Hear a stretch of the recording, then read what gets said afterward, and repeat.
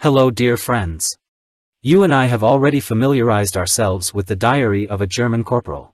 This time I decided to turn to the general's memoirs in order to look at the events of World War II from a different angle. Today we will get acquainted with the memoirs of Major General Kurt Meyer of the Waffen SS. The general who commanded the elite soldiers of the Third Reich. During the war, they committed countless war crimes. But we have to admit that on the battlefield it was a very formidable opponent, well-trained, disciplined, and extremely uncompromising.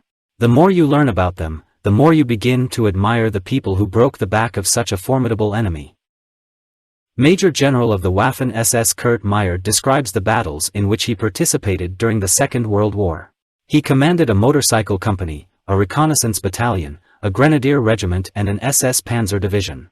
The combat units of the Armored Meyer, as he was nicknamed by the troops, were participants in heated battles, the invasion of Poland, France, the occupation of the Balkans and Greece, participants in fierce battles on the Eastern Front and the campaign in Normandy, where the division was almost destroyed.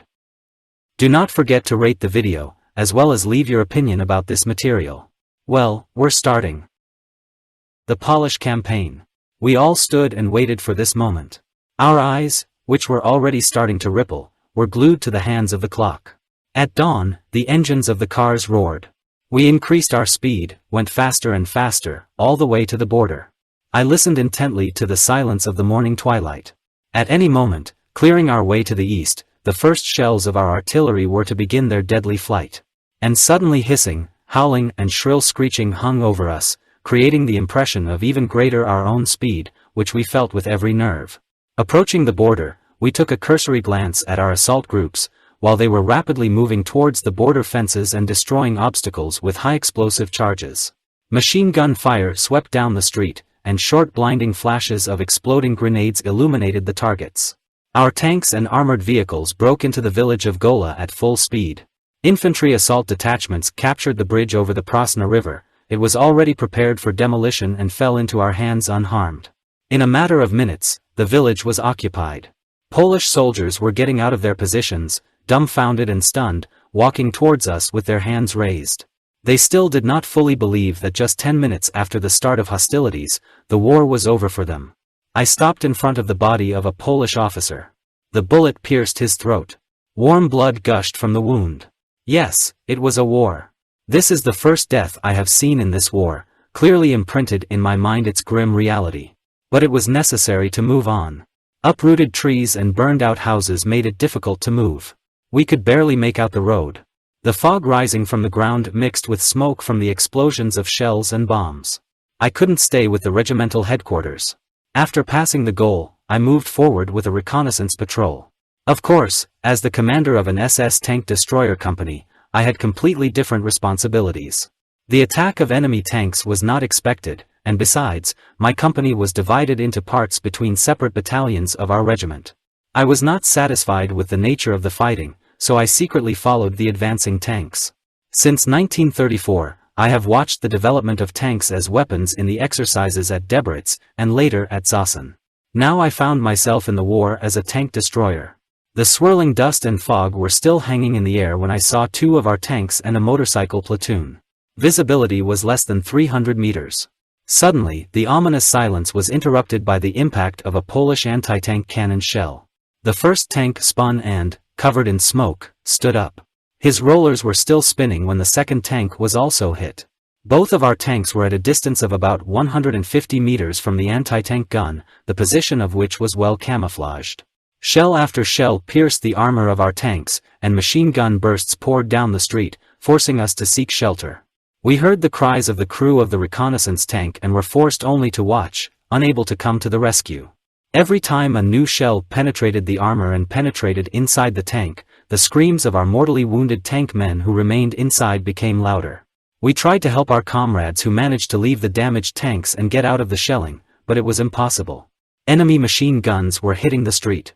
Their fire moved after the tankers, who managed to get out of their broken and burning cars. The screams of those who remained in the damaged tanks became weaker. I was lying behind a pile of gravel. As if mesmerized, he looked at the blood oozing from the holes in the armor of the first tank. It was as if I was paralyzed. I didn't see those Polish soldiers who were shooting, but my comrades were already lying dead, right in front of me. Polish cavalry galloped out of the fog. She was rushing straight at us, and she was not stopped by the fire of my Mr. Machine Gun 38. Only when the fire of a motorcycle platoon mowed down several horses and riders, a furious cavalry detachment galloped back into the fog. Our artillery was processing the height in front of us, while a grenadier tank battalion was storming enemy positions. The young grenadiers moved as if they were on exercises. They could not be stopped either by machine gun or artillery fire. Countless, as it seemed, many soldiers were supported by tanks on the offensive against the enemy. I watched, amazed, as the attack passed right in front of me. Tanks were rushing forward rapidly. As the attack escalated, the Poles were swept away from their positions. The offensive continued with almost no resistance, neither the enemy nor natural obstacles could stop it. Each of the advancing German soldiers was convinced of the justice of this war and, without hesitation, gave his life for the rights of his people. For these young soldiers, the war with Poland was not aggression, but the elimination of injustice. They wanted to eliminate the shameful legacy of Versailles, to return the territories lost in 1919 and to stop the oppression of the Germans, who became a people divided by borders. The German soldiers drew their strength from their aspirations. These young people were the elite of the nation. They were selected from thousands of volunteers, and they underwent intensive training for 4 years. The SS Regiment, since August, 1940th year, a brigade, and since June, 1941, already a division, Leibstandarte Adolf Hitler was recruited from soldiers who were 19 years old by the beginning of the war. Non-commissioned officers were about 25 years old. It is obvious that these young people had no influence on the political events of 1933. In 1933, they were still schoolchildren who aspired to some ideals and wanted to devote themselves to the service of these ideals. At about 10 o'clock in the morning, the town of Bolesławiec surrendered after a fierce assault and street fighting. Enemy artillery fire rained down on this settlement, causing casualties among the population. By nightfall, we were already near Waruszew and were preparing an attack the next morning. The motorized SS regiment Leibstandarte Adolf Hitler was attached to the 17th Infantry Division and was supposed to cover its right flank from possible attacks by the Polish Cavalry Brigade. The impending darkness hid the destruction caused by the day. The terrible picture of the battlefield was visible only up close.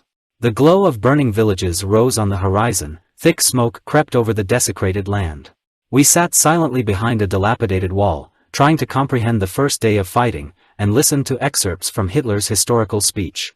I decided to resolve the issue with Danzig and the Polish corridor and find a way to make sure that the change in relations between Germany and Poland will make peaceful coexistence between us possible.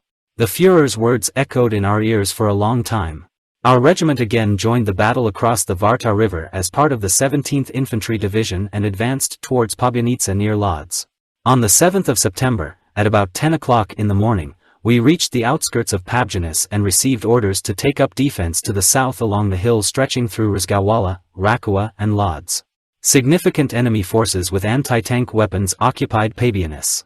The attack of the 1st Battalion of the 23rd Tank Regiment had just been repulsed by the Poles holding the defense. Our damaged and broken tanks remained on the battlefield. They were disabled by Polish anti-tank guns. The motorized regiment Leibstandarte Adolf Hitler continued its combat mission and immediately began the assault. The 1st and 2nd companies broke into the city, followed by other units. This fierce attack forced the Poles to retreat to the center of the city, but then powerful enemy counterattacks followed against the flanks of the regiment. The 2nd Battalion of the 46th Artillery Regiment held its firing positions with all its might, repelling persistent counterattacks of the Polish infantry. The Polish units went ahead, regardless of losses. The command post of the regiment suddenly became the site of the main strike. All clerks and drivers also had to fight. The Poles reached the command post through a potato field, and since the tops provided excellent camouflage and hid the attackers, we could not see them until they were within grenade throw distance.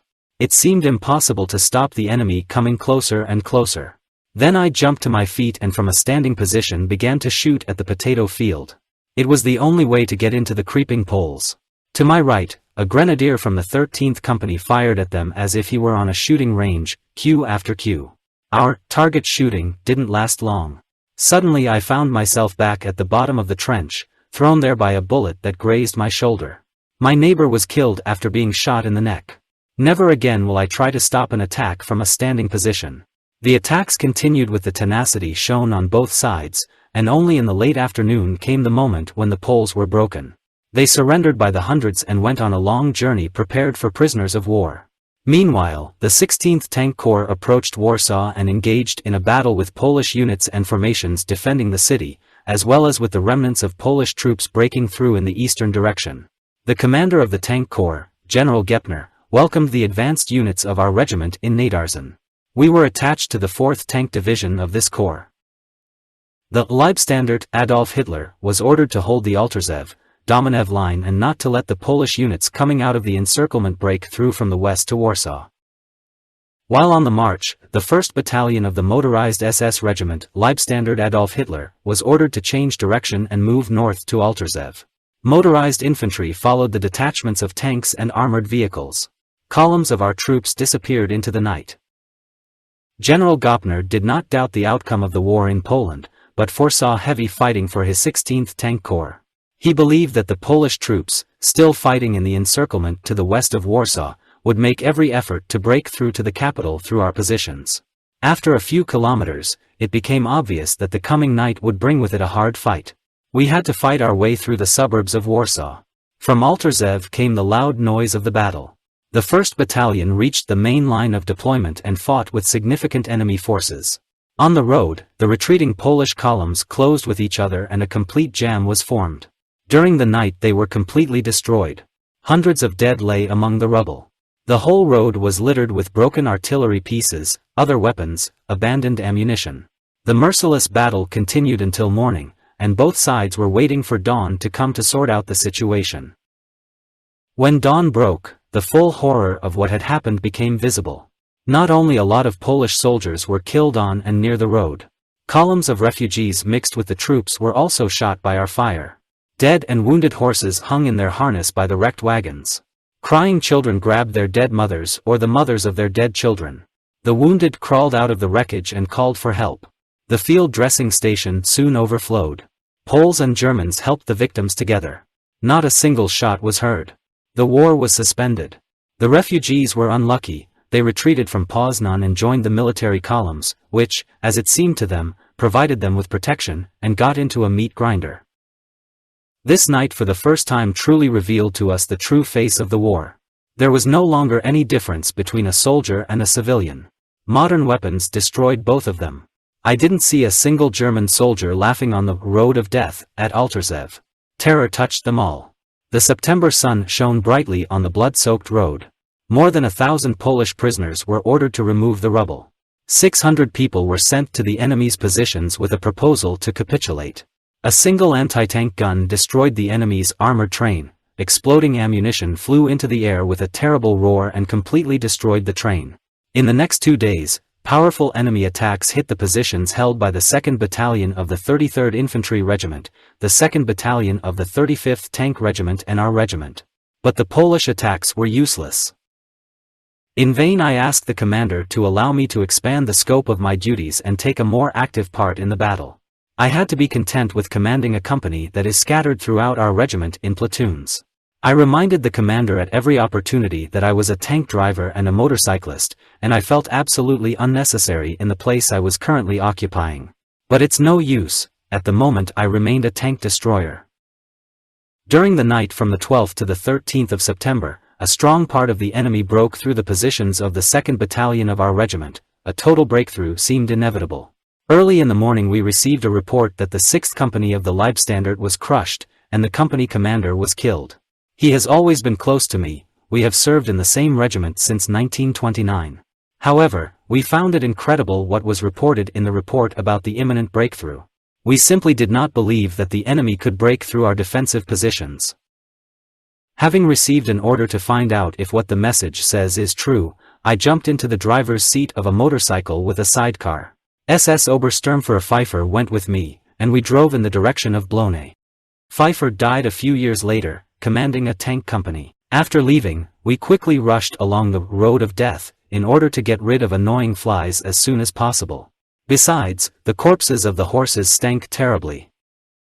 A few hundred meters from Świecice I saw 2 Polish soldiers and a soldier of the 6th Company of the Leibstandarte, who were behind a small bridge. The behavior of all three soldiers seemed so strange to me that I braked sharply, jumped off the motorcycle and walked towards this group standing in the trench. It was only when I had already approached the edge of the trench that I realized the reason for the strange behavior of the German soldier. He was captured by these Polish soldiers and looked at me in amazement when I walked alone to them. Damn it, I'm damn lucky again. Only the Mr. Machine 38 Pfeiffer did not let the Poles send me to the next world. Indeed, our 6th company was attacked and defeated. The company commander lay dead in a trench a few hundred meters away. Pfeiffer and I proceeded further to the Candle and soon found our fallen comrade. His chest was pierced by bullets. Seppel Lang died like a real soldier. We will never forget him. The enemy units that pushed us were destroyed during the day. The front line was restored. The motorized SS Regiment, Leibstandarte, Adolf Hitler, and the 4th Panzer Division of the 16th Panzer Corps of Gepner were involved in the battle on the Bzura in order to prevent the scattered units and formations of the Polish army breaking out of the encirclement from crossing the river. The Poles attacked with great tenacity and proved once again that they know how to die. It would be unfair to deny them courage. The battle on Bzura was desperate and fierce. The blood of the best of the Poles mixed with the waters of the river. The losses of the Poles were terrible. All their attempts to break through were repelled by our artillery fire from prepared positions. The resistance of the Poles here was finally broken on the 18th of September, after which we were ordered to attack the fortress in Modlin. Heavy fighting with Polish troops trying to break through to Warsaw began in a wooded area south of Modlin. The 1st Battalion of the Leibstandarte was attacked and surrounded by superior enemy forces.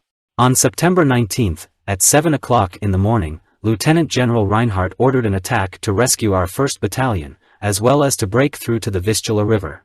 The attack was supported by the 2nd Battalion of the 35th Tank Regiment. The viscous sandy roads made it very difficult to move, and wheeled vehicles could only move very slowly. A fierce battle ensued again, and although the situation of the Poles was hopeless, they did not think of giving up. They fought to the last cartridge. During the attack, we found the remains of an SS Obersturmführer and one SS Unterführer of the 1st Battalion of the Leibstandarte. Both of them were captured wounded and severely disfigured. Bruckmann was a platoon commander in my company and got married just 2 weeks before the start of the war. The battle for the old fortress of Modlin began with artillery preparation and attacks by dive bombers. It was the first time we had encountered the destructive impact of our dive bombers and could not understand how the Polish garrison of this old Russian fortress could withstand such a barrage of fire for so long. Contrary to our expectations, the Polish units in Modlin offered stubborn resistance and repelled all attacks. The fortress fell only at the very end of the campaign. Infantry divisions replaced our tank and motorized formations around Modlin. And the released mobile forces were prepared for a decisive offensive on Warsaw, which began with the bombing and concentration of artillery fire and airstrikes on fortifications and main strongholds. The main bombardment of the city began only on the evening of the 26th of September, and on the outer forts of the city and its supply bases was carried out a day earlier. The Poles were not going to surrender yet. There were still 120,000 Polish soldiers left to defend the capital, not counting the militia. The Poles agreed to surrender the city only on the afternoon of September 27th. Then almost all the fighting at the front stopped. The campaign in Poland was almost over, but the Modlin garrison fought until the 30th of September, and the garrison on the Hel Peninsula fought until the 2nd of October. On September 28th, the commander of the 8th German Army, General Blaskowitz, signed the surrender. We listened with amazement to the generous terms offered to the Poles. The officers were left with their swords, and non-commissioned officers and soldiers were made prisoners of war only for a short time. Very soon, on the 1st of October, the motorized SS regiment, Leibstandarte Adolf Hitler, like many other units and formations, was ordered to move west. We were all sure that we would march to the banks of the Rhine, but we were mistaken. On the 4th of October we reached Prague, where we were allowed to stay for 2 weeks. The regiment was greeted with great delight by the German population of the city. Thousands of people greeted us joyfully when we appeared on Wenceslas Square. Konstantin von Neurath, the venerable imperial governor of the German Protectorate of Bohemia and Moravia, delivered a eulogy in our honor. I again reported to the regimental commander in Prague about my urgent request to be seconded to other duties. My experience in Poland did not bring me satisfaction, and I was afraid that I would remain the commander of an SS tank destroyer company in the regiment for the rest of the war. At the end of October, I took command of an SS motorcycle company. This meant that I would be in the vanguard of the regiment. And although I have long desired this appointment, I was sorry to part with the SS company of tank destroyers. I formed my company in 1936 and became attached to it. But it was still nice to realize that I was allowed to take a platoon commander and several SS Unterführers with me. In addition, my faithful chauffeur was also allowed to serve with me in the 15th Company of the Leibstandarte Adolf Hitler. I was finally in my element. We trained hard every day. The motorcyclists did it with enthusiasm, and I found their full support. My slogan, "The motor is our best weapon," was fully supported by my soldiers. In just a few weeks, I had gained the trust of my new company and knew that I could rely on every single soldier. We were looking forward with interest to further developments on the Western Front. The Blitzkrieg in Poland gave the soldiers hope that politicians would be able to end this ill-fated war and another military campaign against the Western Allied coalition might be avoided. Our illusory hope was soon dashed when we learned that the Allies categorically rejected Adolf Hitler's peace proposals at the beginning of October. After that, it became obvious to our soldiers that the war could only be completed with fire and sword. The question of how victory in the war over the Western Allies can be achieved has captured the minds of young grenadiers as much as the minds of the most experienced military commanders. Everyone agreed that defense alone could not achieve the desired result for the country. And the point of view of the commanders and soldiers were united. If political understanding is impossible, then only a general offensive will give the results and peace we all need. In November, our unit moved to the Koblenz area and found itself under the command of General Guderian. We used the experience gained in the Polish campaign and trained soldiers to perform new tasks. Making plans, exercises continuously followed one after another. The enthusiasm of the soldiers I commanded inspired me again. Neither the hardships of the exercises nor the winter cold cooled the zeal of the young soldiers. Combat training continued under the slogan, "Sweat saves blood." It is better to dig a 10-meter trench than a 1-meter grave. My company was stationed in empty houses in Bad Ems, located on the banks of the Lahn River. The rugged terrain there was very suitable for our combat training, as we knew that our offensive with Guderian's 19th Panzer Corps would pass through the wooded Ardennes and we would face problems on the terrain similar to those offered to us by the Westerwald, where we were based. Like the Ardennes, this is part of the Rhine-Slate Mountains. Guderian inspected each company. His planning exercises were particularly interesting to us. All his remarks served us as an excellent guide. He said that, "The engine of a tank is your weapon, as much as its cannon." Under the command of this extremely experienced commander, we were preparing ourselves for the inevitable offensive to the west. On the 24th of December, 1939, Adolf Hitler visited us in Bad Ems. He talked to the regiment and told us what hopes he had for us. He hinted that soon we will have to walk through the battlefields, sprinkled with the blood of our fathers, in the struggle for lasting peace and a strong Europe. In February, 1940, we were transferred to von Bock's Army Group B and moved north. The unexpected dispatch was a complete surprise. We would have preferred to stay with Guderian. With the transfer, a new stage in our preparation began. We were attached to the 227th Infantry Division. We, as a motorized unit, were ordered to cross the border of Holland with the beginning of hostilities, break through the border outposts and reach the IJssel River. The execution of this order required the movement of troops at full speed, in order to quickly capture the numerous bridges over the canals, and above all over the IJssel River. We were constantly training in forcing rivers and channels. Soon we worked out all possible situations during the battle and were confident that we would cope with the task set before us. My unit was stationed in Salzburgen, and I stayed at the priest's house. It was there on May 1st that I met the famous Bishop Count von Galen, who in a few years will fight for the revision of the death sentence imposed on me and will draw the attention of judges to the fact that justice should be based on Christian principles. Count von Galen insisted that my company receive his blessing. With the advent of the favorable season, the day when we had to start fighting was inevitably approaching. Day after day we waited for the code word.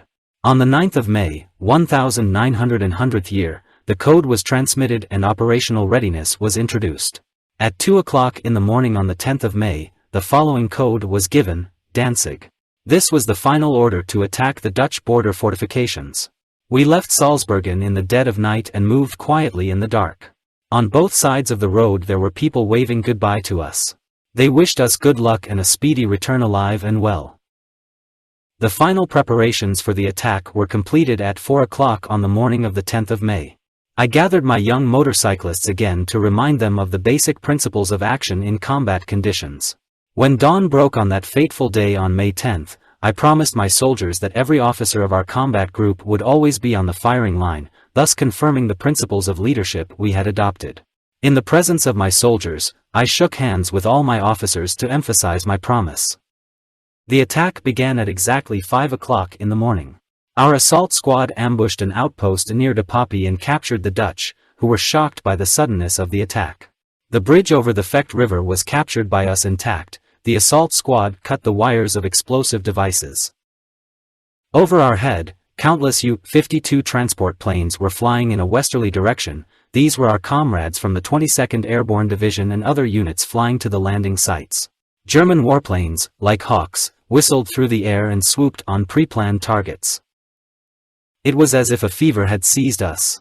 As soon as the border barrier was removed, the bridge behind it was immediately secured, and then we raced along the smooth asphalt road like drivers of racing cars. Max Wunschie, the commander of the 1st Platoon, raced ahead of his soldiers and carried them forward with his enthusiasm. I followed the Wunsch platoon and was surprised that we did not meet any resistance. Our advance towards Oldenzaal and Hengelo continued at full speed. Concrete tank barriers and bridge fences were not protected. Some bridges were slightly damaged by the explosions, but we could drive over them. Born was entered without a single shot being fired. The inhabitants of Holland stood by the road and watched the rapid advance of our troops. Enemy sappers blew up the bridge over the canal beyond the Born. But we broke this first resistance of the enemy and forced the channel in a matter of minutes. The doors and walls of neighboring barns were used to build bridges. Speed was the most important thing right now. All the motorcyclists were sent forward to pursue the enemy demolition teams and prevent them from destroying the next bridge. SS Obersturmführer Kraus, the commander of the 2nd Platoon, undertook to pursue the teams of enemy engineering troops. Meanwhile, the temporary bridge being built has become strong enough to allow motorcycles with a sidecar to cross. 37mm anti-tank guns were attached to the motorcycles. The swift pursuit continued. Unfortunately, tanks and armored vehicles have temporarily lagged behind. They ensured the safety of the engineering troops, who quickly built a new bridge over the canal. Unfortunately, we could not prevent the Dutch demolition team from causing damage to other bridges. These bridges, previously mined, were blown up. But these explosions could no longer seriously hinder our progress. We reached the town of Zwolle without much delay. At about 11 o'clock in the morning, the vanguard was already on the outskirts of Zwolle, which meant penetrating 80 kilometers into the enemy's territory.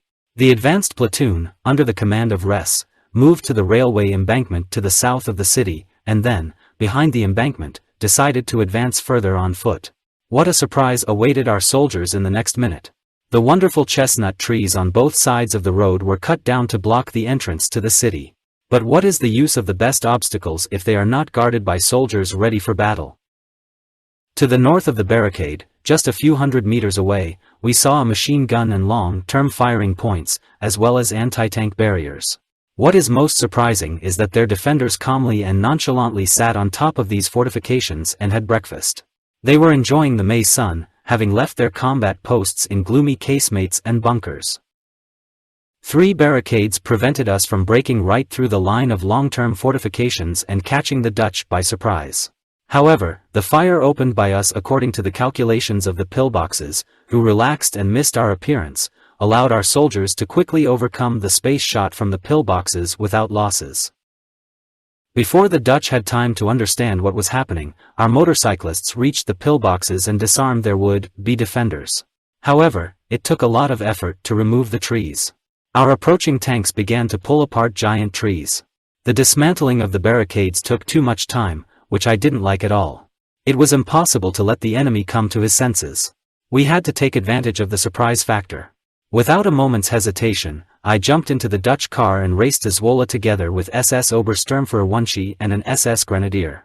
SS Oberscharführer Erich accompanied us on a Dutch motorcycle. I intended to take the commandant of the city by surprise and force him to agree to a ceasefire. The Dutch soldiers stood rooted to the spot in the street when we shouted at them and pointed to the barricade of trees where they were told to be. They dropped their weapons and headed where indicated. The further we went into the city, the more restless I felt in connection with this excursion. I wanted to turn back, but it was already too late and I had to continue this game to the end. The sound of firing at the pillboxes was not heard in the city center. Dutch families, enjoying a beautiful May day, scattered like frightened chickens under the shadow of a hawk hanging over them. Despite the extremely awkward situation, we couldn't help but laugh at the reaction of the Dutch. The solid building of a civil institution in the center of the city and the sight of people entering and leaving it in uniform led us to try our luck there. We drove right into the middle of the crowd, braking sharply at the last moment. The car seemed about to turn over. In a split second, all our weapons were aimed at the astonished people in uniform. The Dutch stopped dead in their tracks. A respectable gentleman in civilian clothes introduced himself to us as a representative of the Queen and said that he would instruct the Dutch troops in Zwolle to stop resisting. He kept his promise. There were no more shots fired in Zwolle. With several captured Dutch officers, we hurried back to the blockage of trees. Zwolle was ours, but, unfortunately, we could not prevent the destruction of major bridges over the IJssel. Both bridges were blown up in the early morning. I almost had a stroke when I drove up to the dismantled fence. My soldiers and several young Dutchmen were having fun riding on the carousel, almost without thinking about caution. Meanwhile, the 3rd Battalion of our SS regiment, Leibstandarte Adolf Hitler, crossed the IJssel River 800 meters south of the destroyed railway bridge at Zutphen. SS men under the command of SS Sturmbannführer Trabant attacked Hohn. The village was taken at about 2 o'clock in the afternoon. Our losses were insignificant. The mission of the regimental combat team was completed. We came to the IJssel River and partially crossed it. At the same time, in my strike group, the only victim was one soldier who was wounded. A motorcycle shooter Fleischer was shot in the leg at a blockage of trees.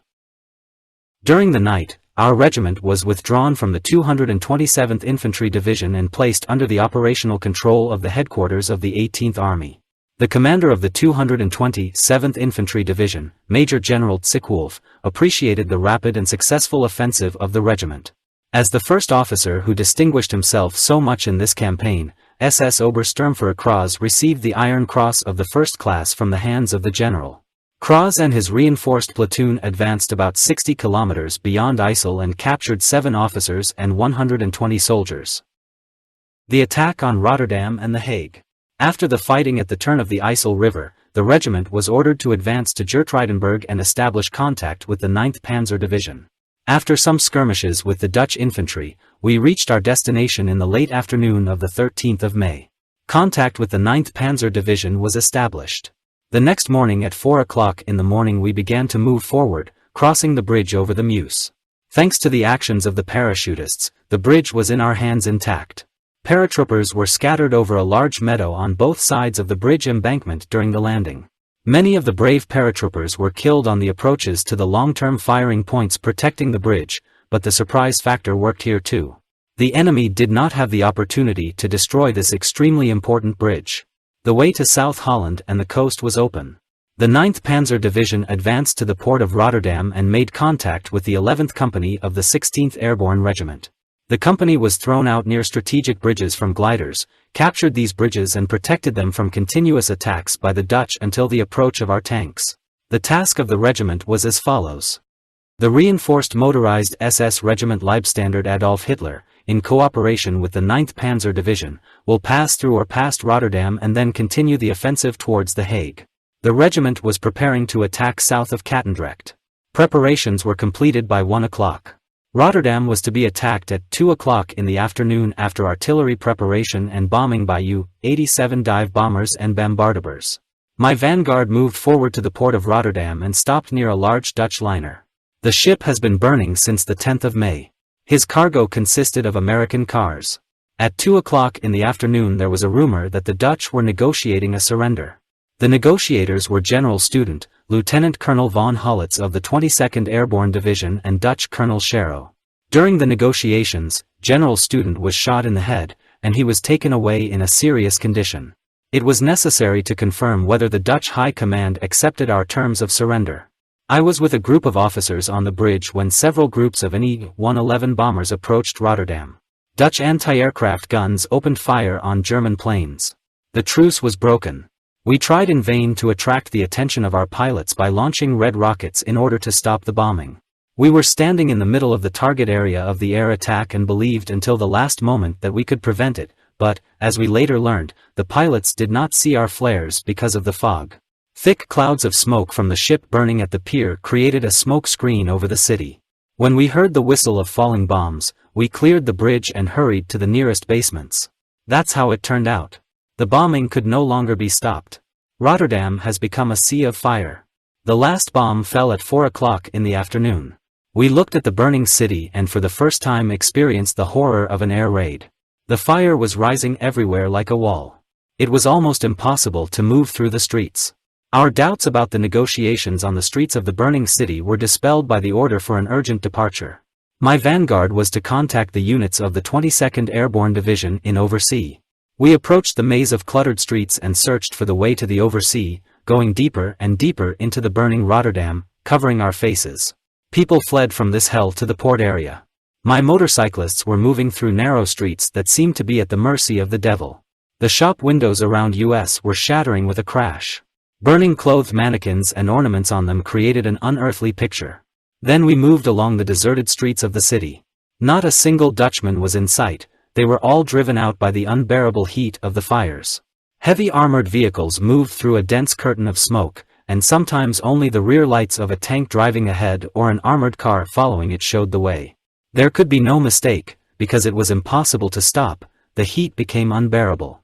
After we passed the shopping district and reached the alley, I ordered a short stop to give the motorcyclists an opportunity to catch up with US. Covered with soot, with singed hair, but smiling faces, the motorcyclists of the last squad left the burning city. Behind US, everything was already blocked by a dense wall of fire. We couldn't turn back, so go ahead. We advanced cautiously towards Oversea under the protection of the canal causeway and were met by Dutch infantry fire. The drawbridge across the canal was raised. However, we quickly blew up the drive mechanism. A heavy car drove onto the bridge, and it slowly descended. In front of US stretched the road to the northwest. But what did this straight segment of the path look like? Our planes landed one by one on this wide concrete road. There were already completely disabled, crashed, or burned out planes on it. These were transport planes of the 22nd Airborne Division, which used this road as a runway when they could not use the airfields intended for them. They became the target of Dutch artillery. Airborne troops steadfastly repelled all enemy attacks for 3 days. A particularly fierce battle ensued in Oversea. We continued to move forward on both sides of the road. The machine gun and rifle fire of the Dutch could not stop US. We searched in vain for the survivors of the 22nd Airborne Division, but apart from the traces of the battle and the bodies of dead comrades, we could not find a single German soldier. Only when we moved further in the direction of Delft, about 10 soldiers and a lieutenant ran out to US. A young officer hugged me in exhaustion. Around 9 o'clock in the evening we reached Delft and made contact with the surviving units of the encircled 22nd Airborne Division. Our regiment took 3,536 Dutch prisoners on the 14th of May. The disarmament of the Dutch troops in The Hague was completed on the 15th of May without enemy resistance. The regiment captured 160 officers and 7,000 soldiers. With the seizure of the War Ministry, the war in Holland ended for US. The invasion of France. The regiment entered northern France. Having previously passed Belgian Namur, near the Franco-Belgian border, near Valenciennes, he first clashed with French troops. The task of the regiment was to prevent a breakthrough to the south of the French cut-off in Belgium and northern France. All attempts of the enemy to do this were suppressed by our fire from quickly prepared defensive positions. The regiment then occupied as many as 30 kilometers along the front. This is a lot.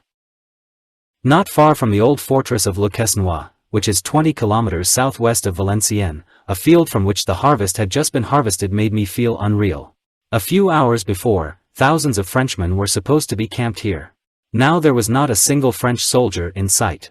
But countless French helmets lay on a huge field, as if lined up for a parade. The neatly placed helmets, it seemed to me, expressed the helplessness and weakness of the French army. It was an army without morale and self-confidence. There were no soldiers in it who had survived the Battle of Verdun. This army fought without faith in its just cause and, unlike us, had no clear goals. The battles of the First World War were still fresh in the memory of French soldiers. They believed in the impregnability of their Maginot Line and, consequently, in the invincibility of the defenders of this world's greatest fortification. France had not only the Maginot Line, it also had the greatest tank power. The armed forces of the Allied coalition had more than 4,000 tanks at their disposal. This armored vehicle opposed 2,500 tanks of the Germans at the beginning of their offensive. The reason for the rapid defeat of the French was, of course, their outdated management principles and the dispersion of armored forces.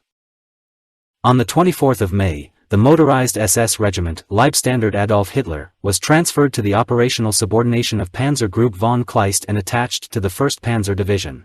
A few days earlier, von Kleist's rapidly advancing Panzer Group had reached the rugged battlefields of the Somme during the First World War. Having crossed the canals and passed Cambrai, Péronne, Amiens and Abbeville, Kleist was ready to take Boulogne. On the 24th of May, the 1st Panzer Division reached the river at the Withers and was ordered to advance on Dunkirk.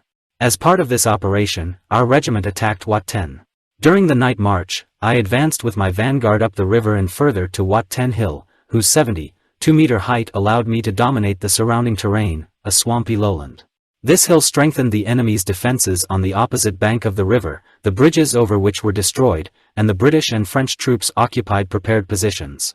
Under these conditions, the hill could only be captured by a well-thought-out and unexpected attack. That night, the 3rd Battalion of the Leibstandarte Adolf Hitler prepared to attack. Shortly before it began, crossing the river was unexpectedly banned by Hitler's order.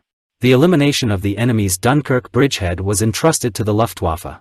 All offensive operations of Panzer Group von Kleist were immediately stopped.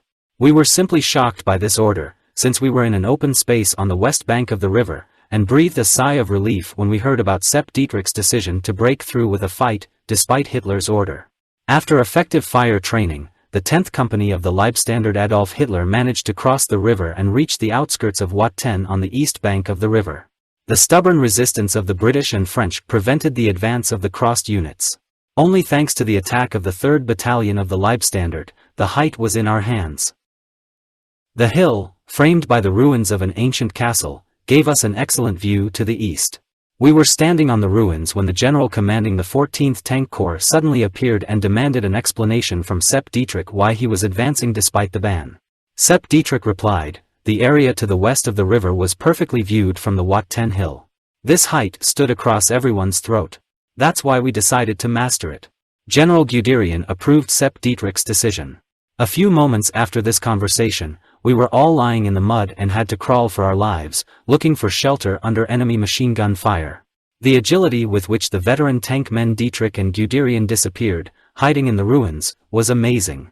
As a result, Guderian ordered to continue the offensive even further, in the direction of Worms-Berg. At the time of this attack, our regiment was attached to the 20th Infantry Division.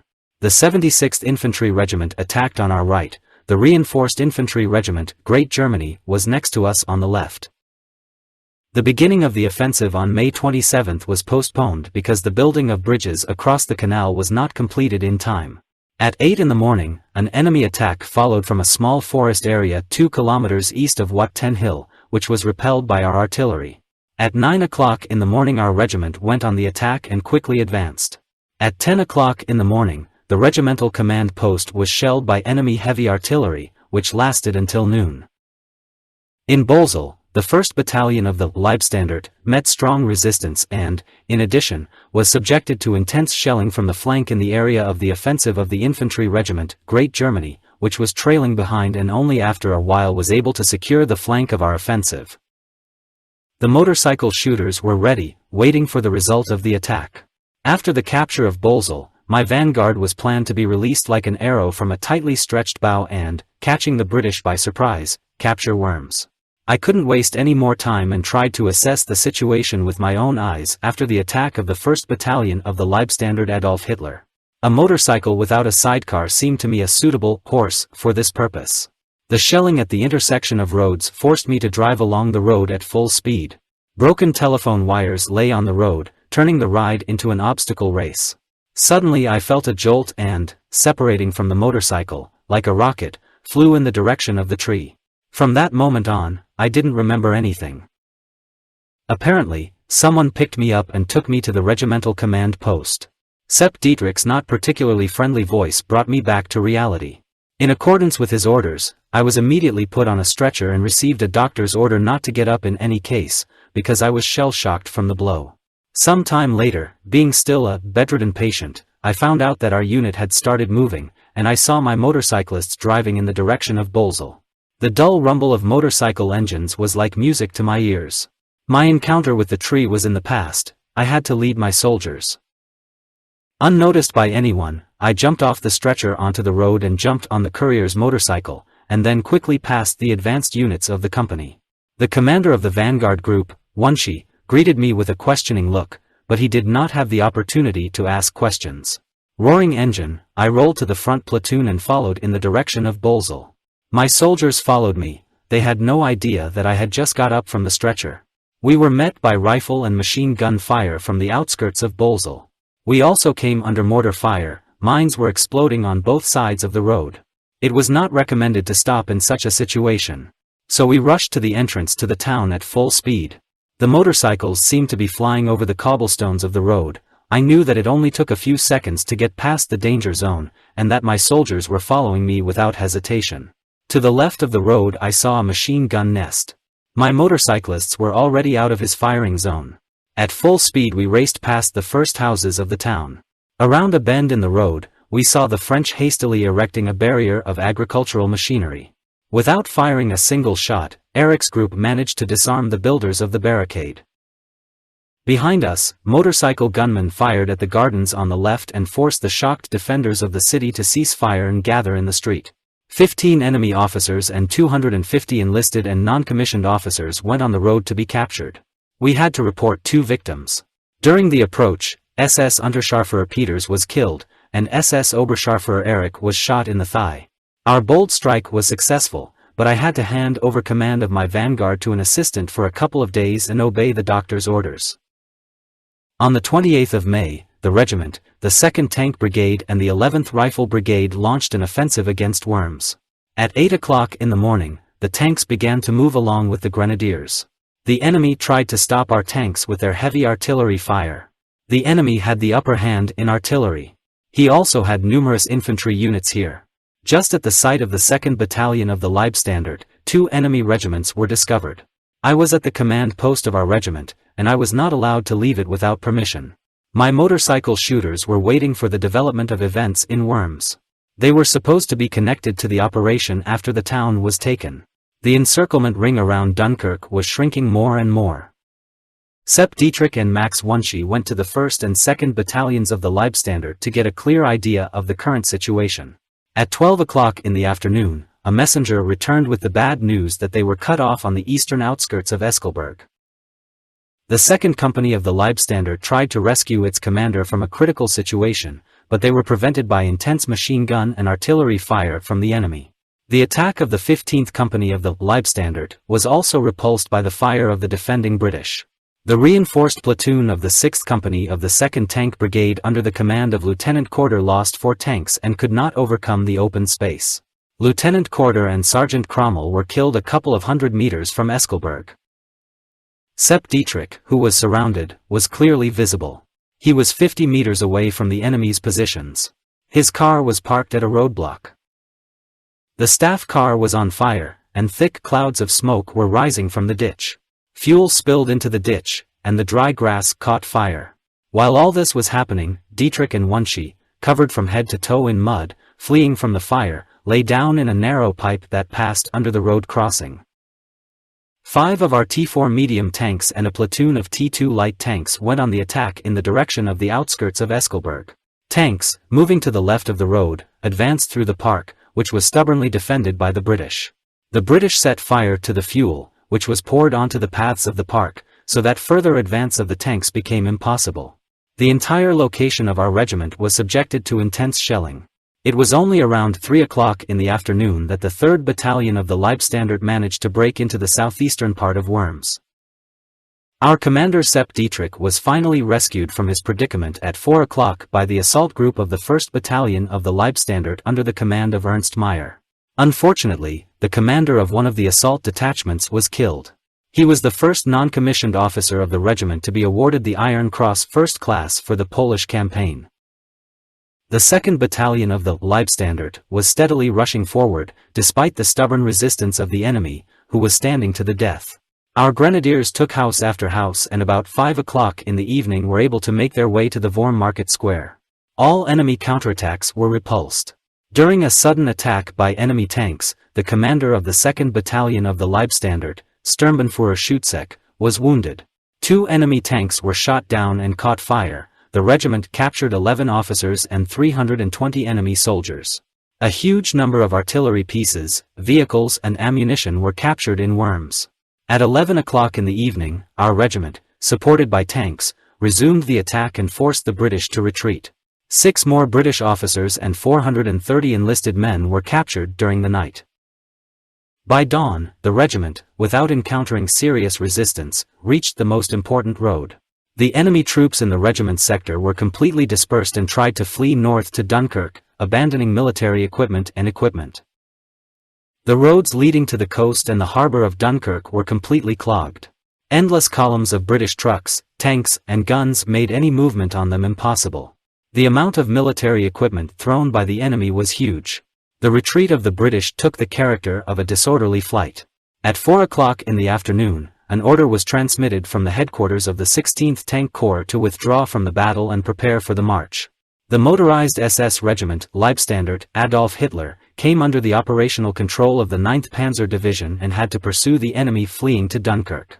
But at 6 o'clock in the evening, for unknown reasons, this order was cancelled. And again we only watched the British, remaining inactive. We were not allowed to continue the offensive. It remained to watch as the British left Dunkirk and disappeared over the English Channel under the blows of our aircraft. What would have been the further course of the war if von Kleist's Panzer Group had been allowed to continue the planned operation against Dunkirk and capture the British Expeditionary Force, one can only imagine. The battle against the British was over. We did not participate in the final phase of the Dunkirk operation. On the 4th of June, the regiment was transferred to the command of the 6th Army and ended up in the Cambrai area. The Battle of the Somme began, and the French positions here were subjected to powerful blows by German troops, which quickly led to a number of front breakthroughs. Our regiment was nearby to move in the direction of Amiens or Péronne through the forks of the Bapaume roads. The enemy pulled up fresh forces.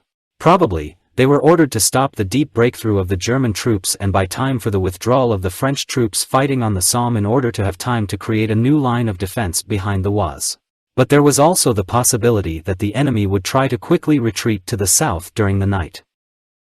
Therefore, on the 8th of June, it was planned to attack with 4 divisions and break through in a southwesterly direction. The regiment was placed under the operational control of the 3rd Tank Division. The attack started according to plan. The breakthrough of the French front was expanded. On the 9th of June, we were suddenly transferred to the site of the 46th Army Corps and received orders to advance to Soissons, and then in a southeasterly direction. By the time my motorcycle riflemen crossed the Aisne River west of Soissons, they were dead tired. But there was no time to sleep. We had to pass through the forest at Villers-Cotterêts overnight, and then come out to La Ferté-Milon. In the dead of night, we drove into a dark forest and slowly moved along a road that was heavily damaged by mines and bombs.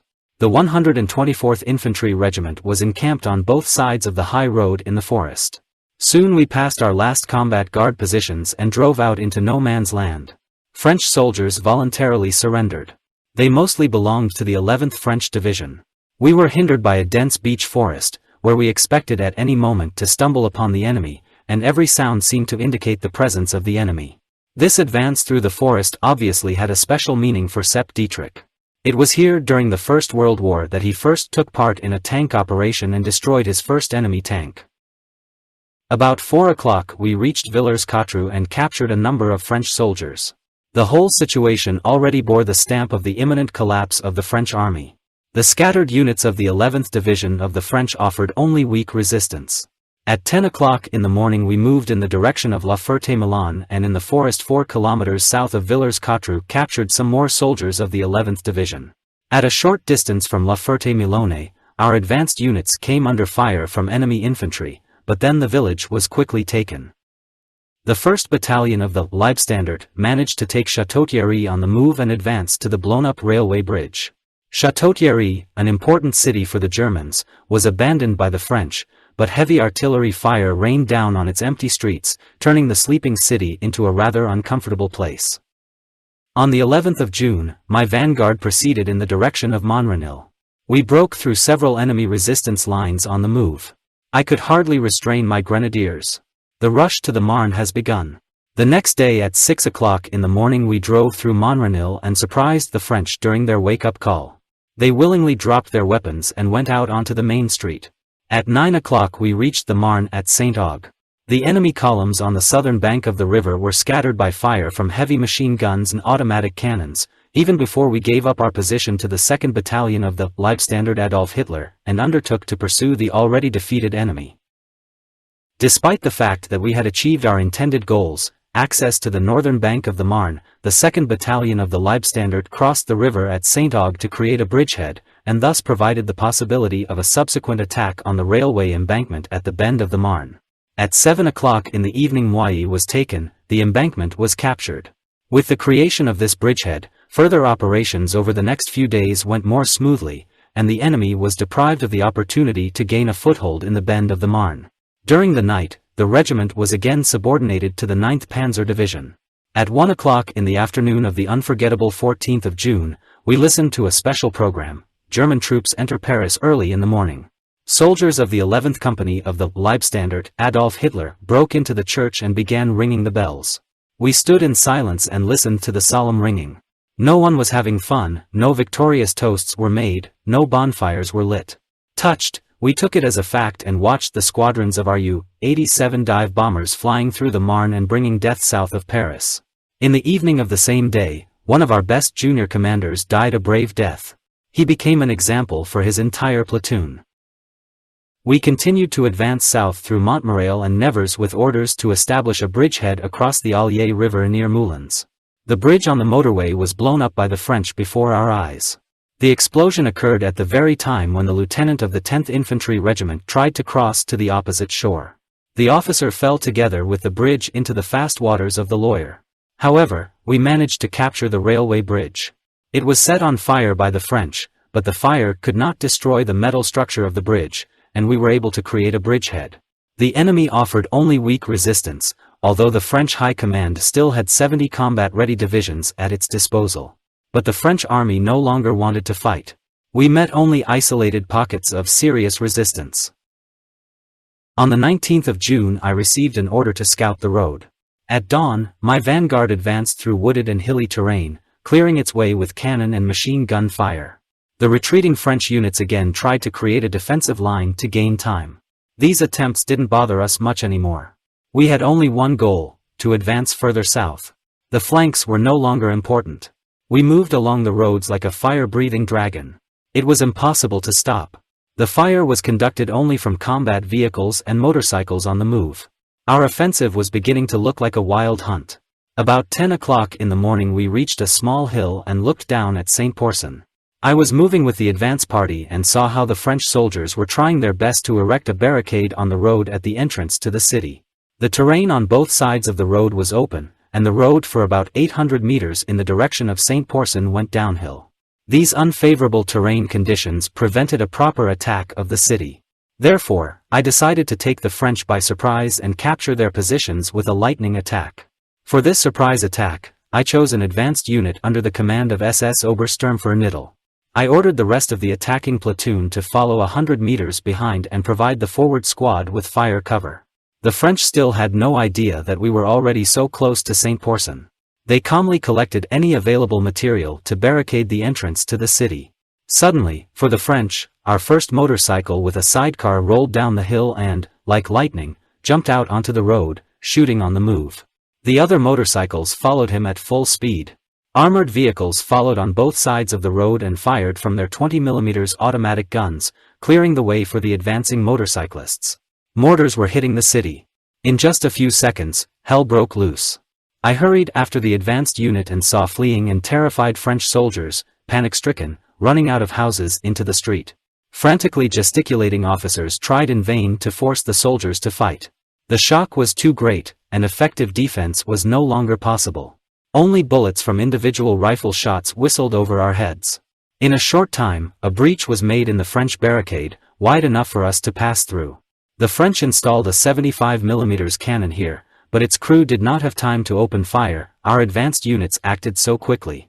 However, the first confusion of the enemy had passed, and it was impractical to continue the attack on cars. We were now advancing on both sides of the road in a combat formation on foot. Turning onto the main street of the city, we were met with intense machine gun fire, which made us take care. But we could not delay any longer. The attack had to be carried out as soon as possible in order to prevent blowing up the bridge, which was located at the far end of the city. The advanced platoon rushed across to the bridge. The French prisoners ran back, trying to leave the danger zone. 50 meters from the bridge, the commander of the assault group, SS Obersturmführer, was wounded in the thigh and barely managed to hide behind a large elm tree before the fragments of the bridge blown up by the French flew around us. As soon as the smoke cleared a little, we were met by fierce fire from the French infantry. The opposite bank of the Sul River was slightly higher, which created excellent conditions for defense. In the current situation, we remained at the occupied line, and I asked the battalion following us to pass St. Pourçon and try to capture the bridge over the Sul River about 12 kilometers to the south. Meanwhile, behind the blown-up bridge, the enemy felt safe and had no idea that his complete defeat was a matter of the near future. At 2 o'clock in the afternoon, Johann Piper, the commander of the vanguard company of the 3rd Battalion of the Leibstandarte Adolf Hitler, sent a report that the crossing of the Sul was completed. To top it off, an enemy company with all military equipment was captured. The 3rd Battalion of the Leibstandarte was hastily ferried across the river and thrown into the attack on St. Pourçon. The battalion attacked the French from the rear and was able to complete the battle without heavy losses. My vanguard left St. Pourçon and pursued the enemy to Gunna. By 4 o'clock, Savannah was taken without a fight, and we began to conduct reconnaissance in the direction of Vichy. Massive blockages of trees on the Gunna-Vichy road prevented us from completing the task before nightfall. Shortly before reaching Vichy, we surprised an artillery unit that had stopped. Its outdated trucks could not climb the steep hill. The guns, obviously, remained from the First World War and, of course, were of little use. Probably, before that, they were being preserved somewhere in a warehouse. The motorized rifle company successfully disarmed the French without suffering losses and sent them back to Gunna on foot. A demoralized French officer stood on the road, gloomily looking at the guns. I saw that tears were pouring down his cheeks. He stammered, "What a shame. The soldiers of Verdun should not have allowed this to happen." We found that the bridge over the Allier was intact, and established contact with the German troops occupying Vichy.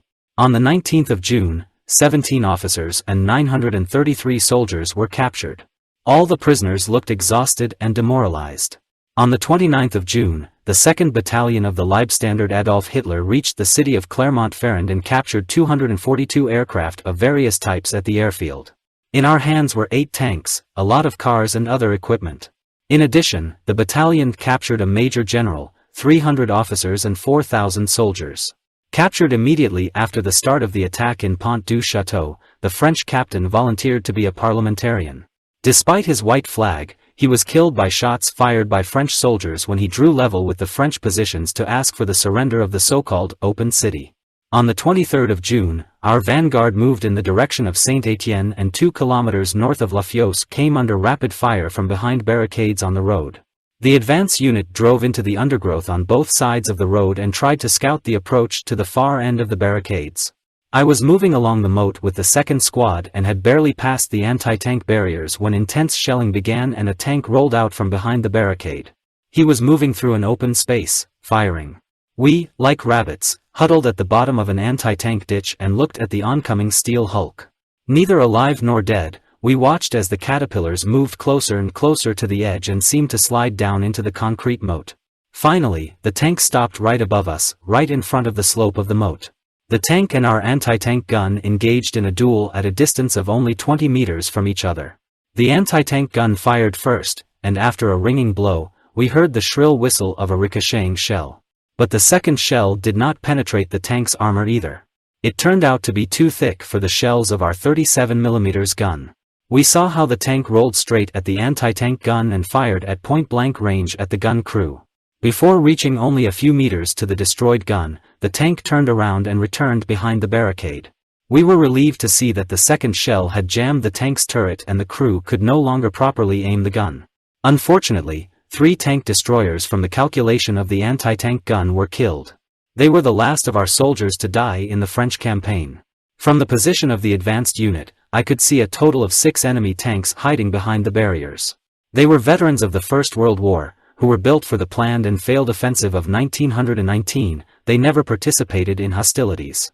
Half an hour later, the tanks were forced to retreat under the shells of our 150mm guns. The road to Saint-Étienne was open. The next morning, the 1st Battalion of the Leibstandarte Adolf Hitler Regiment entered the city and captured several hundred more Frenchmen.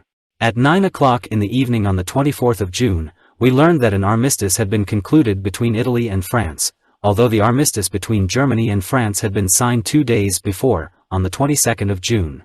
The fighting in France is over. Was this the end of the war? The armistice agreement established a demarcation line, and on the 4th of July we had to withdraw from the occupied territory to the north. Then our regiment was transferred to the command of the 12th Army and left for Paris early in the morning. We were supposed to take part in the upcoming parade. Despite the defeat suffered by the French army, the French population was quite friendly. Shortly before reaching Paris, we learned about the sinking or capture of most of the French fleet by British ships in the ports of Oran, Dakar, Alexandria and others. This deeply shocked the French. Never before and never since have I seen so many people crying as then in France. Churchill's actions were considered not as a military action, but as a crime. Paris was surrounded by a dense ring of von Briesen's division units. It was possible to enter the city center only with permission and with a pass from the headquarters. My soldiers and I took the opportunity to see the sights of Paris. Since the planned parade was first postponed and then eventually cancelled, the regiment left Paris and moved to Metz. I asked Sepp Dietrich for permission to leave 24 hours earlier to show my soldiers the blood-soaked battlefields of the First World War at Verdun. The Battle of Verdun lasted from February 21 to December 18, 1916, and cost the Germans 600,000 killed and wounded, the French 358,000. Permission was given, after which about 100 soldiers gathered on the 28th of July, 1940th year at Fort Douaumont. Together we made our way through the casemates, which 24 years ago were taken by the brave Brandenburg Grenadiers. We stood, deeply impressed, in front of a huge casemate, the gates of which were walled up and behind which countless German soldiers found eternal rest. The pitted earth in the area around the destroyed Fort Douaumont clearly spoke for itself. Rows of craters, a picture of a lunar landscape. The low grass could not hide the suffering of this land. Trenches crisscrossed the terrain like deep wrinkles. Between Fort Douaumont and the casemate crypt, we found the fresh grave of our fallen comrade, who parted with his young life just a few weeks ago. Grave, with our heads bared, we stood at this abandoned grave and looked at the countless graves to our left. Thousands and thousands of wooden crosses lined up in orderly rows. Words were powerless to express what we were experiencing. There were invisible shelves, the former existence of which was marked with crosses. From the casemate crypt we slowly ascended to Fort Vaux and tried to imagine the incredible efforts of the German and French soldiers who lost their lives at this height in June of 1916. We climbed to the top of the hill on which the fort stood, plowed by shells, and tried to trace the path of Lieutenant Kiel, who, with about 40 grenadiers, on the 2nd of July, 1916, went to the center of the fort through the eastern moat. Soon we gave up this activity. Nothing could be found in the dug-up ground. In this place, man's penchant for destruction has changed the face of the earth. In our imagination, we imagined the dark shadows of the grenadiers advancing forward, breaking through the hurricane fire in the gap in the outer wall of the moat. We imagined how the German sappers used flamethrowers against the embrasures from which the fire was conducted, and neutralized the calculation of the cannon in the armored turret. Today, this armored tower lay smashed in front of our feet. When I was telling my soldiers about the situation of the French garrison, it seemed to me that I could hear the deafening roar of the French artillery, which was trying to suppress the German grenadiers who had taken the fort. In the dark corridors of the fort, we found traces of fire on the walls and ceilings of the casemates and learned the effect of German flamethrowers. Shocked, we stood at the cistern, which was partly responsible for the fall, after 3 months of struggle, of the fort, and vividly felt the agony of the French soldiers dying of unbearable thirst. But the Germans, who took the fort on the 7th of June, found themselves in the same situation. Sweat and blood were on every bottle of water that got into the fort after going through a storm of fire and metal. Visiting this historic place turned my comrades into silent listeners. Without uttering a single word, they surrounded me as I told them about the heroic battles of the 8th of June, 1916. The French attacked 7 times that day, trying to retake the fort. But the exhausted Germans fought like possessed. They were not going to surrender the fortress taken at the cost of so many sacrifices. At dusk we passed through a group of 21 soldiers and 2 German officers, who then broke through the French barrage and reinforced the detachment of the defenders. These were the remains of 2 German companies. All the others remained on the battlefield. Under the cover of night, our cars were moving in an easterly direction. Visiting the battlefield has made us more cautious. Verdun taught us that, despite the 2 campaigns we have endured, we still have not experienced the terrible hardships that befell our fathers. Formation of a reconnaissance battalion in Metz. On the 29th of July we camped at the fort in Metz. The fort was located to the west of the Moselle, and it offers a view into the distance of the picturesque Moselle Valley. In the fort we found old batteries of German Krupp guns of the early 20th century. There was even ammunition for them. They were stored, neatly laid out, next to the guns. The inventory of the guns was also of German origin. The German gunners were forced to surrender these guns, as well as the lands of Lorraine and Alsace, conquered by Prussia in 1871 to the French in 1919. Having spent a lot of work and effort, we managed to adapt the fort to accommodate troops. The fortress was to become a training camp for the newly created reconnaissance detachment Leibstandarte Adolf Hitler. Since August, the Leibstandarte regiment has been deployed in a brigade. I was entrusted with its formation in August. The basis of the units could be the 15th Motorized Company, a platoon of armored vehicles and a platoon of motorcycle messengers of the former regiment that were at my disposal. I was allowed to select additional personnel from the Motorcycle Replenishment Battalion. I didn't have to search for volunteers for a long time. The young motorcycle riflemen wanted to join the combat units and were happy to leave their rear barracks. Excellent, strong young soldiers surrounded me as soon as I asked if there were any volunteers. They were young men who had just turned 18 and had been soldiers for only 6 weeks. Within a few days, the new battalion in Metz was manned and began an intensive training program. The young guys could do anything. They enthusiastically followed the instructions of their instructors and turned into a team hardened like steel. The old battlefields became a training area for motorcyclists and scouts in armored vehicles. In the years that have passed since the defeat of Germany in World War II, the Waffen SS, and especially about their composition, a lot of absurdities have been written.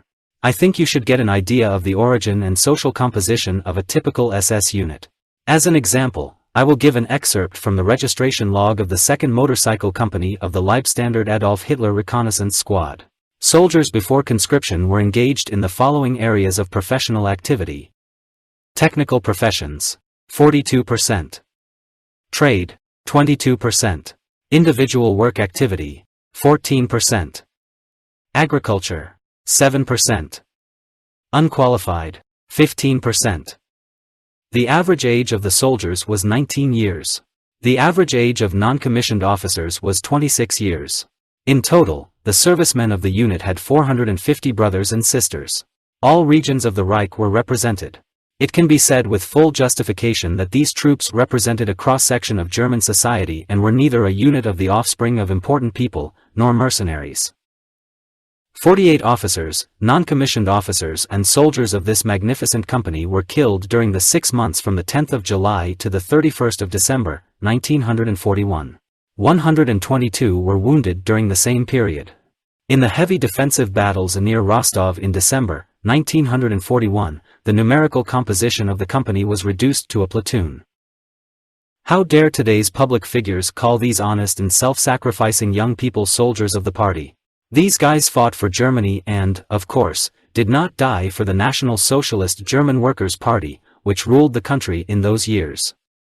In the autumn of 1940, I was seconded to staff officer training courses in Alsace. The head teacher of the course, the commander of the 73rd Infantry Division, Lieutenant General Bieler, was an excellent specialist. During my studies, I met a couple of colleagues with whom I would later go through several serious situations together in Greece and Russia. At this time, the units of the Leibstandarte were practicing Operation Sea Lion and training in the amphibious landing. The Moselle River was a favorite place for training. In conditions of secrecy, the training switched to conducting combat operations in mountainous terrain. We were riding motorcycles at breakneck speed on the steep slopes of the Moselle Hill. The area surrounding the fortress with its high walls and moats looked like a circus. We even trained in climbing and descending the rocks, with motorcycles and anti-tank guns. By spring, we expected to become a well-trained unit, ready for combat operations in any conditions. Soldiers, non-commissioned officers and officers worked with heavy weapons as a single team and smoothly as clockwork. Colonel General Blaskowitz praised our efforts in his speech. General von Korsfleisch said the same thing the last time we were checked in Metz. The unit was ready for action and was waiting for the order. The Balkans. During the First World War, the Germans had a hard time on the southeastern flank. In the autumn of 1916, at the very time when we were making the bloodiest sacrifices in the west, on the Somme, in the east, against the Russian southwestern front of General Brusilov, and in the south near Isonzo, the Allied powers completed the encirclement of Germany as a result of Romania's entry into the war on their side. For almost 3 long years, the Central Powers fought with the Allied army in the rugged mountains of Macedonia, the Thessaloniki front. But only in September, 1918, the forces of the Allied coalition, the French, the Serbs and the British, under the command of General Franchet d'Espery managed to break through the defenses of the Germans and Bulgarians. With 29 divisions of the Allies, he reached the Danube, thereby deciding the fate of our allies, Bulgaria, which signed the armistice on September 29, 1918, Turkey, on September 30 and Austria, Hungary, on November 3. What role the Balkans were to play in this war, in the spring of 1941, one could only guess. It was clear that Winston Churchill was again exerting a decisive influence on British strategy.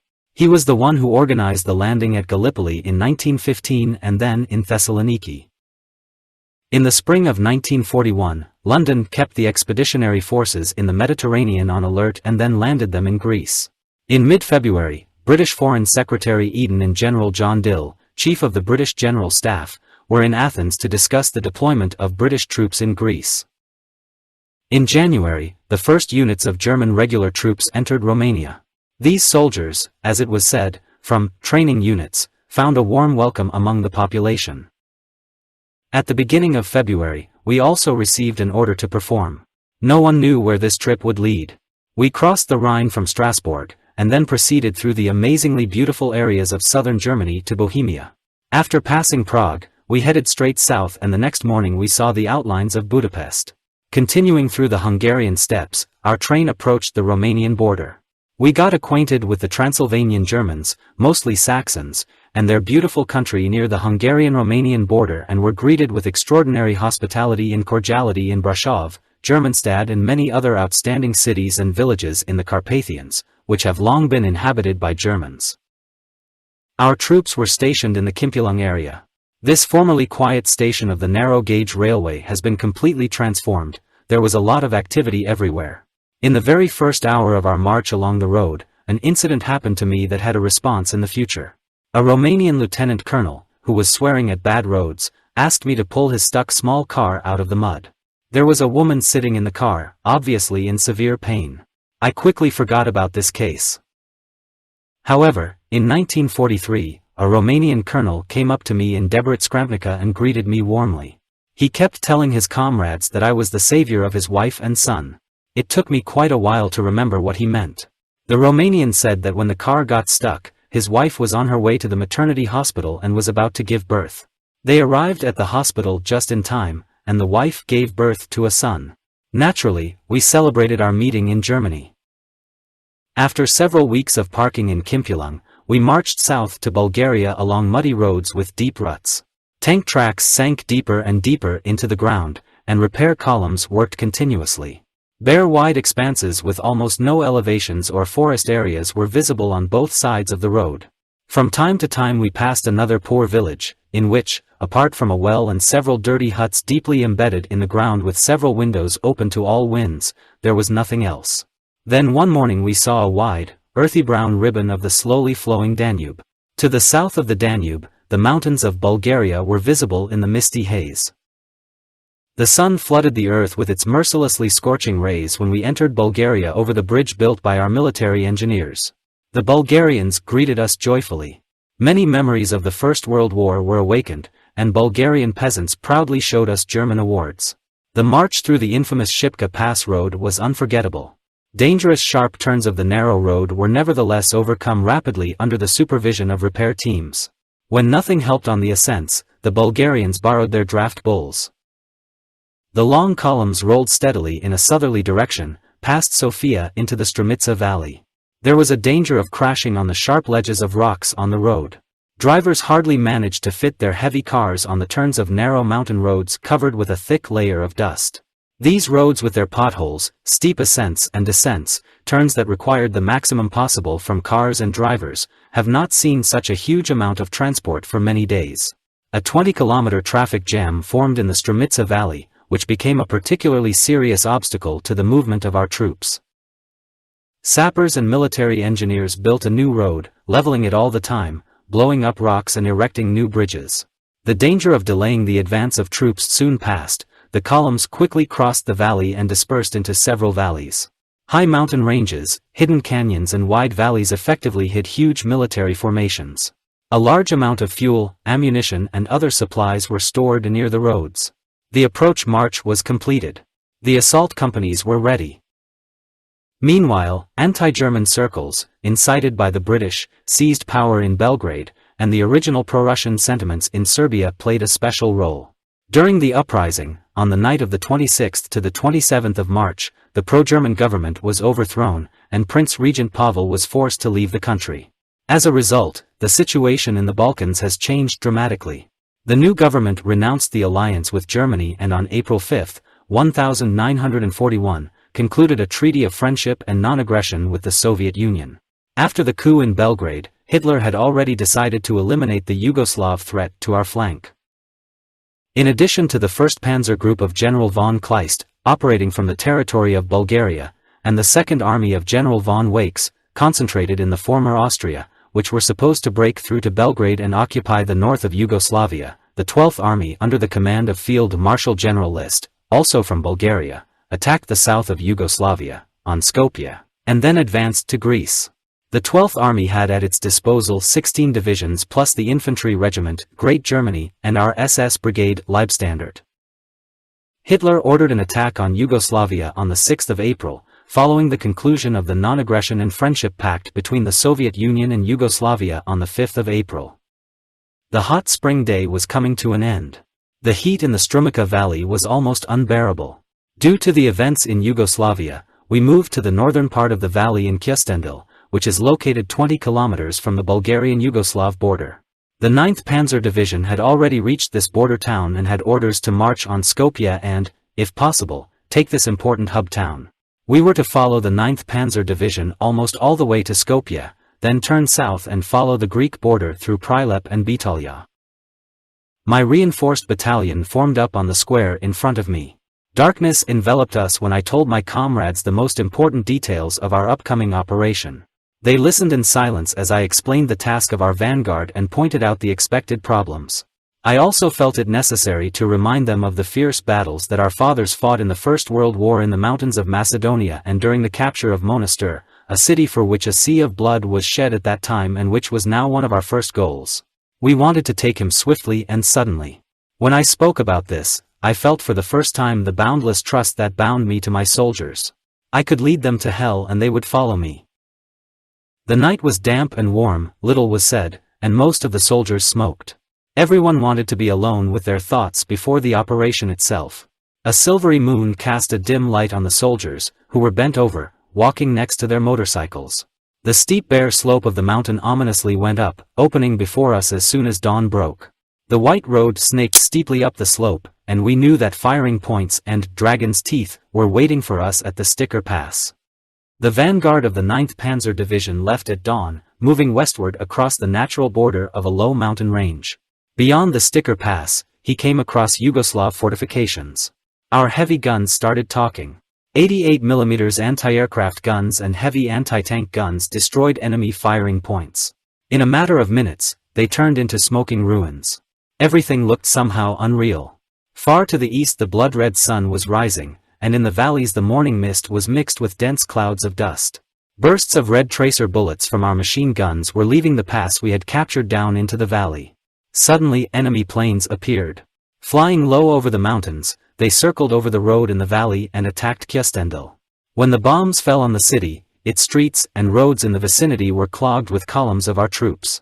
Thank God, the losses were small, but, unfortunately, the commander of the 2nd Battalion of our motorized infantry brigade SS, Leibstandarte, Adolf Hitler was seriously wounded.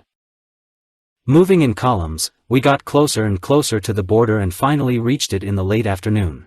The 9th Panzer Division had already broken through the border fortifications and was advancing deep into Yugoslavia. The main tank unit was advancing on Skopje, firing on the move. We descended from the pass past destroyed border and road barriers and skillfully placed small concrete firing points. We came across numerous prisoners, among whom were many Germans from the Banat, who greeted us with loud cheers and shook hands with us. The corpses of dead horses, already bloated under the southern sun, lay in the trench. Live horses galloped across the fields or stood listlessly at the edge of the road. The difficult terrain was replaced by a somewhat different one. There are fewer mountains. The high snow-capped peaks were left behind. We came across our first damaged tanks and fresh graves near Kumanovo, which testified to a brutal battle for the city. Darkness descended quickly. The darkness of the southern night quickly thickened over the marching column. Soon we were to reach a road fork south of Skopje. From Velis onwards, we had to assume the role of a shock vanguard during the offensive to the south through Prilep and Monastir. We reached the last outposts of the 9th Panzer Division shortly after midnight and were preparing to enter no man's land. Before the forward guard platoon took the vanguard, I once again instructed its soldiers and commanders, informed them about the situation that was developing for us and wished my comrades all the best. I admonished the platoon that was leaving into the darkness with the words, "Guys, the night belongs to a good soldier." The motorcycles set off, slowly at first, then faster and faster. It was reminiscent of the Dutch campaign. Soon I discovered that Varvzenek personally took command and without further ado rushed to the south. But here were not the smooth asphalt roads of Holland and France. Our progress was connected with crossing narrow mountain roads and gorges. The road to Prilep rose steeply. After a short time, the first bullets whistled over our head. Some enemy soldiers were holed up somewhere in the mountains and tried to stop our offensive. I followed the advance squad. A short command was enough to continue the movement. Forward, and only forward. Our goal is to seize the territory to the south and take advantage of the enemy's confusion. At the foot of a small hill behind the village, we came under fire again. Armored vehicles provided support to the attacking motorcycle shooters and hit the enemy with tracer shells. Motorcyclists combed the village. The first participation in the fighting of our battalion led to the complete confusion of more than 100 Yugoslavs. The enemy officers cursed their outposts in the mountains. They listened incredulously to our interpreter's explanation that the fire from their outposts did not become a hindrance for us and we just continued to move south.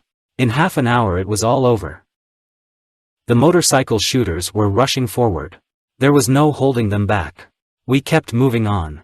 In a frenzied race along the mountain road and over the bridges over the precipices, we surprised the enemy's battery on the march. After a couple of minutes, the excitement subsided. With a clang and a roar, the captured guns fell into the abyss. At dawn we arrived in Prilep and contacted the vanguard of the 73rd Infantry Division. The battalion was commanded by Major Stiffader, with whom I studied at the refresher courses. Stiffader, moving from the east, reached Prilep without major losses. Looks like it could have been a hot day. We allowed ourselves a short and so necessary rest. We have made great progress towards the strategically important city of Monastir. At the very dawn, a fine rain began to fall. It mixed with the dust and turned it into grey sticky mud. Anxiously we peered into the fleeing shadows of the night. The road now led to a plain, with the outlines of only one high mountain appearing on the right. Because of the turn, we saw the Krna River, where we noticed a solid bridge with steel arches. It had not yet been blown up. Several trucks and horse-drawn enemy wagons were approaching the bridge. I saw only the bridge, nothing else interested me. He was supposed to fall into our hands unharmed. Two armored vehicles separated from the marching column and opened fire from their 20mm automatic cannons on the distant approaches to the bridge. Our advanced vehicles rushed to the bridge as if they were being driven by the devil himself. Horse-drawn Yugoslav carts and trucks, trying to get away from us, collided in an effort to overtake each other and created congestion. They were only 100 meters away from us. Stray bullets whistled past us. I could already see the bridge intact in my hands, but then, echoing through the entire valley of the river, a deafening explosion followed. The bridge blew up in the air right before my eyes and collapsed into the water. Horses, soldiers and enemy vehicles were thrown into the air along with the bridge, and they were swallowed up by the stormy waters of the Krna. A Yugoslavian machine gun was fired. Horrified at first, then furious, and finally coldly assessing the situation, I approached the remains of the blown-up bridge. The commander of the 2nd Company of the 1st SS Reconnaissance Squad, Hauptsturmführer Kraus, was standing next to me. The situation was quickly assessed and the decision was made. The enemy could not be given time to rest. He had to be pursued. We were lucky. The metal structure protruded above the water, and it could be used as the base of a temporary bridge. The grenadiers on the ruins quickly prepared temporary positions. The sapper units that came up were erecting a new crossing as if they were doing it on an exercise. The motorcyclists crossed the river and reconnoitered the road to Monastir. The bridge was growing before our eyes, and soon the first heavy armored vehicles crossed the river. The offensive continued. The 2nd Company came forward again. The railway ran to the left of the road along which we were moving forward. Behind its embankment the enemy's riflemen were crawling, trying in vain to delay our rapid advance. The armored vehicles simply fired several machine gun bursts at the enemy lying behind the embankment and on it. Everyone else was looking straight ahead. We wanted to take Monastir on the move, nothing else mattered. The railway embankment was getting closer and closer to the highway, crossing it a few hundred meters ahead of us. The forward squad stopped, and the grenadiers jumped into a ditch on both sides of the road. There was a house, which was a hotbed of resistance. A 50mm anti-tank gun took up a position under enemy fire and fired a couple of times at the walls. The house shattered into pieces with a crash. Only then did I notice that the enemy on the embankment became more active, emboldened by the stop of our vanguard. A machine gun hammered from behind the embankment, showering us with a hail of bullets and leaving us no choice but to accept the challenge. The matter was quickly settled thanks to the fire from armored vehicles. The surviving Yugoslav soldiers fled to a swampy lowland behind a railway embankment. I was about to jump into the motorcycle of SS Unterstscharfer when the renewed fire of several Yugoslavs again pinned us to the ground. My tablet was riddled with bullets, its fragments lay on the edge of the ditch. Enemy bullets rattled on the grass, churned up the damp earth around us. A gurgling sound made me look at Vale. He was writhing at the bottom of the ditch, his lower jaw was crushed and hanging down. We couldn't afford to be stuck here. The enemy could not be allowed to press us on the approaches to Monastir and knock us out of these high hills. I shouted to the advanced units. Motorcyclists, like acrobats, jumped into their motorcycles and rushed forward. The advanced units, like a magnet, attracted the rest of the battalion. We raced along a slippery road soaked with rain. It rained all day, while the sun began to break through the veil of ragged clouds. The resistance of the Yugoslavs was growing. The tracer bullets of their machine guns whistled viciously, piercing through the haystacks that served as a kind of shelter, turning them into giant torches. Monastir was right in front of us. We have already seen the city spread out among the mountains. On the slope to my right, I saw an enemy battery, which was just taking up a position. Go ahead. There is no time to put out fires. We had to enter the city. We wanted to grab the defenders by the throat. We were fascinated by the speed. We fired machine guns in bursts at the enemy on both sides of the road. A half-erected roadblock appeared right in front of us. Fire! Bursts of armored vehicles ripped through the air, and hand grenades flew into the barricade. In complete confusion, the dumbfounded defenders rushed for cover. Contrary to the enemy's expectations, we did not advance on a broad front. Instead, we acted unconventionally, like a dagger thrust. The battalion entered the city in a column. Only artillery was not with us. She took up positions and fired over our heads. I didn't see any churches, minarets, or other buildings, only machine gun nests, defenders in houses and the determination of the enemy. The battalion was moving further and further into the city. I had lost my maps, but I knew where the barracks were. We wanted to get to them, because that's where we would find the command post that controlled the enemy's actions. The enemy soldiers stationed on the square scattered as soon as our motorcycles roared around the corner. The enemy fired at us from all windows, roofs and gardens. Armored vehicles have proven their reliability. Their weapons reached every suspicious-looking corner and forced enemy shooters to seek shelter. Under the cover of fire from armored vehicles, 2 heavy 150mm guns took up position. From 200 meters they opened fire on the barracks. The result was impressive. Within 20 minutes, Monastir had lost almost all of its defenders, with the exception of a hotbed of resistance at the railway station. A sapper unit fought here, the battle with which ended within an hour. Our offensive has confirmed what we have learned over the years of study. A car is a weapon. For several hours, prisoners who were indifferent to everything were brought in and disarmed. We captured an entire artillery battalion without firing a shot. But the fight had to continue, we had no time to rest. The Yugoslav forces were located on Lake Ohrid and occupied the Javet Pass 20 kilometers west of Monastir, on the road leading to Lake Presna and further to Lake Ohrid. We knew that a significant British force that had landed in Greece was approaching from the south and moving towards the city of Florina. There was a lot of pressure on me, demanding a decision on our next actions. We were alone in Monastir and could not count on support for the next 24 hours. I had to move in 2 directions, as well as hold the city with captured prisoners, artillery and railway workers. Krah's reinforced company was instructed to cross the Javet Pass and try to establish contact with the Italians who were in Albania west of Lake Ohrid. Schroeder's company was ordered to scout the British positions south of the city and not lose sight of the enemy. If possible, it was necessary to prevent the British from leaving the Klidi Pass. Both company commanders looked at me in amazement when they received these orders. Hugo Krah shook his head in disbelief. The situation for Schroeder was not so bad at all. He had a lot of room for maneuver, and, with the good condition of the roads, he had all the possibilities for reconnaissance.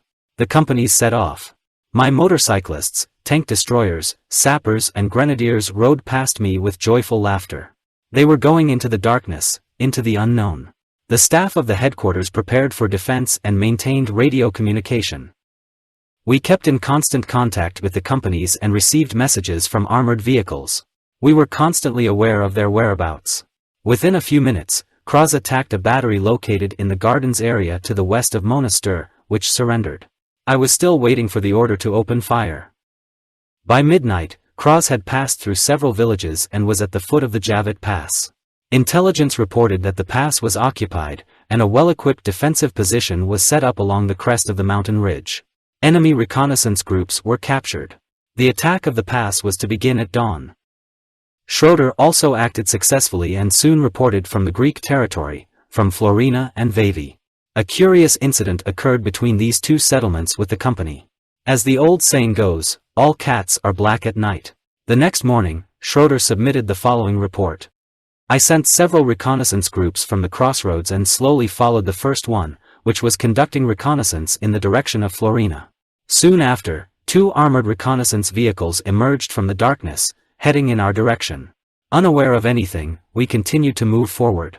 I thought it was ours. We realized our mistake only when they were 2 meters behind us. 2 British armored cars stopped in front of us, then slowly moved on. They didn't understand who was in front of them.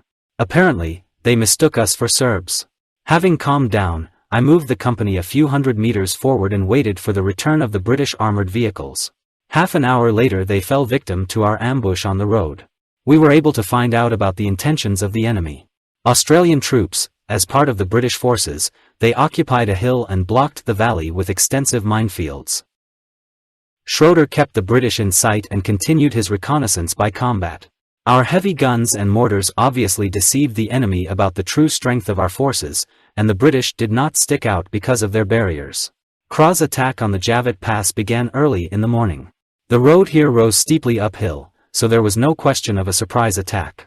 Sharp turns followed one after another. Almost sheer precipices, gorges, overhanging rocks and bare, treeless spaces completed the picture. The pass was 1,179 meters high. It bordered on madness to risk attacking it with only 1 reinforced company. But our trump card was surprise. No one expected such a rapid advance, and absolutely no one could have imagined that only 1 company could risk attacking the pass. I went ahead to Krah's company before dawn. I was very worried and wanted to participate in the attack myself. We passed the World War I memorial just north of Monastir. There, on the heights, in a foreign land, countless German soldiers rest. Suddenly I saw the 20mm tracer shells of automatic guns, like pearl necklaces, soaring up into the mountains. Krause's attacking company could only be supported by armored vehicles. Motorcyclists turned into mountain rangers. All night they climbed to the pass on both sides of the road and found themselves right in front of the enemy positions on the ridge. Several Yugoslav positions were bypassed and attacked from the rear. Quite energetically, the company commander led his soldiers to attack, and they quickly captured the positions of the Serbs on the ridge. A surprisingly significant contribution to the victory was made by the psychological effect of the use of heavy guns. The bursts of large-caliber shells created an infernal noise. I followed the armored car and took part in the last battle for the pass. Tkaka's group eliminated the last hotbed of resistance here. I found Hugo Krause behind a small chapel and congratulated him on his success. Several hundred prisoners were lying or standing in front of us. A whole battalion surrendered. The result was simply unfathomable. Our battalion in the place of the enemy could withstand the attacks of more than one regiment, but here one company attacked, from our side. The commander of the enemy battalion explained to us what had happened. He said, "When my soldiers heard yesterday that German troops had already reached Monastir and would appear in front of our positions by nightfall, their will to resist was significantly weakened. The very fact that we would have to fight with German soldiers unnerved my battalion. Your bombardment, meaning the shelling from heavy infantry guns, completed the job." From the crest of the pass we looked down at the dull sheen of the blue Lake Presna. And from the mountain, the bright lights of Florina were also visible. The city was ours even before the enemy found out that his battalion, surrounded on the pass, had surrendered. We didn't have any free motorcycles on hand, but several armored vehicles were ready to descend into the valley and take the enemy by surprise. While we were slowly, by touch, making our way down, following the turns of the serpentine road, Krause's company gathered and waited for their cars. We reached the valley without encountering the enemy, and rushed to the city of Ohrid. I was in Bugelsack's armored car. This SS Oberscharfer was the commander of my best reconnaissance group and perfectly oriented in the current situation. The fleeing Serbs rushed away from the road and sought shelter in the thickets. Others dropped their weapons and moved towards the pass. In this case, we could not stop. We had to enter the city and take advantage of the confusion.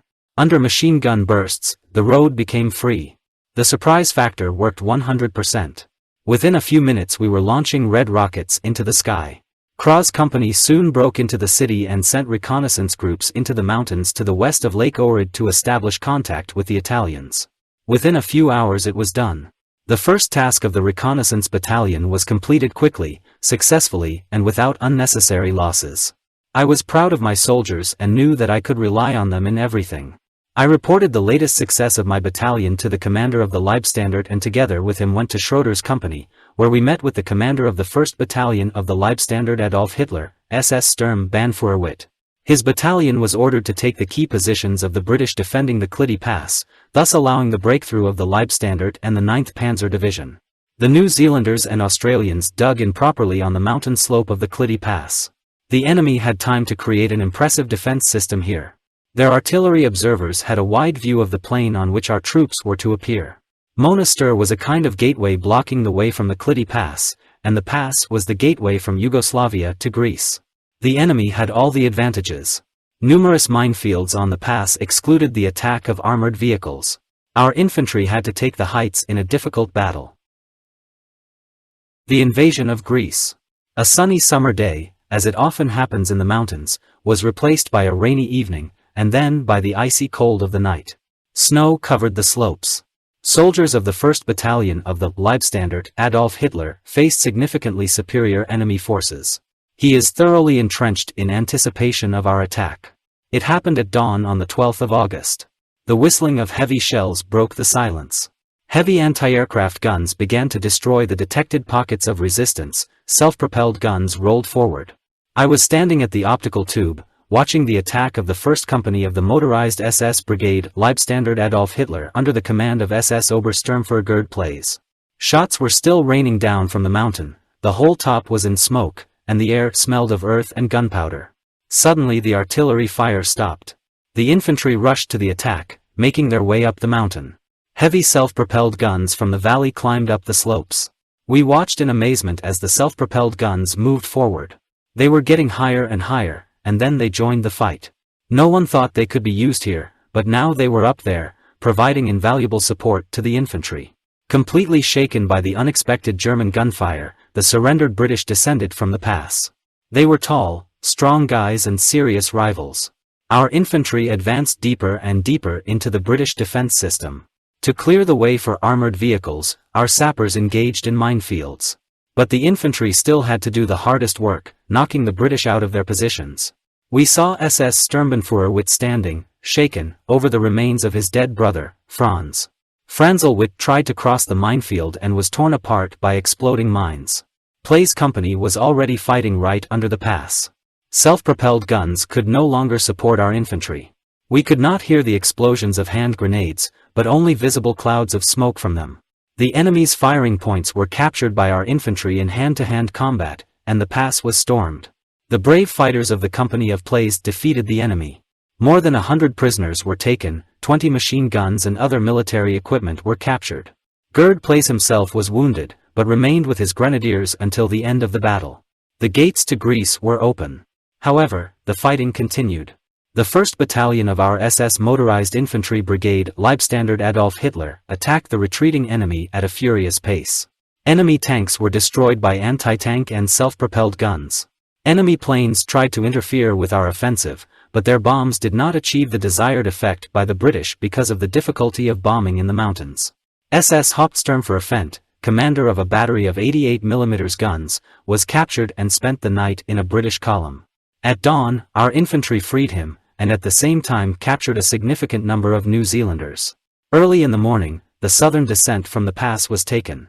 Large forces of the British and Greeks tried to regain what they had lost and push the Germans back over the pass. The British had a large number of tanks at their disposal, and they seriously threatened our vanguard.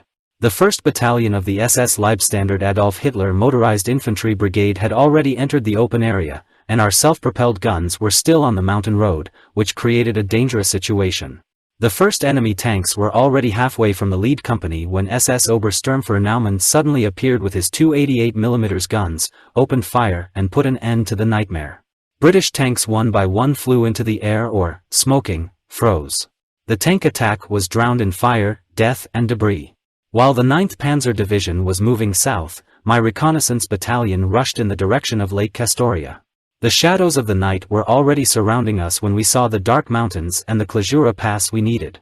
Our goal was the city of Korcha and the headquarters of the 3 Greek Corps, but before that we had the Klajura Pass in front of us, which in itself was a serious obstacle to equipment, not to mention the opposition of the enemy.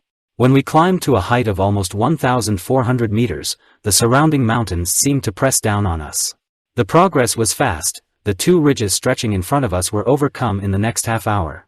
In front of us lay a wide mountain range, along it there was a winding road, going up in a series of narrow serpentine meanders. There was no turning back, it was impossible to turn back. On the left, the mountains dropped steeply into a gorge, while on the right, sheer cliffs rose skyward. The small mountain villages seemed extinct and abandoned. In the last village, its inhabitants looked at us with horror. Their faces expressed a question and expectation. A terrible tension gripped us. The smell of exhaust fumes filled the clean mountain air. The next ridge appeared right in front of us in several rows. The road slightly deviated to the right, and then passed over a bridge through a narrow but deep gorge. We carefully maneuvered in the direction of the turn of the road. At any moment, we expected a hail of bullets or rocks raining down on us from above. We felt like we were walking on hot coals. The vanguard stopped. The soldiers hid behind shelters and prepared to open fire. What was going on? No one had opened fire yet. Overcome by nervous tension, I ran forward. Suddenly a chasm opened up in front of us on the road. The bridge over the gorge was blown up, the massive stone span of the bridge lay in a pile of stones at the bottom of the gorge and formed a low saddle. We were surprised that the obstacle was not guarded and there were no signs of enemy positions. We cautiously made our way forward to the collapsed saddle. The gorge was probably 15 meters wide, and it could easily be crossed by foot soldiers. However, it was impassable for motorcycles. The lead platoon was ordered to cover the far end of the bridge and ensure the safe construction of a temporary bridge. As soon as the grenadiers reached the wreckage of the bridge, machine gun bullets whistled around us. We were able to distinguish the enemy's positions to our right, on the top of the mountain. Flashes of lights from machine gun barrels indicated their location. Mines whizzed through the air and exploded in the gorge behind us. It was the enemy mortars that tried to drive us away from the obstacle. My battalion got into a very unpleasant situation. It could neither move forward nor back. There was no alternative. We were on the only road going through the mountains to the rear of the 3rd Greek Corps. Overcoming such a mountain range was really only up to the mountain infantry units, and not the reconnaissance battalion of the motorized brigade, but these reflections were absorbed by current events. There were no mountain troops at hand, so we had to do their work, and we did it.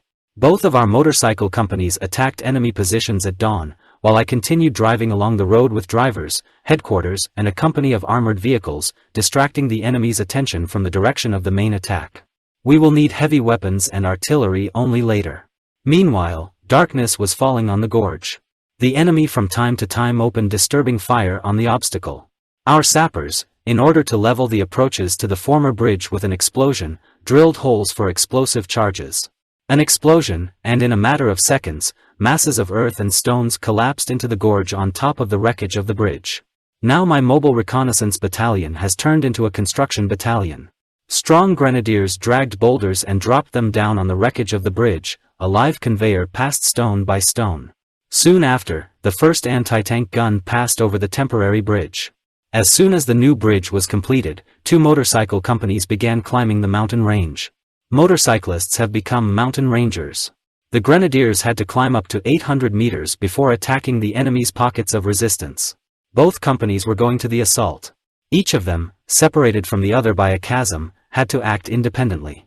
Although they went on separate routes, they had a common goal, the pass. Now the enemy was in front of us. The fatigue of the soldiers was blown away like the wind. Nerves were tense, all instincts for action were sharpened. Our soldiers used traditional tactics used in difficult terrain, supported each other, found ledges for support when climbing. Kraw's company also moved away from the precipice to the right and climbed the mountain. It had to go the longest way. I took care of the squad that was supposed to be advancing along the way. It consisted of 30 fighters. We had several armored vehicles, anti-tank guns, and a squad of 88mm anti-aircraft guns at our disposal. The road serpentine went higher and higher, and we had no communication with other companies at all. It was quiet. Nothing disturbed the silence of the night, not a single shot was fired. The moon had disappeared behind the mountains, and the night was getting darker and darker. Judging by the map, we had reached a large bend in the road, which was supposed to go around the last rock to the enemy's rear. His position should have been high above us. Our plan was to bypass his flank and cut off his escape routes. The road turned around the mountain and stretched for another 400 meters in a northerly direction before turning west again, towards a group of peasant houses. Near these houses there was a pass where the road crossed the crest of the ridge, and then descended to Lake Castoria. I didn't dare to move forward any further. I had a feeling that something was wrong. It was necessary to wait for dawn. It was windy and cold on the pass. We were pressed tightly against the rock. Naumann's platoon pulled an 88mm anti-aircraft gun to the position, so that it could cover peasant houses and the crest of the ridge with its fire. Gradually it became unbearably cold. Since we had neither overcoats nor blankets, we suffered greatly, shivering from the cold. Sleep was out of the question. If only I could at least smoke. The radio car was slowly crawling up. Under his cover, I smoked and studied the map again. The longer I looked at her, the more I trembled. At first I thought my teeth were chattering because of the terrible cold, but then I realized that I was very scared. The more time passed, the more tense I became. I couldn't be in the car anymore. The radio transmitter with its endless beep, beep, beep was getting on my nerves. Outside, I tried not to talk to anyone. I was afraid that someone would hear my teeth chattering and realize that I was scared. We all huddled silently behind the rock, peering into the darkness. Were my comrades afraid too? I did not know. Motorized Rifle John from the 1st Company of the SS Reconnaissance Unit arrived with a report. However, he didn't look scared. He briefly and clearly reported the situation to me, and then they gave him a sip of alcohol from the flask of a medic. It became lighter. Soon we could distinguish the outlines of the village. The attack of our 3 combat groups was to begin with the fire of 88mm guns. I bent down behind the shield of the cannon and tried to see something in the dark through binoculars. The closer the time to open fire approached, the stronger my confidence in the success of the attack grew. She just had to be successful. I counted on the fact that the enemy had learned the basics of military science at the military academy and predicted what measures we could take in this case. From everything the Greek commander has been taught, he will expect me to move my motorized unit along the road. That's why I will attack him through 2 ridges, and on the road I will only undertake a distracting attack. As the shadows of the night faded, the outlines of houses could be discerned. Pressing myself to the ground, I gave Naumann the order to open fire. In a matter of seconds, we were like in a boiling cauldron of a witch. The 88mm anti-aircraft gun sent shell after shell along the ridge to our right. Mortars and infantry guns also showered the defenders with mines and heavy shells. High above us, motorcyclists stormed the enemy's defensive positions. I couldn't see the 2 motorcycle companies attacking, but I could hear the fierce machine gun fire and the explosions of their grenades. The commander of a battery of heavy howitzers informed me that he could no longer provide fire support to attacking companies without endangering the personnel of the calculations. The guns took up positions along the mountain road, one after the other. But due to the fact that the road was too narrow, they could not fix their coulters in the ground. The commander refused to accept responsibility. This kind of stupidity was the last straw in the cup of my patience. In anger, I ordered him to open fire. We had to do it. Heavy shells rumbled over the first ridge and exploded on enemy positions on each side of a small mountain village. The enemy's machine gun fire slashed hail along the road and on the rocks above us, causing a rockfall down the slope. The stones rumbled around us. There was nothing to do but move forward. We quickly, jumping like frogs, rushed to the first turn of the road and took cover, having overcome a few more meters ahead, behind a rock. At the next turn, we will be directly under the enemy's position 100 meters above. After such a sprint, I collapsed, exhausted, behind a stone block and gasped for air. Our progress was hampered by the fact that we had to run from one pile of stones to another, using them as shelters so as not to become a target for enemy snipers. We could hear the screams and furious sounds of battle above us. The units of the 2nd Company of the 1st SS Reconnaissance Battalion broke through to the enemy positions on the first ridge. We rushed forward. At the last big turn of the Serpentine Road, we came across several soldiers who were separated from the rest of the company during the attack. Among them was SS Untersturmführer Varvzenek, who briefly reported to me about the operation on the Ridge. From the information from the prisoners, we learned that we were opposed by a reinforced infantry regiment located on the left flank of the Greek defense. His task was to hold the Klazura Pass, ensuring the withdrawal of the 3rd Greek Corps from the Albanian front, which was withdrawn to avoid encirclement by German motorized units and continue the battle for Greece in cooperation with British forces. It was impossible to allow the implementation of the Greek plan. The withdrawal not only had to be prevented, but also to suffer a complete failure. We had to complete the crossing of the mountains and block the valley beyond Kastoria. We continued to move along the road. Suddenly, the ground in front of us shot up. I couldn't believe my eyes. In the very place where the road had just been, a huge funnel formed. The road ended in an abyss. Sweat left bright streaks on our faces. We were horrified. After all, in the next few seconds we could also blow up into the air. After another 100 meters, the ground shook again, and when the dust settled, there was another giant crater on the road. We hid behind the rocks, not daring to move. Nausea choked me. I shouted to Emil Varvzenek that we should attack. But good old Emil looked at me as if he doubted that I was normal. Machine gun fire cut through the rocks in front of us. Our main unit consisted of only 10 soldiers. Damn it! Of course, we couldn't stay here, while craters from explosions form on the road, and machine gun fire presses us to the rocks. However, I, like everyone else, hid in a shelter and was afraid for my life. How could I order Varvzenek to go first? Continuing to worry, I felt the smooth roundness of an egg-shaped grenade in my hand. I called out to the group. Everyone looked at me stunned when I showed the grenade, pulled the pin and it rolled to the last grenadier.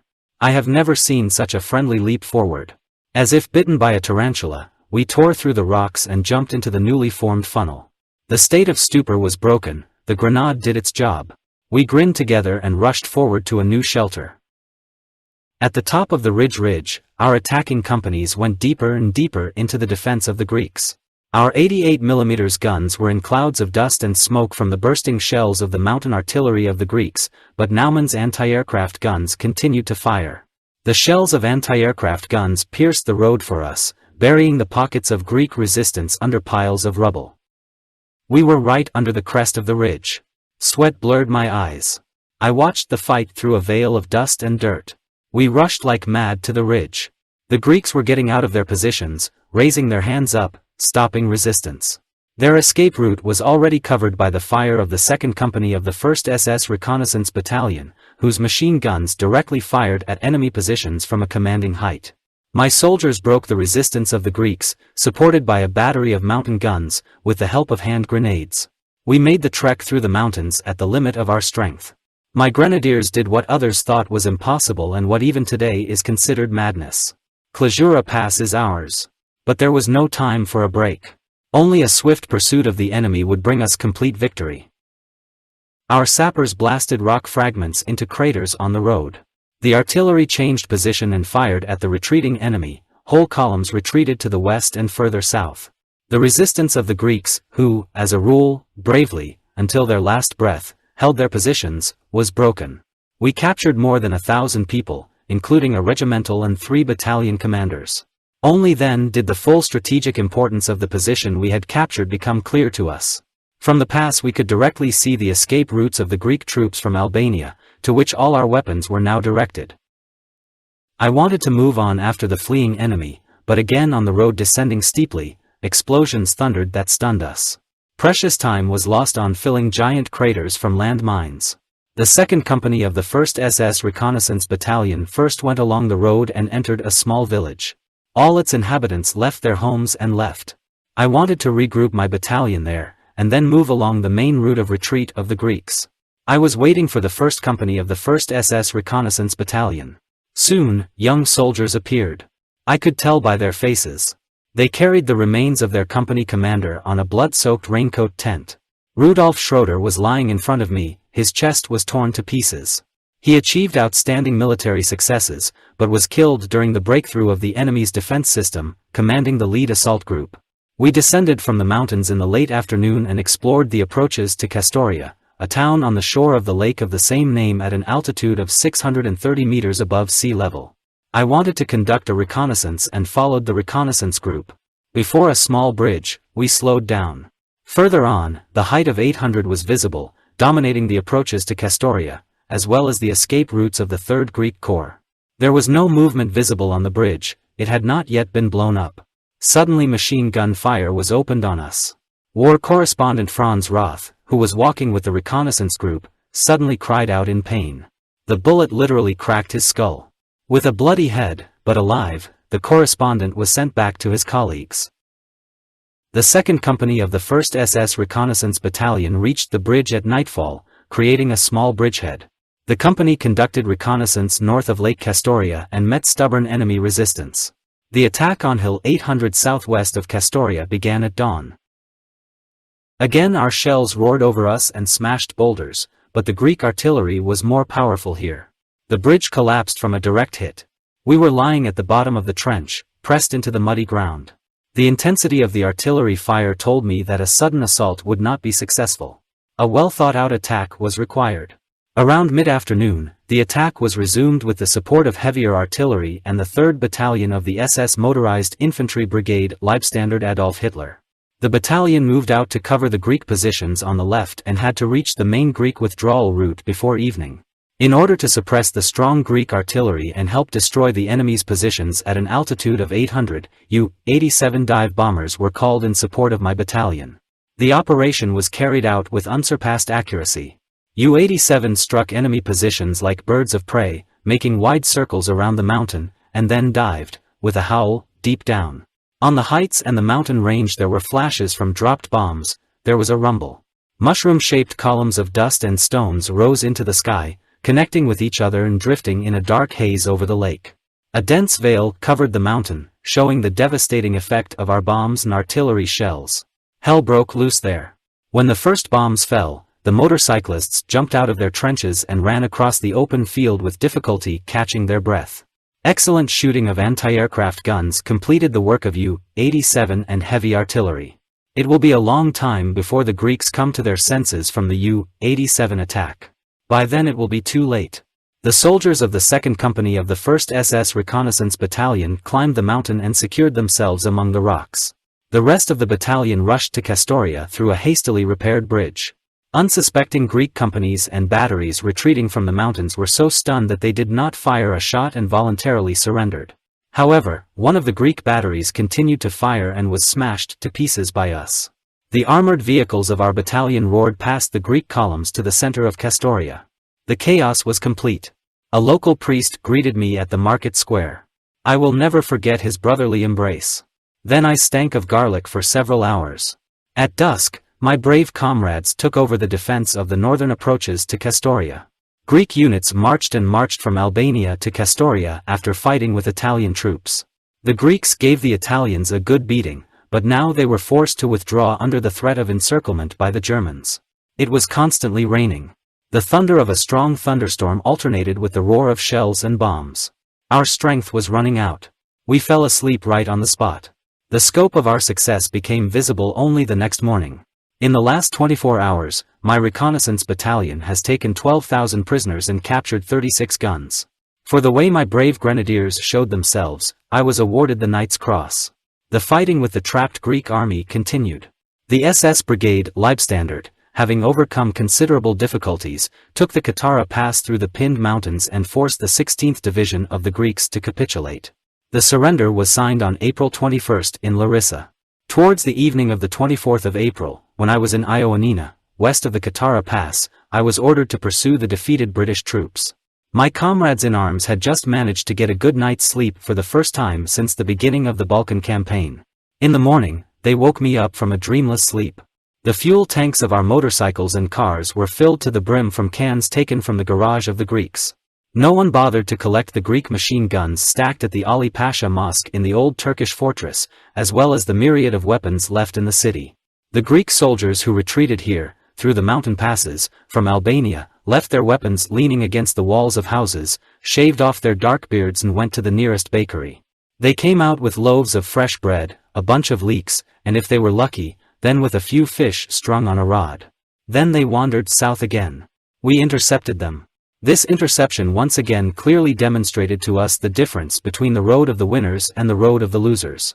These people, who used to be fishermen, peasants, shepherds, traders or professional soldiers, apparently were quite respectable people before the defeat of Greece.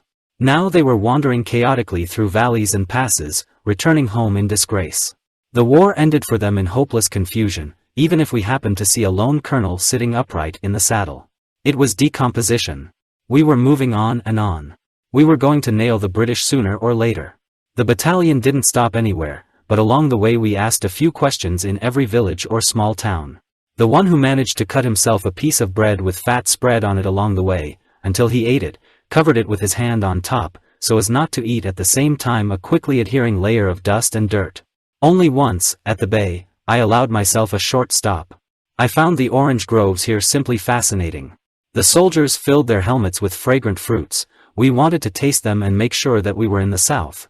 On a narrow mountain road stood an unfortunate pony of the Greek army, a white horse with blue shadows showing between its ribs. Abandoned, without a harness, on her last legs. She did not move, she stood like a monument to the defeat. Our armored vehicles and motorcycles were passing by it. The horse was also a veteran of a lost war, an exhausted, pathetic creature. Further south we moved, crossing the swirling mountain rivers, and saw unarmed soldiers enjoying the cool water in them. But we, covered with dirt and sweat, could not enjoy a single drop. We saw thousands of people lying in the shade of olive trees. Instead, we had to monitor the fuel level and the turns of the road. We had to avoid potholes and hold on tightly to the steering wheel when our cars bounced on potholes. Of course, we remembered the unfortunate Polish roads, but this road was a damn cheese grater that seemed to want to shake the soul out of us. Night was coming to replace the evening, and we still hadn't reached our goal. Straggling British soldiers and demolition teams scattered in front of us. The Greek peasants told us that the British were deploying studded ribbons on the roads to delay our advance, and it turned out to be true. Drivers swore while they had to change another flat tire. We made a short stop in a small town. The battalion could not attract attention to itself. The persecution of the British continued at dawn. We raced all the time to the south, up through a low mountain range and down again into the valley. We crossed deep gorges. The ruins of classical Greece greeted us. Someone remembered Lord Byron, who was killed here in a battle with the Turks in 1824.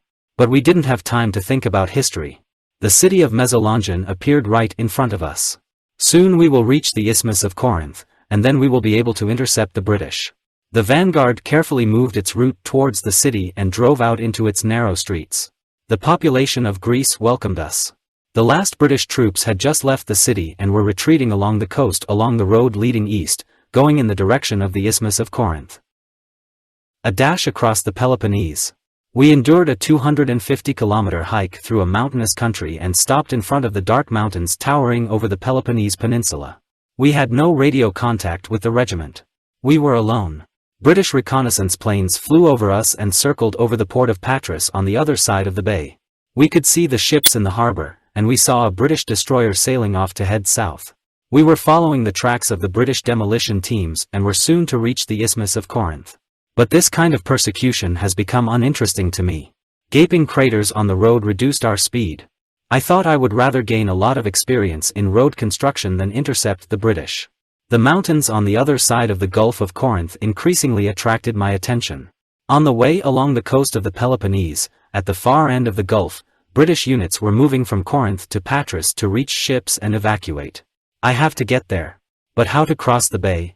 I was standing on the pier at Naupactos, a small, nondescript harbor with towers of a medieval fortress, when a line of U-87 dive bombers attacked the port of Patras. Clouds of smoke and explosions rose into the air from the cluster of ships. Suddenly I noticed the phone. It was still connected, it was working, and Patra was responding. Startled, I put the phone back on the lever of the ancient device. I was tempted by the idea of crossing the Gulf and confusing the plans of the British. I sent for an interpreter, demanded to call the Greek commandant in Patras and ask him to report on the situation. The commandant was impressed by the dive bombers' attack and readily answered all questions. In a matter of minutes, I received accurate information about the movement of British troops between the cities of Corinth and Patras. I ordered the commandant to send liaison officers to Naupactos. Soon I noticed a small motorboat going to Naupactos. Then the devil himself came into play. Another squadron of pieces roared over us and repeatedly attacked the British ships in the harbor. The unpleasant result was that the commandant of the city thought that I had ordered the attack on Patras again. To top it all off, on the way back, the pilots attacked the motorboat on which the liaison officer was riding. The boat immediately turned 180 degrees, and an angry Greek officer informed by phone that in such conditions no one would want to cross the bay. Sweat dripped from my forehead onto the map. It has long been outdated. Where were the British? On the left wing, following the capture of Thermopylae, our troops must either reach Athens or advance even further, to the Isthmus of Corinth. Consequently, the British had to either defend the Peloponnese or take control of the Greek ports. I imagined German paratroopers landing on the isthmus to block the narrow passage and canal near Corinth. Did the British pay attention to our rapid advance? Did their intelligence work well? Were destroyers and other vessels standing by to thwart our attempts to cross the Gulf? No one could give me an answer to these questions. My soldiers and officers looked at me expectantly. They saw me standing on the jetty, assessing the distance again and again. More than 15 kilometers of water space separated us from the British retreat route. The Isthmus of Corinth will be the object of the confrontation the next day at the latest, and I wanted to participate in this battle. I wanted to cross. The moment of truth has come. In conditions when all responsibility falls on me, I will not act in accordance with the traditional rules of war. I will cross the Gulf of Corinth with the forces at my disposal. Whether this will be a bold or reckless move will become known in the next few hours. My comrades responded enthusiastically, but soon practical objections arose. The artillery would not be able to support the landing, the distance was too great.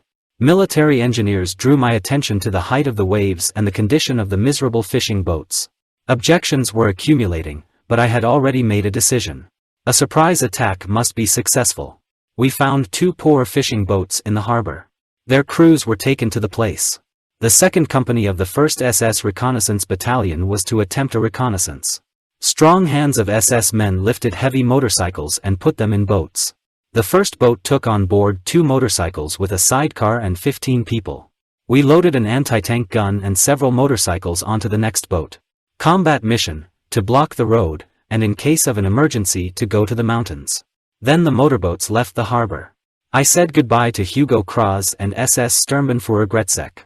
Those who remained dubbed the motorcyclists a suicide group. Someone jokingly said, "Be careful, the mine is on course." Everyone laughed. A young soldier shouted back, "What kind of mine are we talking about? A grenade is enough for this box."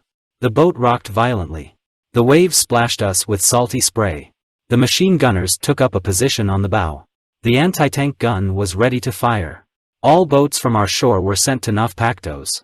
Soon the rest of the company was loaded onto watercraft.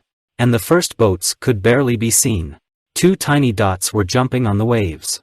I was standing on the dock again and watching the dark dots on the water. A red rocket would announce the failure of the mission and the presence of large enemy forces. That's how I agreed with my soldiers. I got a pain in my eyes. Soon I was no longer able to make out anything, but I could not tear myself away from the binoculars. By the time I lost sight of the boats, my clothes were wet with sweat. We stood waiting on the shore for an hour. The tension has reached its limit. After an hour and a half, 2 dots appeared again. Were these our boats? They were getting closer and closer. Soon their outlines could be clearly distinguished, and we could even see movement. A circle of cigarette butts had already formed near me, and I was lighting another cigarette. However, I have calmed down and began to believe in the success of our operation. Suddenly, a staff car stopped on the shore, covered in dust, and excited officers jumped out of it. I recognized my esteemed commander, Sepp Dietrich, and reported on my decision and the progress of the operation to date. While making the report, I noticed his previous damn shortness of breath and the look that swept me from head to toe. Then a storm broke over me. "Are you crazy, making such an idiotic decision? You should be court-martialed. How can you treat my soldiers like this?" I didn't dare to say anything to this outpouring of indignation that was undoubtedly justified. I stood at the old harbor wall with my tail between my legs and wished only that it was all over. Suddenly there was an awkward pause. Only my soldiers chuckled softly, as if they wanted to say, "Hold on, don't pay attention to his barking. Maybe he's right, but get us across the bay now so we can do something else." Meanwhile, the boats approached, and details could be discerned through binoculars. Both boats were full of soldiers. More people were coming back than I sent. I didn't dare say it out loud, but it was just like that. Captured British soldiers were being taken back on both boats. Sepp Dietrich looked at me, turned around and walked away. Not another word was spoken. I had no more reason to delay. Loaded motorboats sailed in the direction of the returning boats. I waited tensely for a report from the other shore. What happened there? The SS Rotenführer reported, "After half an hour of movement on these shells, a block of the mountainous coast of the Peloponnese Peninsula appeared in front of the masts. Now the final test has come." Everyone was carefully examining the shore with binoculars. "It's 800 meters away, 700 meters, 600 meters, 500 meters, from there, of course, a machine gun should start firing." Some people in uniform between the houses and on the shore could be seen with binoculars and with the naked eye. We didn't think about anything else. We were lying in the boat, holding rifles and machine guns at the ready, and we were ready for the landing. As soon as we reached land, we jumped overboard and rushed to the houses. And just at the very moment when we were running, a brown armored car taxied onto the road from around a bend, about 50 meters away from us, turned its turret and pointed the barrels of its gun at the shore. At first we were paralyzed by surprise, but then we pulled ourselves together and waved, friendly, to the armored car. Standing on the shore in short-sleeved shirts and without hats, we looked like bandits. Tommy's car roared, turned back its turret, and departed. What happened? These guys didn't recognize us as Germans? We stood at the first houses, squinting our eyes. Looking back at another part of Greece, we saw nothing but water, and in the distance beyond it, steep, gloomy mountains. It was necessary to act. We knew that our comrades on the other side of the bay were waiting. To the foot of the mountains from the shore there was a little more than 100 meters, where the railway and automobile country roads passed. We raced up the road and covered our eastern flank, from the side from which the British appeared. As soon as we got to the road, we heard the engine noise again. The platoon commander told us to go into hiding. By that time, local residents had already left their homes. When they saw the foreign soldiers, who had been hiding among boulders and in the bushes, they threw themselves to the ground in fear. But our hearts were also pounding with excitement. An English messenger on a motorcycle appeared around the corner, followed by a truck. The British were moving along the road, not worrying about anything, because the armored car had already conducted reconnaissance.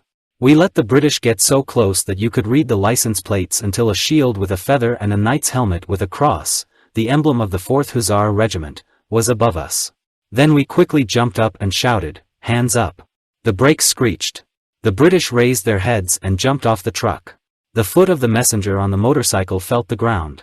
One Tommy shouted something, his machine gun flew into the bushes. "Hands up!" All the British soldiers dropped their weapons and raised their hands. Suddenly one of our men ran out from around the bend and shouted, "Another truck is coming." In a matter of seconds, an SS man jumped into the first truck and drove it off the road. The prisoners were quickly taken behind the houses. A second car appeared, again with a messenger on a motorcycle in front. Surprise and amazement were repeated. One of the Tommies only managed to exclaim, "Germans?" And indeed, the Germans were already here. In a few minutes we captured more than 40 people, including 3 officers. They told us they were heading to the port of Patras. It never occurred to any of the British that we had already crossed the bay. Some of them were still fighting near Corinth. We have collected all the motor boats and boats in the area. The whole battalion was to cross over during the coming night. My faithful driver Eric had the last bottle of sparkling wine, submerged in the harbor water. I took her under my arm and went to visit Sepp Dietrich, who was talking to the British officers. I invited the English to have a glass with us. We sat down in the shade of the dense foliage of a tree. Before I could say a word, the English officer raised his glass and drank to the health of his sister, who, obviously, had just had a birthday. I'm sure we didn't look like pundits during that drinking. I said goodbye and jumped into one of the damned boats we had obtained. After half an hour of rolling on the waves, I was exhausted like a dog. I no longer believed that this shell, in which we were, would reach the other shore, but it took us there. Completely exhausted, I greeted Krah's company. According to the order, the company, having received the vehicles, was to conduct reconnaissance up to Corinth. SS Sturmbannführer Gretzek contacted the commandant of the city of Patras and ordered from him large motor boats that were supposed to deliver our heavy equipment from Novpaktos. At the same time, the last British left the Patras area and retreated to the south. In the afternoon, aerial reconnaissance reported on enemy units advancing from Corinth to Patras. The matter was taking an interesting turn. Unloading was completed with lightning speed, and the vessels could return to the far shore as quickly as possible. As for heavy weapons, we had several anti-tank guns and a light armored vehicle at our disposal. We were preparing a warm welcome for the British. But the reported English regiment had not arrived. Apparently it had changed direction towards the southern coast of the Peloponnese. Through the intelligence service, we learned about the operations of our paratroopers near Corinth and that a second parachute regiment was stationed there. Contact with the parachutists should have been established immediately. The 2nd Company of the 1st SS Reconnaissance Battalion was ordered to clear the southern coast of the Gulf of Corinth from the enemy and move out to join the paratroopers. The 1st Company of the 1st SS Reconnaissance Battalion occupied Patras and conducted reconnaissance in the southern direction. The companies went on captured and confiscated cars and motorcycles. An elegant limousine dragged an anti-tank cannon behind it, and mortars peeked out of a sports car. A platoon of company sappers boarded the bus, and they gave the impression that the whole war no longer concerned them. Although a significant part of our equipment was still on the northern shore of the bay, the battalion was nevertheless motorized and moved along the roads of the Peloponnese. But I wasn't satisfied with the speed. Having caught up with the 2nd Company of the 1st Reconnaissance Battalion, I rushed as fast as possible to Corinth. Intuition told me that the British had already gone south. Our limo was racing madly along the washed-out road along the shore. Small fishing villages looked asleep and abandoned under the rays of the scorching southern sun. After passing another small village, right around the corner, I noticed a car driving at full speed to the estate was leaving on the road. Then we caught up with her. My comrades in arms, shouting, "Tommy!" instantly raised their weapons. I took another look at this Tommy and saw in his hands a German MP submachine gun. 38. Immediately I noticed the helmet of a German parachutist. The parachutists also recognized us and lowered their submachine guns. They also initially mistook us for the British. A few minutes later, my entire company arrived and made contact with the 2nd Parachute Company. Colonel Strum began to pursue the British in a southerly direction. We immediately turned around and rushed back to Patras. The shadows of the night were already sinking to the ground.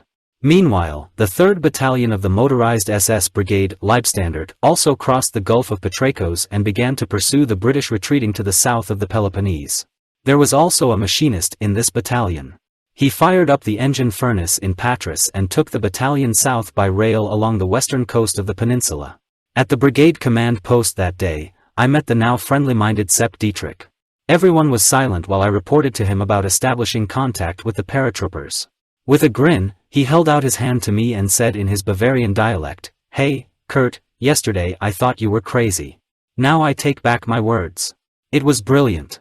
Come on, tell me how you came up with this crazy idea." I saw my adjutant from behind already marking new passages on our map and looking at his watch all the time. I barely had time to provide Sepp Dietrich with the information he needed, as he gave me a new task. The battalion was to reassemble and, continuing the pursuit of the enemy, conduct reconnaissance in the direction of Calumet through Olympia and Tripolis. My comrades were lying in ditches on both sides of the road and sleeping like the dead. Meanwhile, new armored vehicles and other vehicles arrived. The battalion was ready for the operation again. Before dawn, our movement to the south of the Peloponnese began. Countless British cars lined the road. The British had to abandon them due to lack of fuel. Some trophies turned out to be very useful to us. We even found the armored personnel carriers and small Bren machine guns on them intact. The Greeks in Pyrgos greeted us with wine and subtropical fruits. I interrupted the traffic in Olympia and took my soldiers to the famous ancient Greek stadium. The mayor of Pyrgos took us through the classical arena, and also did not forget to show the monument to Heinrich Schliemann, the German archaeologist who discovered the location of Troy, who conducted excavations in Mycenae. For more than an hour we wandered through the stone-strewn land, admiring the amazing mosaics and impressive buildings of this historic place. In Tripolis, we joined up with the army units attacking the British in the southern ports. SS Untersturmführer, the commander of the reconnaissance group on armored vehicles returning from Kalamata, reported, "The enemy is being defeated, which is in a desperate situation between fire and water." The battle in Greece was almost over. The road led us through Patras and Corinth to Athens. We were supposed to take part in a parade in Athens under the command of Field Marshal List. After so many impressions, we crossed the Corinth Canal, deeply cut into the isthmus, and that evening we stood at the Acropolis. Many of my colleagues, who had never known anything about classical ancient culture before, were amazed by its technical and cultural achievements made 2,500 years ago. The lovers of classicism who were among us were inspired and, probably, for the first time it was in the Acropolis that they were able to truly join the classical ancient culture. For them, a visit to ancient Hellas was like a return to the youth of our civilization. We have seen places that we had never seen before, but it was here that we, shrouded in mystical power, drew new strength from the heritage of the Hellenes and were ready to step further, making sacrifices in the name of the motherland. A Greek soldier stood guard at the monument to the unknown soldier. The memory of the brave soldiers who sacrificed everything for their country was immortalized here. We moved through Thermopylae and the Klidi Pass, past burnt-out tanks and armored vehicles and freshly buried grave mounds, through Belgrade and Vienna to the area east of Prague. Here we regained a sense of reality and started putting our weapons and military equipment in order. We had no idea what was waiting for us. The troops were in a fever of excitement. New military equipment and more advanced weapons have arrived. The experience of the Balkan campaign was analyzed, and intensive preparation began again. Everything we did was subordinated to the speed of execution. Experience has taught us that only the one who acts faster wins, and only the most agile soldier survives in battle. The camaraderie in my battalion was like the fellowship of a large family. Iron discipline was the backbone of this community. We approached each subsequent exercise imbued with these fundamental values and forged an instrument on which I could play all the symphonies of combat. Company commanders and platoon commanders masterfully mastered the art of playing these keys. And my young comrades became soldiers whom I could command, not especially, keeping in check, they understood me from half a word. My soldiers were not ignorant blockheads held together by Slavic zombie-like obedience. No, there were young people in front of me who believed in themselves, in their own values and in their own strength. The war with the Soviet Union. The news of the attack on the Soviet Union struck us like a lightning strike. While in the Czech Republic, we listened on the radio as Adolf Hitler justified his decision by striving to finally get rid of Bolshevism, which threatens the whole world. With a bad premonition that we might get the same dashing share as our fathers, who were victims of war on several fronts, we were preparing for the most brutal of wars in which soldiers ever had to participate. On the morning of June 27, 1941, our battalion was marching east past the cheering residence. On June 30 we crossed the Vistula near Anapol and at 8 o'clock in the morning reached the Russian border near the settlement of Ustilug. Meanwhile, our forces have already advanced far to the east. Deployed from the brigade to the Leibstandarte division, Adolf Hitler was assigned to Army Group South, Commander Field Marshal von Rundstedt, whose immediate task was to break through motorized units in the direction of Kiev, during which the Russian forces west of the Dnieper should be destroyed. To accomplish this task, the Army Group had at its disposal 26 infantry divisions, 4 motorized infantry divisions, 4 Jaeger divisions and 5 tank divisions. The 4th Air Fleet under the command of Colonel General Lear supported the offensive of Army Group South. In total, Army Group South had 57 divisions and 13 brigades, including 13 Romanian divisions, 9 Romanian and 4 Hungarian brigades. Field Marshal von Rundstedt was opposed by Marshal Budiani with 40 infantry divisions, 14 motorized divisions, 6 mechanized corps and 21 cavalry divisions. The Russians fought hard and steadfastly for every inch of the earth. Fierce fighting was going on all along the front when we reached the highway north, near Lutsk on the 1st of July. On the 2nd of July, we received an order to move to Rivne through Kleven and establish contact with the 3rd Motorized Corps there. A report was received that the 3rd Motorized Corps was surrounded by Rivne. Large mechanized formations of the enemy attacked our stretched flanks. The situation with the enemy was something completely new for us. Slightly discouraged, I looked at my cards to inform my soldiers about the situation. The previous criteria were no longer applicable. Where is the clear distinction between us and the enemy? Far ahead, the tank divisions of the 3rd Motorized Corps deployed combat operations to the east of Rivne. German infantry units were fighting a few kilometers ahead of us, and Russian troops were fighting to the north and south of us. After unsuccessfully trying to give my comrades a clear picture of the positions, I summarized the situation in the following words: "Today, the enemy is everywhere." I did not realize when I addressed my soldiers how close I was to the truth, summarizing the situation. A couple of kilometers east of Lutsk, near the railway, we came across the last outposts of an infantry battalion. Clouds of thick smoke showed us the location of the downed Russian tank. A dark forest stretched on both sides of the road along which we were moving in an easterly direction. We had to cover a distance of 60 kilometers to get to Rivne. Will we reach our goal in time, and will we be able to provide our comrades from the 25th Motorized Division with tangible support? I gave the signal to the advanced units to start moving into the approaching night. Fritz Montag was in front. Montag was a veteran of the First World War and the commander of the motorcycle platoon of the 1st Company of the 1st SS Reconnaissance Battalion.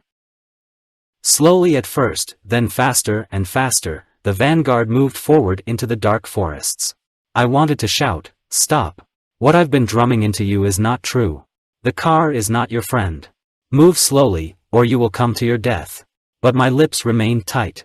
They were compressed so that they did not leave a gap for the flow of air.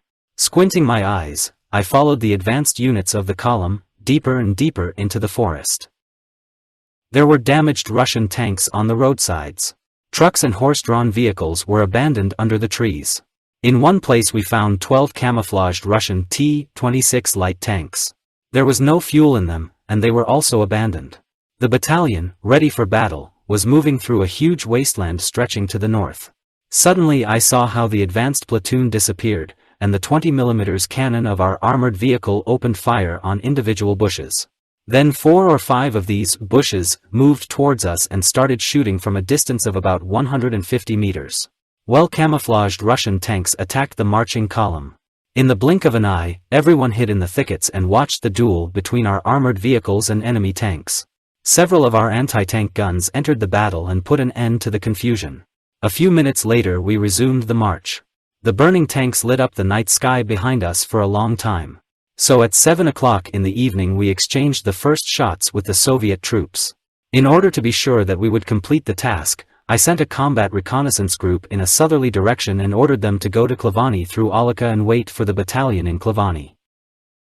When we reached Stovek and moved further east, we were already enveloped in total darkness. Shortly after midnight, I spotted a truck crossing the road right in front of me, and then other cars on a narrow forest road. Russians. Within a few minutes, the motorcyclists opened machine gun fire in their direction.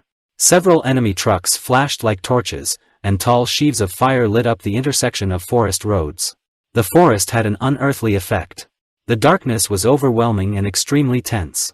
I was uneasy. Such a battle was too unpredictable for me, and, among other things, I did not have the necessary experience of war with the Russians.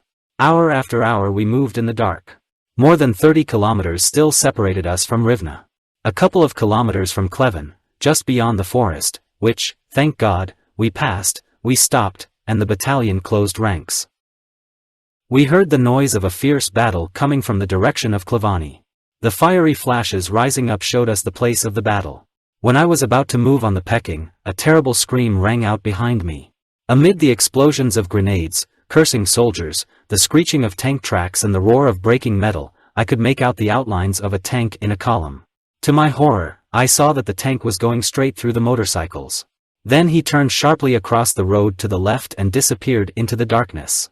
As soon as we recovered from this surprise, the same trick was repeated a little further away, at the end of the column. 2 enemy tanks drove into our marching column in the dark and noticed their mistake only during the stop. We, for our part, mistook them for our own armored vehicles and, thus, moved along the forest road in company with the Russians. Other Russian tanks were seen to the left of the road.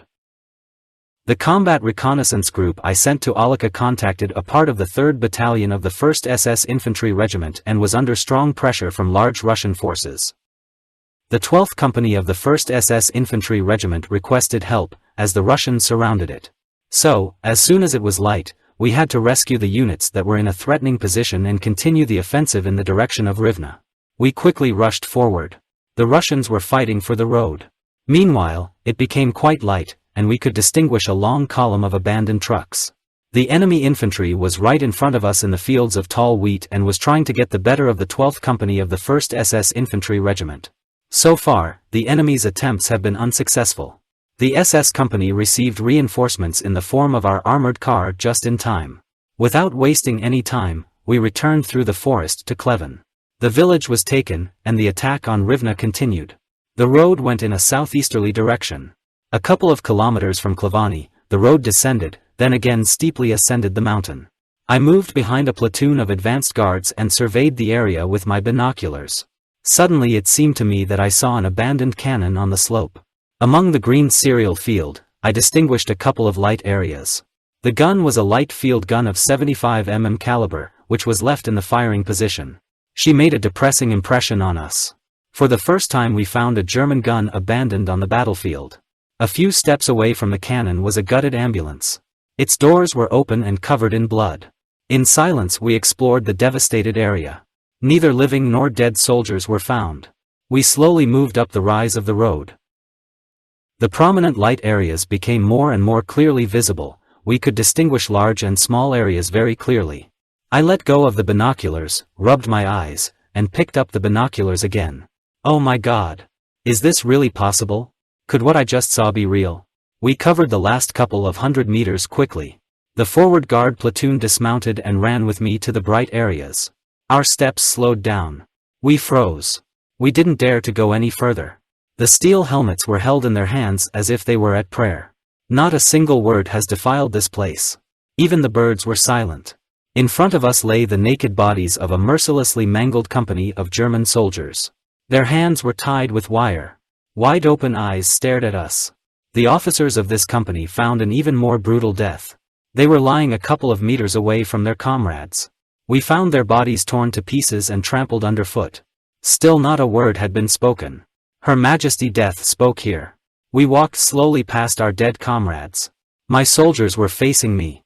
They expected me to give them an explanation or guidance on how to behave in Russia in the future. We looked at each other. I looked into the eyes of every soldier. Without saying a word, I turned around and we moved towards the unknown. Up until the 7th of July, we repelled Russian attacks north of Rivne again and again. The enemy suffered heavy losses, but our losses were minimal. At 2 o'clock in the afternoon we received orders to cover the flank of the 11th Panzer Division and conduct reconnaissance to the northeast in the Zhytomyr direction.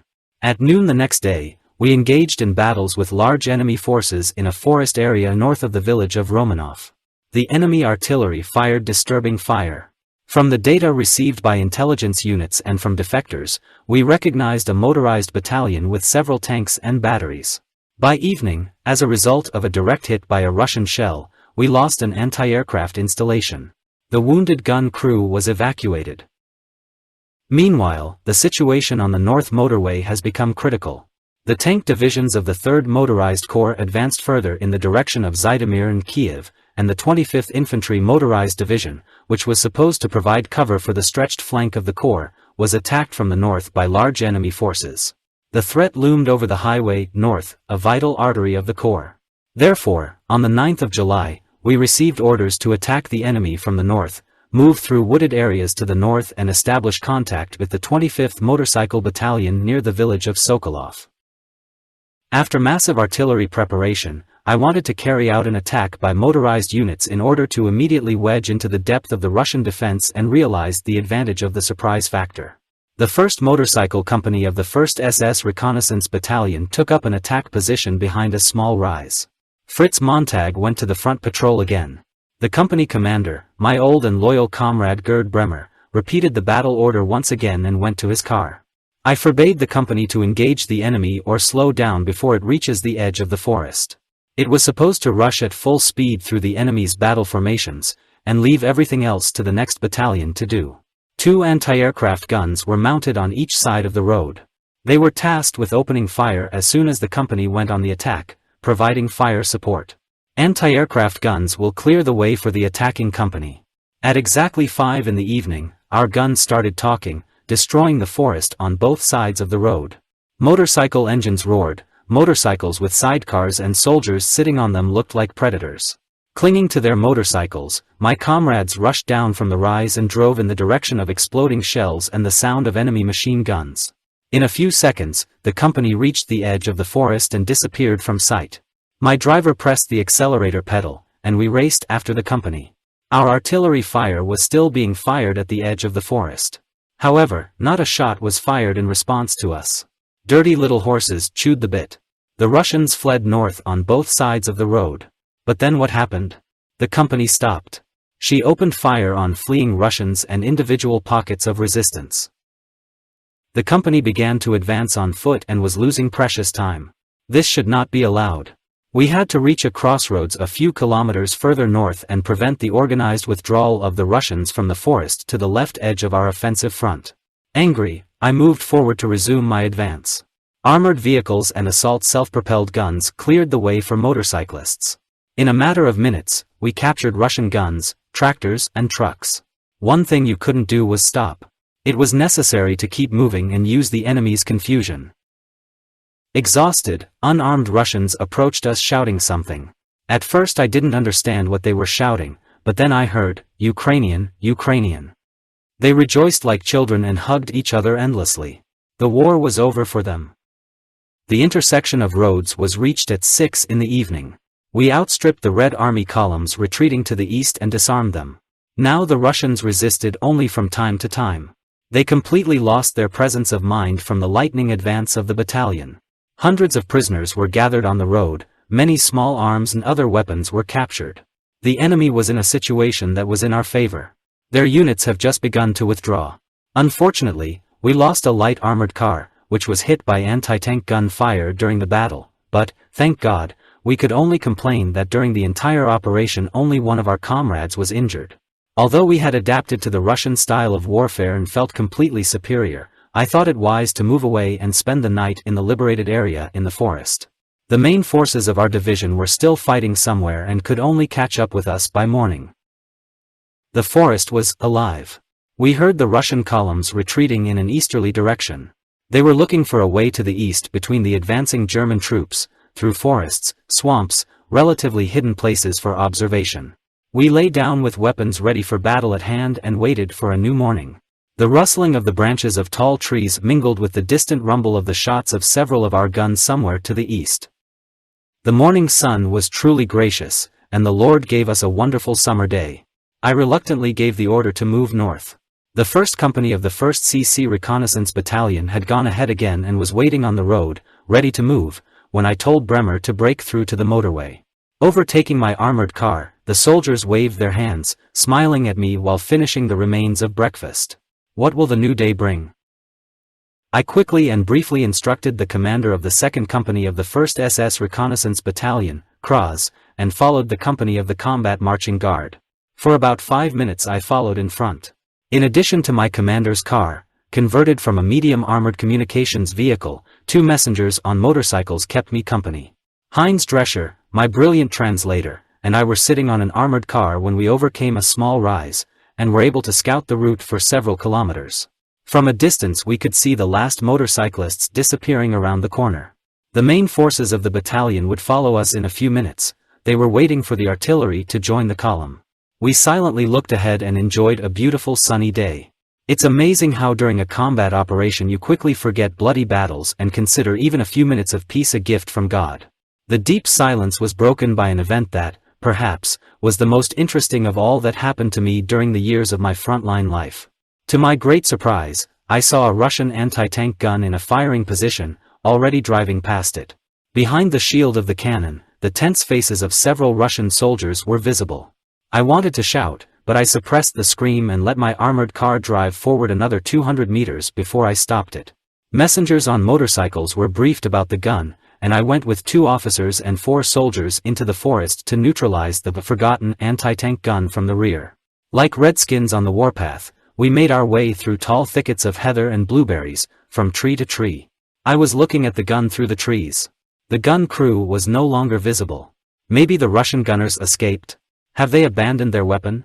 I was clutching my MP submachine gun tightly in my hands, with my finger on the trigger. 38. My eyes were still glued to the artillery position. I could hear Drescher breathing behind me and didn't dare turn around. Step by step we approached the cannon. Stop! Stop! Hands up! The Russians were looking at me, making funny grimaces. I was standing surrounded by a Russian company. All this time my comrades and I were making our way in the passage between 2 Russian platoons. My blood froze in my veins. A lot of rifles were pointed at us. Stunned, I looked at the people around me. Force didn't solve anything here anymore. In a muffled voice, I commanded my comrades, "Don't shoot." The trunks lowered. Athletic build, handsome officer was standing 10 meters away from me. I went to him. He, too, separated himself from his comrades and walked towards me.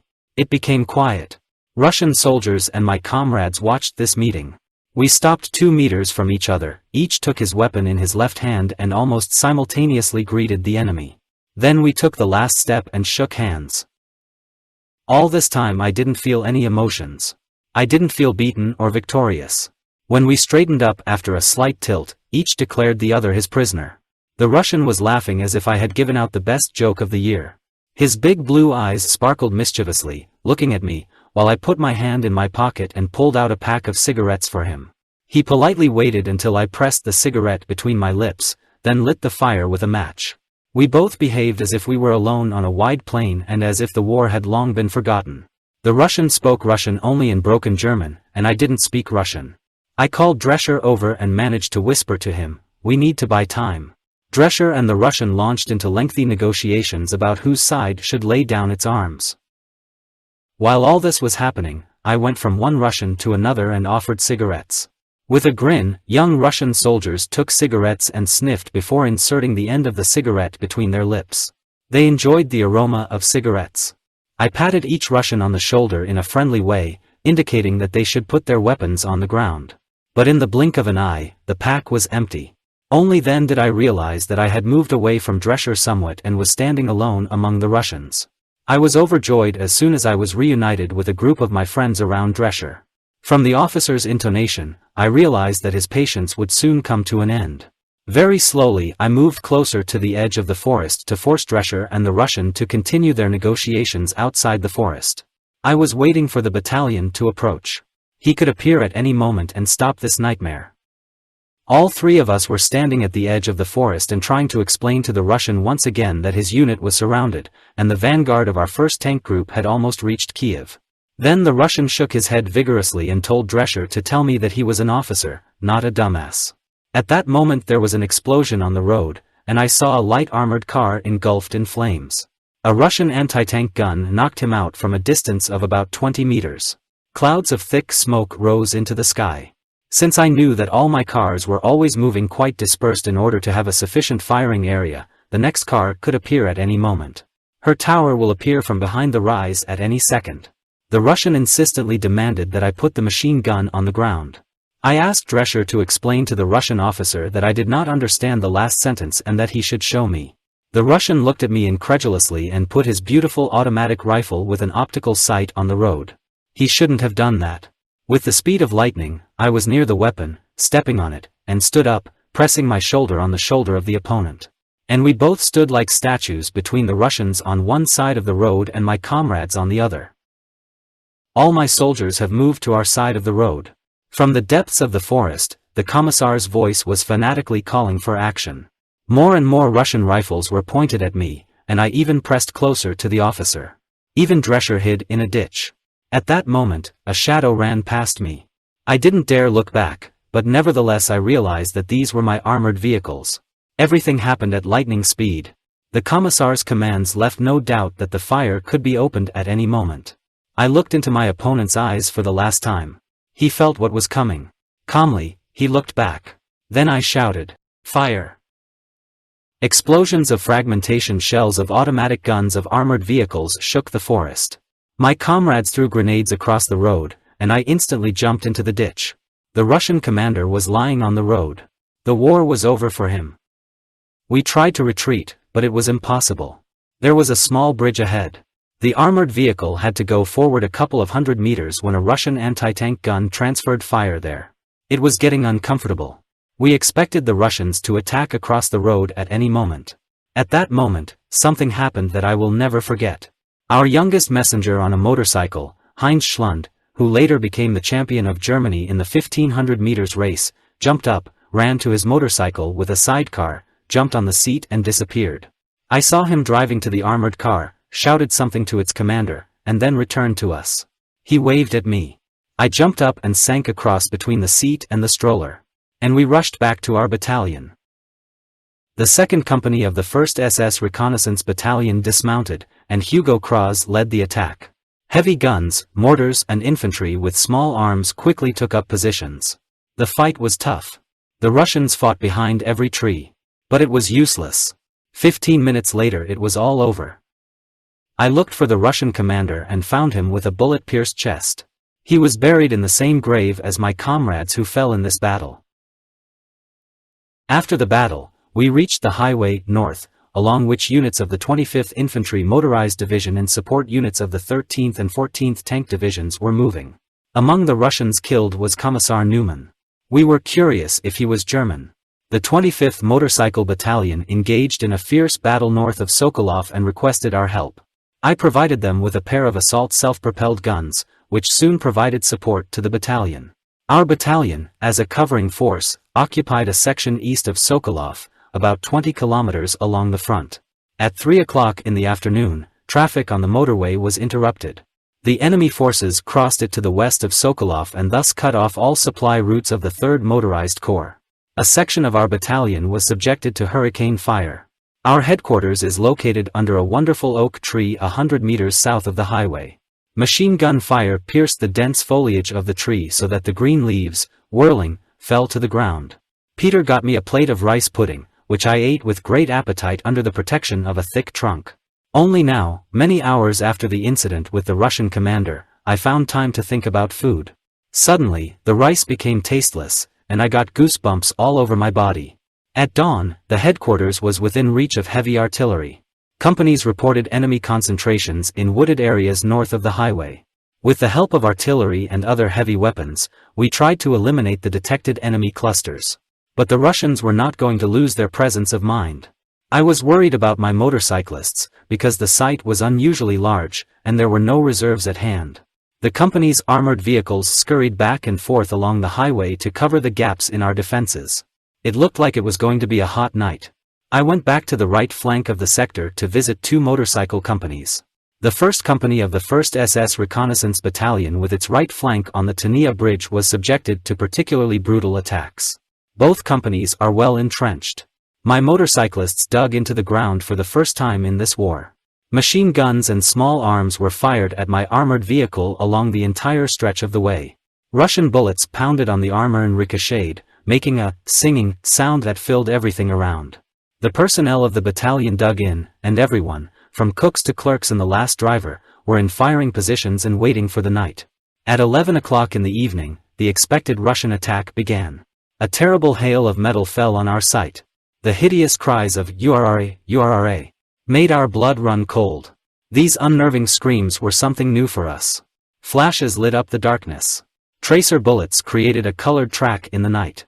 The Russians broke through to the motorway, and the attack was choked only as a result of the flanking fire of several armored vehicles. Another attack followed around midnight. Its main efforts were directed at the 1st Company of the 1st SS Reconnaissance Battalion. The Russians broke into her position and destroyed 2 machine gun nests, but were repulsed by sapper shovels and bayonets during hand-to-hand combat. The previous positions were recaptured.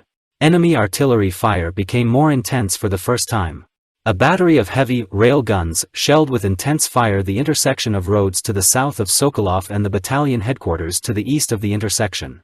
The motorcycle companies were running out of ammunition, and the motorcyclists were asking for urgent replenishment, but how do we deliver ammunition to the right flank? There were no ways to approach the right flank, and the motorway was the dividing line between the Russians and us. Only the road separated the enemy units leading the fighting from each other. I heard Krah's voice again in my headphones and saw a terrible firework on his plot to my right. The 1st SS Company and the mortars desperately needed ammunition. Shouts of "Hooray! Hurrah!" came from my right. It was the Russians attacking our headquarters.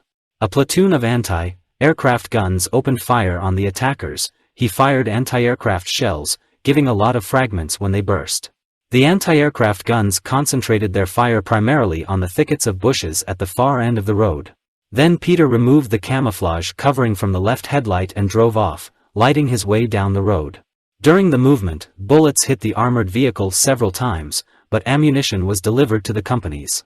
I asked for reinforcements in vain.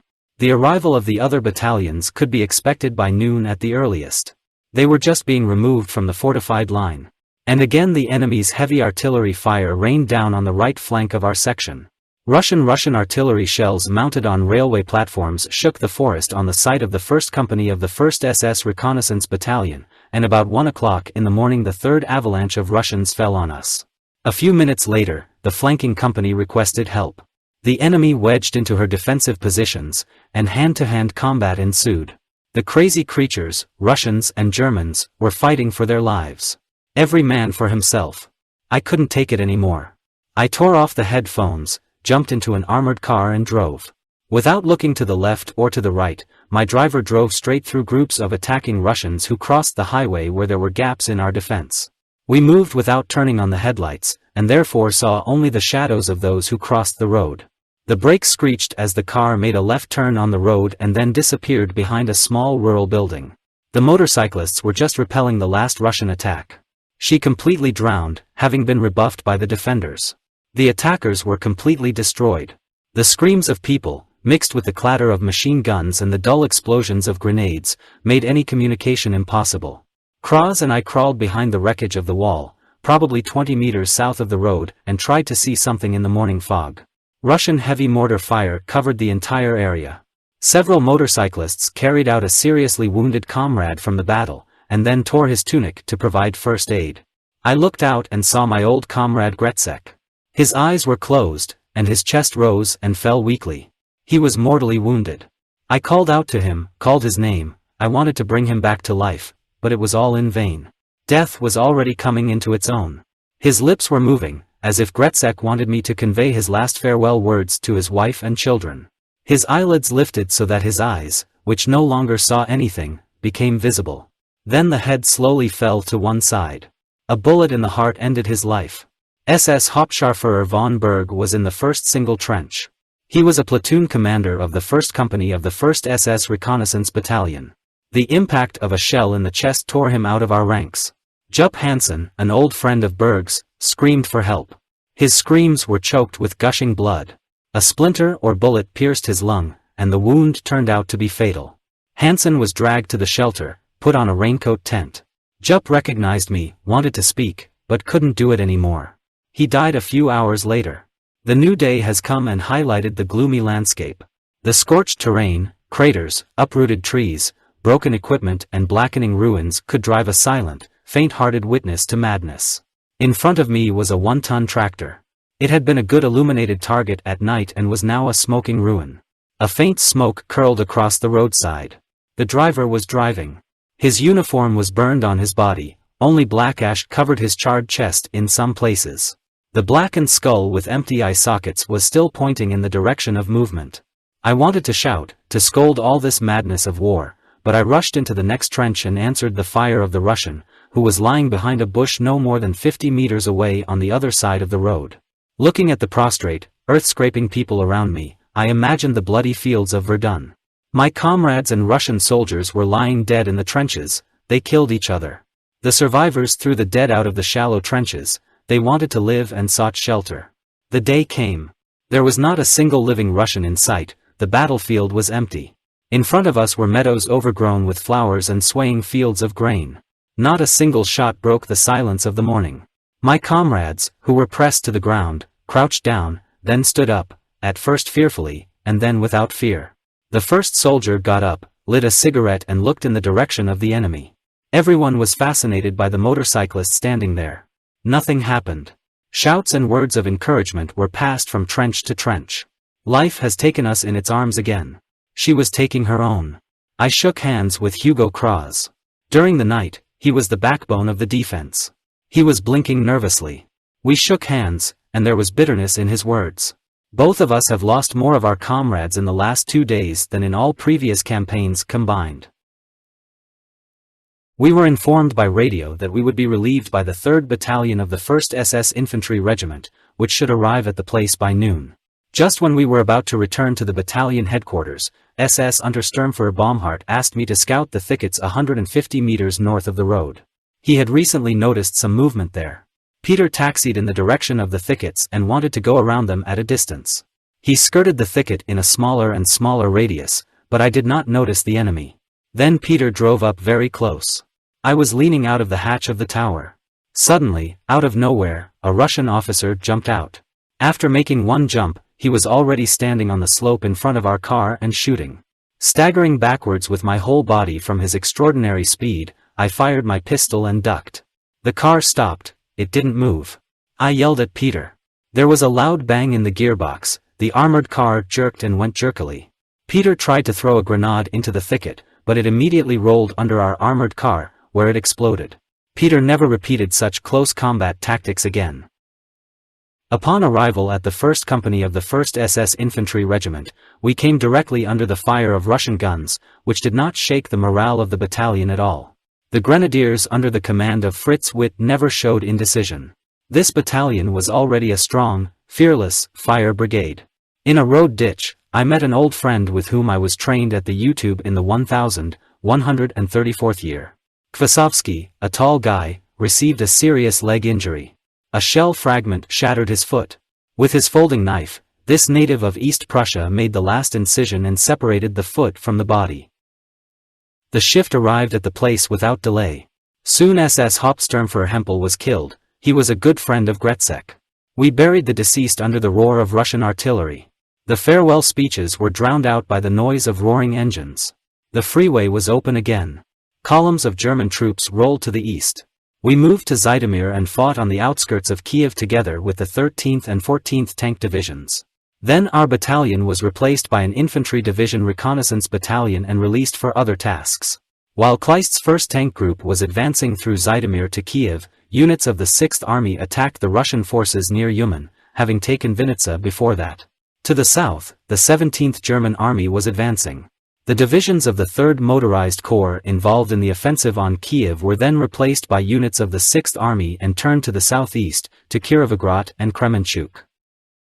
About 3 o'clock in the morning of the 30th of July, we stopped in the southern suburbs of Zybermanovka and covered the right flank of our division, which was attacked. By 5 o'clock in the morning we reached Leshinovka, which was defended by large enemy forces. The 2nd Company of the 1st SS Reconnaissance Battalion got bogged down in a swamp on the approach to the village and was pinned to the ground by heavy Russian artillery fire. The 1st Company of the 1st SS Reconnaissance Battalion was also under heavy fire.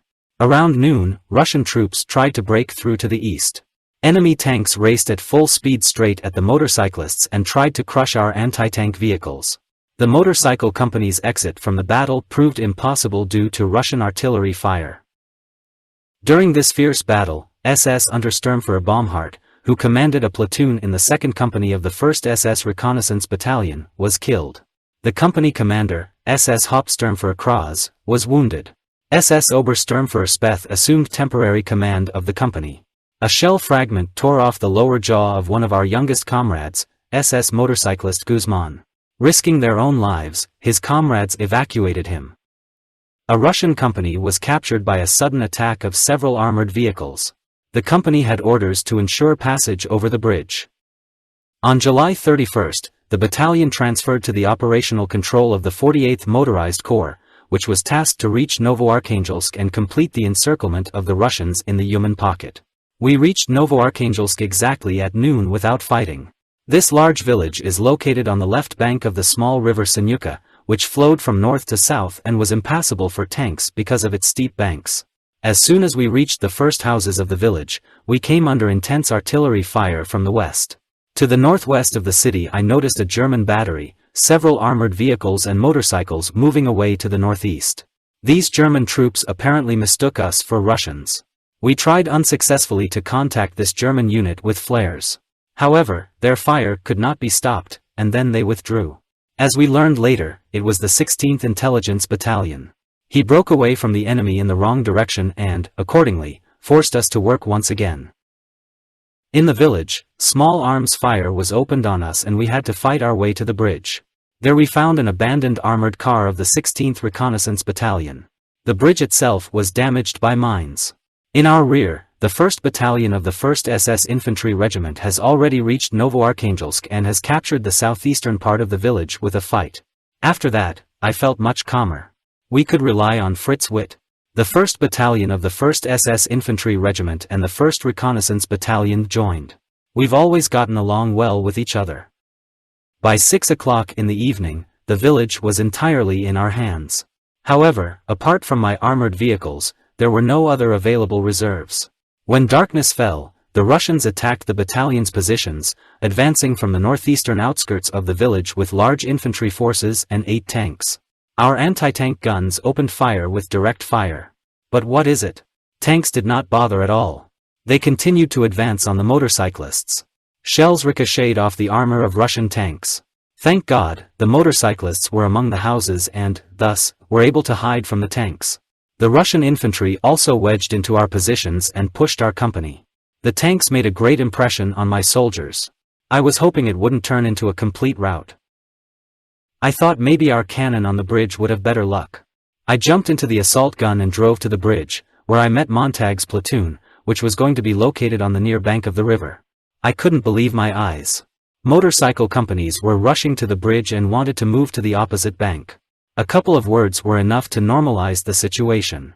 The companies turned around and pushed back the already infiltrated Russians. 4 Russian tanks fell victim to an assault cannon and 47 mm. An anti-tank gun. At 4 o'clock in the morning, a massive infantry attack followed, which choked under the fire of motorcyclists. Russian attacking troops penetrated into the village by a stream from the south. However, the bridge, which was guarded by my sappers, was not in danger.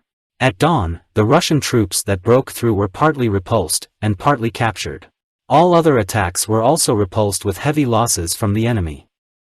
The encirclement ring in the cauldron under the Uman of the 6th and 12th armies of the Russians was shrinking more and more. From the 2nd of August, 6-barreled mortars and mortar batteries were used against them. From a small elevation I watched the movement of enemy troops. Several columns of Russians with various weapons disappeared into the woods 5 kilometers from the positions of the 1st Company of the 1st SS Reconnaissance Battalion. Obviously, the enemy wanted to attempt another breakthrough to the east at nightfall. Disturbing artillery fire rained down on the entire section of our battalion. More and more columns of Russian troops disappeared into the forest. Slender trees hid thousands of people. Infantry, cavalry and artillery sought shelter from observers in the shade of trees. Didn't they realize that we could monitor all their movements? Russian officers were leading their soldiers and themselves to death. These concentrated forces cannot be allowed to attack, they must be defeated before that. Otherwise we will not be able to stand up to these masses in the dark, they will crush us and break through like water through a sluice gate. And a hole is formed in the human cauldron. All the heavy weapons of the battalion, a unit of 6-barreled mortars and a battery of mortars were used to carry out a combat mission, to cover a forest area with concentrated fire. I reserved the right to personally give the order to open fire. By this time, 6-barreled mortars remained an unknown weapon for us. We had no idea about its effectiveness. The hands of the clock were counting down the time. I waited patiently for the most favorable moment. The flow of Russian soldiers has not dried up yet. The cauldron was overflowing so much that a protrusion was already beginning to form out of it. The critical moment has come, there were signs of the coming night. The outlines of the trees became barely distinguishable. Everyone was tensely waiting for the order to open fire. Fire! And hell broke loose. There was a terrible howl above us. It was the smoke plumes of rocket mines that described an arc over our head and disappeared between the dark trees. These mines continuously whistled at the enemy and exploded, bringing death and destruction. Shells of heavy mortars roared through the air, adding sounds to the hissing of rocket mines. The forest literally split in half, like an ant heap under the foot of a prehistoric monster. People and animals fought for their lives, but still ran towards death. Galloping horses like mad raced away along with carts and guns, died under the fire of machine guns and automatic guns of our armored vehicles. The waning sun was sinking below the horizon over this field of death. People died or became crippled. The final fatal blow awaited the animals. Thousands of people surrendered. I didn't want to see or hear anything anymore. Such carnage disgusted me. Russian and German doctors perceived human torment with great pain. We saw Russian women in uniform for the first time. I admired their behavior. They often behaved with more dignity than men. To alleviate the suffering of the wounded, female medical instructors worked all night long. After midnight, a real hell opened up. The cry of "parachutists" echoed through the positions. And indeed, I saw large 4-engine transport planes above us, and then we heard the rustle of parachutes. Parachutes were descending to the ground all around us. The situation was extremely serious. We had no reserves. We were waiting for the parachutists descending with rifles and machine guns at the ready, but nothing happened. A few minutes later, the first report arrived and the first parachute was delivered.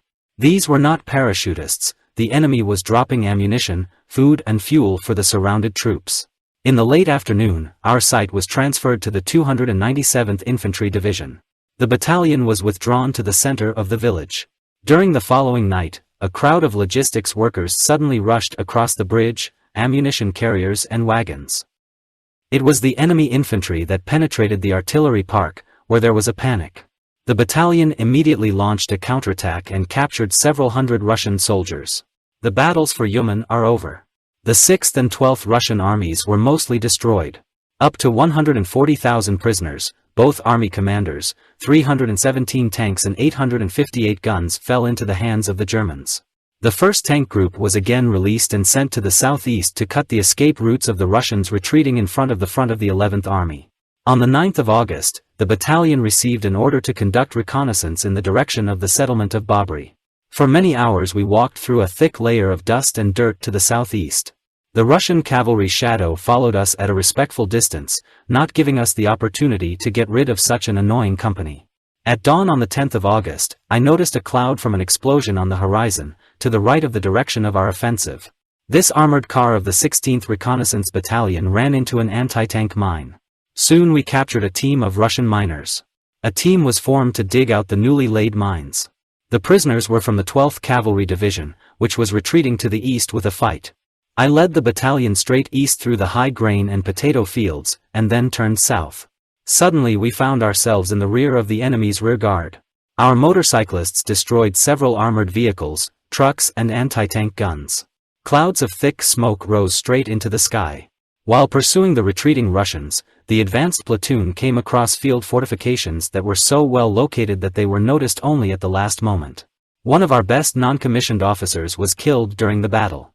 The always cheerful Buby Buros died when he was at the head of his platoon. The platoon commander, SS Untersturmführer Warzenek, was wounded. The purpose of the offensive of the 16th Tank Division was the port of Nikolaev. We were tasked with covering the division's left flank from possible attacks from the east. General Hube led his division through Ingol, and then advanced along the eastern bank of the river to the south. By doing this, he cut off the escape route to the east for many Russian units. Having reached the bridge at Kiryanovka, our battalion came under heavy artillery fire from the southwest. This meant that the enemy was in our rear and was trying to prevent us from forcing Ingol. But this fire did not prevent us from fulfilling our task. Increasing the intervals, the cars raced across the bridge. There were no losses in manpower or equipment. The 16th Tank Division was rapidly advancing through the retreating Russian troops and went out with its vanguard on the approaches to Nikolaev. We also continuously advanced, cutting off the retreating Russian units, and reached the village of Zaslai, which stretched far along the road to Novopoltavka. During the 5-day offensive, we got into critical situations many times, withstood many battles with the retreating units of the Russian army. We are used to not being afraid of the enemy, but, of course, we have already begun to respect the endless Russian spaces.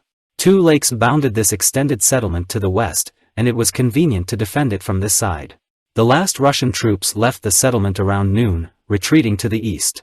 They belonged to the 162nd Rifle and 5th Cavalry Divisions.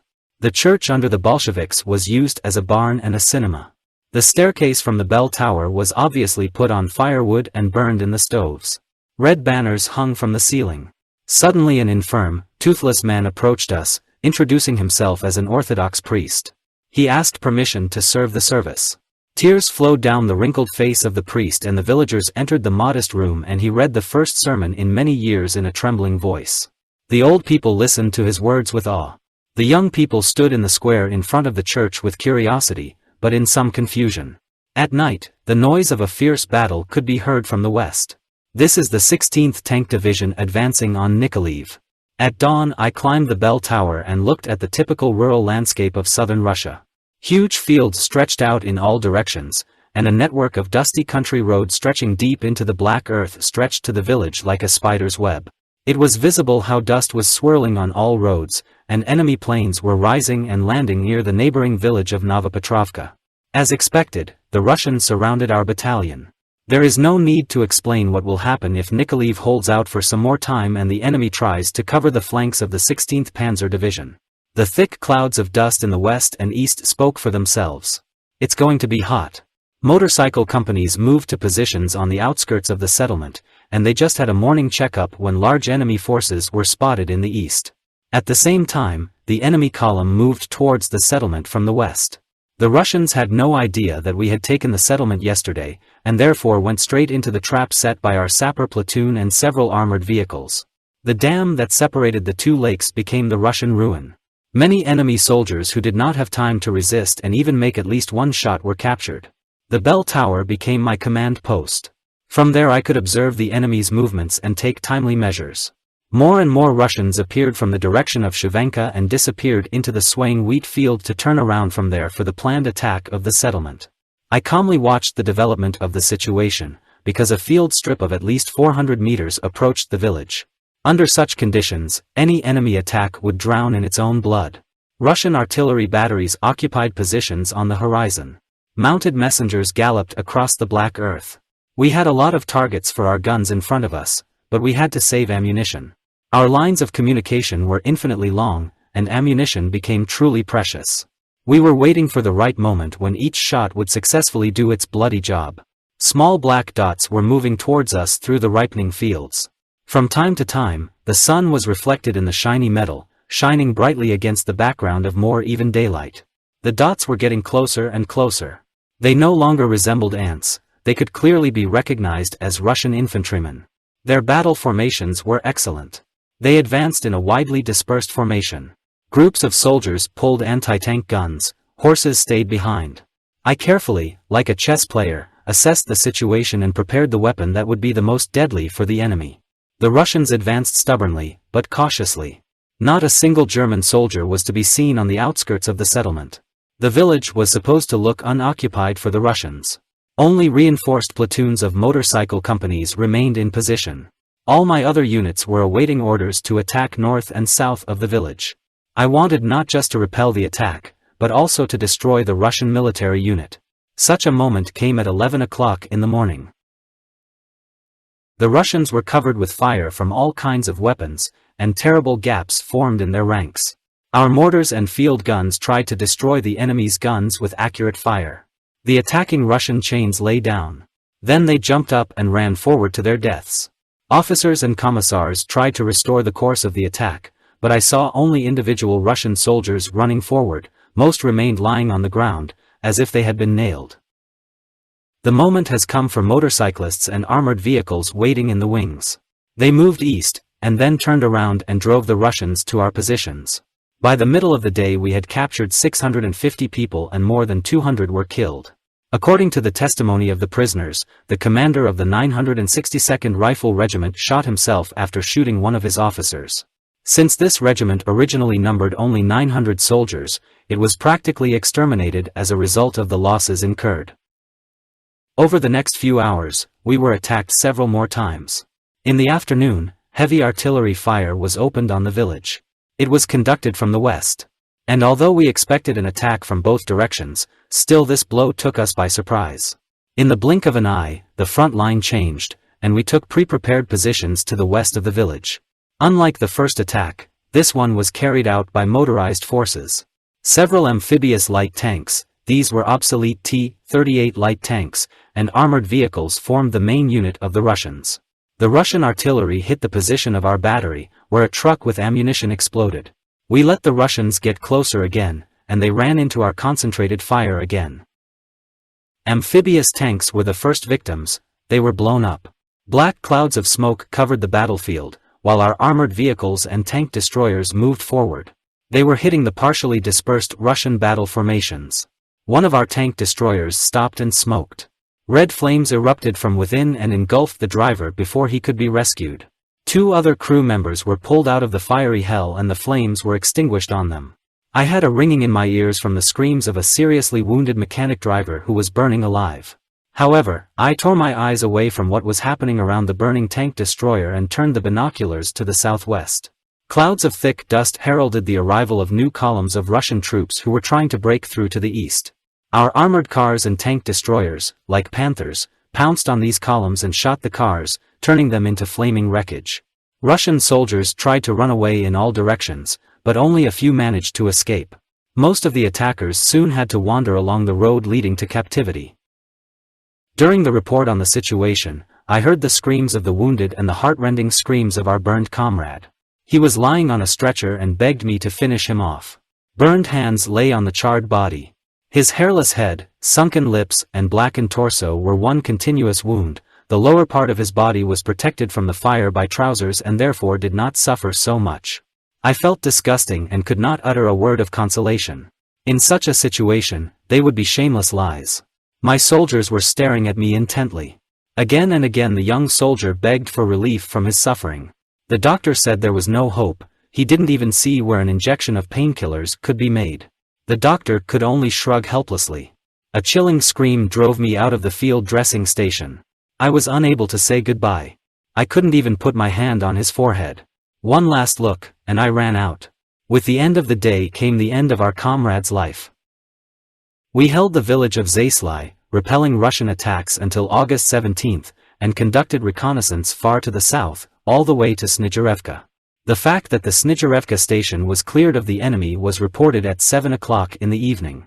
SS Untersturmführer Tied's armored car was hit by a shell from an anti-tank gun.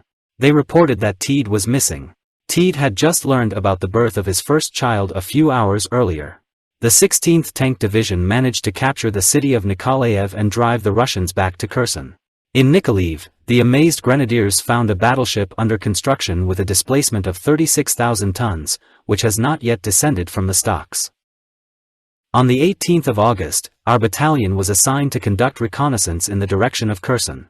This city developed especially rapidly from the end of the 19th century and in the 30s of the 20th century. However, on our maps it was designated as a squalid village. Long before dawn we moved south. A few hours later, the shining red face of the sun rose over the Dnieper and warmed the frozen joints. Clouds of dust curled after us as we moved forward rapidly. A group of motorcyclists, covered by 2 armored vehicles, followed in front. The rest of the 1st platoon and my commander's armored car followed them. The commander of the vanguard was SS Hauptsturmführer Erich, on whom I could rely. After a short time we came across a Russian column that was looking for a ford. We disarmed her and sent her in the direction of the settlement. Russian trucks were taken as trophies, and they joined our column.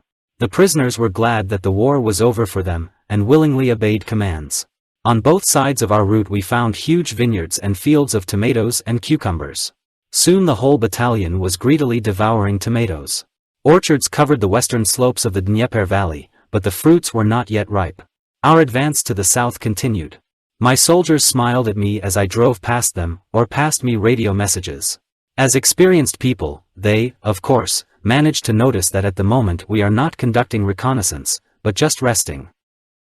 In the reports to the Wehrmacht, such actions were designated as a sudden strike, but this sudden strike was far from the brainchild of an impulse or the idea of some reckless commander. No.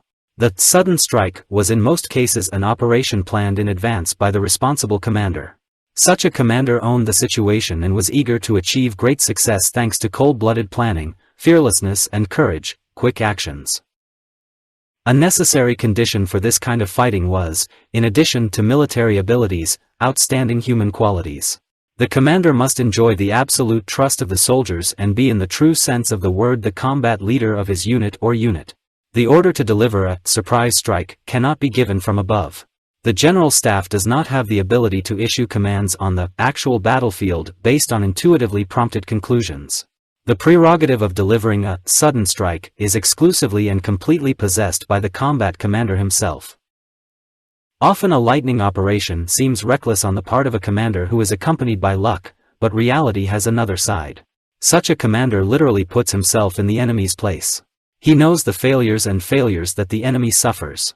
He is familiar with the physical and mental stress that the opponent is experiencing. He knows his strengths and weaknesses well. He does not rely on intelligence reports from higher authorities. They give only the general situation and the balance of forces in the current operation, and not one iota more. The combat commander develops his own assessment of the situation. From thousands of scraps of information, he develops an idea of the enemy. He can read the operational situation on the ground like a book. The deeply hidden instincts of a hunter and a warrior are awakened in him. Such a commander sees and feels the enemy. The prisoners' faces reveal more to him than the pages of interrogations. A combat commander is not only a superior officer, but a person who leads by example. His will is the will of his soldiers. He draws his strength from his grenadiers, who believe in him and will follow him even to hell. The outlines of Kherson could already be discerned on the horizon. Grain elevators towered over the Dnieper. The western district of the city was replete with tall chimneys of factories. Shady, inviting trees towered in front of us. The scorching sun burned us. We dreamed of water and shade in the city. A few kilometers from Kherson, I stood on an armored car for a long time and examined the city spread out before my eyes. Along the Dnieper, which flowed here from east to west, there was a lively movement of ships. Gunboats scurried back and forth. Large steam ferries lazily pulled to the far shore, freed themselves from their cargo there and returned to Kherson. The city seemed to be at hand. He seduced, he beckoned, and seemed to laugh at my indecision. The company officers looked at me expectantly. It was evident from the gunner's face that he had already determined the positions from which the battalion's offensive would be supported by fire. At this time, my soldiers were again sitting in tomato fields and happily eating wonderful fruits. I envied their carelessness. I lit another cigarette, blowing smoke into the trembling air. I felt absolutely confident in myself, and I had no misgivings that a huge city could swallow us up. My decision was firm. The city had to fall under a sudden blow.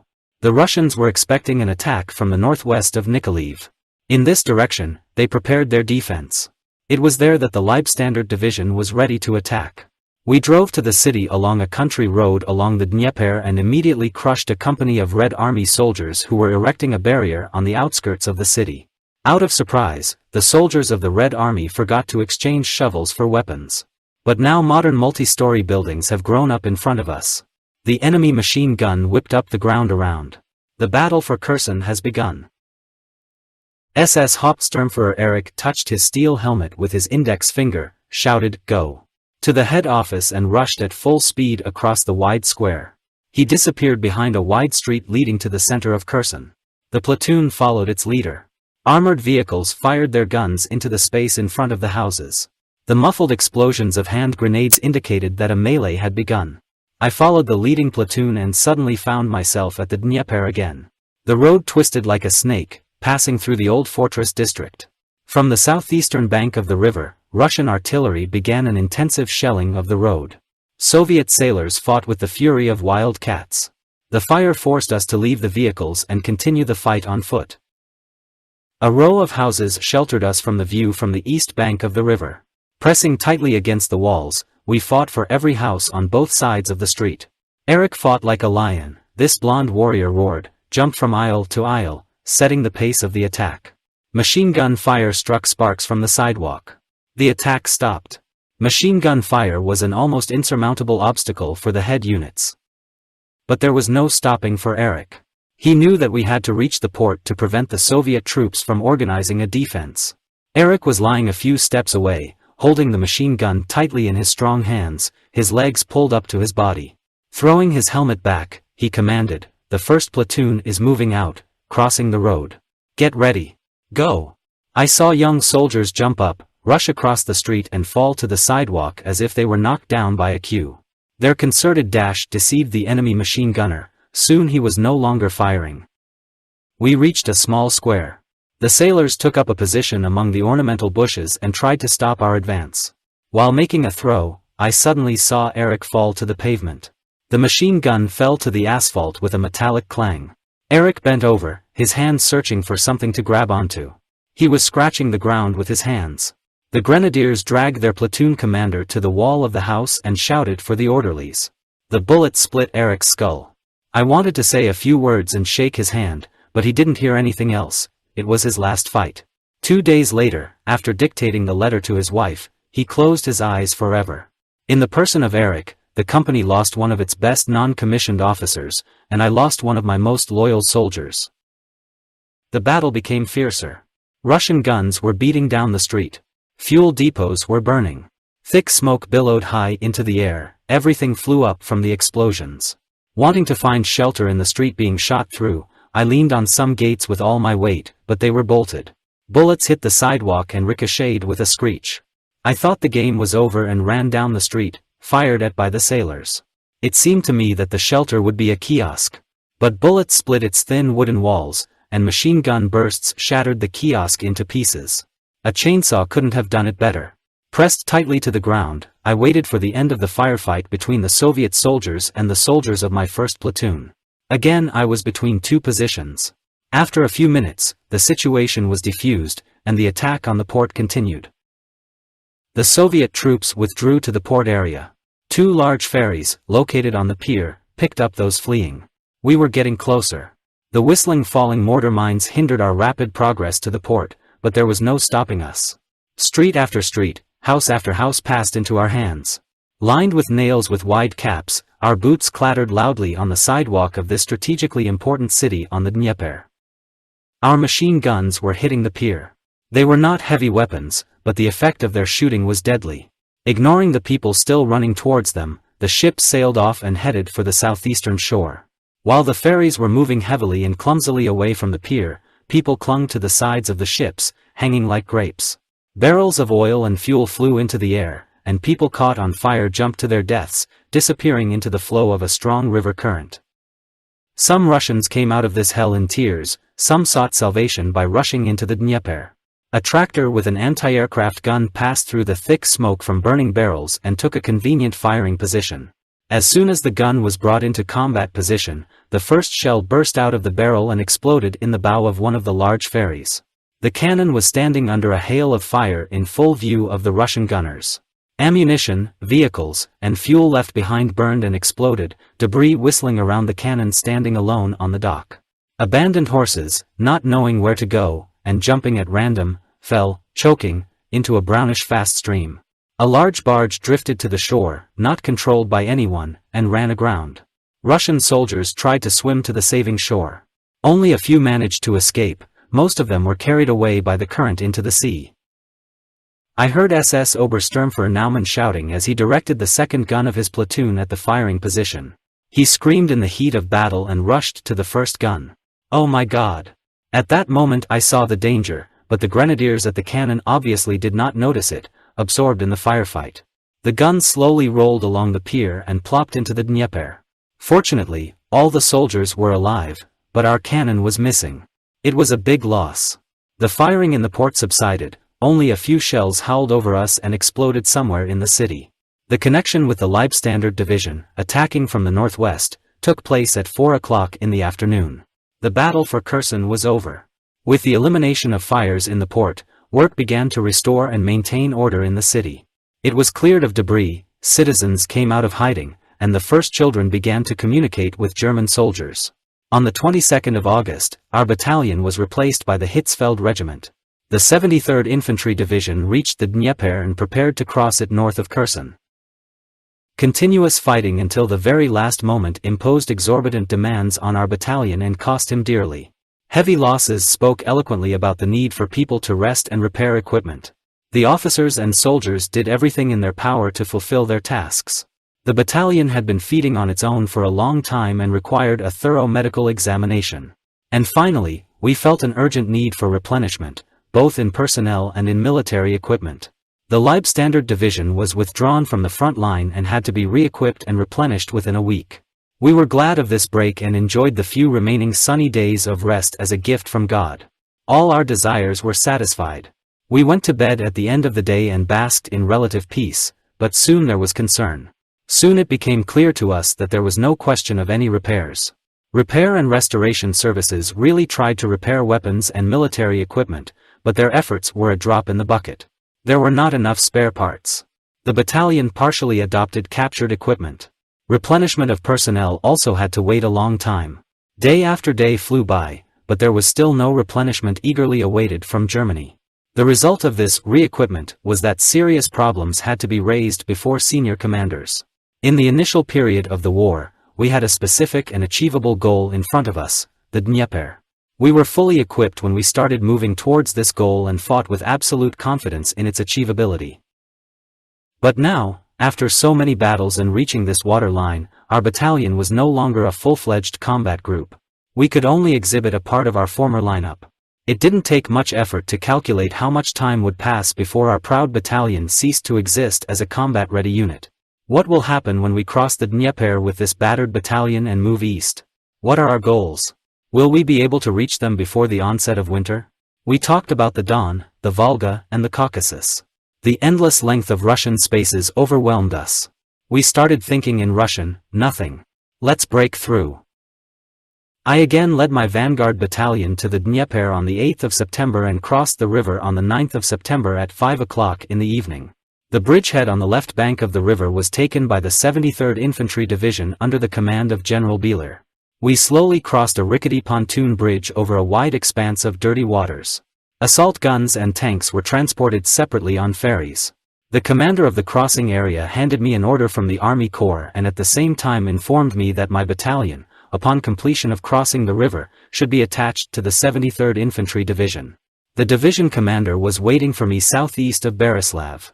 Accompanied by 2 messengers on motorcycles, I drove slowly to the command post.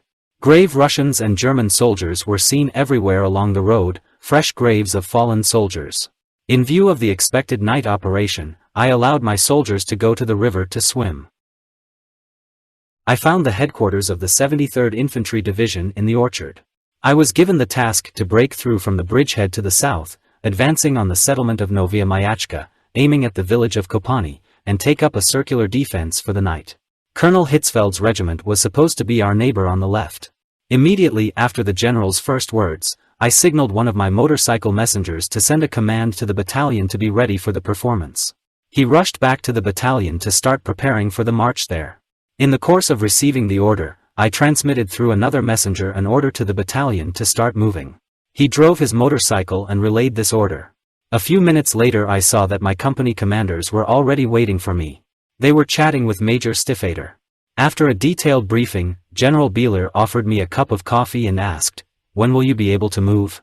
He followed my gaze with amazement, and I pointed to the waiting company commanders, the approaching dust cloud and replied, "Mr. General, the battalion is on its way." I'll never forget his dumbfounded look.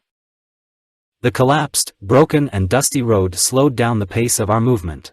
Soon we left behind the last outposts of the 73rd Infantry Division and moved in the dark. Bremer was ahead. Slowly and cautiously moving forward, we rolled into the night, engines rumbling dully. Pitch darkness enveloped us. At 9 o'clock in the evening, 4 kilometers north of the new lighthouse, we entered into combat contact with the enemy. We caught the Russian military guard by surprise and captured without a fight. The Soviet soldiers gave the impression of completely exhausted people and readily provided us with the necessary information. According to their testimony, the village of Novaya Mayachka was held by significant forces. After 8 days of rest, I felt some self-doubt. I didn't have a clear idea of the enemy. We found ourselves in a situation in which we felt like strangers, and for this reason we moved forward uncertainly. I was waiting for a new day to come. Bright morning light will give us the necessary security. The dense defensive formation, Porcupine, made up our fortress. I was sitting in a radio communication car and talking to a captured commander of the Red Army about what kind of actions his superiors could take. Perekop and the Tatar Moat. This is an ancient moat that crosses the entire Perekop Isthmus, up to 15 meters deep. All slipped through the conversation again and again. The prisoner was convinced that the Tatar Moat was prepared for defense. The night was quiet, not a shot was fired. This calmness was ghostly. A couple of shots would have revealed where the enemy was. In the meantime, we felt as if we were completely surrounded by Soviet troops. Dew settled on the dry surface of the leaves when the first faint rays of the sun heralded the arrival of a new day. I was tense and nervous when I tried to see the new beacon through the barely dawning dawn. The outlines of the town slowly emerged from the surrounding darkness. The motorcyclists got on their motorcycles and waited for the order to attack. At 4 o'clock in the morning, peace and quiet came to an end. Hitzfeld's regiment attacked the new lighthouse from the north. The noise of the battle filled the air and relieved fatigue like a hand. The infantrymen of the 73rd Infantry Division were moving forward in the still weak morning light. All the Russian artillery shells sweeping away in their path could not stop the people who were relentlessly making their way to the city. In the fading morning twilight, we were able to see the enemy's fortification system. It was well adapted to the terrain west of the city and was built to glory, as always happens with Russians. They were masters in the construction of field defensive positions. The attacking 73rd Infantry Division occupied more and more new terrain, and it was time to attack the fortification system itself. Our battalion prepared to attack behind a wide hedge of a forest belt. The Soviet troops had not noticed us yet, and their artillery was making every effort to suppress the attack of the 73rd Infantry Division. We had to cover 2 kilometers to get to the enemy's positions, and there were no shelters on the ground. There was no wooded area to be seen anywhere, except for our forest belt. In front of us lay the steppe of northern Tavria, smooth as a board, with hard, cracked soil and with steppe grass growing in some places. I, along with the commander of the 1st Company of the 1st SS Reconnaissance Battalion, observed the movement on the defensive positions of the Russians and realized that the enemy would be completely defeated by the rapid attack of my battalion. Moreover, our attack will also contribute to the division's offensive. I was thinking about which attacking unit would cover the no-man's land without losses with the maximum possible speed.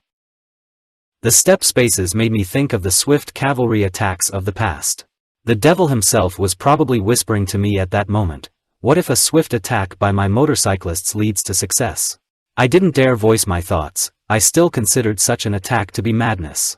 And yet, while common sense and intuition were fighting among themselves for the final decision, in my mind I already saw my motorcyclists rushing like devils on roaring motorcycles across the steppe and wedging into enemy positions.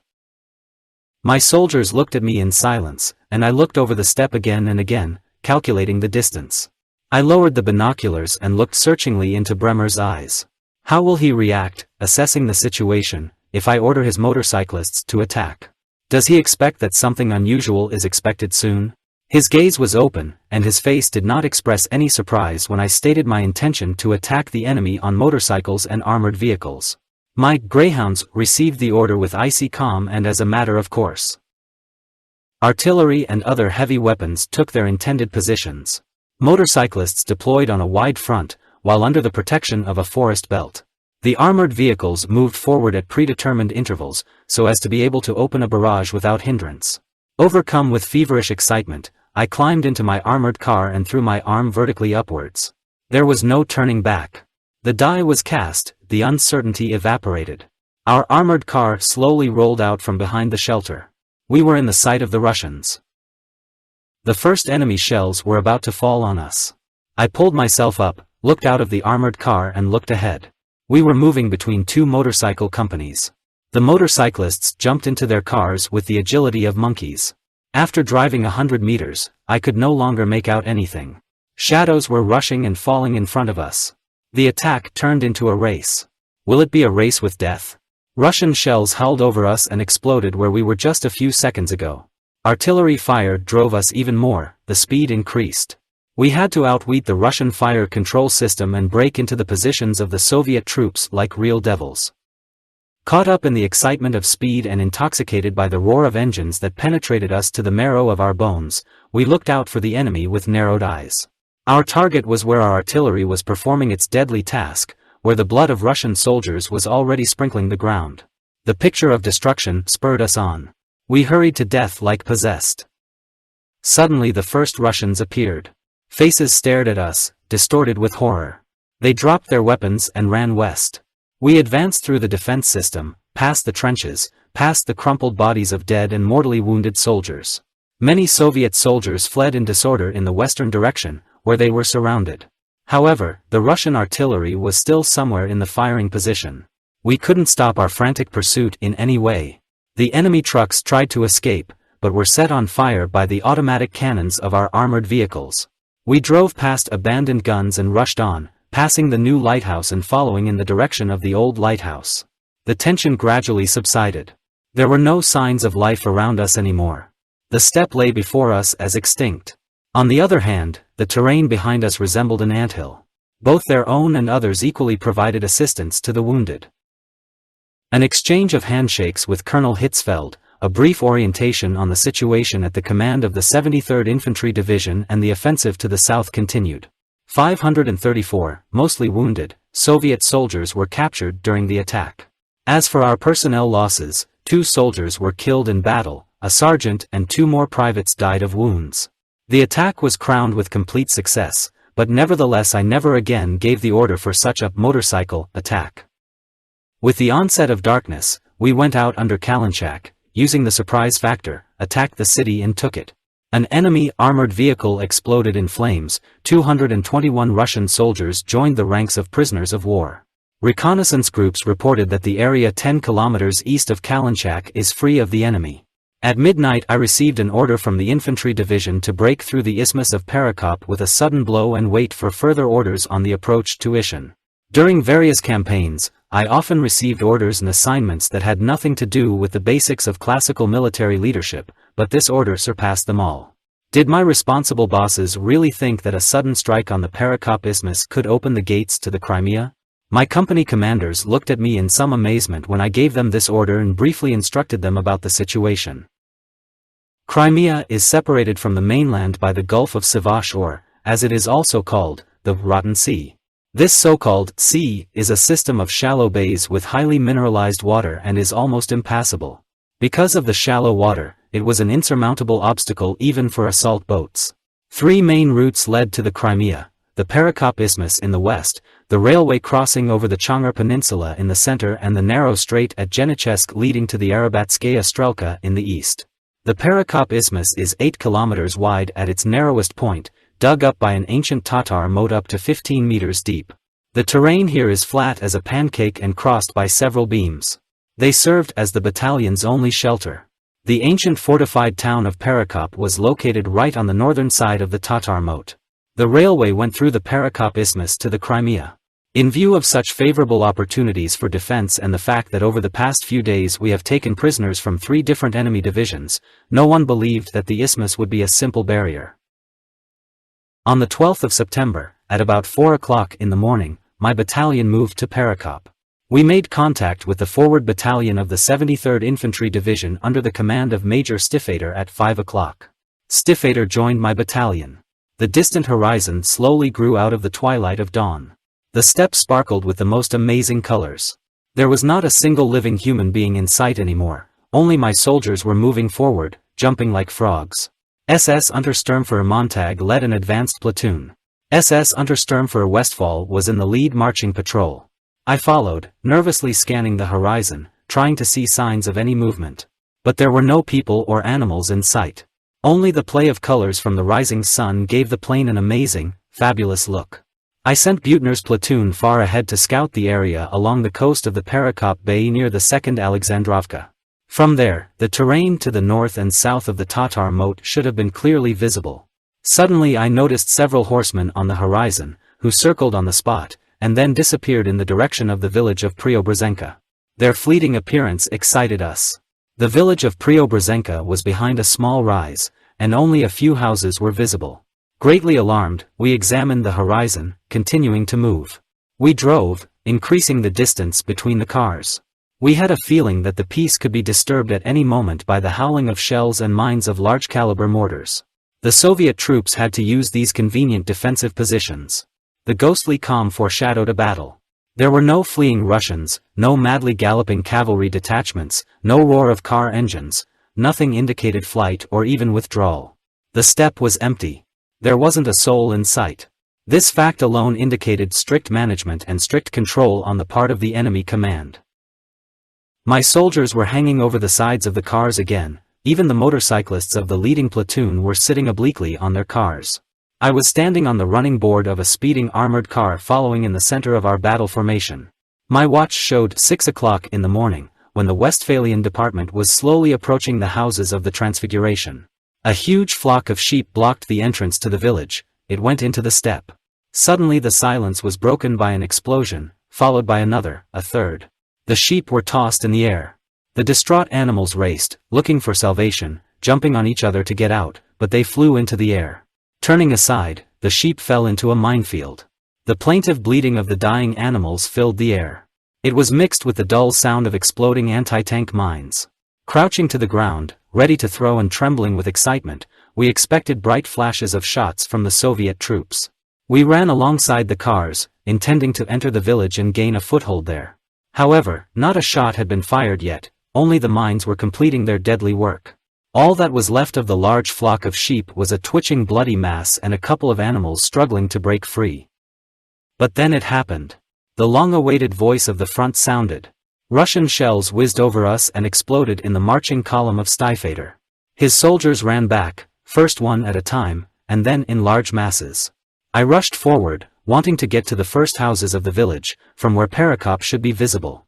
After a few jumps, I dived into the dust of the road under a hail of fragments of exploding shells. The dark monster moved up a slight rise and shot straight at us. Just a few hundred meters ahead of us was a fire-breathing dragon, sowing death and devastation in our ranks. An armored train stood in the way of the battalion, bristling with the muzzles of guns. I gave a conditional sign, which meant that it was necessary to move away.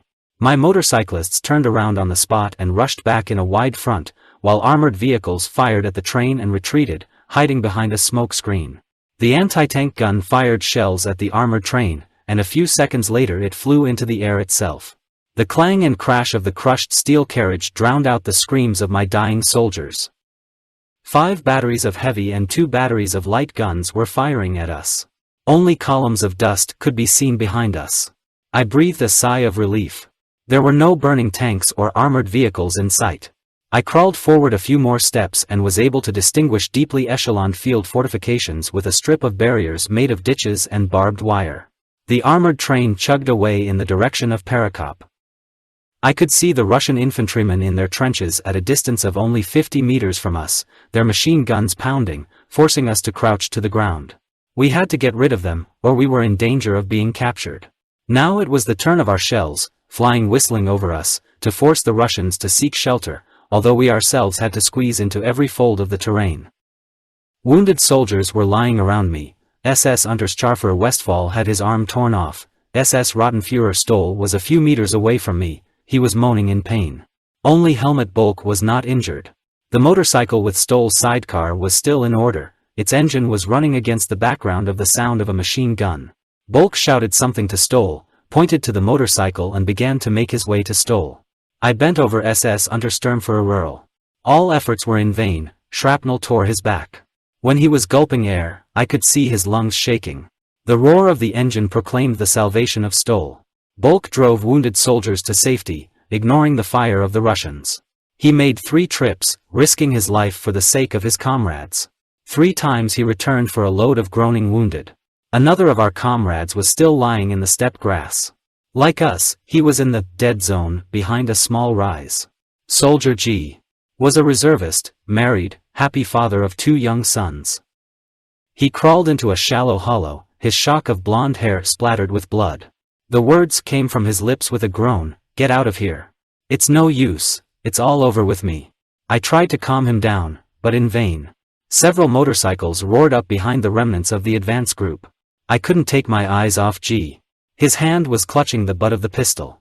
He slowly raised the weapon, pulled the trigger, twitched his whole body and lay still. Horrified motorcyclists threw him on one of the motorcycles. We were lucky, we all reached the battalion's positions, despite the fire of Russian artillery and infantry. With a tremor in my voice, I told Dr. Guttering what had happened to our comrade G.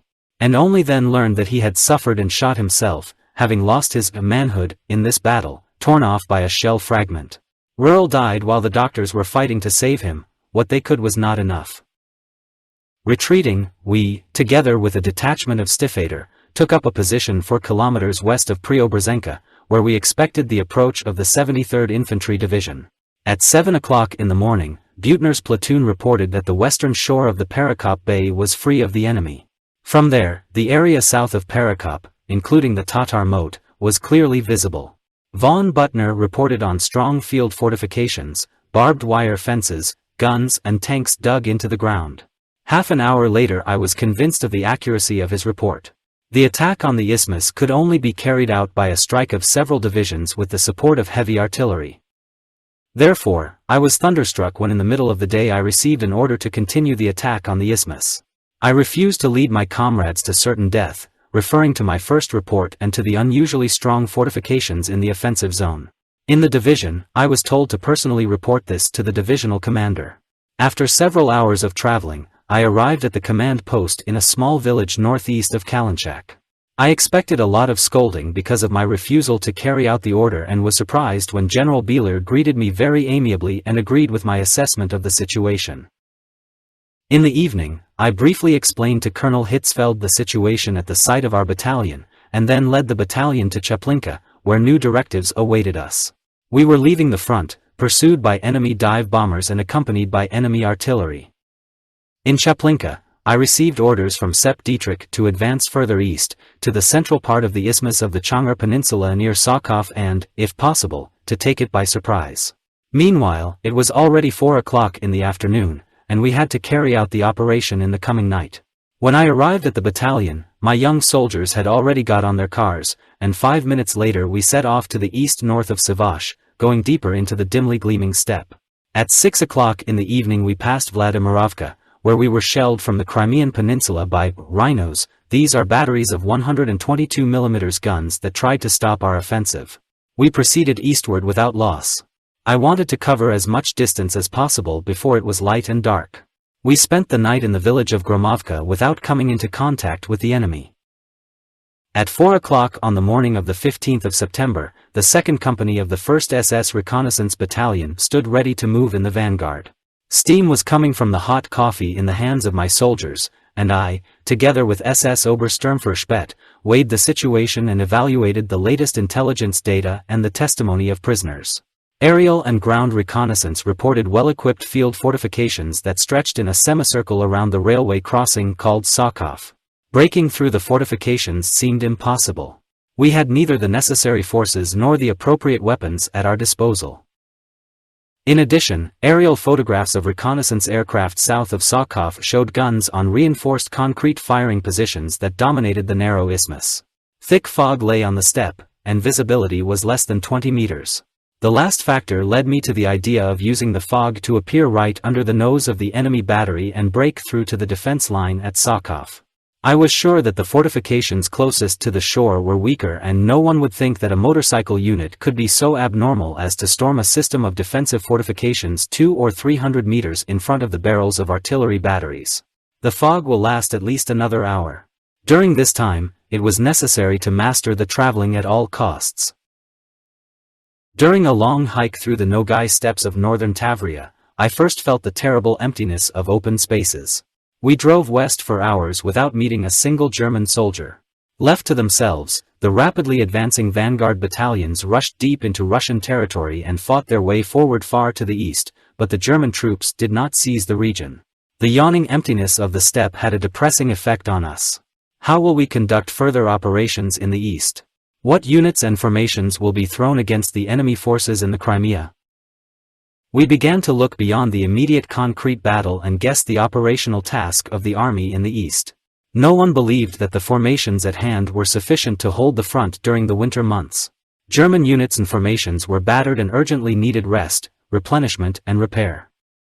We were attached to the 54th Army Corps, and after the brave 73rd Infantry Division managed to take Perekop by storm on September 26 and overcome the Tatar moat, we had to quickly cross the isthmus and wedge into the retreating enemy formations. The battalion stood ready for the operation by the end of the day, 4 kilometers northwest of the Perekop Bay. A battle ensued, characterized by extraordinary intensity and ferocity on both sides, and only on September 27 the battalion of the 72nd Infantry Regiment was able to break into Armyansk. However, on the 28th of September there were no conditions for the use of motorized units. The Soviet troops counterattacked again and again with large forces supported by tanks. At 4 o'clock in the morning, the battalion was attached to the 46th Infantry Division and moved to a position 3 kilometers northwest of Perekop. Located north of the Tatar moat, our battalion was withdrawn at 9 o'clock in the morning. Since there was no possibility of fighting in the operational area of the 46th Infantry Division, at 11 o'clock the battalion returned to the command of the Leibstandarte. The Soviet defensive positions on the isthmus south of Perekop were crushed only after 10 days of heavy fighting. It was not possible to break through the isthmus until the 28th of September. After that, the road to the Crimea was opened. On September 29th, the pursuit of the defeated Soviet troops began, culminating in the last assault on Sevastopol on June 29, July 4, 1942.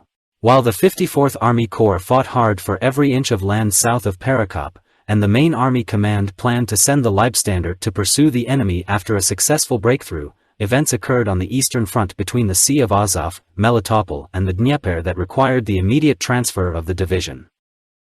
The Russians strengthened the front line here and, following the arrival of 2 new armies, the 18th and 9th, launched an offensive against the positions of the 30th Army Corps and the 3rd Romanian Army, with a total of 12 divisions. Their attack on the positions of the 30th Army Corps choked due to the stubborn resistance provided by the German troops, but to the north, in the sector of the 3rd Romanian Army, the 4th Romanian Mountain Brigade was crushed, 2 other mountain brigades suffered heavy losses, and a 15-kilometer gap was punched in the army front. Because of this change in the situation, on the 29th of September, we were pushed back to the north and we, along with our other units, were tasked with attacking and destroying the enemy in the area of their breakthrough of the Romanian defense line. In cooperation with units of the 49th German Mountain Corps, the gap in the defense of the 3rd Romanian Army was eliminated, and the Soviet troops suffered heavy losses. Russian Army's unexpected appearance near Melitopol undoubtedly caused the German High Command to go through many hours of fear, but because of the way the Russians conducted the operation, they provided Army Group South with a unique opportunity. As a result of massive, costly attacks aimed at disrupting the German offensive on the Crimea, the Russians did not have enough reserves to prevent the breakthrough of von Kleist's 1st Panzer Group from the Dnieper bridgeheads. Von Kleist's 1st Panzer Group launched an offensive to the southeast on October 1, threatening to interrupt the lines of communication of both Russian armies and, together with the 30th Army Corps and the 3rd Romanian Army, destroy them. The pursuit of retreating Russian troops north of the Sea of Azov began.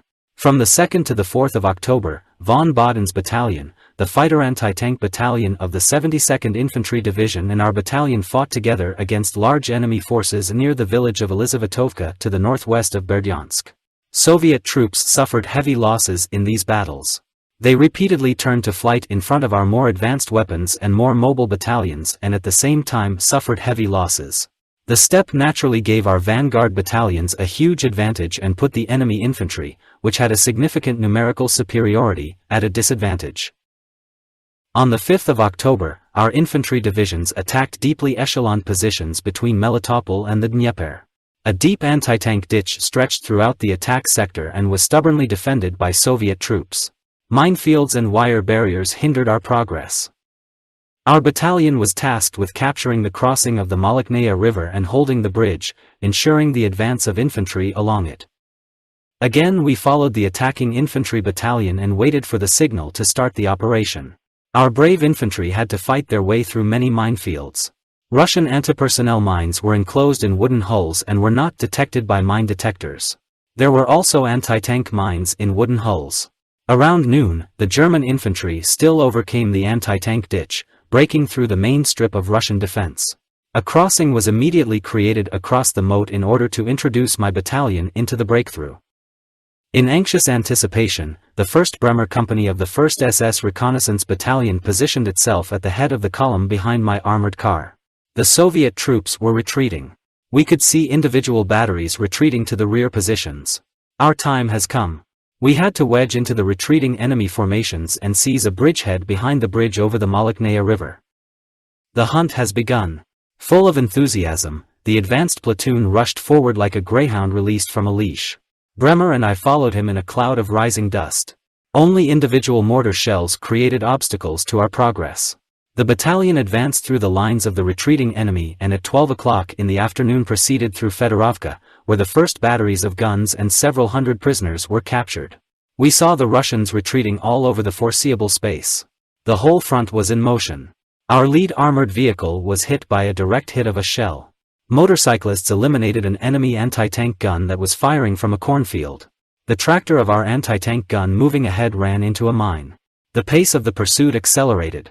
We walked as if on thin ice, because the retreating Soviet troops always made extensive use of their effective mines. In front of us was the village of Patience, which was cut from north to south by the Malaknaya River. The terrain to the east was sinking. Thousands of Soviet cavalrymen were racing madly on their horses parallel to us, trying to get to the ferry before us. They rushed to the river in a wide front. We have reached the first houses of the village of Patience. The road sloped sharply down and encouraged us to accelerate the pace of movement. In search of shelter, distraught Soviet soldiers jumped into houses. At the turn of the road, guns, cars and wildly tearing horses huddled in a disorderly heap. Machine gun fire was opened. I looked back at the bridge. Several Russian columns had accumulated on the riverbank, trying to find salvation on the other side by waiting. Shells fired from armored vehicles whistled over this chaos and painted the river water red. With bursts of automatic guns, we whipped Soviet soldiers like a whip. Our advanced platoon approached the bridge, firing on both sides of it. There was an incomparable commotion. A dense stream of running people blocked the bridge. To the left and right of the crossing, people and horses were fighting for their lives. Only some 50 meters separated us from the bridge. But the hustle and bustle soon came to a cruel end. As soon as the advanced platoon taxied to the road to the bridge, firing from a cannon that formed a bloody path in the living mass, I saw how people and cars were thrown high into the air. For a moment, together with the beams of the bridge, they hovered in the mushroom cloud of the explosion, and then disappeared into the muddy slush of the river. The enemy blew up the bridge, regardless of their own losses. I stood at the site of the explosion with a bitter taste of burnt gunpowder in my mouth and desperately searched for a way across the river to prevent the reunification of the retreating Soviet troops. And although we were firing mainly at the area on the far bank of the river, we noticed a small row of hills 3 kilometers away, where the Russians were setting up defensive positions. It was necessary to break through them. It was impossible to allow the stabilization of the front. A few meters to the right of the bridge we found a ford. The motorcyclists of the 1st Company of the 1st SS Reconnaissance Battalion have already reached the opposite shore and captured a small bridgehead. The explosion shook our armored car. Engulfed in flames, it began to smoke. An armored vehicle on the approach to the ford ran into an anti-tank mine. Only then did we notice that the Russians had mined the area around the coast and a number of Soviet soldiers had fallen victim to their own mines. I warned Bremer about the mines and gave instructions to neutralize them before the rest of the troops would cross the river. Bremer, who was standing a few meters ahead of me, suddenly began to gesticulate, excitedly pointing at my legs and shouting, "Look there you are standing on one of them." He was right. I was standing on one of these infernal devices and at any moment I could activate an explosive device by lightly transferring the weight of the body.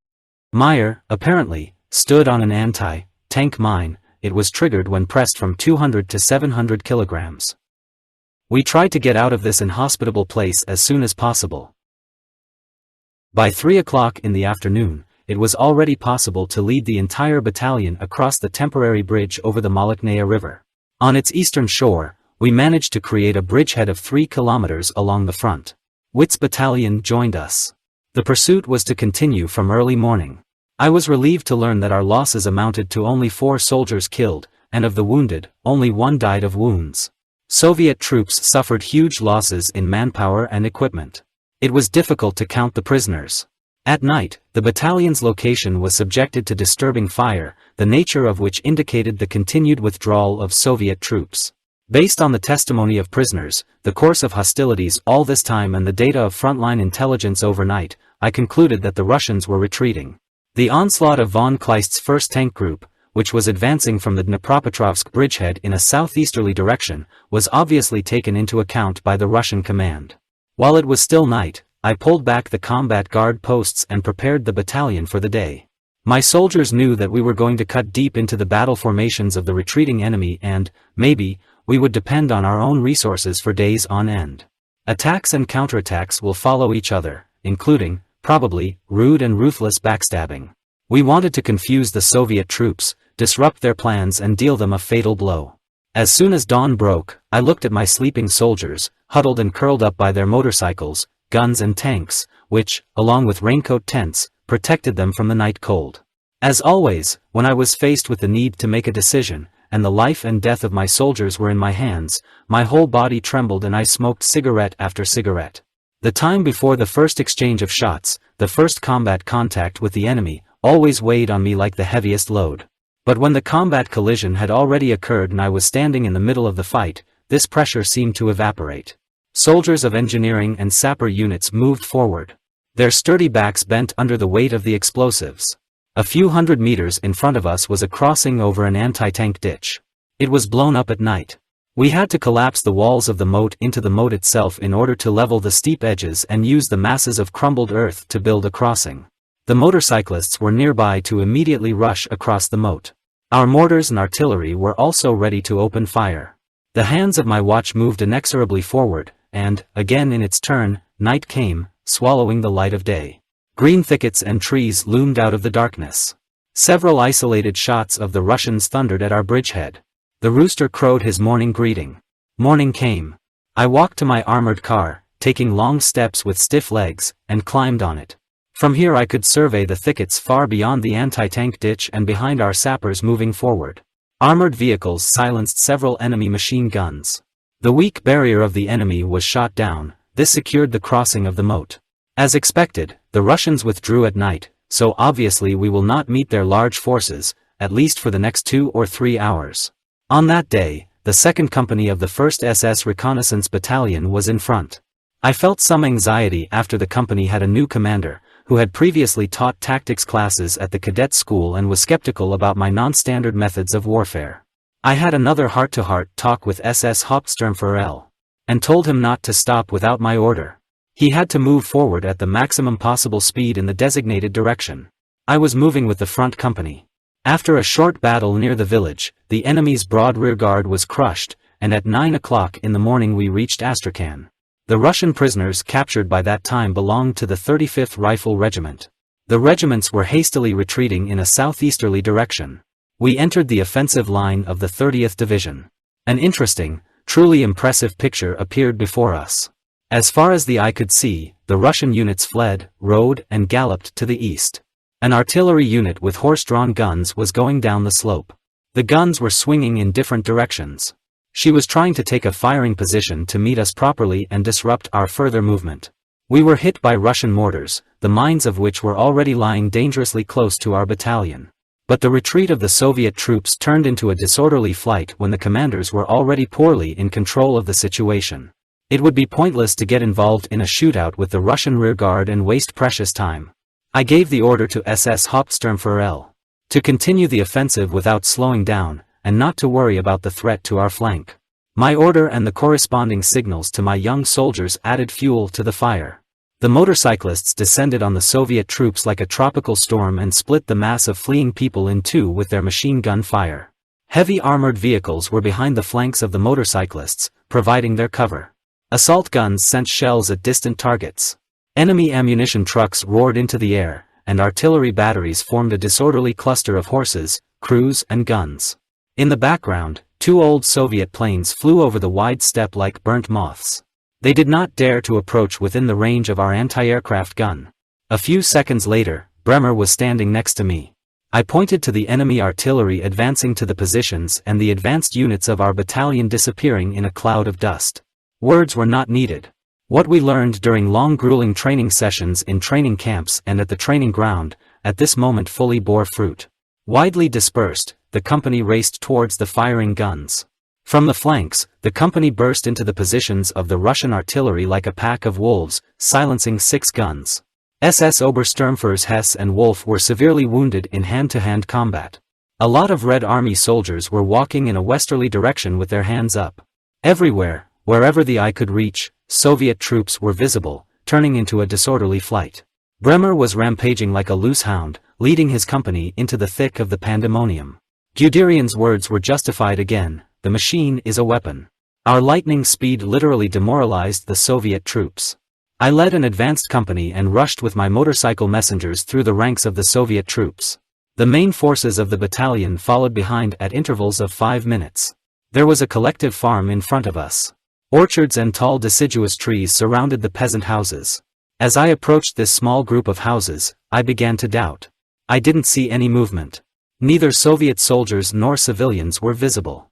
For some reason, I continued to doubt, despite the fact that the 2nd Company of the 1st SS Reconnaissance Battalion had just passed through the village. Dust was still hanging in the air. What could you expect? Peter kept his foot on the pedal and didn't worry about my doubts. But after we passed the first house, I shouted, "Step on the gas. Leave." The houses on the left and right were full of Russians. In the farmyard I noticed a Russian radio station with the antenna still raised. Obviously, we drove right through the Russian command post, the destruction of which the 2nd Company of the 1st SS Reconnaissance Battalion wanted to leave for the rest of the battalion units. Following my orders, the 2nd Company of the 1st SS Reconnaissance Battalion roared through the collective farm without stopping. Remembering the bitter experience of the incident on the highway, north, I tried to catch up with the vanguard company at top speed. The main forces of the battalion will have no problems with smoking out the Russian headquarters. We breathed a sigh of relief when our armored car drove out into the open steppe, which, it should be noted, was uneven. To our right, the retreat of the Russians continued in a southeasterly direction. Behind us and somewhat to the right, the noise of the battle that Bremer's company was leading could be heard. The leading company was still not in sight. The new company commander really quickly adapted to our style of fighting. The motorcyclists were apparently intoxicated by the speed. In a small lowland was the village of Inrievka. It stretched along the road. It seemed that this village had also died out. At the fork of the road we found an anti-aircraft installation, which had minor mechanical damage. Soon she was on the move again. The artillery commander wanted to take the road to the east, even though the road to the south was actually the right one. It was not without difficulty that I managed to direct the gunners on the right road. The gunners were still trying to tell me something and kept pointing to the east. Angered by the delay, I gestured for them to move where they were told, on the road to the south and at full speed. The artillery commander shrugged his shoulders in agreement and followed my car. The road ran parallel to the forest protection strip, which was probably no more than 5 meters wide and consisted of shrubs and individual trees. The monotony of the landscape was brightened by small rises.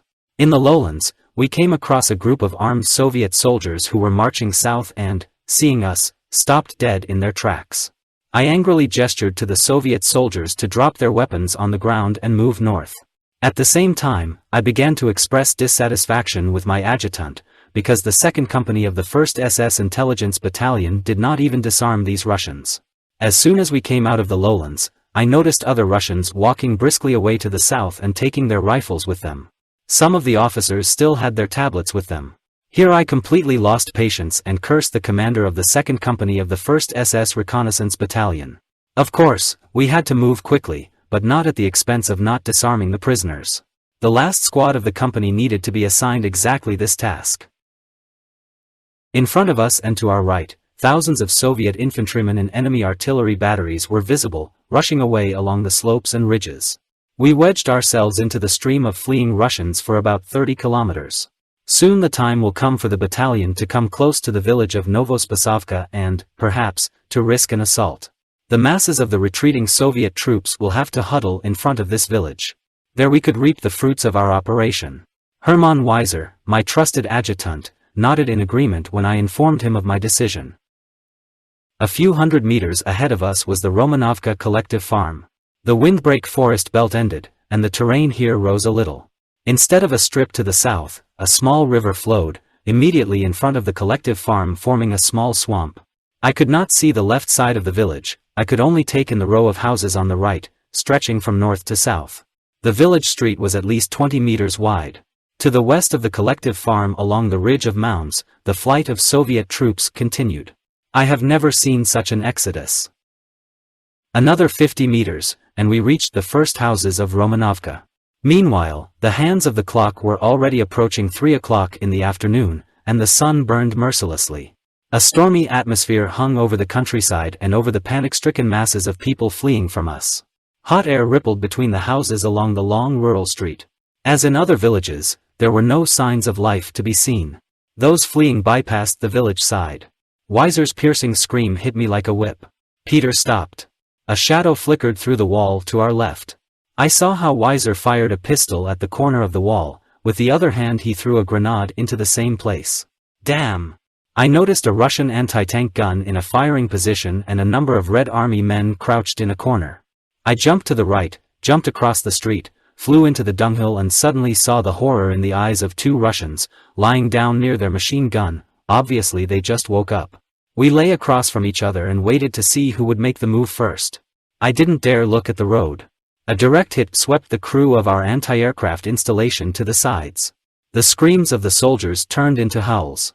Peter called me and looked for me with his eyes. He should have been behind me and somewhat to the left. On the other side of the road there was a clang of tank tracks. The second shell hit our anti-aircraft gun. I had to act quickly if I wanted to leave this dunghill alive. The 2 Russians were still looking at me dumbfounded. They must have thought that we had attacked the village with a large force and that their last hour had come. When I gestured for them to leave, they jumped away like a pair of rabbits. Almost simultaneously with 2 Red Army men and in one jump, I slipped past our broken anti-aircraft installation and pressed against a small slope, where I found the messenger Drescher and Peter. Weiser is gone. Drescher claimed that Weiser jumped into the house on the left. Only then did it become clear to me why we ran into armed Russians along the way. The advance company at Inryevka took the wrong direction, and I immediately overtook it, finding myself in a delicate situation. Rather, the main forces of the battalion would appear. I longed for the appearance of SS Hauptsturmführer Fendt with his anti-aircraft gun, in the hope that the Russians would not counterattack, otherwise we would all be finished. I almost opened fire on Hermann Weiser. How did he manage to get on the roof? He kept pointing excitedly to the left. Did he want to draw our attention to the tank? We were extremely lucky that the slope protected us from a possible Russian tank.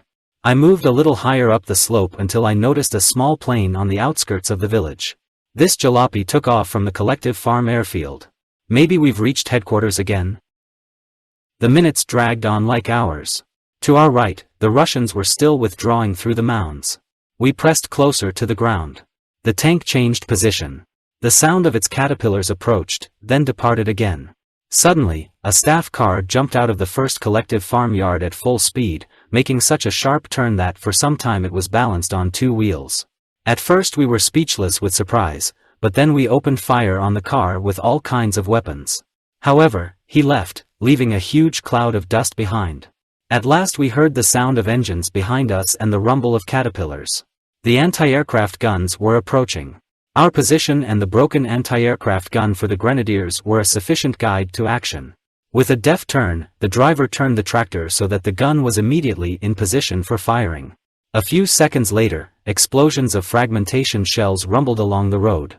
SS Hauptsturmführer Fendt attempted to destroy the aircraft on the airfield, but it was not as easy to do as it seemed. The staff car drove up to the plane, and soon it took off like a tired bird. The plane made a big circle over the collective farm and disappeared over the horizon. Our anti-aircraft gun worked wonders. Our fighting spirit returned, and the paralysis of the last half hour was over. How glorious it was that her shells whistled past us. What pleasant music for soldiers who have already listed themselves among the dead and buried. However, a heavy Russian tank broke through the gardens behind us. We could not hit him, because the slope blocked our view. Infantry guns were brought to the firing position, an anti-tank gun approached and, together with an anti-aircraft gun, opened fire on the retreating enemy columns. Finally, I also had a platoon of sappers at my disposal. With their help, I could advance further into the village. I wanted to know what was going on there. We entered the first house without a fight. An excited Weiser approached and led a team of sappers to the entrance to the cellar. In amazement, I saw how Soviet commanders crawled out of the dark dungeon. Weiser led me to the building and reported, unexpectedly, to our left, I noticed a Russian tank. His crew was having breakfast. Before I could even let you know about my discovery, an anti-tank gun turned up against us. I didn't know what to do. Jumping, I opened fire on the crew and threw a grenade at them. I didn't know what had become of the Russians. I just wanted to get my feet somewhere safe as soon as possible. I pushed open the door of the house and found myself in front of several high-ranking Soviet commanders, who were discussing the situation, huddled around a map spread out on the table. My appearance had a tremendous effect. The red commanders began to jump out of the window head first. Terrified, I jumped up the stairs to the attic and saw you behind the dunghill. On the opposite side of the house, many Soviet soldiers and officers were fleeing. Several senior officers climbed onto the tank and drove off. We have definitely captured the command headquarters. Before inspecting the trophies, I scolded the commander of the 2nd Company of the 1st SS Reconnaissance Battalion, who had appeared by that time. His guilty expression saved him from a thorough scolding, and he eagerly began to carry out new assignments. Weiser's exclamation of joy prompted me to enter the house. Peter had already put on a Russian general's tunic. Numerous cards lay on the table, and there was a radio station in the next room. We broke into the headquarters of the 9th Russian Army, but, unfortunately, the commander escaped by plane, together with the general of the Air Force, and before that, in a headquarters car, which we fired at. Among the prisoners were several staff officers and the secretary of the general of the Air Force. All of them behaved correctly and with dignity, and only during interrogation did we learn that the headquarters of the 30th Russian Rifle Division had been seized on the collective farm. The 9th Army retreated in panic in the direction of Rostov. Proud of such an extraordinary success, I sent a corresponding report to the division and was struck like a thunder when the radio operator gave me the answer from the division. What kind of boasting is this? A tub of ice water wouldn't have such a stunning effect. Having somewhat calmed down, I sent the captured staff officer and secretary to the division.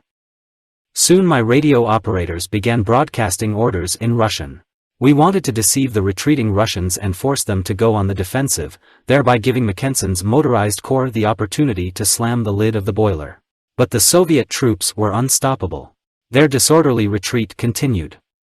Bremer's company asked for support. During the pursuit, she got involved in battles. We had to wait until the next day and the infantry following us.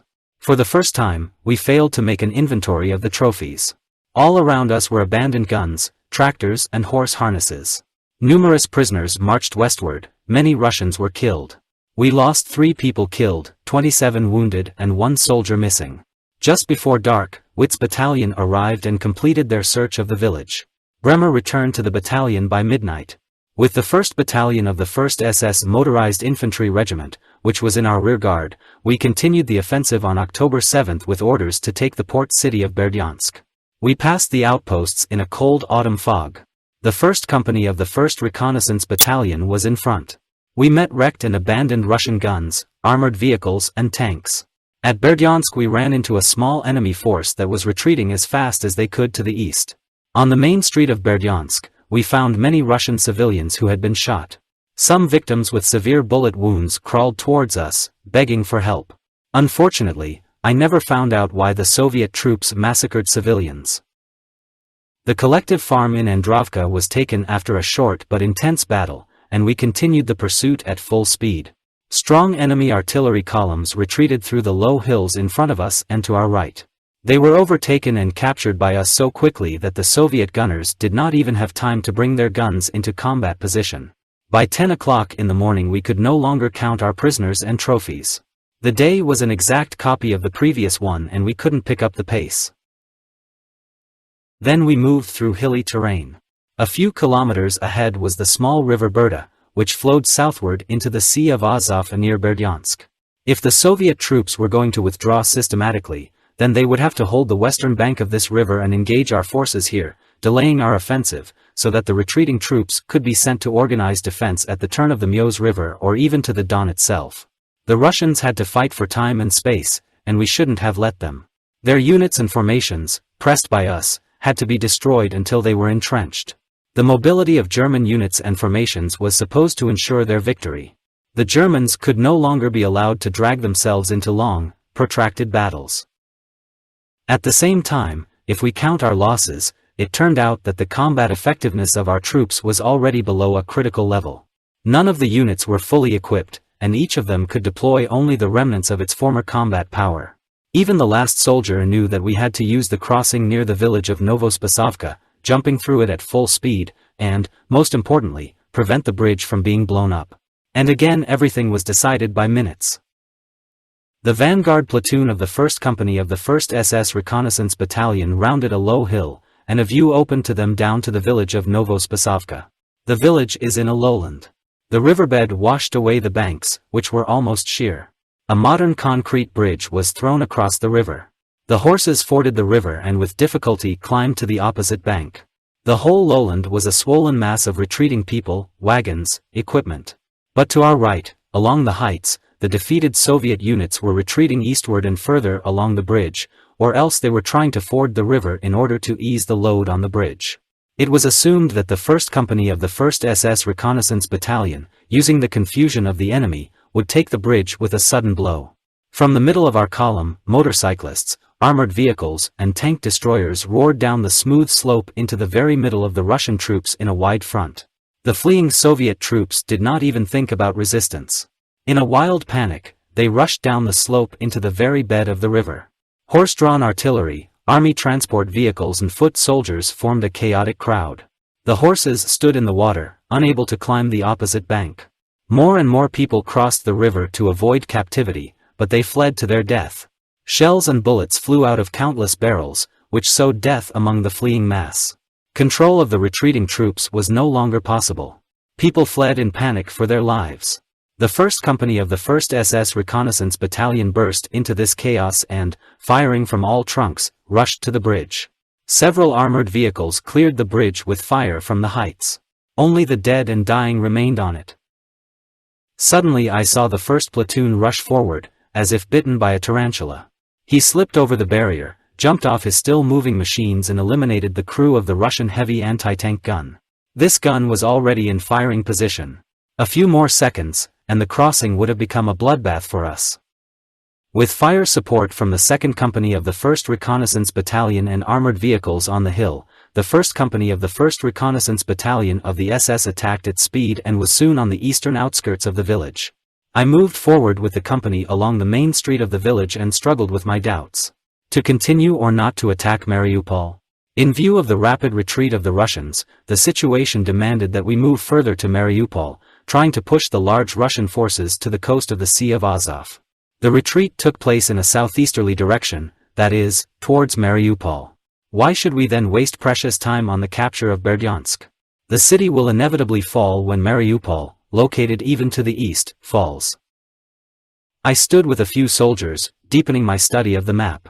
We were behind the last houses, intending to go beyond the windbreak that prevented us from seeing the country ahead.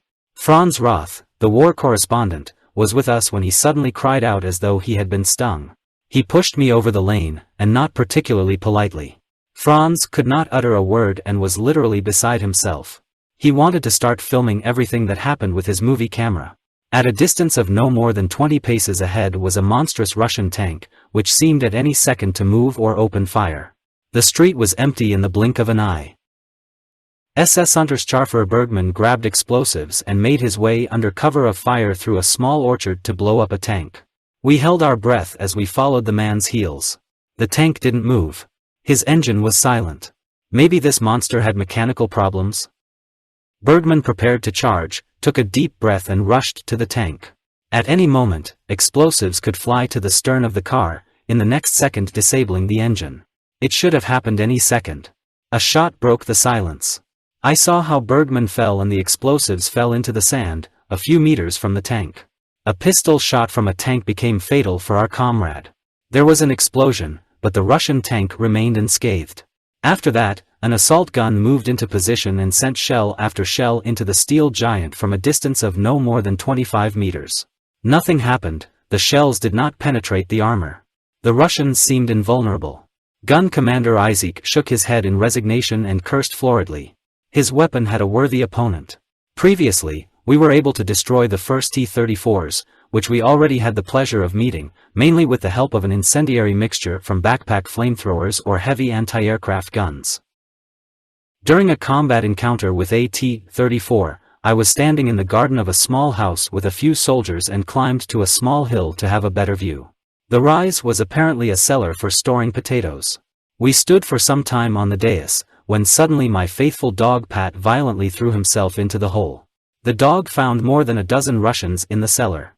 We looked at each other in confusion, and then the Russians emerged from their cache with hand grenades, machine guns, and other weapons. We have once again become convinced that a soldier in a war needs a lot of luck in order to stay alive. My intention to continue the pursuit of the enemy to Mariupol at the moment was impossible to carry out, since the order was transmitted by radio to capture Berdyansk.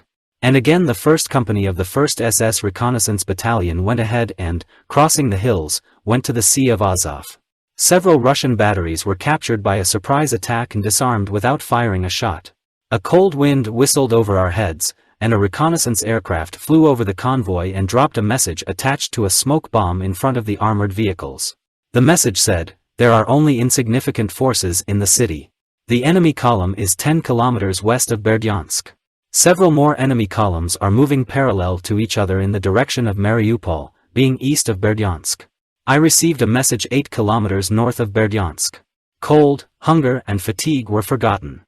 The enemy was to be destroyed while he was still west of Berdyansk. He shouldn't have been allowed to get to the city before us." A few words to Peter were enough to drive our light armored car past the company column like a racing car. Clouds of dust hung behind us, and the trembling expanse of the sea was already visible ahead. Gerd Bremer and the forward units received the order, "Follow me." From the north the city was indistinguishable. It was right on the shore under steep cliffs. Peter braked as soon as we could make out the airfield from which the last plane had just taken off and left to the east. We cautiously approached the first city houses. The motorcycle department moved ahead. The street seemed completely dead, there was not a soul to be seen. Pits and broken road forced motorcyclists to drive slowly. I gave the signal to Peter to overtake them and cross the city as quickly as possible. At that moment, our car became the first in the column and soon pulled ahead by more than 100 meters. We delved into this ghostly city. Crossroads attracted us like a magnet. The nose of the armored car peeked around the corner and sniffed out the situation on the street.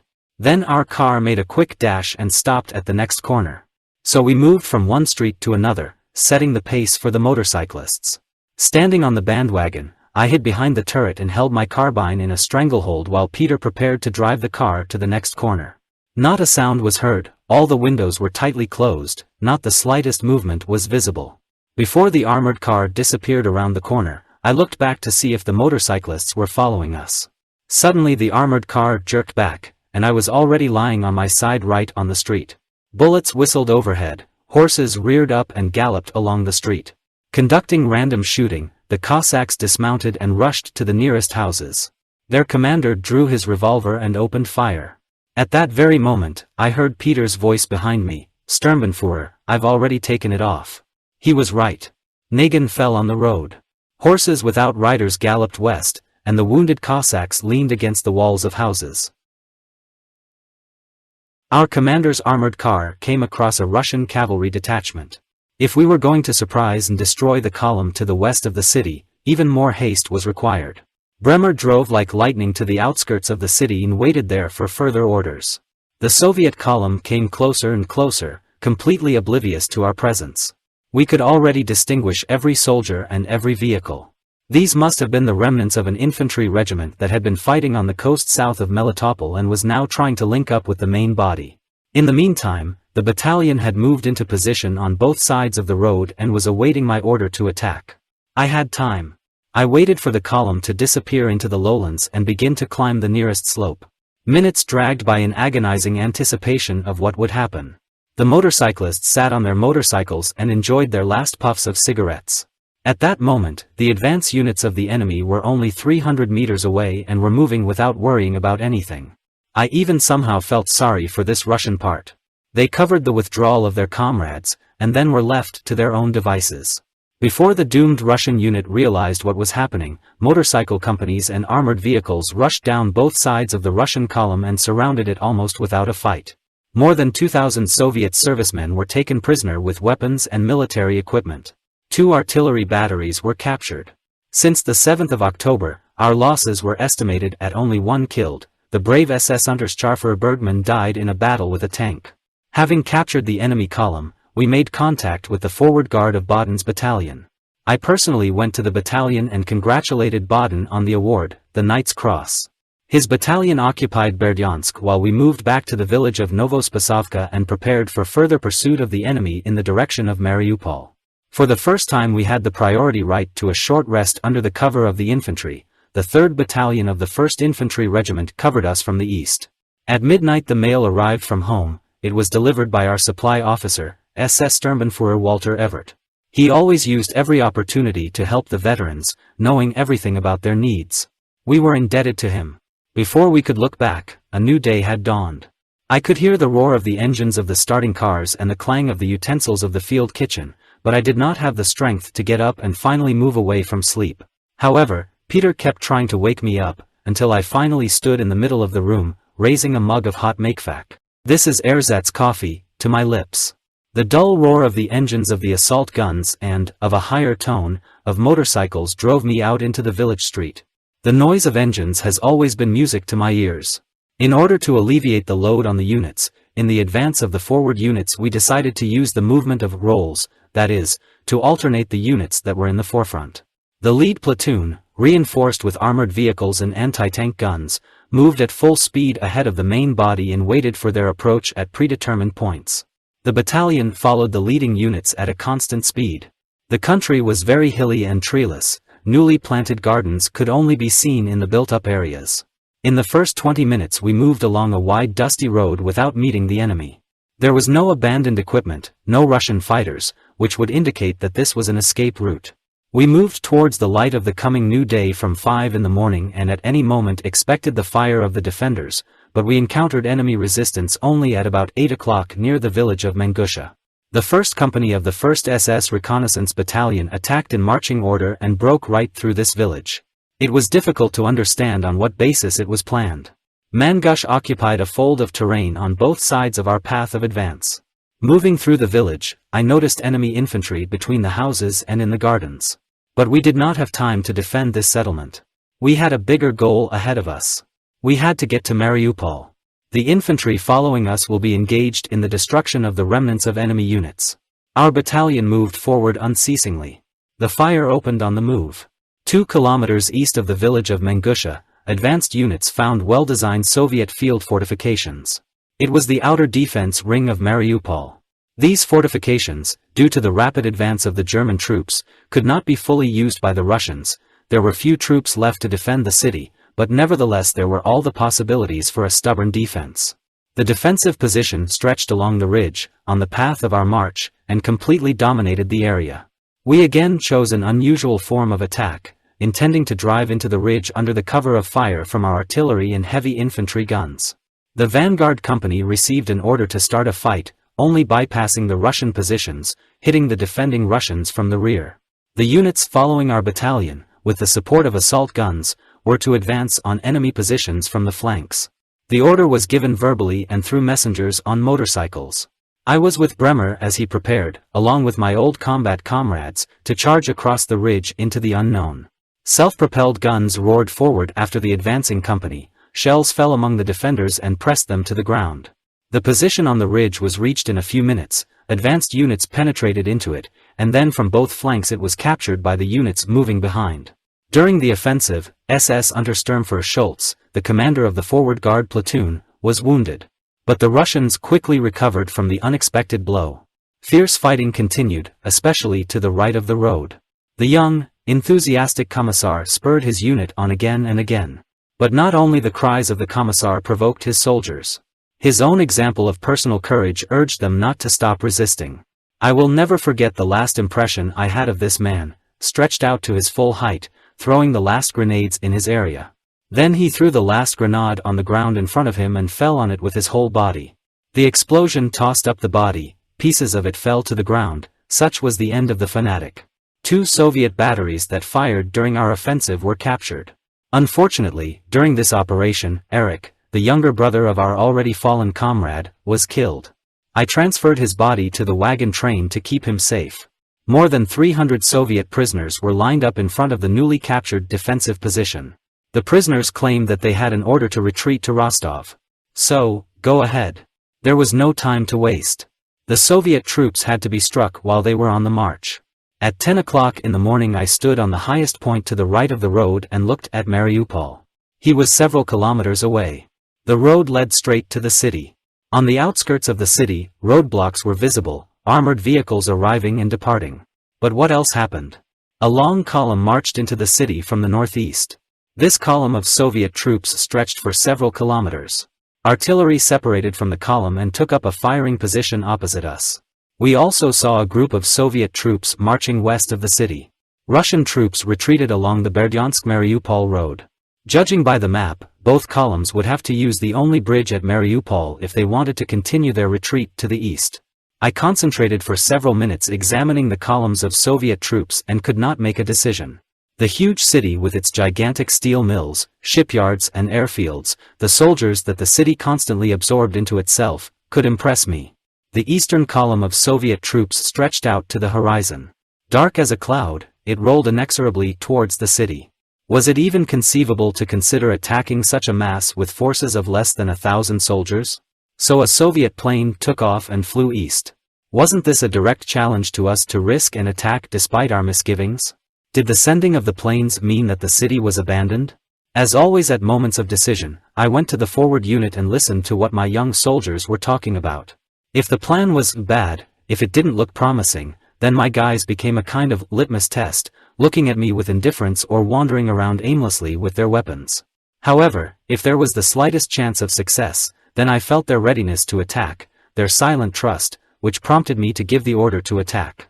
Sepp Moll, my comrade in arms from the 15th Company of the 1st SS Infantry Regiment, commanded the vanguard units. Sepp took over command of the platoon after his commander was wounded. He nodded to me, saluted me goodbye, and nervously lit a cigarette. Company Commander Gerd Bremer calmly looked at me. I always saw in his eyes that he would follow me to the ends of the earth. Never have I seen doubt in him, or even a hint of doubt. My soldiers were waiting for the order to continue the pursuit. Intuition and experience gained in numerous battles made them believe in our success. Their confidence, their faith in the fighting brotherhood and in their own strength, led me forward. The fear of my own cowardice also motivated me to go forward.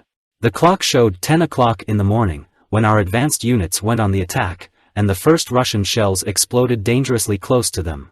Infantry guns and an anti-aircraft battery entered into battle with enemy batteries and fired at the airfield. During the offensive, I noticed field fortifications on both sides of the road. They were located right on the outskirts of Mariupol. Fountains of bullets of machine gun bursts ran across the ground at a distance, and explosions of mines from mortars stirred up the black earth far behind us. Our advance was unstoppable. Motorcyclists raced towards the city on both sides of the road. The roadblock was not completed, the defenders fell under the fire of assault guns. Just a few hundred meters to the left of the road, enemy planes took off and disappeared, flying low over flat roofs. They flew in an easterly direction. But none of the planes attacked us. Maybe the enemy aviation did not have enough time to take ammunition and bombs? Unlike other Soviet cities, on the outskirts of Mariupol there were tall, multi-story buildings. Since there was not a single tree or small house there, the sudden change of scenery was depressing, even depressing. The advanced units stopped after the first steep climbs and began to move forward on foot. I also wanted to jump off my armored car and make full use of it as cover. High walls loomed menacingly above us. I broke away from my thoughts only when Peter drove out into the round square. SS Hauptsturmführer Fritz Bugelsack suddenly appeared to our left. Trams were moving in our direction. Trucks, tractors, horse-drawn carts and hundreds of people made this large circular square lively. Our armored car suddenly found itself in front of a fire truck, the driver of which stopped it in confusion. Fragmentation shells from Bugelsack's armored car literally tore the car in half. The machine gun fire of our motorcyclists echoed terribly among the houses behind the square. The enemy soldiers, engulfed in fire, ran around the square like living torches. Dozens of people caught fire from the explosion of the gas tank of a fire truck. Panic-stricken crowds of people rushed into the alleys, trampling everything that came across their feet. Barely taking a breath, we continued to move forward and blocked the streets. We screamed and yelled. The shells of our assault guns began to fall on the crowded streets. The columns of Soviet troops entering the city were broken into pieces. All semblance of order in them was lost. We, like locusts, rushed through the streets in a swarm and tried to find the way to Rostov. The area was littered with smoking debris. Only seriously wounded or dead soldiers remained. The bulk of the Soviet troops disappeared. The corner building turned into a command post from which it was possible to direct further hostilities. Bremer advanced in the direction of Taganrog. At 1 o'clock in the afternoon, the 1st Company of the 1st SS Reconnaissance Battalion was in Sartana, 2 kilometers northeast of Mariupol. A large column of the enemy retreated along the main road to the east. When we reported the fall of Mariupol, we received the following response from the division: apparently, this is a mistake. You could only mean Mangush. However, this was not a mistake.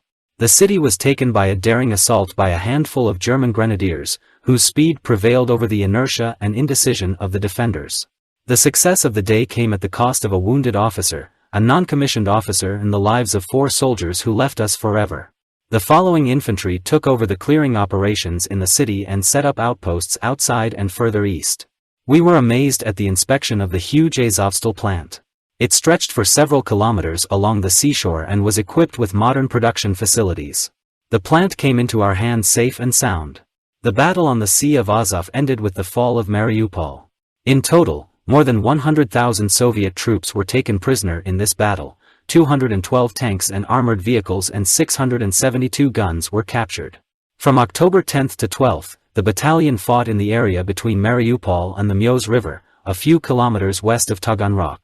At 5 o'clock in the morning on October 12, the battalion tried to seize a bridgehead on the eastern bank of the Meoz and take a bridge over the river with a surprise attack. As we advanced, we came under heavy enemy artillery fire from the eastern bank of the Meoz. The 1st Company of the 1st Reconnaissance Battalion was thrown 700 meters from the bridge and was forced to stay there under enemy fire until dark. The main forces of the battalion were able to get out of the battle at Meoz without losses, but the advanced units were badly battered by the Soviet troops. More than 20 soldiers and 5 officers were injured. Among the wounded were also 2 battalion doctors. At dusk I took the body of my faithful Peter, SS Unterscharfer Erich Petersiel. Shrapnel hit him. It was the first time that a driver near me was killed. I could not even imagine that during this war 7 more of my drivers would be doomed to death. In the grey morning twilight of the dawning new day, we stood at the graves of our fallen comrades. We lowered 4 bodies wrapped in raincoats into a foreign land. Silently my soldiers stood at the edge of the grave, saying goodbye to their comrades. There was a roar of Soviet heavy guns firing from Taganrog, and their shells whistled over our heads, looking for our artillery. The liaison squad on motorcycles, Peter's close friends, Weiser, and other staff officers were waiting for my farewell speech. I was choked with emotion, I could not utter a word. Tears ran down my face. Several wildflowers fell into the dark grave. I saluted Peter and turned away. Then I will write to his mother. The battalion fought, clearing the western bank of the Meoz from the enemy, until the 16th of October and followed Witt's battalion, which was entrenched at Kozelkin. On October 17, during the offensive against Taganrog, our battalion moved south. Witt's battalion advanced to our left, and then Frey's battalion went on to storm the city. Our infantry attacked the northern suburbs of Taganrog with incredible determination and broke into the city. Unfortunately, Frey's battalion came under fire from 2 Soviet armored trains. Their fire punched huge gaps in our battle formations until the armored trains were destroyed by our anti-aircraft guns. More than 80 soldiers were killed by the fire of steel monsters bristling with many trunks. During the assault on Taganrog, for the first time we had the opportunity to observe the organized destruction of the city by Soviet troops. Factories and institutions took off into the air one after another. Thick puffs of smoke marked the retreat path of the Soviet troops. When we broke into the city, we saw huge piles of burnt grain. In Taganrog we were shown in practice the scorched earth policy. Those who fled on ships were drowned by artillery fire. None of the Russians on the shore even thought of saving people from sinking ships. Only on the orders of Drescher did the survivors begin to be rescued and delivered to the shore. On the steep bank stood a monument to Peter the Great. The Russian emperor, who fought for access to the southern seas, looked at the sinking ships. It was cold. An icy wind blew from the sea and announced the imminent onset of winter. In the south one could see the snow-capped mountains of the Greater Caucasus. The giants sparkled, bewitched, and they were not touched by the fury of mankind. We were freezing, our uniforms hung in tatters. There were no winter clothes. The offensive plan of our unit was still not frustrated, but the new object of the offensive was not determined. A huge territory, not really occupied by our troops, without any system of communications, lay behind us. Railroad lines ran mainly from north to south. We first thought about defense. On October 20th, in the cold rain and along torn roads, we set off in the direction of Rostov-on-Don. The main blow was delivered by the 14th Panzer Division and the Leibstandarte Motorized Division, which were part of Mackensen's 3rd Motorized Corps. I stared blankly at the remnants of the Russian battalion on the reverse slope of the hill near Sambek. I could no longer read the map. The letters blurred before my eyes. Weakness and nausea tormented me to such an extent that I had to ask the divisional commander to change me. 4 months of fighting in Russia was enough to chain me to bed. I was no longer fit for combat. SS Hauptsturmführer Kraus took temporary command of the battalion and threw him into extremely difficult battles. I returned to Taganrog when it was already dark. I was admitted to a field hospital with jaundice and dysentery accompanied by nausea. Then an epidemic of dysentery was raging, and it dangerously weakened the front. There were no more full-fledged German regiments and divisions. The Eastern Front was held by the weak remnants of the once strong combat units. The German grenadiers were engaged in the hardest battle in their existence. They were bled and not ready for it. They saw the impending disaster with wide eyes. They did their duty and did not doubt it for a second. They believed in the need for self-sacrifice.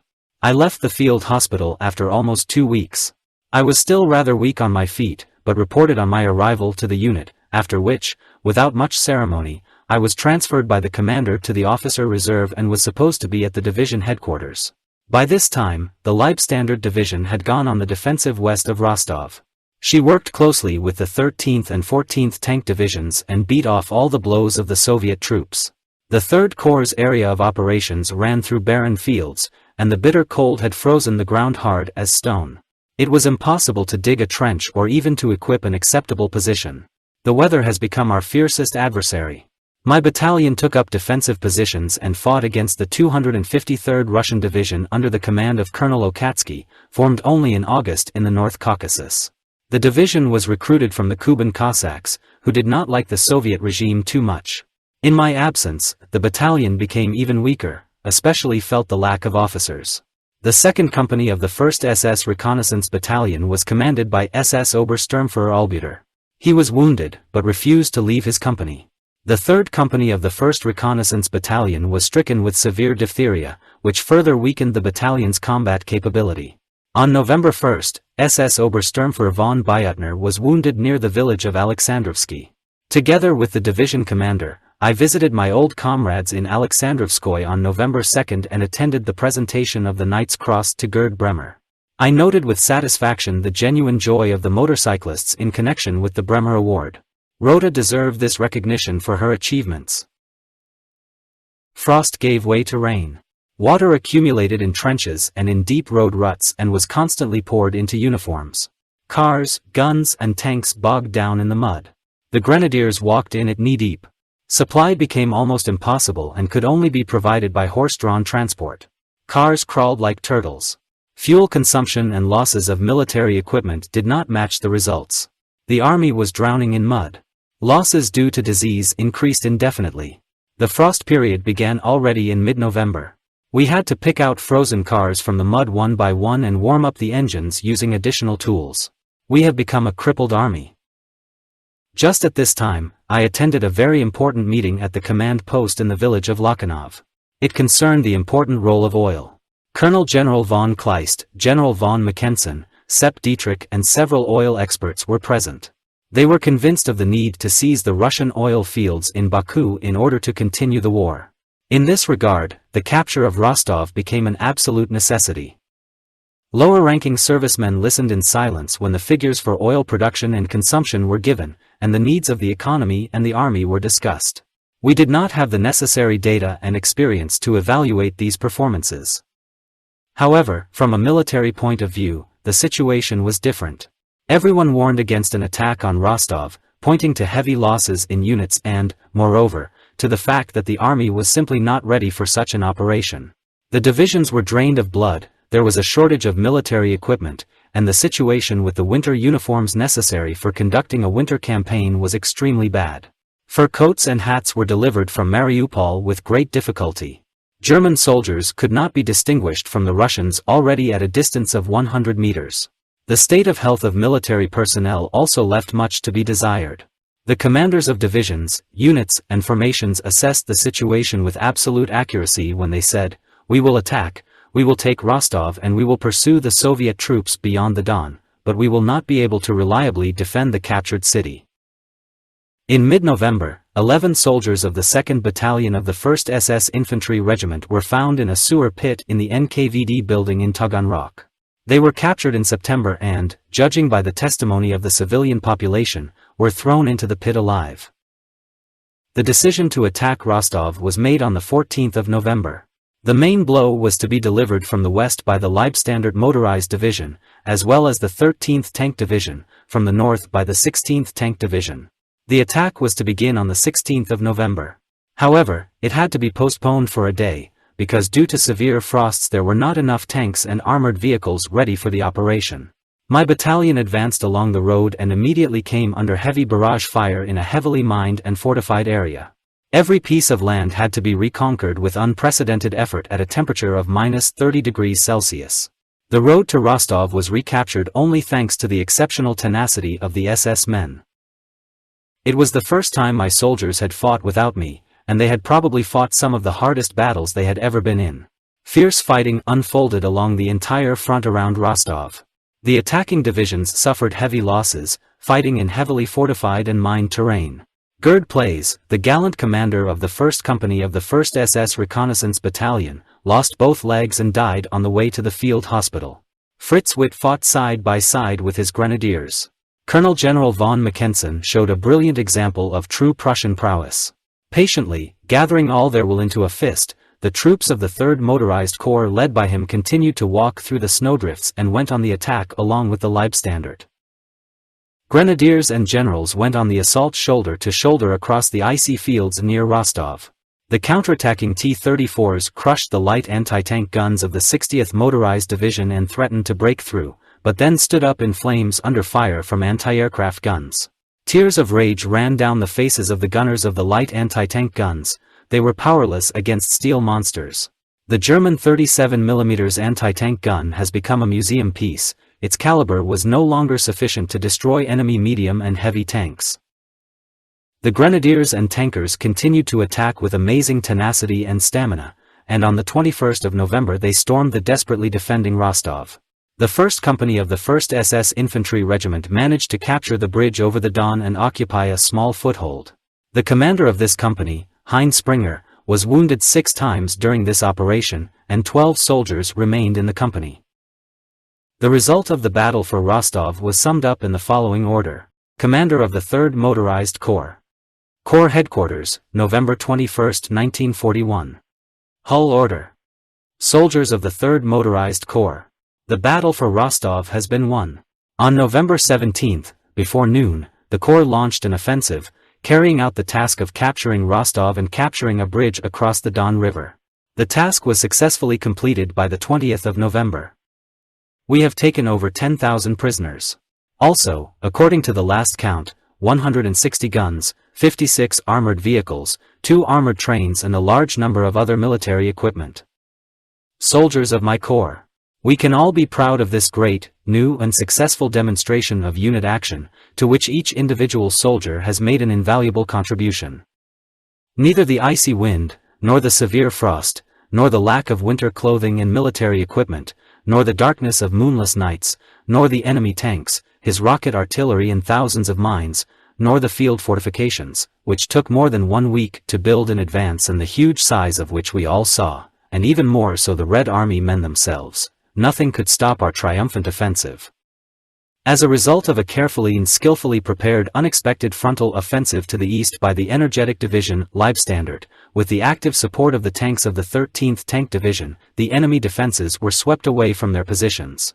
The enemy was no longer successful, in spite of his fierce counterattacks, especially against the 14th Panzer Division, in an attempt to prevent a bold breakthrough of our two formations into the northern suburbs of the large city of Rostov and all the way to the Don and the bridges on it.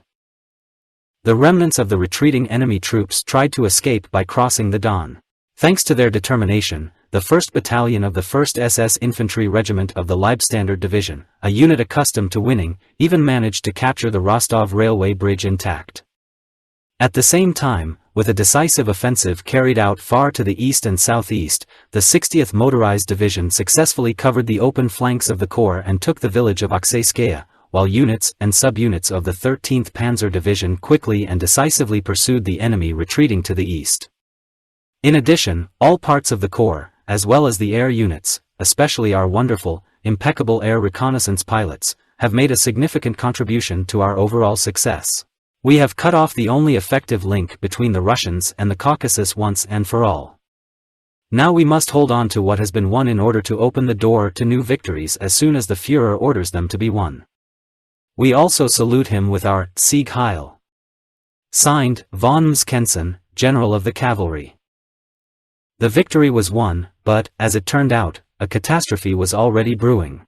The corps was thoroughly stretched and too weakened to carry out a long defense of the captured objects. Our units, which were battered and drained of blood, were subjected to continuous attacks by superior Soviet forces. My battalion, under the command of SS Hauptsturmführer, fought on the dead Donets River. This river branched off from the Don River near Rostov and forms the northernmost, right-hand, branch in the Don Delta. The battalion occupied a position 8 kilometers along the front. There were less than 300 soldiers on this defensive line. This included drivers, signalmen, staff workers and all officers. There were no more carts, everyone who could fight was at the front.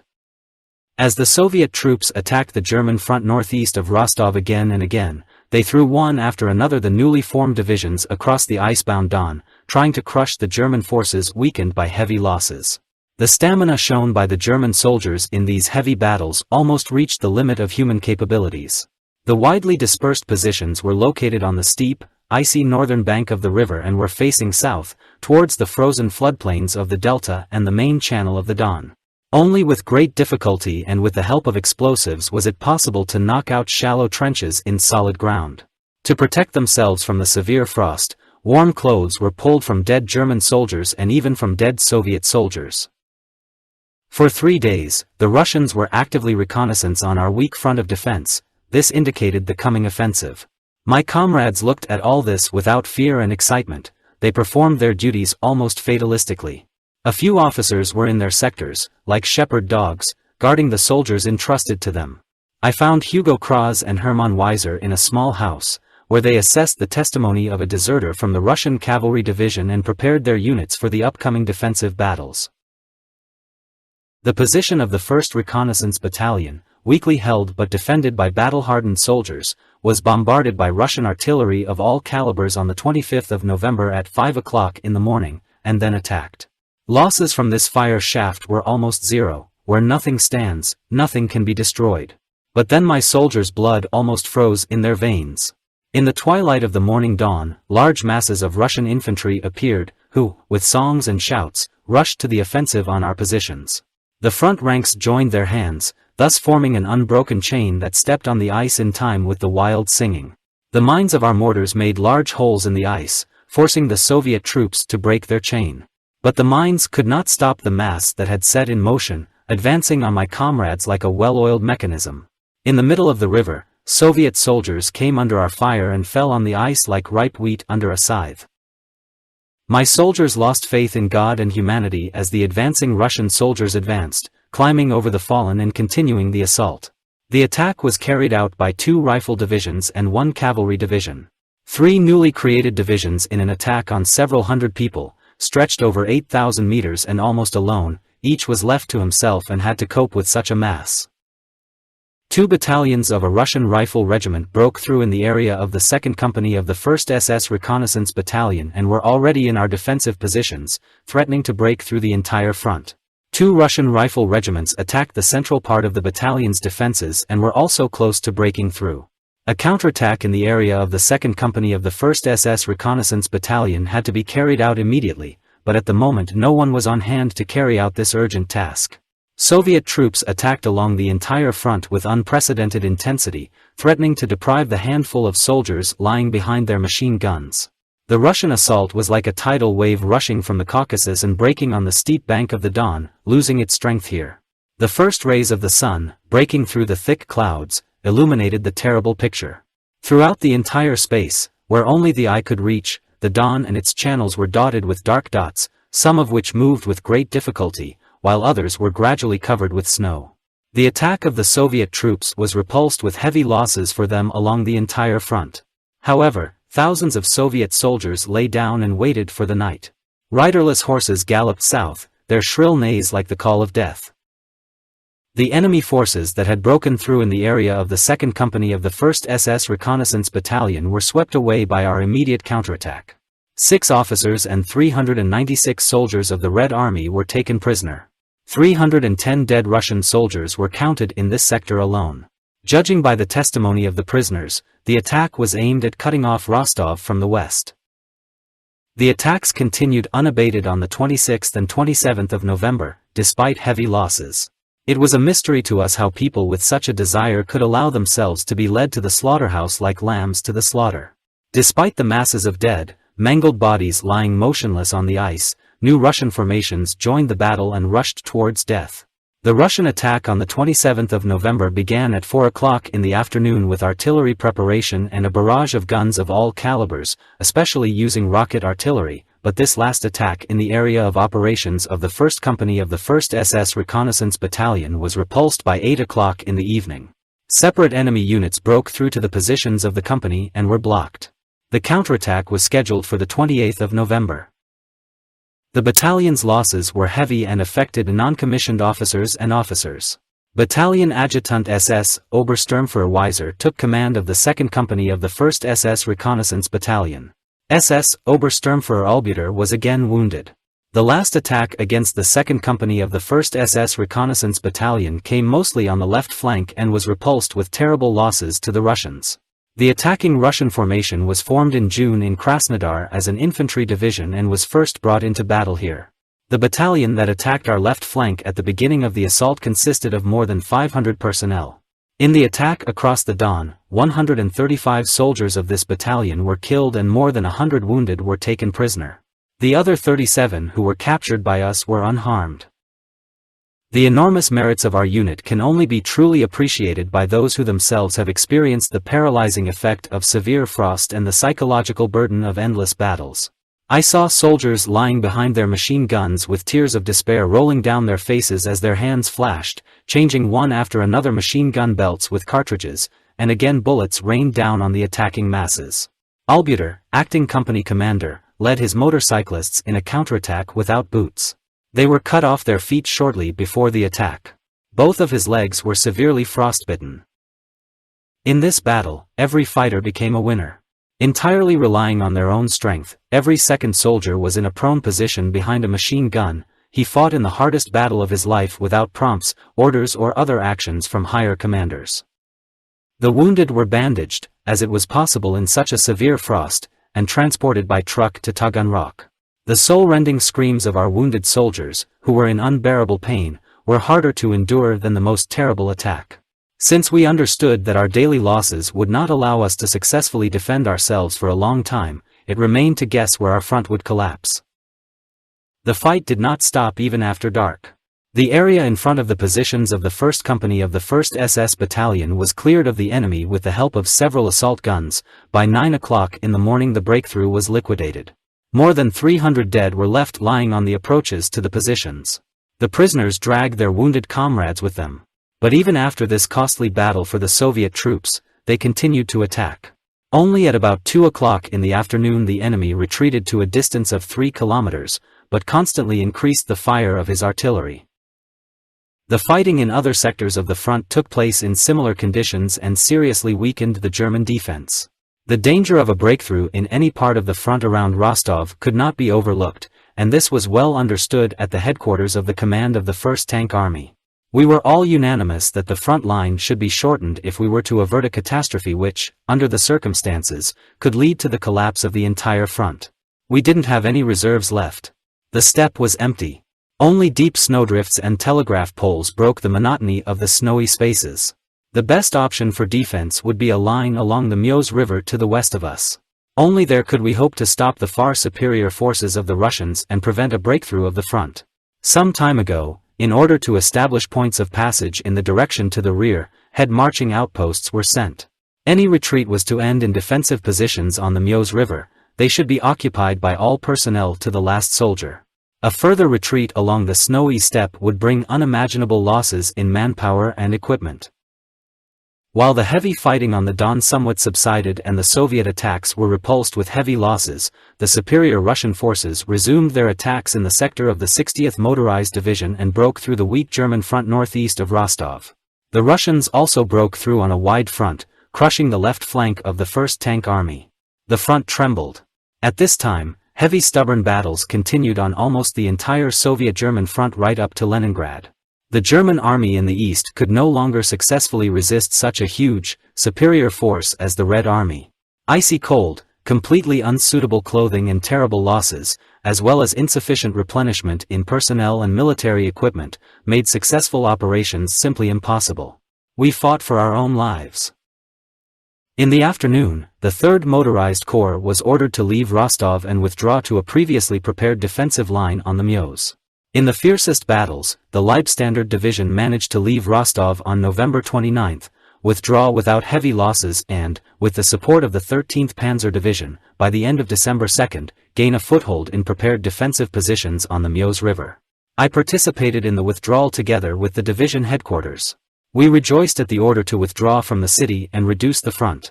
This decision prevented a possible catastrophe. Therefore, the order from the Führer's headquarters not to evacuate from Rostov under any circumstances and to defend the captured positions to the last bullet was like a bolt from the blue for us. It was impossible to carry out this order. He showed in the most terrible way that the whole seriousness of the situation at the front was not properly assessed. Just at this very time, our units were walking in the darkness of the night, barely able to stand on their feet from the cold. Deep snowdrifts, a burning east wind and a feeling of boundless isolation turned the life of German soldiers into torture. How could such an order be issued? It was a mystery to me. The order was ignored, and the retreat to the Meuse was continued. Field Marshal von Rundstedt, General von Mackensen and others deserved the gratitude of the military units. By their decision to continue the withdrawal, they saved the lives of many soldiers and prevented the collapse of the front of Army Group South. It should also be mentioned that Sepp Dietrich condemned the fanatical order of the Führer in the strongest terms and defended the decision of the command of Army Group South to withdraw the 3rd Motorized Corps as the only possible one. I think I am right when I say that he unambiguously took the side of Field Marshal von Rundstedt in that difficult hour for him. However, Field Marshal von Rundstedt was nevertheless removed from command of Army Group South and replaced by Field Marshal von Reichenau. Russian divisions attacked our defensive positions with unprecedented force. Breakthroughs could only be closed with extraordinary efforts. My battalion was on the left flank of the Leibstandarte and was in contact with the 60th Motorized Division. The units managed to hold positions, interacting with each other during the battle, and create strongholds, moreover, with the help of Russian volunteers. The combat readiness of our units was so weakened that the commanders even began to use anti-Bolshevik Russians in the frontline units. Therefore, I was not surprised when, visiting my soldiers in positions, I sometimes met almost more Russians than Germans. Volunteers were mostly from either the North Caucasus or Ukraine. Their enthusiasm was then boundless, and it is for this reason that they were accepted by our soldiers. In December, during a hurricane of artillery fire, I lost one of my best comrades. Our beautiful translator, brave Heinz Drescher, was one of the most gifted officers in the battalion. He has always been an example for others both in life and in battle. He found his last rest on the railway embankment in Taganrog. Shortly before Christmas, I was inexplicably lucky. I received permission to fly home. I flew with several comrades from Taganrog on a transport. We flew through Waffen, and there I boarded a train. 18 hours later, I was already standing, miserable and shabby, at the Friedrichstrasse railway station, and for the first time in such a long time I spoke on the phone with my relatives. It is a pity that this happy time passed too quickly and the moment of parting crept up very quickly. On the 30th of December I received an order to report to Hitler on the 1st of January. The invitation was given to me by the Reich Chancellery. A piercing cold then prevailed in Germany as well. I said goodbye to my wife at the Zoo railway station in Berlin and climbed into the train car, which was icy from the cold. My traveling companion was the Japanese ambassador, who was also on his way to East Prussia and who, on the basis of previous experience of traveling in special trains, stocked up on cognac. And it didn't take long before we tried to warm ourselves with a strong drink. There I was met by comrades and escorted to the Führer's headquarters through a dense forest. We were checked at several posts and informed by phone about us at the last post. Security functions here were performed by the personnel of the SS Motorized Grenadier Division, Großdeutschland. The headquarters consisted of several reinforced concrete bunkers and ordinary wooden barracks, superbly camouflaged. They were hidden behind tall trees. The quartering and catering were appropriate for the circumstances. Undoubtedly, expediency and simplicity were what guided the construction of the Führer's headquarters. SS Hauptsturmführer Pfeiffer received me and informed me of the reason for my call here. From his words, I concluded that Adolf Hitler was concerned about the situation at the front and would like to receive information, so to speak, firsthand. Adolf Hitler gave the impression of a simple and energetic person. I was surprised that he was well versed in weapons and was accurately informed about the advantages and disadvantages of various types of tanks and armored vehicles. However, what struck me most was that he was familiar with the fighting of my battalion and wanted to get an answer to questions on tactics. Based on the battalion's previous successes, it was reinforced with a light armored grenadier company and a heavy infantry gun platoon. I did not soften my expressions, speaking about the fighting near Rostov, and reported on the overwhelming demands that were made on units and formations. I especially focused on the inappropriate supply of reinforcements. General Jodl supported me and referred to reports from other units. From the conversation, I got the impression that the situation with the troops in the east greatly tormented Adolf Hitler and he was preoccupied with how to help the cause. On January 3, together with Colonel Zeitzler, I flew back to Mariupol. In Mariupol, I transferred to another plane, which was supposed to take me to Taganrog. Soon we were flying over the smoking wreckage of a downed transport plane. In order to shorten my route to divisional headquarters, the pilot landed a light aircraft within sight of the command post, and I boarded a horse-drawn sleigh that was passing by. Frozen to the core, I arrived back at my unit after a 16-day absence. The same night I replaced Hugo Kras, who was acting battalion commander, and in the grey morning twilight, for the first time after such a long break, hobbled through the positions of my unit.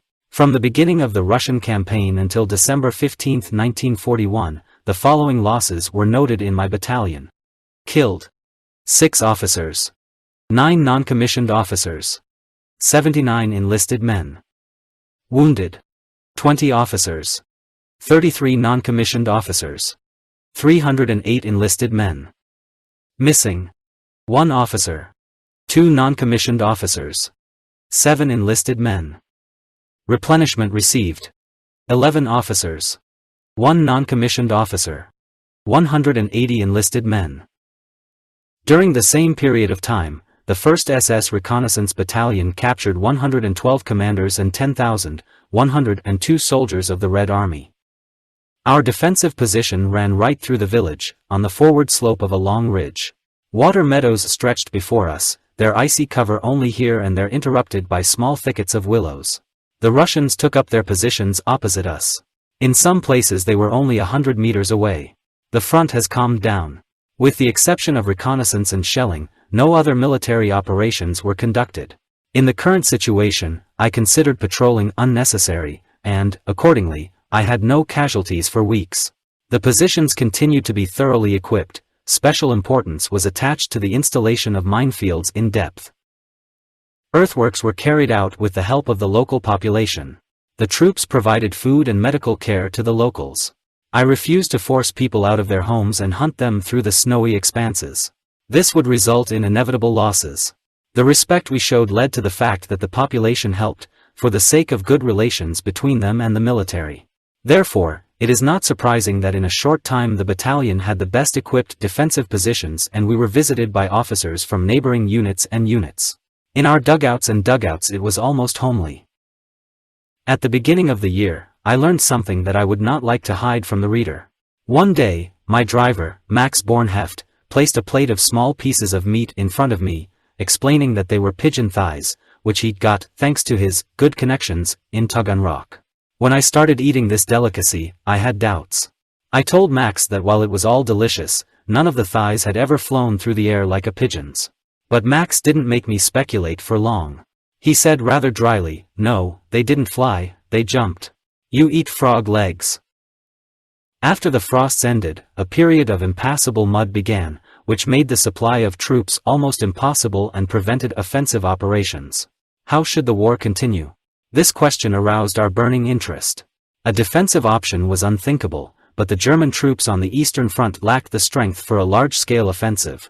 Divisions that could be used for the offensive were still in their positions, although the cadre was only sufficient for rest and replenishment. We were afraid that one day we would be withdrawn from our positions and we would have to go on the attack along with hastily assembled units. After the 1st Panzer Army and part of the 17th Army destroyed the Russian troops that had broken through south of Kharkov, we were withdrawn from our winter positions and transferred to the Donetsk region at the end of May. It was there that new units, created during the winter, strengthened our division, and new recruits joined the ranks of veterans. The exercises at the shooting range quickly returned my battalion to excellent fighting shape. He was better armed than he had been in 1941, and, with the experience of previous battles behind him, he again became a worthy opponent of any opponent. The morale of the unit was high. Servicemen of all ranks firmly believed in their own forces and in their officers, primarily due to their superhuman abilities, shown in combat operations both in the offensive and in defense, the ability to withstand superior enemy forces. Quite unexpectedly, in early June 1942, the Leibstandarte division was withdrawn from the troops preparing for a major offensive in the south of the Eastern Front and transferred to France in anticipation of a possible landing of the Allied coalition forces. My battalion was transferred to the area of the city of Caen, and the headquarters was quartered in Bretteville, Cerves. A little time passed, and in Normandy there were no more secrets for us. All possible situations were rehearsed both with and without troops, and as a result, a level of preparedness was achieved that could be confidently opposed to the best peacetime military unit. In the autumn we were preparing to go to North Africa, but fate decreed otherwise. The tragedy of the 6th Army near Stalingrad called us back to Russia. Only luck saved our division from defeat at Stalingrad. The divisions that fought next to us went to their last battle here. Others were waiting for our help. We left France at top speed and headed east again. Our goal was the front east of Kharkov. On November 19, 1942, the largest offensive since the beginning of the war, organized by the Soviet headquarters of the High Command, began near Stalingrad. The general situation was as follows. The enemy deployed a large number of manpower and equipment, especially tanks, which had not been seen before. Judging by the data of the German command and based on a general analysis of the situation based on intelligence data, the offensive was massive and planned. In terms of accuracy in phase deployment, the offensive of the Soviet troops resembled the work of a clockwork. Breakthrough to the Don near the settlement Serafimovich, simultaneous breakthrough near the settlement Krasnoarmeysk, south of Stalingrad. As a result, 2 Romanian armies were destroyed, and the 6th Army near Stalingrad was completely surrounded in a short time and subsequently liquidated. This was followed by an offensive to the west by 2 army groups concentrated to the west and northwest of Stalingrad. As a result, the Soviet troops of the Southern Front advanced from both sides of the Don, advancing in the direction of the Rostov region. Along the way, the lines of communication were interrupted through Rostov to the German troops in the North Caucasus. The Soviet Southwestern Front then began to develop an offensive between the railway lines. It was aimed at the Seversky Donets. The 8th Italian and 2nd Hungarian armies northwest of the first breakthrough point on the Don were threatened by Russian attacks from the flank and rear. As a result of these threats, both armies abandoned their fortified positions without offering any significant resistance. Their avoidance of combat contact with the enemy was ultimately tantamount to flight. Parts of the Soviet Southwestern Front on a broad front crossed the Don River northwest of Stalingrad. After the troops of the Soviet Southern Front reached the lower reaches of the Don, and the grouping of the Southwestern Front reached Oskol, the southern wing of the Voronezh Front also joined the offensive to the west. The sector of defense of the 7th and 13th Army Corps, which jutted out far to the east, after the withdrawal of the Hungarian army, was taken in to attack pincers on the northern and southern flanks. 2 German corps were surrounded after the connection of 2 Soviet advancing groups near the city of Kastornoy. As a result, the entire Soviet Voronezh Front went on the offensive to the west. His troops broke through the positions on the River Tim, which were created in great haste by the command of the 2nd German Army.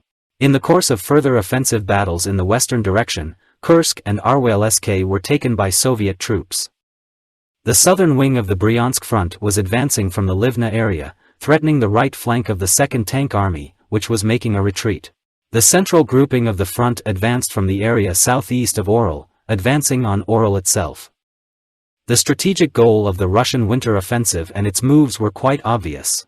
The advance of the strike groups was synchronized so that the German line of defense, mainly stretching from the south to the northwest, was attacked from the flanks, broken into and cut off piece by each of the strike groups.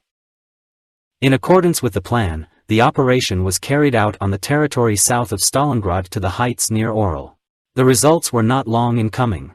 Following the defeat of the 6th German, 3rd and 4th Romanian, 8th Italian and 2nd Hungarian armies, the German front was also broken through to the northwest, over a width of more than 500 kilometers, between Slavyansk and the area north of Kursk.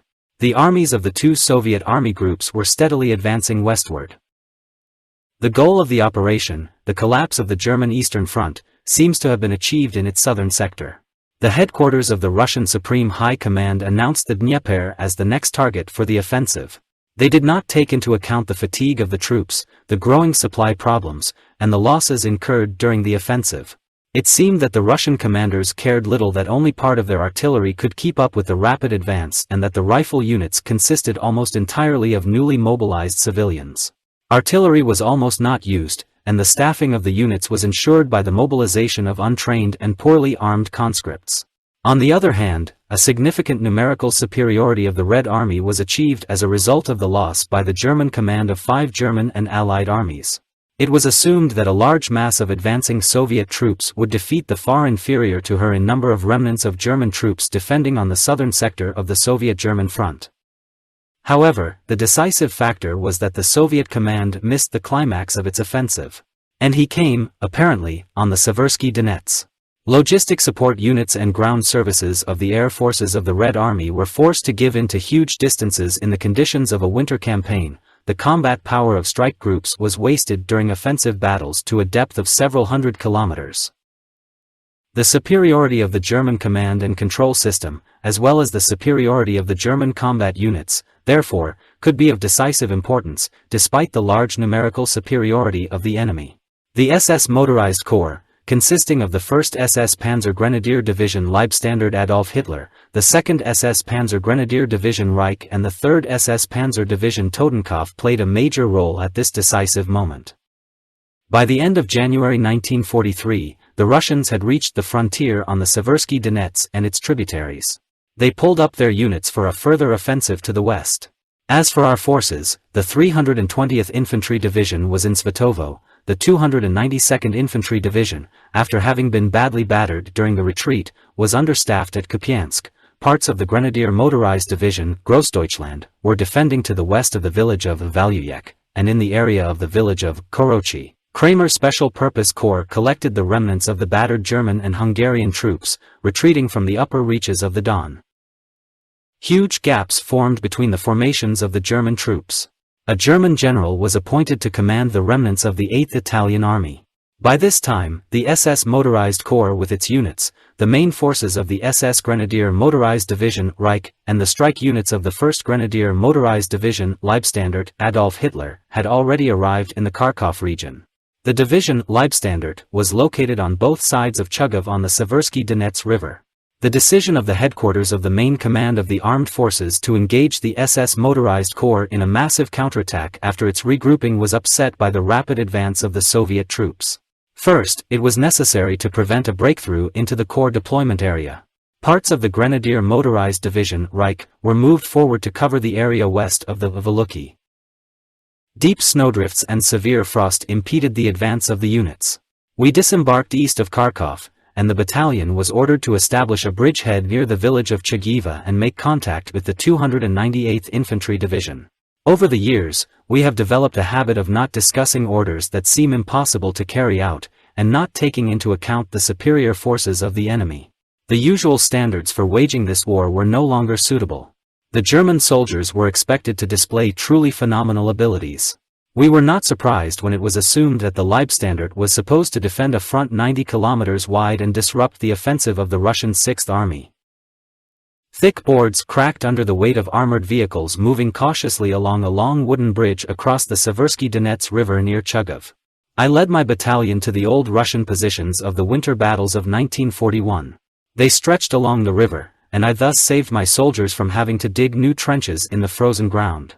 Groups from the remnants of the defeated Italian units periodically came out to us through the snowy spaces. From the side of Kupiansk, separate units of the German convoy with wounded German soldiers and half-starved horses came out to the river. The retreating soldiers silently dragged themselves across the bridge. They were no longer fit for combat. The battalion was supposed to cover a front about 10 kilometers wide, and, in addition, 2 companies were supposed to help the 298th Infantry Division in Kupiansk disengage from the battle. This infantry division fought desperately against the superior forces of the Russians and retreated through the city.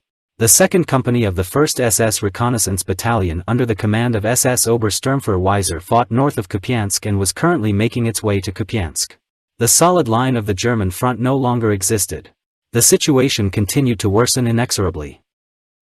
The strongholds created by the Germans were flanked and cut off from communications by superior Russian forces. Snowdrifts on the rugged terrain made fighting almost impossible and forced the German troops to move along the few passable roads. Artillery got stuck on the slopes, it was impossible to drag it either by tractors or horses. The icy roads were as smooth as glass.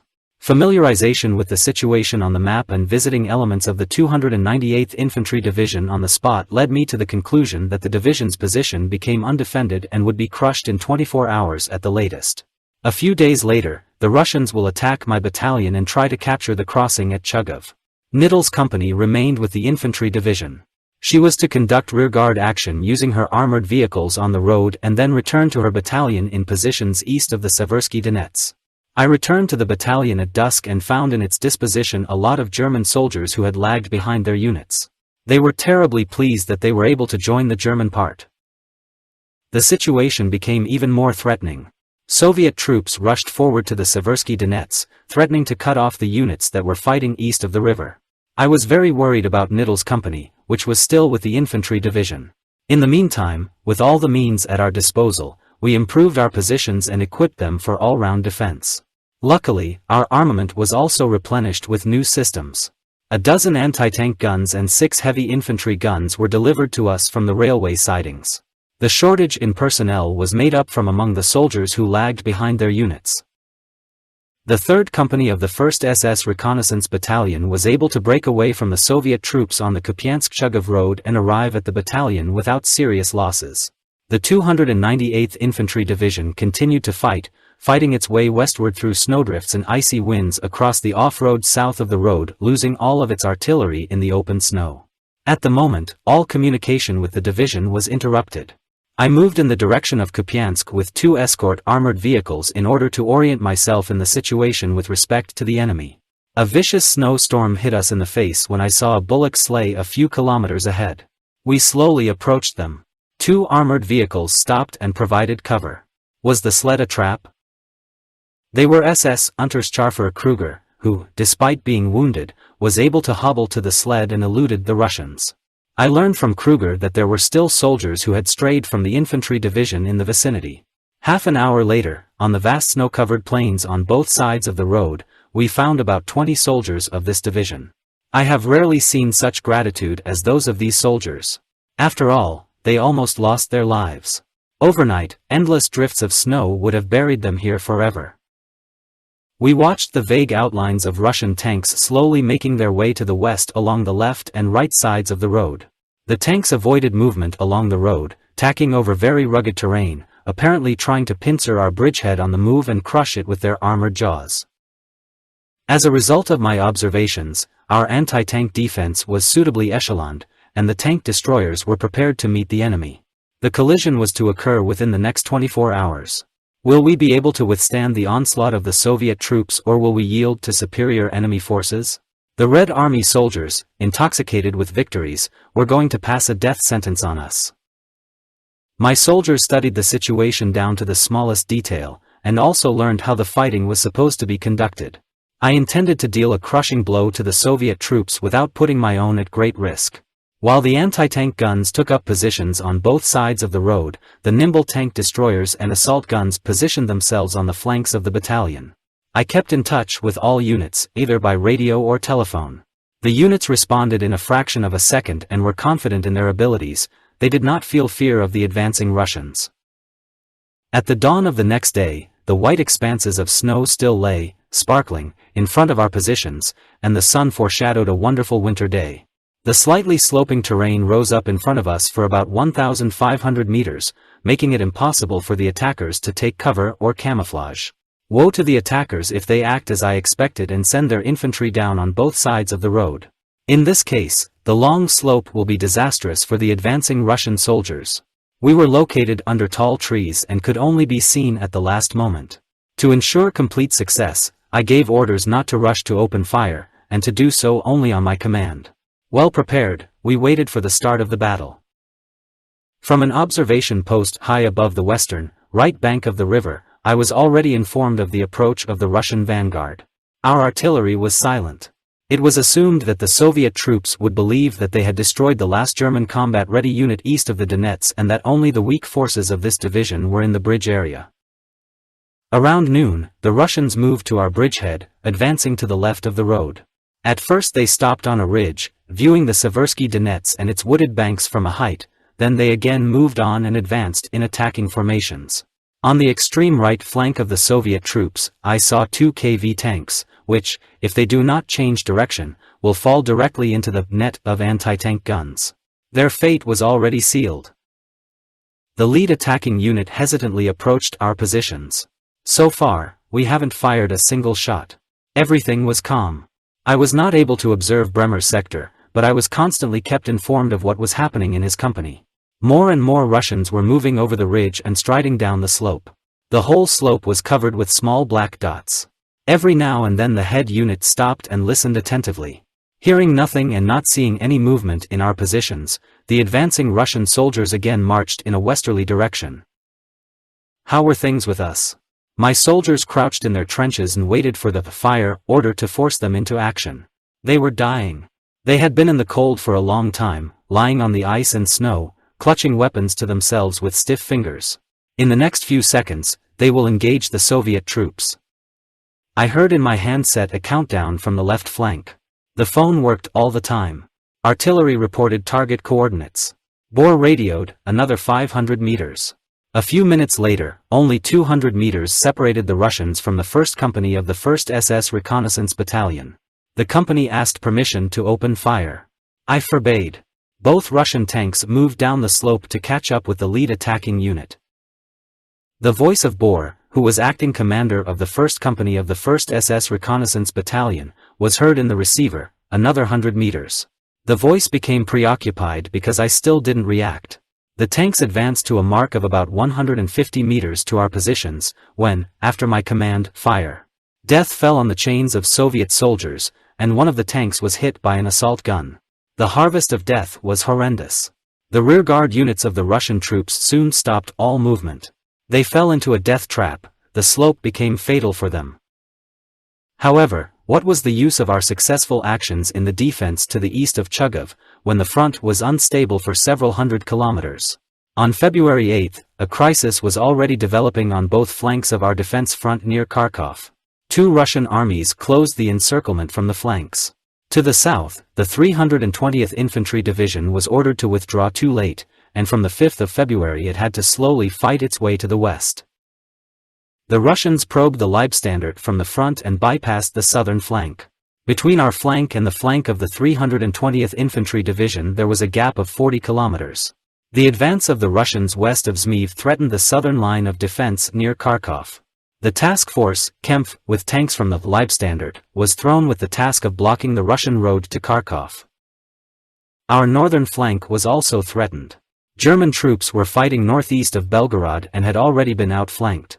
The Russian operation to encircle and storm Kharkov had already begun, and there were no forces that could prevent this. At the same time, the Soviet Supreme High Command was preparing an attack on the Donetsk Basin. In addition to the offensive along the entire front from Belgorod to Kharkov, our enemy's intention was to cut off the Germans defending in the Donbass with a sudden blow, striking from Slavyansk to the Sea of Azov. Then the Russians hoped to destroy the Germans encircled in the Donbass. This mortal blow was to be delivered in the direction of Lozovaya, Pavlograd, Dnipropetrovsk, Zaporozhye. To carry out this operation, 5 tank and 3 rifle corps were concentrated north of Slavyansk. The 1st Soviet Guards Army, following the capture of Izium, will move southwest without encountering any resistance. The Soviet 6th Guards Army would join the attack on the right flank after the 320th Infantry Division had been cut off. If this operation is to be successful, then Army Group South will be cut off from its lines of communication, the Russians will reach the Dnieper and the road to western Ukraine will be open to them. After repulsing the Russian attack, we managed to make contact with the remnants of the 298th Infantry Division, and the survivors were ferried across the river. A gloomy mood prevailed in the units on the bridgehead. It was obvious that the threat of enemy penetration to our rear hung over our position and that we would have to retreat behind the Seversky Donets. The enemy on a broad front came to the Seversky Donets. He advanced between the right flank of the Leibstandarte and the 320th Infantry Division in such a large force that desperate action was required. The situation forced us either to attack the enemy forces, who were going to carry out the encirclement of Kharkov from the south, which would lead to the evacuation of our troops, or to tightly concentrate all our forces around the city for the purpose of all-round defense, which would be tantamount to encirclement. On February 9, the battalion was ordered to withdraw from the Seversky Donets and prepare for an attack south of Kharkov. The exit from the battle took place without losses and difficulties. We were glad to be on the march again and hear the noise of running engines. We drove west along carefully cleared forest roads, through deep snow and dilapidated bridges, reaching the Marifa area at midnight. It was only there that I learned of the seriousness of the situation and that the SS Motorized Corps was in danger of complete encirclement if it carried out Hitler's order to defend Kharkov to the last bullet. Fulfillment of the order will mean the destruction of the corps and, moreover, will enable the Russians to reach the Dnieper. Behind the motorized SS Corps there was no other similar formation that could be thrown into battle against the rapidly advancing Russians. To eliminate the threat to our right flank and prevent the encirclement of Kharkov from the south, the commander of the corps, General Hauser, decided to move south, attacking with 3 battle groups. Deep snow made it difficult to advance to the offensive line, but in the first hours of the morning everything was ready. My battle group was located on the right flank and had orders to advance in the direction of Alexievka. This task assumed that we had to break through 70 kilometers through the territory flooded by the enemy and launch a counterattack on one of the main advancing groupings of Russian troops. I said goodbye to the division headquarters, caught up with our leading units and quickly briefed the battalion on its task. Every soldier knew what was expected of us and that difficult days lay ahead of us. My soldiers heeded my every word as I outlined the extremely critical situation and told them of the dangerous counterattack we were about to launch. I expected to see concerned faces, but no one seemed particularly surprised by the assignment. My young soldiers stood before me with flushed faces and hands thrust deep into their pockets. I knew all the officers, including those from the units assigned to us, most of them for more than 1 year. Non-commissioned officers and privates from young soldiers were devoted to me, and the young replenishment formed a close-knit community of people. With such a battle group, I could go on such a raid through the Russian hordes without hesitation. Our strongest weapons were brotherhood in arms and absolute trust, which bound us and at the same time made us self-confident. The battle group positioned itself for the attack on the snow-covered road south of Marifa. The road in front of us gradually went downhill and disappeared after a few hundred meters between the houses of the village. Two wrecked amphibious vehicles from the 2nd SS Grenadier Motorized Division Reich were also visible there. Obviously, they remained from the division's reconnaissance patrol destroyed by the Russians. No movement was visible. The forest strip stretched along the road, leaving to the right behind the village. There was not a soul to be seen either. Next to me was the commander of the vanguard, SS Obersturmführer Schultz, who, together with me, participated in the attack on Rostov. SS Obersturmführer von Ribbentrop was the commander of the first armored vehicle.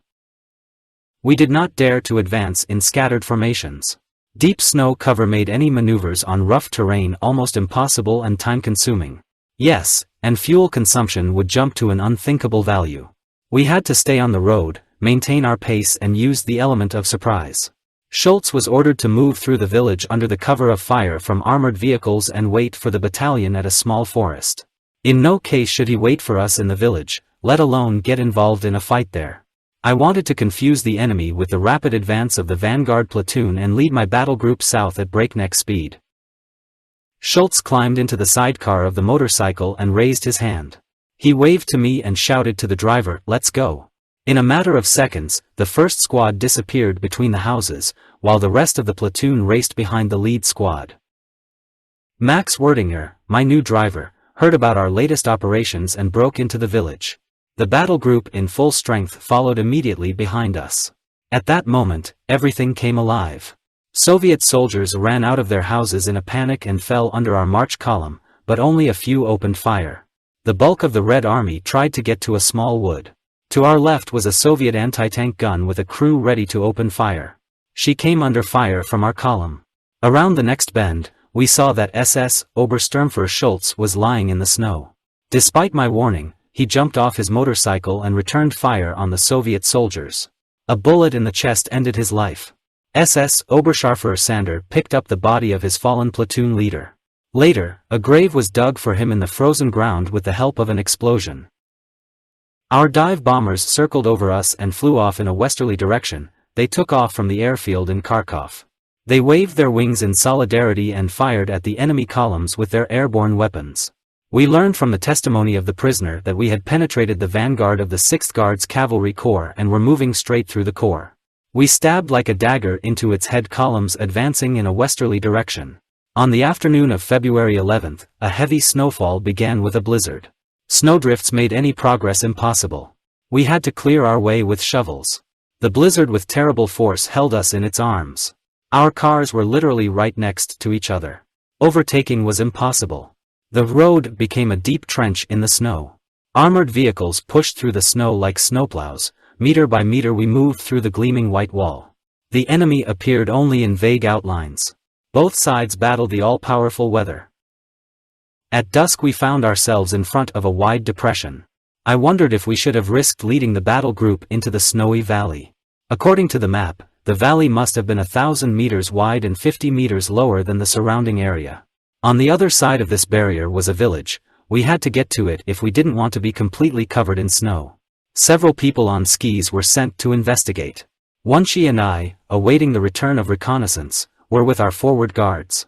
When she returns, we will find out if we can move through the snowy valley. Hiding behind the snowdrifts, we were advancing when the sentry suddenly excitedly pointed straight ahead and whispered, "Tank." He was right. Then we heard the dull roar of the engine. The tank had to go up the slope for several hundred meters directly in front of us. Our lead tank was immediately given a warning. The gunner had his hand on the trigger, ready to fire. We silently waited for the Soviet tank. "Here he is, I see him." He slowly crawled up the slope. Max Wunshi whispered, "Jesus Christ, he is turning the tower right on us. Can't you see the cannon?" Suddenly the guard laughed out loud. In front of us was a huge bull, whose head we mistook for a tank turret, and whose horns were for a gun barrel. The blizzard played a funny trick on us. Despite the bitter cold, we laughed heartily. An hour later we drove the Red Army soldiers out of their warm dwellings and occupied the village. It was only 6 o'clock in the evening, but a very dark night fell on us, making it impossible to recognize either friend or foe. Cars and tanks moved slowly. The darkness precluded any orientation. We got stuck among the units of the 6th Russian Guards Cavalry Corps.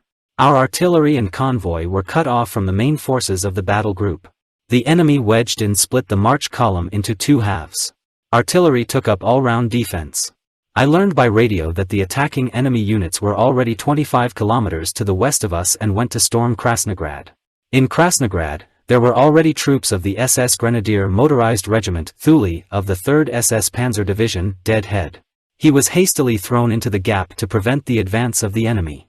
The main body of this division was still traveling in trains along the railroad between France and the Dnieper. 2 reinforced regimental battle groups were engaged in heavy fighting east of Kharkov. The German forces defending the village of Zmiev could not compete with the large masses of attacking Russians, who were supported by strong artillery. Our own, shallow-layer defenses at Rogin, east of Kharkov, held off the unusually powerful Russian attacks, supported by new forces constantly being brought up to the battlefield. There was nothing human in this battle. It was cruel, and the most inhumane methods were used in it. Soviet troops committed horrific acts of violence against captured soldiers at the Rogin airfield. After a German counterattack, 50 SS men were found dead here. 10 had their eyes gouged out and 1 had their genitals cut off. With rare exceptions, their bodies had terrible burns. 10 people were completely burned and charred. February 1943. Following the capture of Belgorod, the enemy army also deepened into the area northwest of Kharkov. By the 13th of February, the left flank of the defense of Kharkov extended in the area of the village of the northern part of Russian Lozovaya, the railway station, Fesky. Leibstandarte Mechanized Infantry Battalion, SPW, commanded by Johann Paper, managed to establish contact with the 320th Infantry Division east of the Zmiev and destroy the enemy groups that had broken through to the south. The remnants of the 300th Infantry Division were completely exhausted and left a pitiful impression. More than 1,500 wounded nevertheless survived the hard march through a terrible snowstorm and were immediately transferred to the rear, where they were taken care of. The division that had been starving for a long time, more precisely, what was left of it, was fed in our division. The avalanche of advancing Soviet troops rolled further and further west and approached Dnipropetrovsk. The entire front of the German Army Group South was under threat. As a result of this development of events, I received an order to move in the direction of the village of Alexievka and block the path of the enemy advancing to the west. The snowstorm on the Kharkov front was still rampant, clogging the optical instruments of our tanks with snow. Russian troops and my battle group moved past each other. In the middle of the day, a reconnaissance plane circled over us and dropped a message attached to a smoke bomb. All around us were advancing Soviet troops. 24 hours later we reached Alexievka and moved to all-round defense. At that moment we were the easternmost formation on the Kharkov front. Will the battle group be able to complete its task? She was left to herself, almost without artillery, tanks, and wagon trains. The settlement was quite large, it stretched out on both sides of the road. Meanwhile, in the course of reconnaissance of the area, we stumbled upon a Russian patrol and opened fire from a distance of no more than 5 meters. The blizzard made visibility 0. SS Obersturmführer von Ribbentrop collapsed a few paces to my right. The bullet pierced his lung and knocked him to the ground. But the next morning, Ribbentrop's condition was not bad. He refused to evacuate to a safe place as long as there was at least 1 wounded soldier in the boiler. Soviet troops poured past us on both sides of the village. I was glad to hear Max Wunsch's report on the situation. He made his way to us along with armored vehicles, artillery and convoy. We hoped he would arrive on time. We urgently needed fuel and ammunition. On the morning of February 13th, the SS Motorized Corps received an order from the Führer to hold Kharkov at all costs. Following this, during the night of the 13th of February, in order to release at least some reserves, a further reduction in the front of defense around the city was carried out. However, by the evening of the 13th of February, the headquarters of the Corps reported that the new line could be held only until the 14th of February, since the city was already surrounded. At midnight, it was ordered to blow up all the warehouses, as well as military installations and everything that is suitable for the war economy. In the morning, the Soviet troops managed to break through the shallow echeloned line of our defense north of the village of Kam. The attack of 50 enemy tanks near the village of Rogin also led to a breakthrough. They also feared an attack on the area of the tractor plant. We also lost the village of Olshiny northwest of Kharkov. This allowed the Russians to keep under fire the main supply line, the railway and highway from Poltava to Kharkov. Soviet troops continuously attacked the southern and extreme eastern points of the defense line of Kharkov and threatened to overturn us in the village of Alexeivka. We knocked out several anti-tank guns and inflicted heavy damage on the enemy infantry during the counterattack in the direction of the village of Ubarika. This is north of Alexeivka, but our ranks also thinned out. SS Hauptsturmvereinitel, commander of the Mobile Patrol Company, was wounded for the fourth time in these battles. Russian night attacks were especially dangerous, since we did not see the enemy creeping up and had to save ammunition. The enemy broke into Alexeivka on the night of February 13th to 14th and pushed us to the center of the village. The fight has reached its climax. The soldiers fought with courage that came from desperation, but it soon became clear that there was nowhere to retreat. In this hopeless situation, events developed rapidly. Having settled close to each other, our armored vehicles opened heavy fire, firing explosive shells at the attacking Soviet troops. Houses with thatched roofs were on fire. We were in the middle of the ring of fire and fired in the dark on the brightly lit rows of Russians. Their attack was thwarted. With our counterattack, we threw them back from the village of Alexeivka and returned to our previous positions. Around the same time, Witt's regiment attempted to make contact with our battle group by breaking through from the north. However, north of the village of Ubariki, Witt ran into such strong resistance from the Soviet troops that he was unable to break through to Alexeivka. At dawn we saw the new preparations of the Red Army to the east and west of the village. If both attacks are deployed at the same time, our fate will be sealed. I went around the position and talked to almost every soldier. Everyone huddled together to form a strong point. Machine guns surrounded the anti-tank guns. My young soldiers jokingly returned my greeting. We did not feel defeated in any way. The superiority of the Russians hardly bothered us, but the lack of fuel, the loss of mobility and the palpable lack of ammunition drove us almost to despair. We were promised a supply drop during the past 48 hours, but I haven't seen any of our planes yet. Weather conditions made such a supply impossible. I again sent a report on the situation and demanded an urgent delivery of ammunition. At the same time, Wonshi's group made its way closer and closer to Alexeivka. Will Wonshi make it? I was shocked as I stood in the training room of the local school among my wounded soldiers. They knew what was going on and begged me not to let them fall into the hands of the Russians. We remembered the terrible end of the German field hospital in Feodosia in the Crimea. For some time, he fell into the hands of Soviet soldiers who landed in January 1942 in the city from the sea. The wounded, naked, were thrown out of the windows, and then water was poured on them. More than 300 frozen bodies were found in the hospital yard after it was recaptured during the German counteroffensive. Let me add on my own this is a consequence. But the author does not remember the reason. In the summer and autumn of 1941, most of the Soviet soldiers who were captured at that time were starved to death, died from epidemics or were shot by the Germans. More than 1 million people died. Only a year later, the Germans began to treat the prisoners, so to speak, more tolerant, using it for hard work, and later, in the rear services. The author constantly recalls the atrocities of the Red Army, but at the same time is silent about the crimes committed by German soldiers. We should not forget about the more monstrous atrocities of the German soldiers on the Eastern Front. And now let's continue. Gathering shrugged, shook his head, and turned away. The voices of my soldiers tore my heart. What was I to do? The young soldiers looked at me with relief when I ordered pistols to be given to the wounded. I was ready to stand in the fire of the conflagration, so as not to have another such conversation. Clouds hung low in the sky. We heard the noise of engines. By the roar of the engines, we could assume that they were looking for us. Suddenly we noticed the shadow of the Heinkel 111.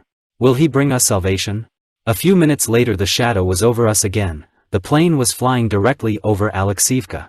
Soon containers of ammunition and fuel were falling from the sky, but, unfortunately, only a few remained undamaged. Most exploded on impact with the ground. At that moment, I lost all hope. The fuel that remained intact was immediately distributed among self-propelled guns, tanks and armored vehicles. If we were destined to die, then we wanted to die in battle, breaking through the steppe in our war machines, so that the Russians would have a hard time too. We won't give up without a fight. Having finished compiling a report on the situation, in which I reported on the imminent death of the battle group, I said goodbye to the soldiers who, along with me, went towards fate. I looked at the faces of my soldiers in some amazement. Curiosity seemed to be evident in their relaxed expressions. There was not a single face whose features were distorted by fanaticism. They seriously listened to my words. I determined the target of the attack and climbed into my armored car. Are we all going together in our final attack? We slowly moved out of the center of the village, past the ruins and graves of our comrades, to the outskirts of the village. A few hundred meters ahead of us, Soviet soldiers were running back and forth. They could afford such freedom of movement, since we had almost no artillery at our disposal, and there was not enough ammunition. It seems that the Soviet troops did not believe in the possibility of our counterattack. Meanwhile it was noon. The blizzard subsided, a few timid rays of the sun glided overhead. What will the Russians do behind our lines when we attack to the east? Our armored vehicles were on the road that led right through the very middle of the concentration of Russian troops. I intended to drive at full speed along this section of the road and strike at the Soviet troops, directing our armored vehicles directly into the center of the enemy positions. We could succeed only in the event of a lightning strike on the Soviet troops and win for ourselves at least a day. I hoped that in that day I could deal with the Russians west of the village of Alexeivka, and I believed that Wunshi would be able to break through by then. My little Cossack, a Russian volunteer who had accompanied me from Rostov and was devoted to me, pointed to a group of Soviet soldiers behind me. Dark dots were visible everywhere. We were, figuratively speaking, up to our ears in shit. February 1943. Only a few seconds separated us from the start of the movement into complete obscurity. My driver lightly pressed the accelerator, released the clutch, and the armored car slowly moved off. Assault guns rushed forward on both sides of the road, leaving behind the ruins of village houses. Our speed has increased. Armored personnel carriers with motorized infantry and armored cars raced ahead of self-propelled guns, which covered them with fire. Our armored car was the lead one. Speed was our weapon against the Russians. The bullets fired from the machine guns rattled against the armor. I saw only an endless road ahead and tried to increase my speed. The caterpillars of armored personnel carriers and self-propelled guns whipped columns of snow dust into the air, which resembled splashes of water from the bow of a ship cutting through the waves. We formed a wedge and crashed into the waves of the attacking Russians, wedging deep into their ranks. Russian heavy mortar fire covered the road ahead of us. Forward and only forward. Stops at this moment should not be. We had to destroy the attacking formations, or we all had a meeting with the devil. A particularly strong blow to the armor made the muscles in the whole body tense. The smell of burning hit my nostrils. The second blow, which hit the armored car with incredible force, forced it to stop. Our driver SS Rotenführer Nebelung was shouting wildly. Flames rose up around my body. I jumped out of the tower and lay down in a deep caterpillar rut together with the Cossack Michael. The screams from the armored car drove me crazy. I crawled along the track, intending to help our driver. He must have caught on something inside the car with his thick winter clothes, because his hatch was open. Suddenly, my leg was grabbed tightly. Michael pulled me back and shouted, "Back. The commander for the unit is more important. Back. I'll bring a comrade." The Cossack jumped into the burning car, pulled the driver out and rolled him in the snow. At this time, we were covered by mortar and machine gun fire. Clinging tightly to the ground, we crawled back along the caterpillar track. We were picked up by advancing soldiers. Only then did I make sure that we overturned the attacking formations of the Soviet troops and the Soviet infantry scattered in different directions. Unfortunately, we could not build on this success, because there was less and less fuel left, and another assault group of Soviet troops took up positions to attack from the opposite side. After we returned to the village of Alexeivka, we found that Michael had been hit in the back of the neck by shrapnel, and our driver had not received serious injuries, but only minor burns. The noise of battle to the west of Alexeivka made us excited. This noise could only mean that Max Wunshi's offensive was successful. So it was. The tank battalion broke through the enemy's dense formations, delivering us a large amount of ammunition and fuel. We were again a fully combat-ready unit and, on orders from the division, the next morning we fought out of the encirclement. When we made our way to the west, we got acquainted with a new phase of this inhuman war. Soviet soldiers were indistinguishable from harmless civilians.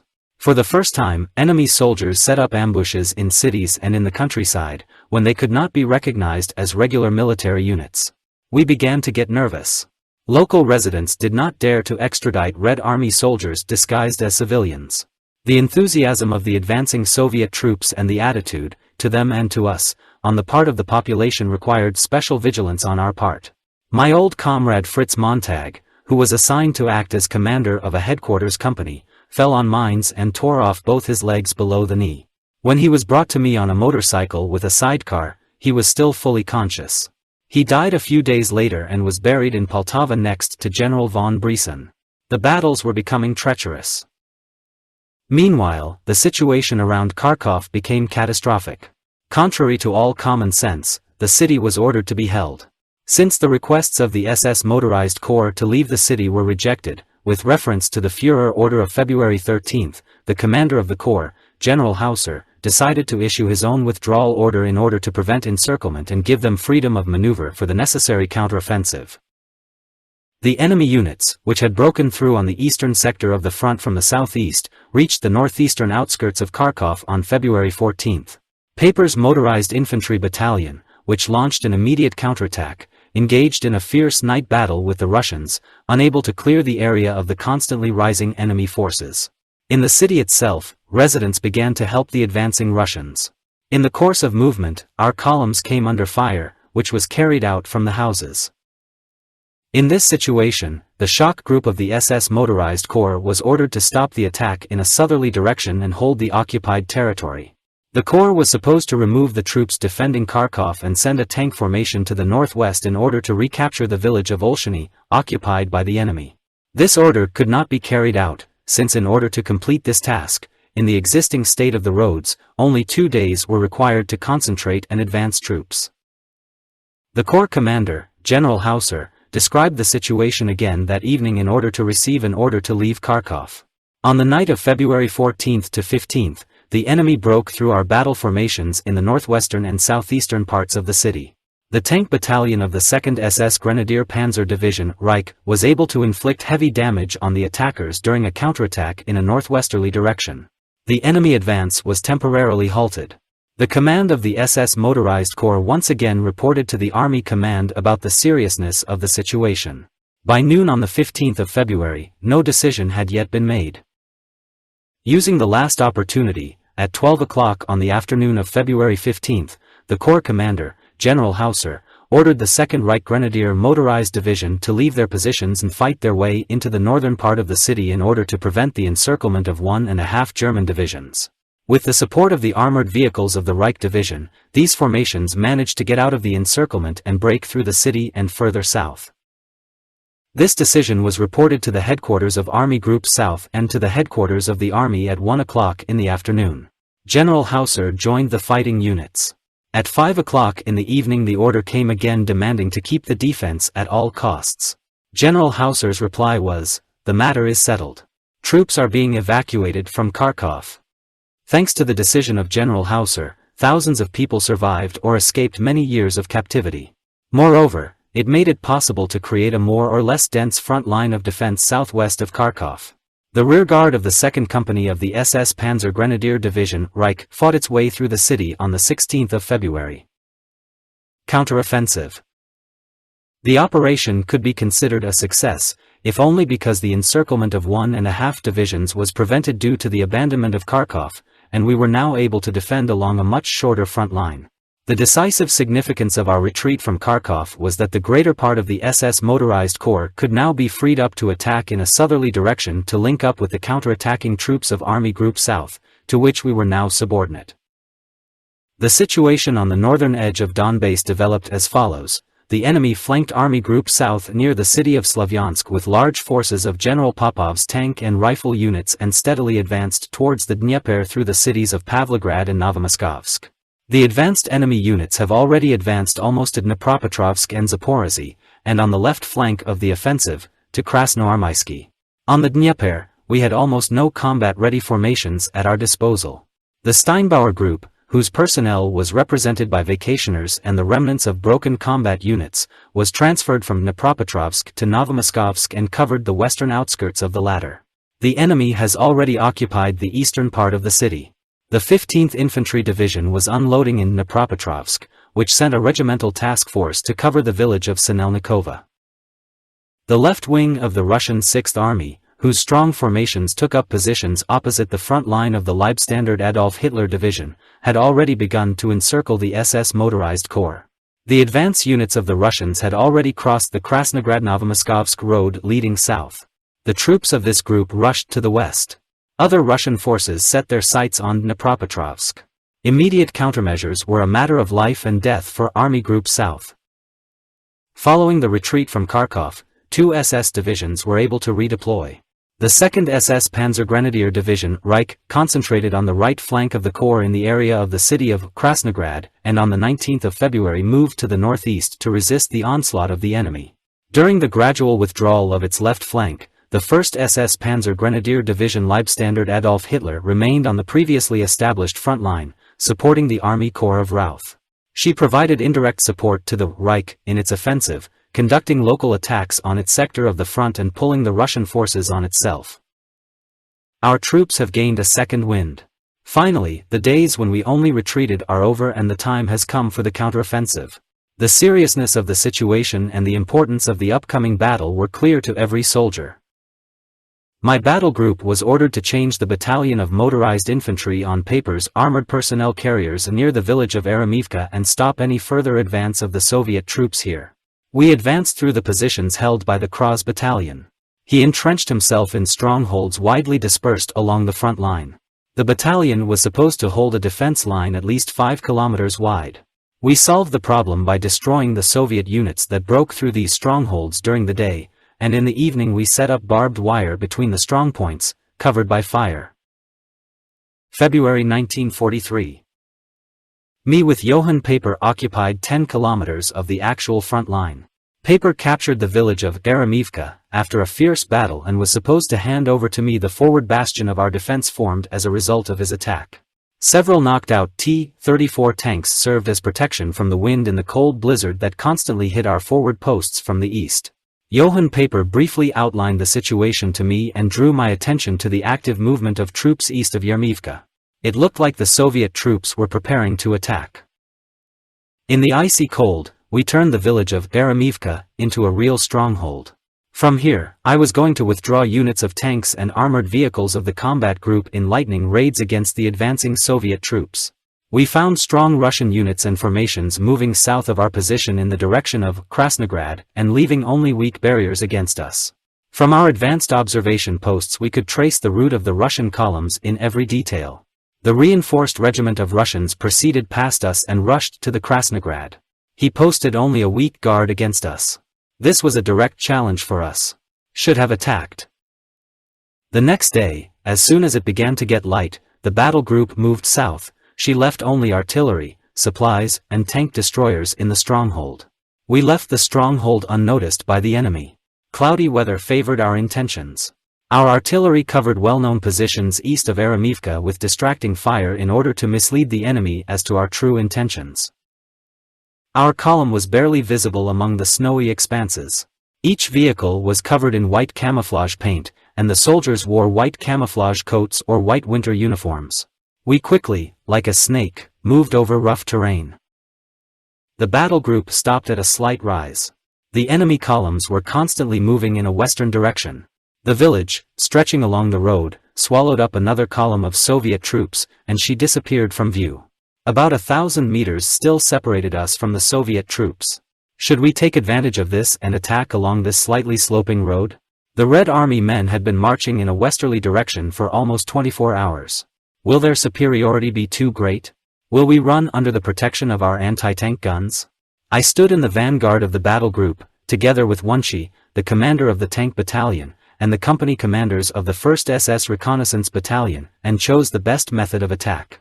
Considering speed as our best weapon, as I had already had it in other situations before, I intended to drive into the thick of the Soviet troops with a company of the 1st SS Reconnaissance Battalion. Several tanks will cover the company with fire. The company will cut off half of the Soviet march column and drive it in the direction to the west. A squad in an amphibious vehicle volunteered to act as the lead unit. The young soldiers knew what they were getting into. Almost certainly, the flanks of the enemy column on the march were covered by mines. In a few minutes everyone was ready to attack. Wheels and tracks spun in the snow, caught on the ground, and the machines roared at full speed towards the outskirts of the village. It was necessary to cross the open space at such a speed that the enemy did not have time to take countermeasures. The war machines raced down the slope like an avalanche from the mountains. Tanks moved to the left and right of the road and fired on the Soviet troops. Heavy mortar fire increased the effect of the tanks. I ended up in the lead company when the first amphibious vehicle flew into the air, and the soldiers who were in it fell to the ground with torn off and crushed limbs. The second amphibious car stood at the head of the column without hesitation or hitch. He, too, almost immediately literally shattered into pieces. The company flew like an arrow through the places of explosions. Our comrades literally paved the way for us, and we broke through the minefield. Both amphibious drivers lay in the snow with severed limbs, along with less severely wounded machine gunners. Their platoon leader also lost both legs. We could not help the wounded, but the company following behind took care of them. The Soviet troops left the village street in a great hurry and rushed to the houses or sought safety in flight. Our machine guns mowed them down in the white, snow-covered fields. Their supporting artillery was crushed by our tanks, thrown aside or huddled together. The destruction was indescribable. Several tanks sent shell after shell into the column marching westward. They put our soldiers on a rout. The column was crushed by the attacking tanks like a giant fist. Once again, speed proved to be a terrible force. There were almost no Russian anti-tank guns that could have managed to withdraw and change position. All the tracks of heavy tanks crushing under them crushed most of them. We rushed through the long village in a matter of minutes, and the path of the enemy advance turned into a road of suffering. Shattered steel mingled with the flesh of the bulls that served as the draft force for the anti-tank guns. The persecution continued beyond the outskirts of the village. The Soviet troops were taken by surprise. They did not understand how a fatal blow could have been dealt to them from behind. A column of Soviet troops fell victim to our unexpected frenzied attack. A damaged German tank stood between the last few houses in the village. It was hit by a Russian anti-tank gun no more than 150 meters away, in an orchard. The infantry was already engaged in the destruction of the gun, when a burst of machine guns ran between us. In the blink of an eye, we took cover behind the tank. However, Franz Roth, the ubiquitous war correspondent, did not have time to do this. The bullet hit him in the chest. We dragged him to the shelter and brought him to a small hut, where Dr. Gattering immediately took care of him. Roth died a few days later in a field hospital. He was one of our best correspondents. The next village caught fire from our tracer shells. The Red Army soldiers ran away, saving their lives, and died under machine gun fire. The pursuit continued until the next village, where we also put the Soviet troops to flight. The military equipment and weapons of the broken columns were turned into a pile of rubble. The danger to our southern flank has been temporarily removed. With the onset of darkness, we returned, tired, to our stronghold. The destruction of the Russian marching column cost us 2 killed and several wounded soldiers. The swiftness of the operation, the use of the possibility of maneuver and firepower brought us complete success. However, as observers told us, new enemy forces took up positions to the east of Yermivka. We had to believe that very soon they would attack. Meanwhile, the 2nd SS Panzer Grenadier Division Reich attacked in a southerly direction. She inflicted heavy losses on the enemy troops south of Krasnograd. The advanced tank units of the division continued to move south at night. The units chasing the retreating enemy succeeded each other until the advanced units of the division reached Novomoskovsk on February 20th at 2 o'clock in the afternoon. There they established contact with outposts of units of the Steinbauer Group. The Luftwaffe supported the attacking groups with dive bomber raids on the pockets of enemy resistance, inflicting heavy losses on the Russian troops. They had already advanced west of the Krasnograd-Novomoskovsk road, but, sensing the threat of encirclement, began to retreat. The city of Pavlograd became the next object of attack of the 2nd Grenadier Motorized Division Reich. The reason for this was the offensive of large Soviet forces in the direction of the bend of the Dnieper south of Dnipropetrovsk, through Sinelnikovo. After heavy fighting, the division joined up with the 48th Panzer Corps of the 4th Panzer Army, which was advancing on the Russian wedge from the south, east of Pavlograd. Regardless of what happened to the south of the village of Eremivka, the time has come to advance to the areas of concentration of Soviet troops near the village of Orelki and deliver a preemptive strike to them. I had remarks when I instructed the unit commanders. I intended to move the 1st Tank Battalion north, along with a company of mobile patrols and 2 companies of motorized infantry. These units will then turn to the east and break through to the areas of concentration of Soviet troops from the rear. The reconnaissance platoon was already conducting reconnaissance and planning a route. The movement had to be organized in such a way that we would appear behind enemy lines at dawn. Meanwhile, all the transport drivers and infantrymen, supported by artillery, will make a feint attack and divert the attention of the Russians in a westerly direction. In the dead of night, car after car lined up one after another, waiting for the lead units to start moving. We slowly drove off, moving in complete darkness. Armored vehicles stopped at the turns, indicating the direction of the main column and at the same time providing cover. Because of the high snowdrifts, the roar of the tank engines was barely audible. The column, like a giant snake, crawled forward towards its goal, as if on 1,000 cat paws. We were moving too fast. So fast that between the 2 villages we had to wait for the right moment. The tanks are up. Having stopped the combat vehicles close to each other, we waited for dawn to dawn. Have we chosen the right position? And suddenly somewhere they made a mistake and got lost? Did the enemy notice us? A lot of "what if" tormented me all this time. At last it seemed to me that I could make out the outlines of a tank driving behind us. The tank was 100 meters behind the forward units. This meant that there was already enough light to launch a surprise attack. So the moment has come. The radio has been turned on. I gave the gunners in Eremivka the task of opening fire, and everyone was waiting tensely for the first shots. Explosions of shells will indicate whether we have come to the right place. February 1943. Yes, we have come to the right place. Our howitzer covered the Russian positions to our right. Blinding flashes flickered over the snow. 20 mm tracer rounds from the automatic cannons of our armored vehicles marked the targets. Machine guns and rifle shots thundered along the entire front, and mortars roared dully in the village. The advanced artillery observer monitored the concentration of fire and directed it to the place of the planned breakthrough. We aimed at the area where the shells were exploding, and clearly saw the effect they had. We determined the location of enemy artillery by flashes from its barrels. The artillery was no more than 400 meters away. The Soviet troops have not noticed us yet. And now the moment has come. The tanks penetrated deep into our enemy's flanks along a wide front and opened fire at very close range. The enemy's anti-tank guns failed to return fire. They were in deep echelon and directed towards the village of Eremivka. For what purpose were they turned in this way?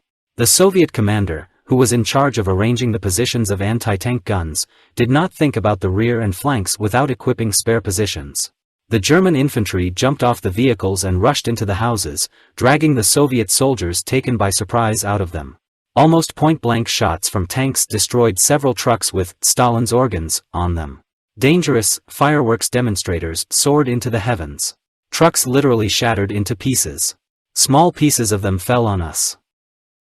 The tank company conducted reconnaissance in an easterly direction and stumbled upon the heavy artillery of the enemy. The sappers blew up the guns. The street and house-to-house fights were short and painless. The Soviet troops seemed to be paralyzed. They did not expect our attack.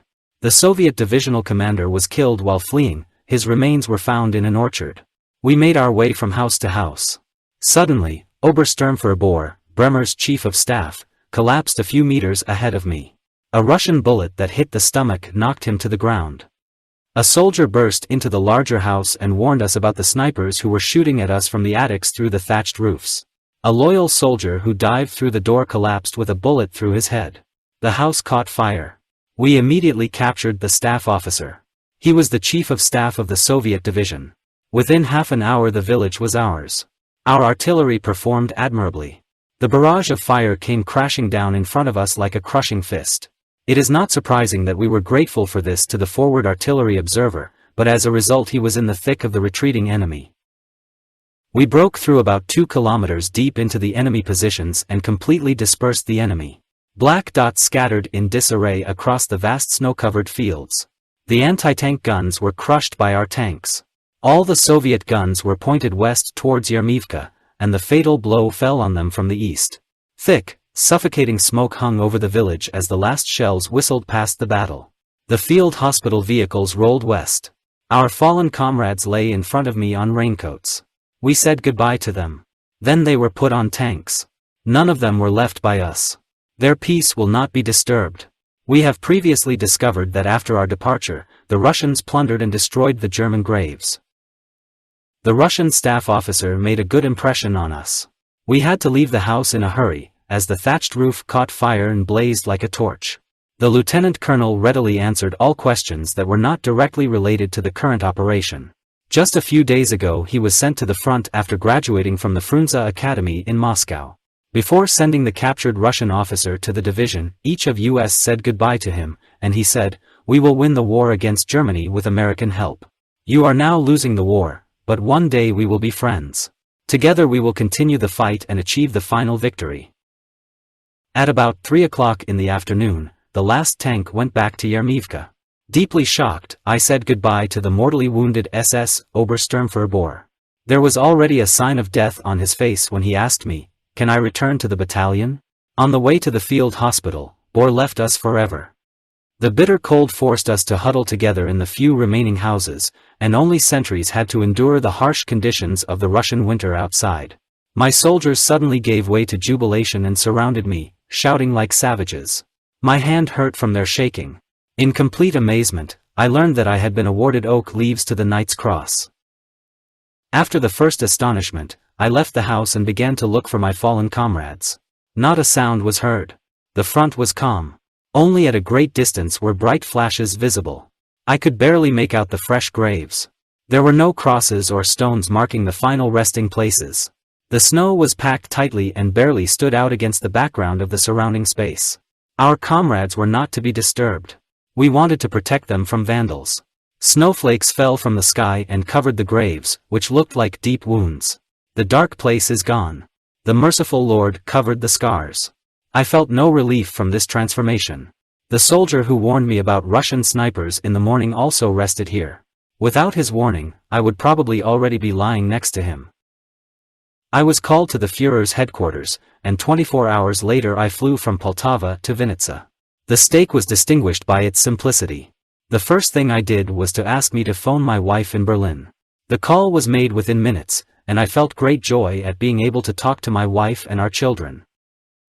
After the end of the telephone conversation, I was led to Adolf Hitler, who greeted me cordially, presented me with an award and asked me to sit down. For more than an hour I listened to the efforts being made in the rear and on the battlefields. The tragedy of Stalingrad, it seemed to me, laid a heavy burden on the Führer, but I was relieved that, returning to the events associated with the death of the Sixth Army, Hitler did not condemn a single officer who fought near Stalingrad. The Führer was seriously concerned about the incessant air raids on Germany, and I had the feeling that he was especially oppressed by the suffering of the German civilian population. Hitler gave the impression of a physically strong man, his voice was calm, and his assessments of the situation at the front were realistic and very appropriate. He did not make any predictions, but he knew that the war would last for a long time. He considered Churchill to be his most sworn enemy. For an hour no one bothered us, and I had the opportunity to provide him with unvarnished information from the front. At the same time, I pointed out the lack of weapons and military equipment. Adolf Hitler did not interrupt me. He listened patiently to it all, sometimes making notes. After a common meal, I sat with General Stieff and a few other officers, discussing the course of the war and how to continue it. A few weeks later, Stieff asked me to visit him, apparently to discuss some issues. I could not then fulfill his request, because by that time I had already been seconded to a tank school. General Stieff was later hanged in connection with the plot of July 20, 1944. I returned to Poltava after only 48 hours and boarded a plane that took me directly to the divisional headquarters. Meanwhile, the fighting took a more favorable turn for us. During the offensive of the 2nd SS Grenadier Panzer Division Reich from Krasnograd to the south to Pavlograd, we defeated large enemy forces, especially the lead formations. However, significant Russian forces remained in positions east of the Krasnograd-Novomoskovsk road. To eliminate this threat from the enemy and establish contact with the Leibstandarte Adolf Hitler Division northeast of Krasnograd, we needed fresh forces. For this purpose, the long-awaited 3rd Motorized Division of the SS, Totenkopf, was attached to the Motorized Corps SS, which, meanwhile, was unloading from trains in the Poltava region. The Russians were also bringing fresh forces into the area in front of our front. Parts and formations of the grouping of the Soviet General Popov had already been cut off by the First Army, which was operating on our right. However, 5 Russian tank corps were still advancing west on the front of the 4th Panzer Army.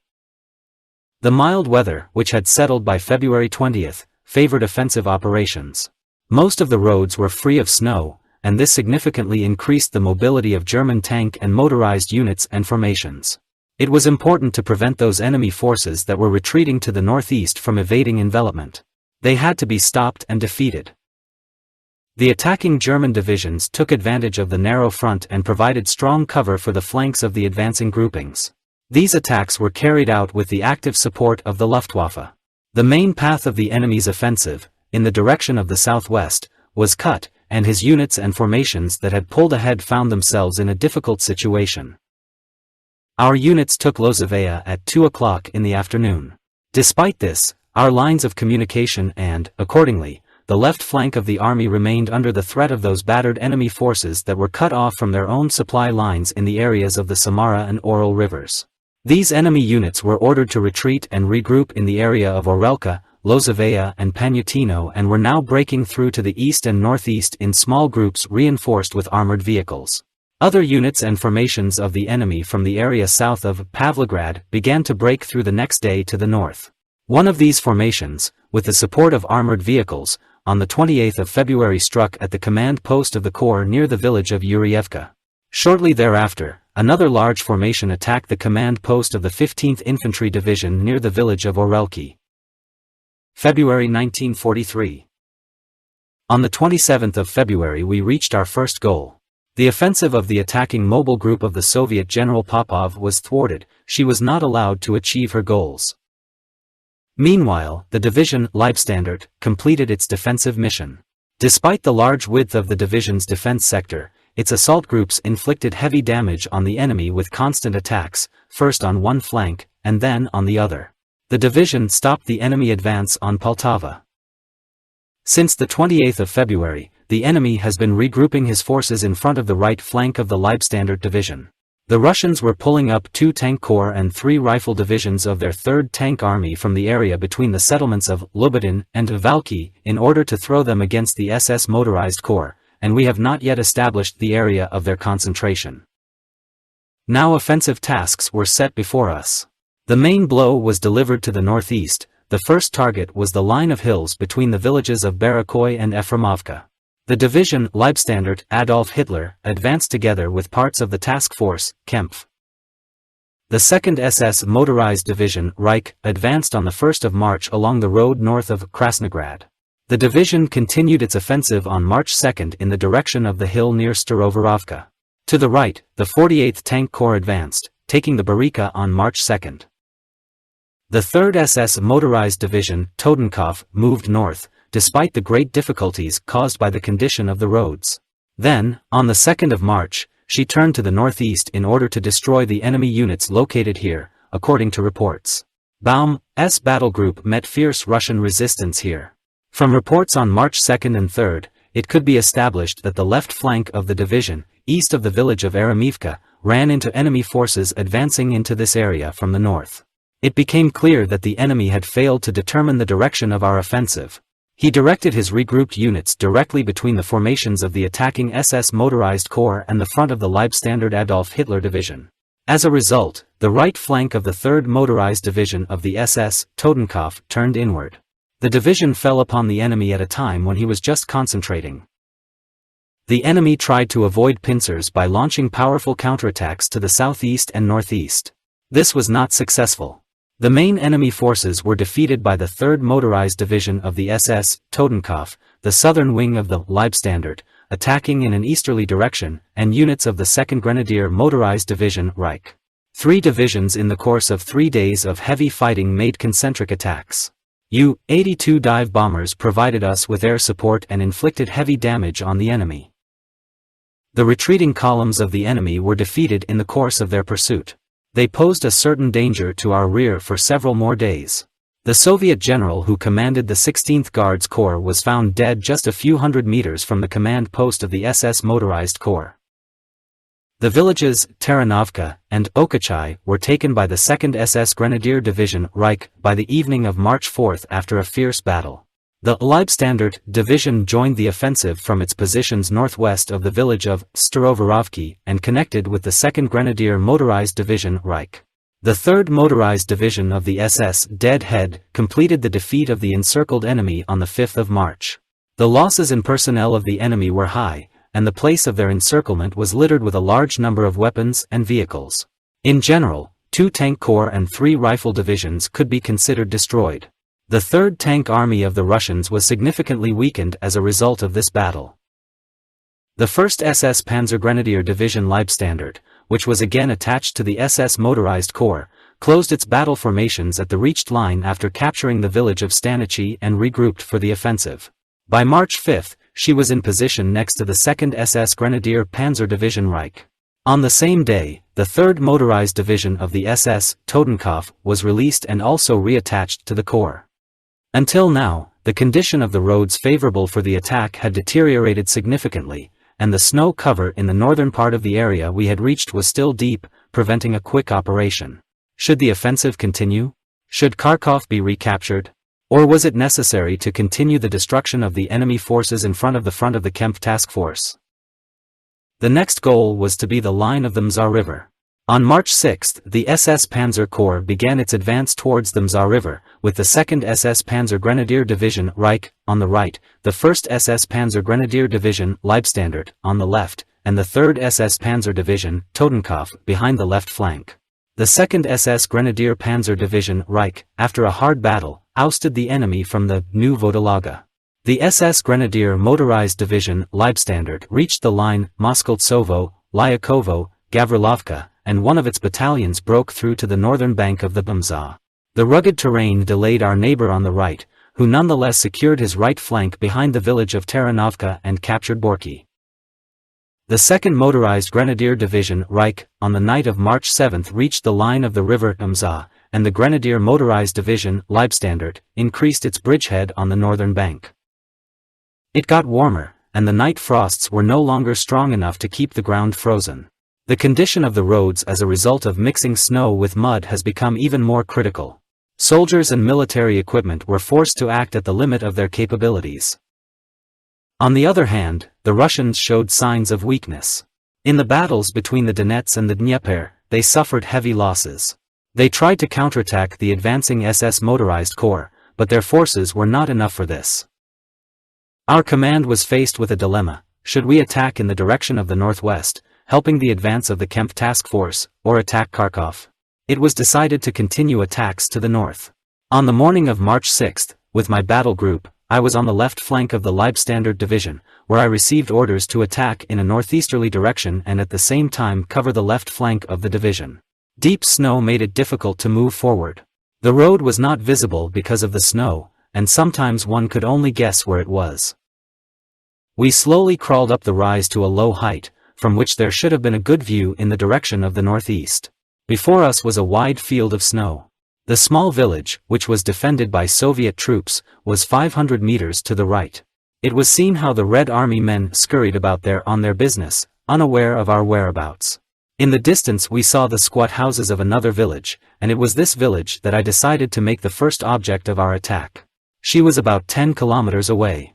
I ordered a group of tanks from the Wunshi battalion to destroy the first village. They were accompanied by motorized infantry. The tanks would roar towards the village under the cover of a screen of artillery fire and eliminate the threat to the task force's flank. With my own main forces, I wanted to attack a distant village, thus breaking through to the rear of the Soviet troops. The unit commanders informed the soldiers about the situation and our intentions. Artillery and mortar battalions reported that they were ready to open fire. My soldiers, through binoculars and without, scanned the horizon for enemy troop movements. I leaned over the radiator and warmed my hands on the engine. The hands of my watch moved slowly forward. We put out our cigarette butts. The hatches of the tank slammed shut, and "ready" sounded in my ears. Only seconds separated us from the start of the artillery preparation. I raised my hand and looked once more at the companies, then put my hand down, and the first shots rang out. Our tank company moved slowly, heavily and with a clang in the direction of the village and, to the howl of our dive bombers, attacked the enemy. Aircraft one after another from low altitude attacked the selected targets. Under a hail of bombs and fire from cannons and machine guns, the enemy was driven out into the open. When the last bomb fell, our first tank was already entering the village. Meanwhile, the battle group also began to move, trying to reach the target at full speed. However, the snow turned out to be a much more serious obstacle than the enemy defending himself in a distant village. Huge snowdrifts rose in front of the tank tracks. Tanks struggled forward. After a short time, when self-propelled artillery mounts and amphibious vehicles got stuck in the snow, I realized that we were without infantry support. The vehicles climbed up the packed snow and landed on the bottom, which threatened to frustrate our attack plan. My armored car wedged between two Tiger tanks, and we made our way forward very slowly. For some time we had to stop in a small depression and wait for the infantry to catch up. The soldiers climbed onto the tanks as the light reconnaissance vehicles could not cope with the snowdrifts. And then we started again. To the left and behind us, the Russians defending the first village retreated, falling under the deadly fire of our weapons. When we came close to the second village, our leading units stopped the fire of anti-tank guns, but the tanks, Tigers, with their powerful guns quickly finished off the enemy's anti-tank guns. A tank company under the command of Jurgensen, under the cover of several orchards, approached the village from the right flank. Our armored car was hit by an anti-tank gun, which, however, missed. Unfortunately, we were unable to locate her firing position. Now we were 200 meters from the village and looked out for a passage. Bullets of machine gun bursts pounded on the armor of my armored car. The lead tank, Tiger, ran into an anti-tank mine and was left standing with a broken caterpillar. The Russian T-34 tank appeared and entered the battle. But we had to enter the village. Suddenly, there was a monstrous explosion in my armored car, and, having regained consciousness, I found myself lying in a rut in the snow and looking at my driver, who was driving without a head. As a result of a direct hit, a huge hole was formed in the armor. SS Unterscharfer Albert Andres, stunned, staggered to cover. I noticed with horror that he only had one arm. In place of the second hand was a mess of scraps of cloth and bone fragments. Bremer's company entered the village and fought its way down the street. Unexpectedly, on the way we came across a Russian tank. It was set on fire with a backpack flamethrower. Only now I noticed that I took the machine gun of SS Obersturmführer Sander. My own was left in an armored car torn apart by a Russian shell. Zander gratefully took back his weapon, and I took advantage of the Soviet rifle. The village became ours within an hour, and we immediately set up portable wire fences around the entire perimeter. The short day persuaded me to spend the night here. At dusk we buried my driver Ernst Nebelung. Liaison officers from the Grenadier Motorized Division, Großdeutschland, reported to me about the activities of their division on our left. I was glad that a battle-hardened formation was operating to the north of us. An amazing thing happened that night to SS Oberscharfer Bugelsack. Good old Fritz felt the call of nature and, accordingly, looked for a suitable place. Satisfied that he had found a wind-sheltered corner of the house, he set about his important business. But a person assumes, but Fritz was not alone. Opposite him sat a Russian lieutenant, who silently pointed his machine gun at him and for some time watched, a matter of national importance. We suddenly heard a cry of horror, and in the rays of our flashlights was Fritz with his trousers pulled down to his ankles. Excitedly, but silently, he pointed at his opponent. We rarely laughed like that. It is also possible that the Russian has never tasted a cigarette that tasted as good as the one Fritz gave him. The next morning we met with an attack on the village of Valky, which was located 10 kilometers from the place of our lodging for the night. Russian tanks and anti-tank guns tried to delay our advance, but we outflanked these pockets of resistance and destroyed them with an attack from the rear. During the attack on Valka's last stronghold, SS Obersturmführer Reimling's fighting vehicle received a direct hit.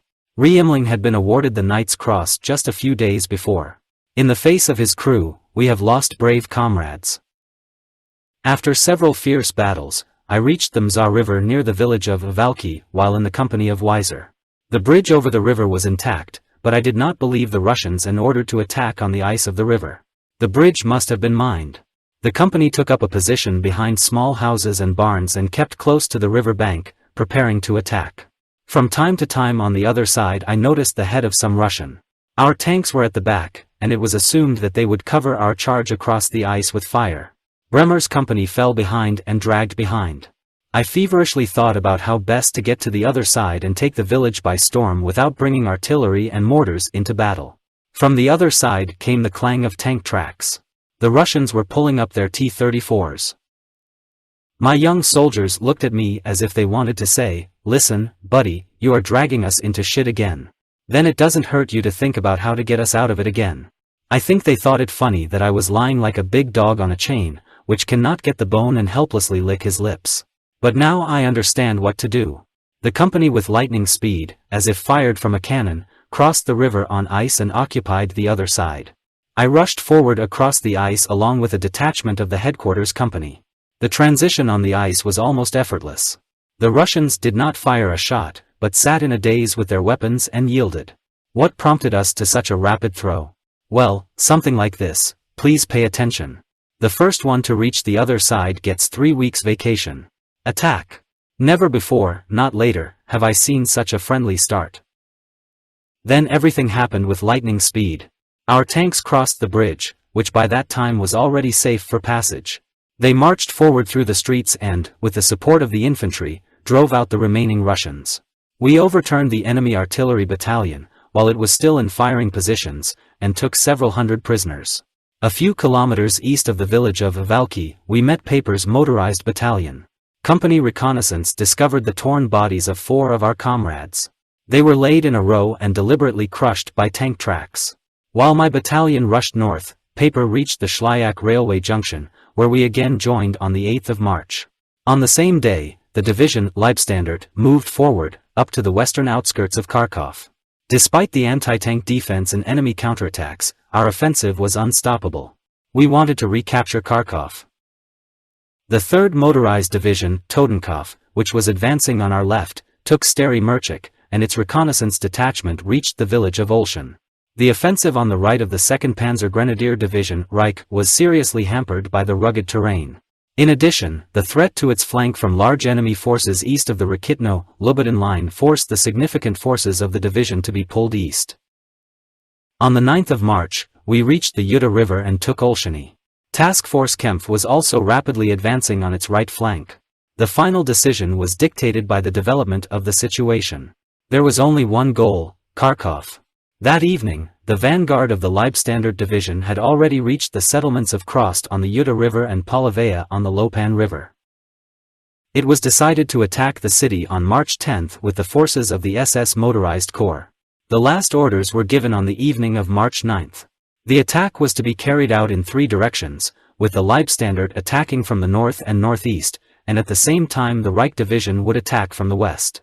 The Leibstandarte was assigned the task of blocking the road to Chugov. The 3rd Motorized Division, Totenkopf, was supposed to cover us from enemy attacks from the northwest, from the front of the Kempf task force, while advancing north and preventing the approach of enemy reserves. In the course of the offensive along the LK, Witta reached the Kharkov-Belgorod road and advanced to the northern passage to Kharkov, where he ran into fierce resistance at the airfield.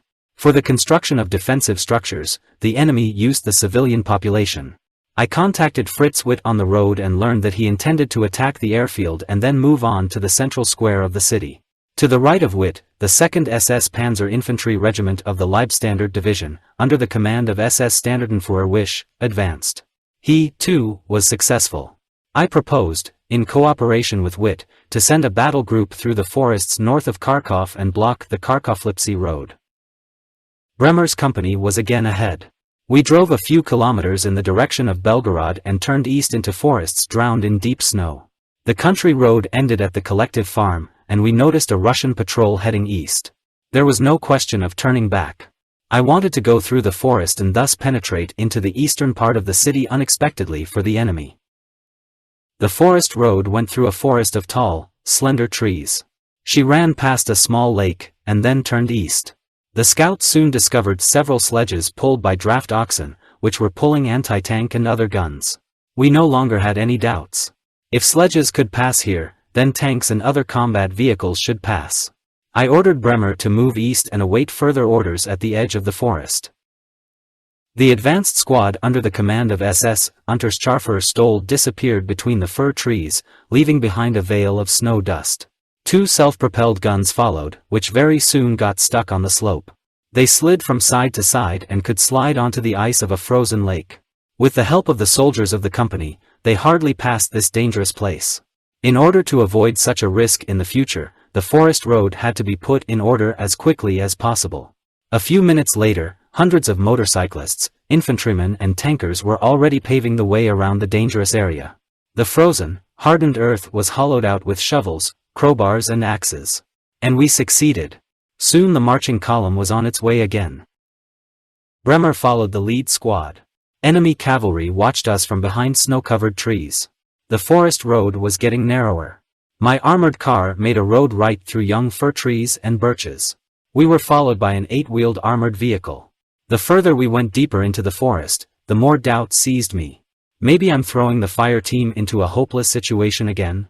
We could only move east. Not a single car could turn around. We were surrounded on all sides by dense forest. I remembered Greece and the passage to Patras, the attacks on the southern sector of the Eastern Front and the hard fighting that we had been fighting in the last few weeks. Despite almost hopeless situations, we continued to fight, which in the end allowed us to win, no matter what. And it was the same on that day. No one will seriously consider that a motorized unit should advance through snow-covered forests. An academy student who suggested such a solution in peacetime would be expelled and sent back to finish his service. The decision seemed absurd. Despite this, I believed in our victory. As it turned out, I was able to literally grab the Soviet troops by the throat when they were not at all ready to repel the attack. Frederick the Great in such cases said, "The more tricks you use, the greater the advantage you will have over the enemy." Max Werdinger could only slowly drive our armored car forward through the narrow passage.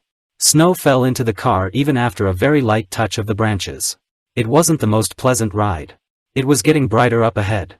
We passed through the forest and reached an open area, which allowed us to leave the narrow forest road. To my astonishment, I saw that Bremer had turned his cars around and gone into the woods.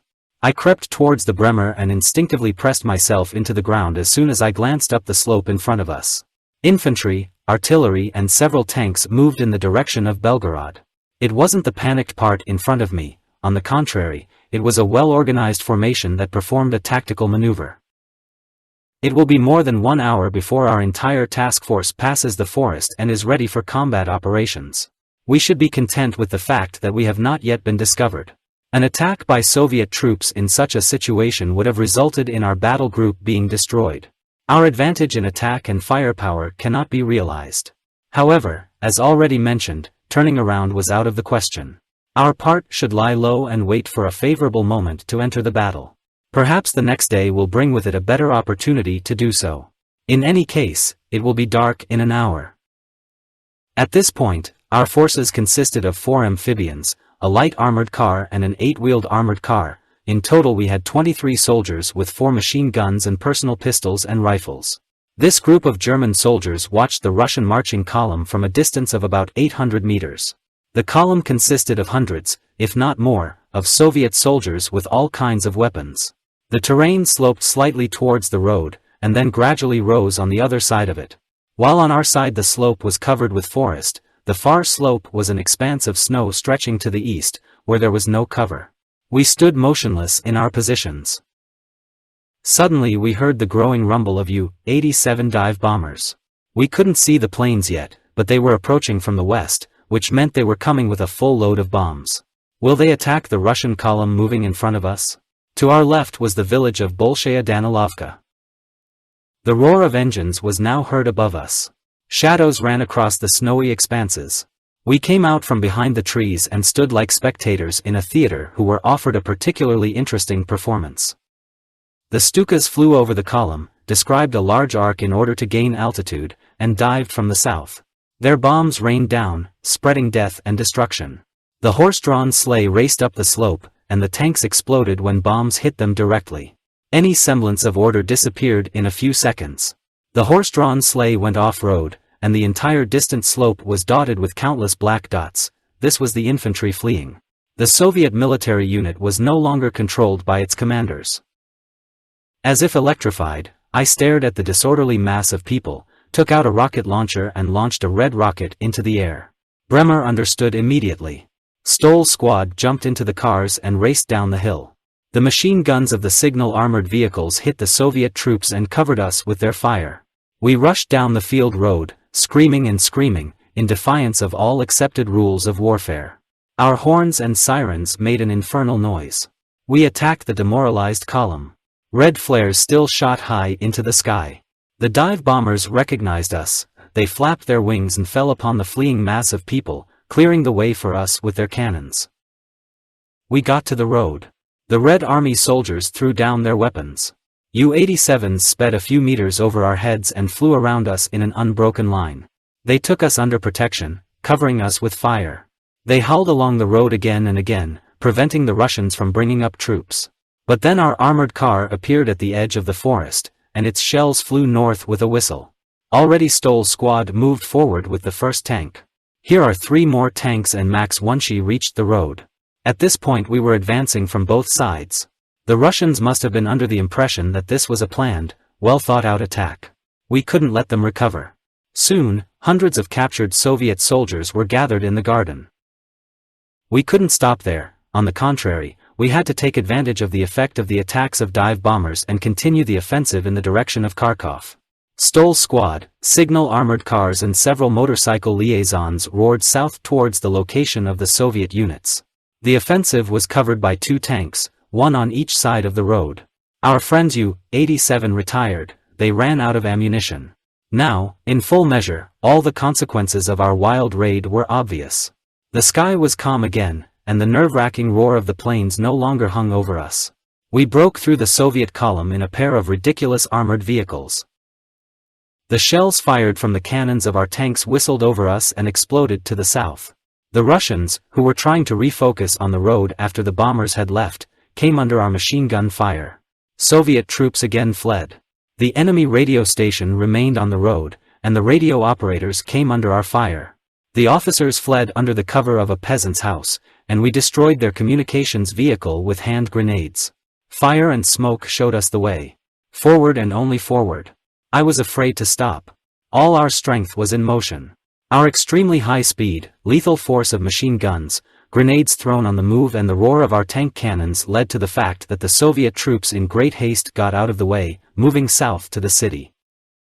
Our advancing columns stopped at a brick wall on the northern outskirts of Kharkov. I spotted at least 5 or 6 tanks in time in the gardens on either side of the road.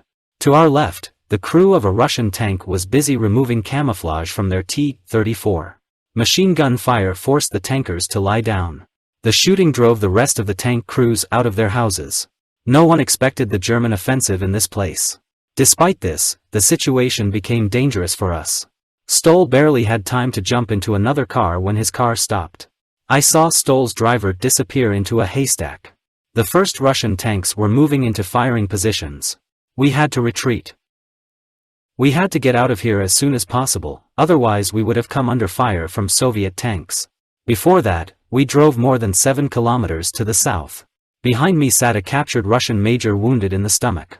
I admired this man. During the entire return journey I did not hear from him a word of complaint about my pain. Guttering gave him the first wound dressing. When we returned to Bolshaya Danilovka, we found many prisoners who were guarded by only a few of our soldiers. None of the prisoners tried to escape. It seemed to me that they were glad that the lot had fallen to them. By midnight, a significant part of the battle group was still absent, but in a few hours of darkness it was pulled up by separate small units. The whole unit was assembled by 5 o'clock in the morning, and the battle group was again ready for combat operations. As soon as the first dim light of the new day dawned, we were already advancing south again in the direction of Kharkov. However, this time the advance was not so fast. We rolled south, carefully examining the country around us. In the distance to the right, we saw Soviet troops attacking the airfield. They acted against Witt's regiment. In front of us, we noticed the attacking Soviet infantry, which lay down, as if nailed to the ground, under machine gun fire. Soon we again approached the brick wall and found Stoll's driver unharmed. Bruno Prager slept all night in a haystack. The enemy tanks were still in firing positions. 5 T-34s fell victim to our tanks and soon burst into flames. The T-4 took a direct hit and, having exploded, shattered into pieces. The enemy tank that destroyed it fired direct fire at my vehicle from a distance of less than 50 meters. My driver Max was instantly killed by a Russian shell. The commander of our communications platoon, Heinz, was also hit by a shell. Helmut Bolk was wounded, and I lay unharmed under Max's body. The Russian tank disappeared. We fought our way forward, taking house after house. The calculation of the Russian anti-tank gun was killed by a fallen lamppost. Our tanks dominated the battlefield. Late in the evening on March 11th, we were standing in the eastern part of Kharkov, having reached the road to Stary Saltov. At the moment of our victory, a dangerous crisis was revealed. Our tanks had only a small amount of fuel in reserve, and they could no longer be thrown into battle. The tanks were collected in a large cemetery, where they took up a circular defense, forming a kind of bastion in the center of Kharkov. From here we sent our scouts along the Kharkov-Chugov road and tried to block this main route of Russian retreat from Kharkov. For several hours I did not have a report from the 2nd Company of the 1st SS Reconnaissance Battalion. It was cut off by the enemy in the area of the river port in Kharkov. Bremer's company fought for its life, and Albuter fought off enemy attacks from the east. At the cemetery, we had to defend ourselves against Soviet troops trying to break through. At nightfall, Bruchman managed to deliver fuel for tanks and armored vehicles, but at the same time he reported that the road was blocked by enemy troops.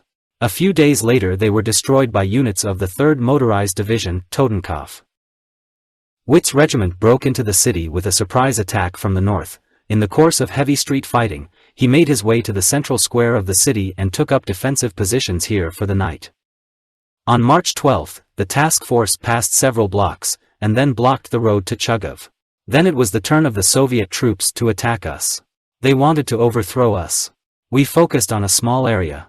2 platoons of Weiser's company, located on the 2nd floor of the school, were cut off and desperately defended, holding back the onslaught of the attacking Russian troops, who made their way to the 1st floor. An immediate counterattack under the command of Wunshi made it possible to destroy the Russians going on the assault. Once again, the entire battle group was surrounded and engaged in a desperate fight. The circle of burning buildings pinpointed our location in that sector of the city. As night fell, I no longer had much hope that we could hold out until the next morning. The enemy was within throwing range of a hand grenade. Passing through our positions, we suddenly noticed a Russian tank drive up, which stood in front of the school building. We were less than 20 meters from him when the tank commander leaned out of the hatch, trying to make contact with the Russian infantry. He was killed by a shot from a Weiser pistol. The tank moved away, clanging its tracks, with the body of the dead commander half protruding from it. On the night of March 12, the 2nd Reich Panzer Grenadier Division broke through an anti-tank ditch on the western outskirts of Kharkov and thus paved the way to the city. During the day, the division made its way to the railway station. The enemy tried to break out of the encirclement. Everywhere he offered stubborn resistance and attacked us from the northeast of the city. Johann Paper made his way to us in 2 armored personnel carriers of motorized infantry in order to establish contact with the main body of the division. One of the armored personnel carriers was hit by a shot from a T-34 tank, but Paper managed to pull people out. We fought fiercely and stubbornly for every house until March 14th. By about 6 o'clock in the evening we had captured the last 2 sectors of the city to the east and southeast. The tractor factory was captured on the 15th of March. On the same morning, the 3rd SS Panzer Division, Totenkopf, reached the narrow passages at Chugov and blocked them after successful tank battles north of Rogan. The cordon had to be kept for the next few days, holding back enemy attempts to break through and counterattack from the east. We managed to destroy most of the manpower and equipment of the encircled enemy. Thus, the decisive counteroffensive in response to the Russian winter offensive was completed, the front in the sector of Army Group South was stabilized, Russian offensive power was largely undermined, and the remnants of the forces were badly battered. In pursuit of the enemy, who was retreating to the east and north, in the following days, German troops reached the Seversky Donets, and, completing the offensive of the SS Motorized Corps, on March 18, Johann Piper took Belgorod. At Belgorod there was a connection with the units of the Motorized Division, Grossdeutschland, advancing to the west. Over the past few days, in a heavy tank battle at Graveron, she has destroyed up to 150 Soviet tanks. The battle for Kharkov was victoriously completed, despite significant losses. In a great battle between the Donets and the Dnieper, the German grenadiers emerged victorious over the eastern hordes. Shortly before the summer offensive, Operation Citadel, I had to say goodbye forever to the loyal grenadiers whom I had commanded for many years. I will never forget parting with my comrades. I was seconded to a tank school and then transferred to the 12th SS Panzer Division, Hitlerjugend. It was destined to become a unique phenomenon in the history of wars when a division, especially such a complex organization as a modern tank division, had to consist, with the exception of officers and non-commissioned officers, entirely of young people aged 17 and 18 years. Anyone in Germany who understood anything about military affairs, educated or led young people, was of the opinion that the use of such a unit in combat operations could only lead to disaster in the very first days. It was believed that such young soldiers would not be able to withstand the physical and moral stress of modern warfare for a long time. This opinion was even more strongly shared at that time by our opponents. And it wasn't just enemy wartime propaganda, with leaflets and radio broadcasts talking about a children's division whose emblem was supposed to be a bottle of baby food. But the way these young men performed in combat and the way the 12th Panzer Division operated debunks critics. Thus, it seems to me important to dwell briefly on how the division was created. This is necessary to satisfy the interest of people both in general cognitive and in concrete historical terms. When, after the disaster at Stalingrad, Goebbels announced total war, a plan was put forward to create a volunteer division of young people fit for military service. They were to become a symbol of the readiness of the German youth to make sacrifices and the expression of their will to carry it out. These youths, aged 17 and 18, were ready for service through accelerated military training. Proving that it is worth something, such a division, among other things, would contribute to attracting young people of this age to other German divisions in order to compensate for the huge losses in personnel suffered in the Russian campaign, and also with the aim of significantly increasing the German military power. The former commanders of these young men, who provided them with military training in the Hitlerjugend and other organizations, considered that the usual methods used in training soldiers were not suitable for them. Therefore, in this special division, they wanted to try out their new methods. Following a discussion of this issue between Axmann and Adolf Hitler, the relevant orders were issued by Hitler in June 1943. The organization of the Hitlerjugend was to call for the recruitment of volunteers and train them in military training camps. Then they were to be transferred to the newly created Waffen SS division. The first motorized division, Leibstandarte, was given the task of supplying command personnel for the new division. Together with the Leibstandarte Adolf Hitler division, this new division, which became known as the Hitlerjugend Panzergrenadier Division, was to form the 1st SS Panzer Corps. The formation of the Hitlerjugend division was to begin immediately. While the Hitlerjugend was being recruited and the training of its personnel began, the selection of command personnel for the new division was taking place in the Leibstandarte division. In the battles during the withdrawal from Kharkov and the subsequent assault on this city, the Leibstandarte division suffered heavy losses. She was preparing for Operation Citadel, the purpose of which was to destroy Russian troops on the ledge of the front near Kursk. The command of the new division was entrusted to the commander of the 1st SS Panzer Grenadier Regiment, 35-year-old SS Standartenführer Witt, who was awarded Oak Leaves to the Knight's Cross. He took with him several officers from his regiment. Their place was taken by officers from the 2nd SS Panzer Grenadier Regiment. Other parts of the Leibstandarte division were to similarly provide cadres of their own personnel for transfer to the new division. The transferred servicemen, the core of the Hitlerjugend division, constituted only its incomplete framework. In the new division, there was an extreme shortage of company commanders, platoon commanders, and squad commanders. Quite often, young platoon commanders had to be assigned to command companies. Later, about 50 officers of the regular army, who at one time were leaders of the Hitlerjugend organization, were transferred to the division of the same name. In order to make up for the shortage of squad leaders, selected young men immediately after training in military camps were sent to study at the non-commissioned officer school in Lauenburg. A few weeks after the start of basic training, suitable young men were selected for a 3-month non-commissioned officer training course already in the division itself. When the first 10,000 youths arrived at the camp of the division in Belgium in July-August, not everything was ready for them. They, in particular, could not immediately issue a form. Nevertheless, combat training began immediately. Gradually, separate units were formed, in accordance with the schedule for their organization and equipping with military equipment. All officer and non-commissioned officer assignments were completed during September. As a result of the great efforts expended, the training unit was transformed into a tank division. By this time, the 12th SS Panzer Regiment, which was formed in Con near Reims, had 4 tanks and 4 Panther tanks for training purposes. Half of them were secretly brought from the Eastern Front. The 12th SS Artillery Regiment as part of the division had only a few light field howitzers at its disposal. There were almost no transport vehicles. In November and December 1943, Italian cars appeared. The fleet then amounted to 80% of the officially approved number. At the same time, the first tractors and armored vehicles arrived. Interactions between command and control within the division were difficult. In matters of training, the division was in the competence of the commander of the tank forces in the West, General of the Tank Forces Georg von Schweppenberg. Tactically, she was subordinate to the 15th Army. After the basic military training of personnel was mostly completed, combat training began in early 1944 in conditions close to combat. After the transfer of the 12th SS Panzer Regiment to the Hasselt area in Belgium, larger exercises involving tanks took place here. Emphasis was placed on operations involving various branches of the military. In February 1944, the 1st Battalion of the 25th SS Panzer Grenadier Regiment took part in an exercise with live shells and cartridges firing in the presence of Colonel General Guderian, Chief Inspector of the Armored Forces.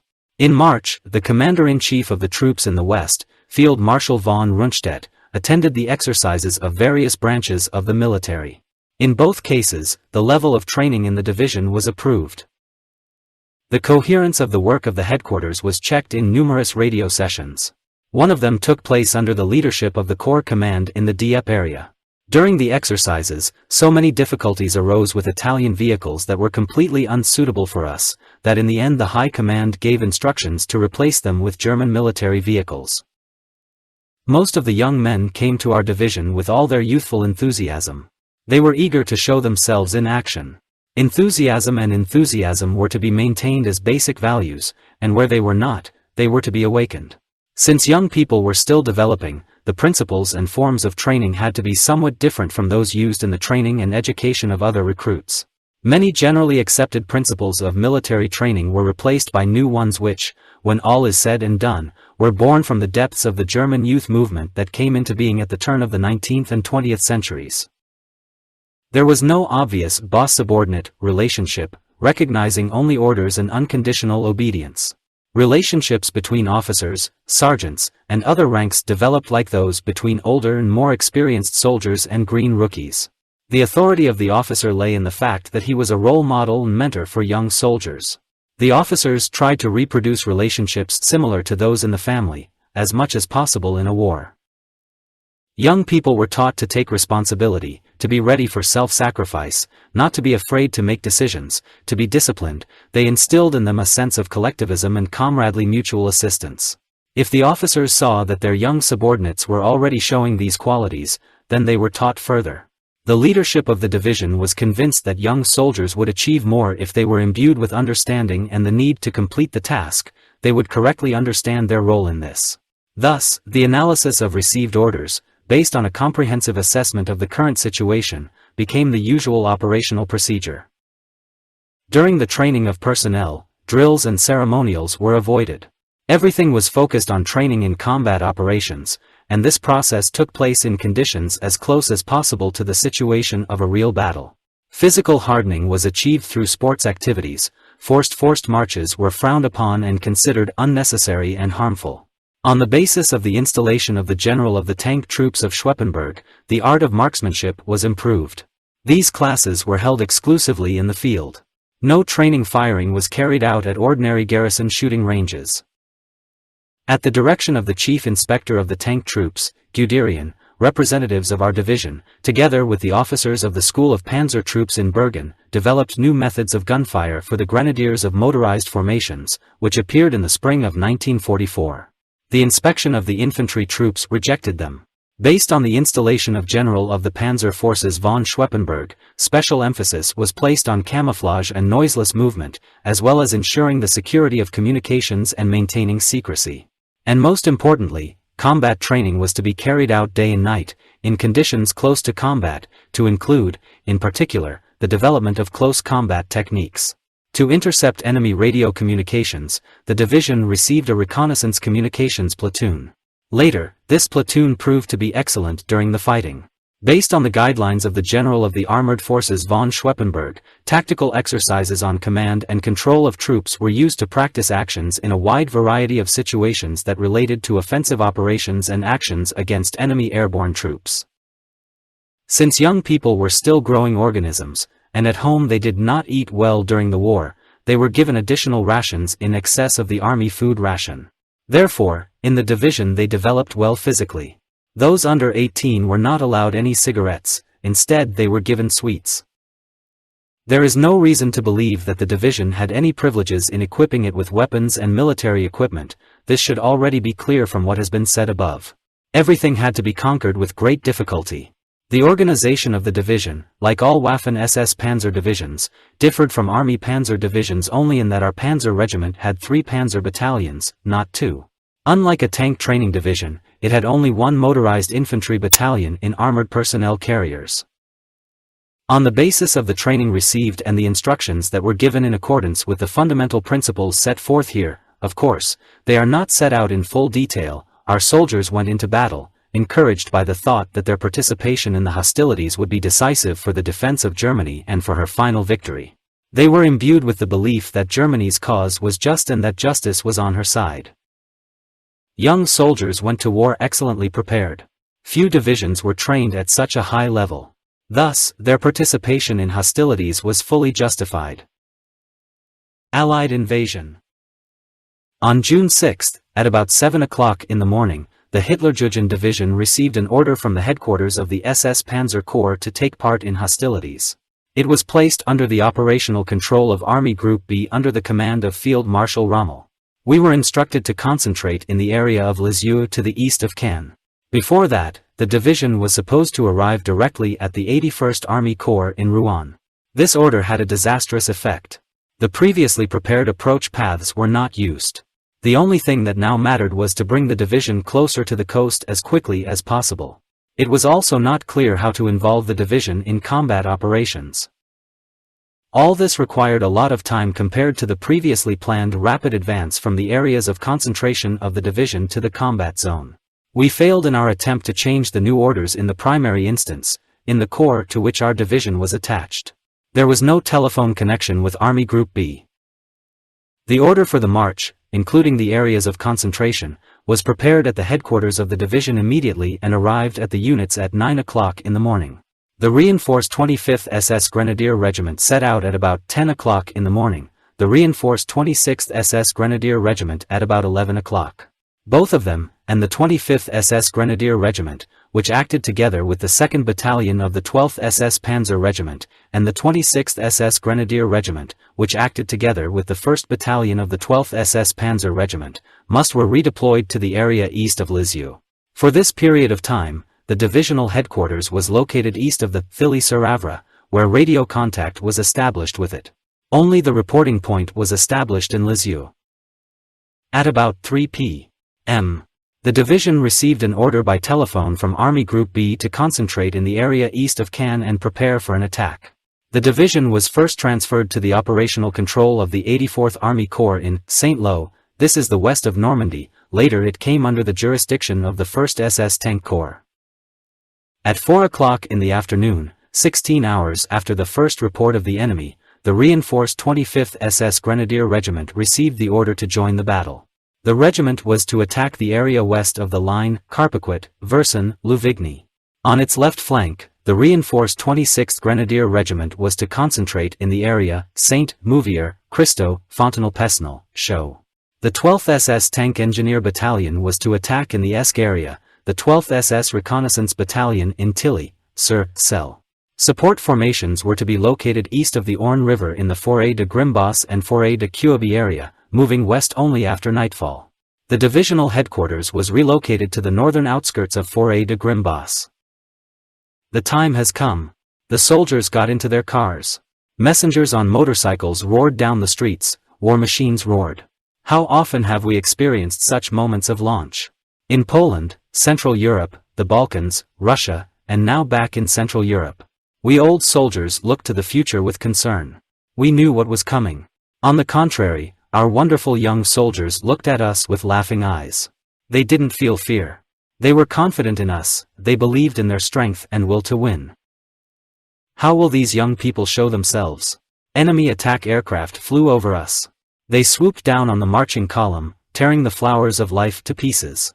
Tanks quickly slipped through treacherous crossroads. Von Buttner's reconnaissance company was far ahead. I was waiting for reports from him. For now, everything was shrouded in mist. My experienced driver drove the car ahead, as always, carefully. Clouds were rising in the west. Cannes, the city from which William the Conqueror began his victorious journey across the English Channel in 1066, was destroyed. More than 10,000 men and women were buried under the smoking rubble. The city has turned into a giant cemetery. On the Cannes-Falaise road, we came across French refugees. The bus was engulfed in flames. Heartbreaking screams greeted us. We couldn't help, the door jammed, and the exit to freedom was blocked. The mutilated bodies of people hung from the broken windows, blocking the exit for those remaining inside. Horrible. Why are civilians on fire? But we couldn't afford to crumple the traffic schedule. We couldn't stop. We needed to move even further forward, developing the offensive. The forest drew us to itself like a magnet. All the new Allied attack aircraft flew over us. We were relentlessly pursued, but we could not afford to go into hiding. The march had to go on. Spitfire aircraft attacked the last platoon of the 15th Company of the 25th SS Grenadier Regiment. Rockets and other types of weapons harvested here the harvest of death. The platoon moved along the gorge, deviation was impossible. An old French woman ran towards us, shouting, "Murderers! The killers!" Our soldier was lying on the road, blood streaming from his throat. A shrapnel broke his artery, he died in our arms. With a terrible roar, the ammunition in the amphibious vehicle exploded. From the explosion the fire shot up high into the sky, and the car was torn apart. But after a couple of minutes, the wreckage was already pushed aside. You can't stop, we had to keep moving. Darkness descended. The 15th Company of the 25th SS Grenadier Regiment crossed the Cannes-Villers-Bocage road. I looked forward to the 1st Battalion of the 25th SS Grenadier Regiment. Continuous attacks from the air greatly slowed down the pace of movement. Finally Waldmüller reported the arrival of the battalion, and I was informed that the air raids had not caused significant casualties. About 11 o'clock in the evening I was reached by a communications officer of the 21st Panzer Division. This division fought near Trorn, this is east of Cannes, and north of Cannes. The division commander, Lieutenant General Feuchtinger, was waiting for me at the command post of the 716th Infantry Division. I set off immediately. German bombers crossed the road at low altitude. As soon as they reached the area of the proposed Allied invasion, they were met with intense barrage fire. Several of our trucks were on fire on the road. It was a hell of a hard road. The city of Cannes was a sea of fire. Agitated people wandered through the ruins, the streets were blocked, and smoke swirled over the burning city. Beautiful old churches turned into piles of rubble. The work of many generations was turned into a sea of ash and ruins. All this happened despite the fact that there was not a single German military unit in the city. Allied coalition bombers killed French citizens and irretrievably destroyed cultural sites. From a military point of view, the destruction of Cannes was a gross mistake. The bunker was located in a quarry. He went deep into the ground. The groans of the wounded soldiers of the 716th Infantry Division and the 21st Panzer Division were heard in the passage. Doctors and orderlies worked feverishly, the wounded were put into ambulances to be sent to the rear. At 12 o'clock at night I stood before the commander of the 716th Infantry Division, Lieutenant General Richter. This division experienced the firestorm of the attacking forces of the Allied coalition and, after 24 hours, actually ceased to exist as a combat unit.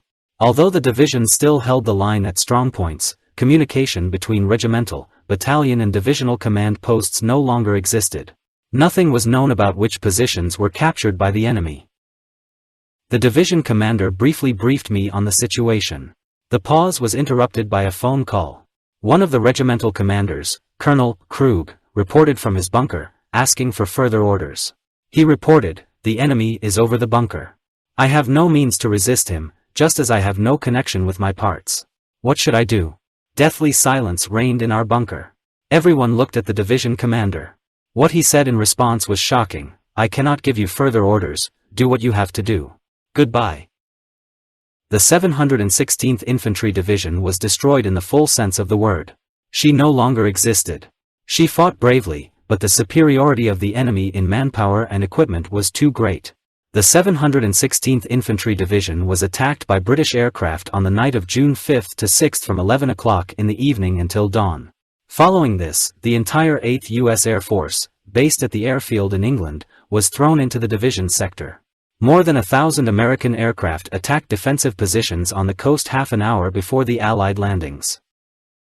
After both the British and the Americans had bombed, the Navy began shelling the coast. 5 battleships, 2 monitors, 19 cruisers, 77 destroyers and 2 gunboats fired from all barrels. As soon as the invasion forces landed, their artillery joined in the shelling of our positions. Finally, the missile-carrying ships added their volleys to this hell. These ships were specially built for the invasion. Despite the monstrous destructive fire of naval guns and bombardment, many pillboxes held out until evening. But the human spirit was powerless against such an avalanche of steel and lead. The soldiers had to give way under the onslaught of such frenzied shelling, bombing and attacks. The site of the 716th Infantry Division turned into a lunar landscape. Only a few defenders of the defense line escaped death in a fiery tornado. After a dramatic dialogue that we heard in the bunker of the 716th Infantry Division, the commander of the 21st Panzer Division briefly reported on its deployment. He noted, "I did not know about the invasion until I heard a report just after midnight on June 6 that the Allied air and sea landing troops had entered the battle in the vicinity of Troarn. Since I had been ordered not to advance, for the moment I had no choice but to order the division to remain where it was. I eagerly waited for an order all night, but not a single order was received from the higher headquarters. Since I was sure that my Panzer Division was the closest to the enemy's combat area, I finally came to the conclusion by 6 o'clock in the morning that I had to do something. I ordered my tanks to attack the British 6th Air Division, which was entrenched in the bridgehead behind the Orne. I believed that this was the most immediate threat to the German positions. Immediately after I made my decision, I was informed by Army Group B that I was being assigned to the 7th Army. Finally, at 10 o'clock in the morning, I received a battle order. I had to parry an attack by tanks attached to the British 6th Airborne Division and turn west to support the German forces defending Cannes. Having crossed the Orne, I moved north towards the coast. By that time, the enemy, consisting of 3 British and 3 Canadian divisions, was successfully advancing and took control of the coastline to a depth of about 10 kilometers. 11 of my tanks were put out of action by Allied anti-tank guns immediately after I set out. My task force managed to crush these guns and reach the coast at Lyons-sur-Mer by 7 o'clock in the evening. The combat readiness of the 21st Panzer Division, the only tank formation ready for immediate deployment that could decisively influence the course of the invasion, was already undermined at the initial stage of the battle.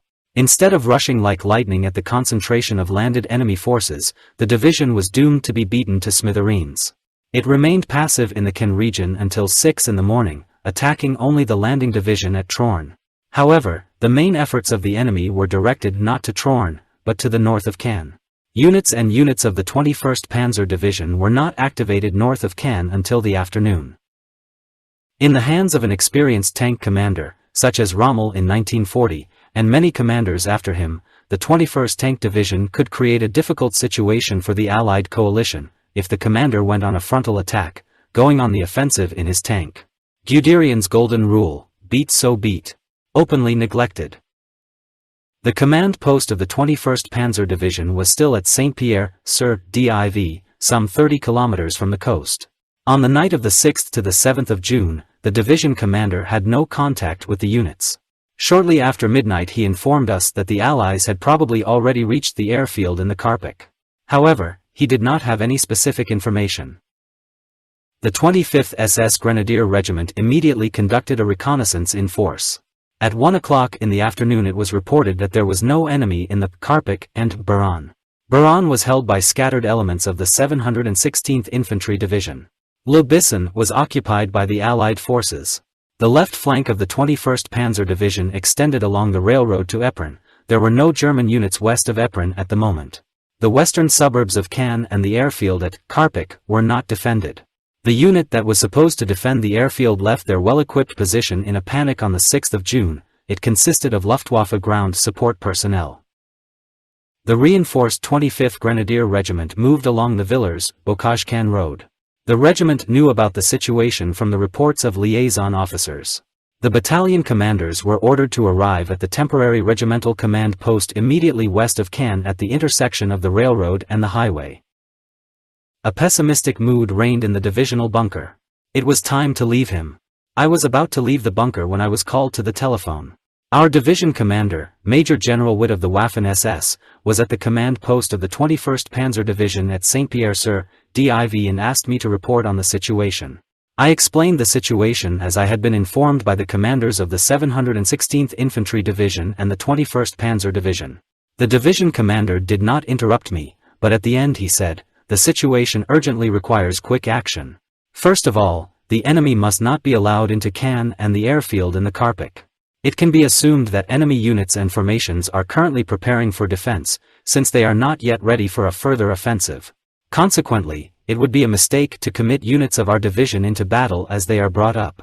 The only possible option was to launch an attack in cooperation with the 21st Panzer Division.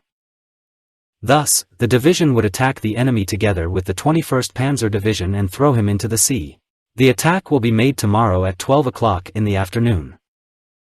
I quickly said goodbye to the two commanders and left the bunker with my escort. There were still a number of wounded in the passage, most were evacuated. There was not a soul on the streets of Cannes, neither soldiers nor citizens were to be seen.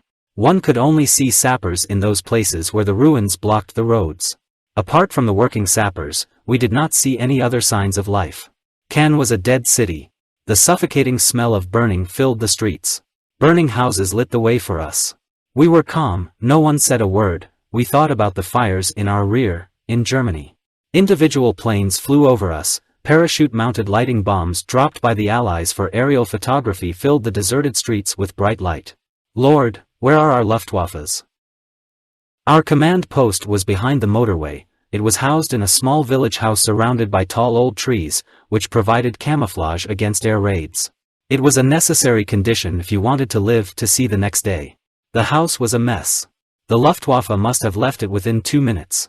They probably belonged to the airfield defense unit that abandoned the area so quickly. The commander of the 1st Battalion of the 25th Grenadier Regiment arrived. He was briefly briefed on the situation. A short handshake was eloquent. We had a long journey to go. The battalion dismounted, and its vehicles disappeared into the darkness. None of the cars went through the city, they all turned south. Battalion after battalion came. In the meantime, the day has come. The sky is alive again. There was no point in hiding from the planes that constantly loomed overhead. The soldiers waved to me. They went forward to their baptism of fire calmly. They showed no pity for themselves. They were determined to prove themselves. Our routes were furiously attacked by fighter bombers and fired at the ship's guns. Nevertheless, we reached the concentration areas on time.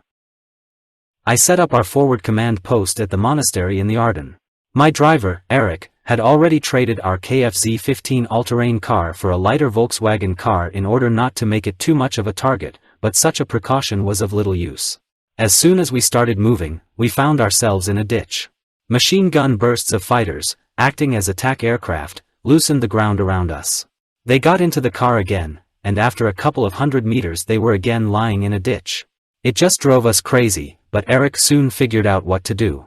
It started off with lightning speed, and as soon as the Allied fighter aircraft began to dive, my driver hit the brakes so hard that the car almost rolled over. So Eric delivered me to the monastery. I was glad that thick walls surrounded me now.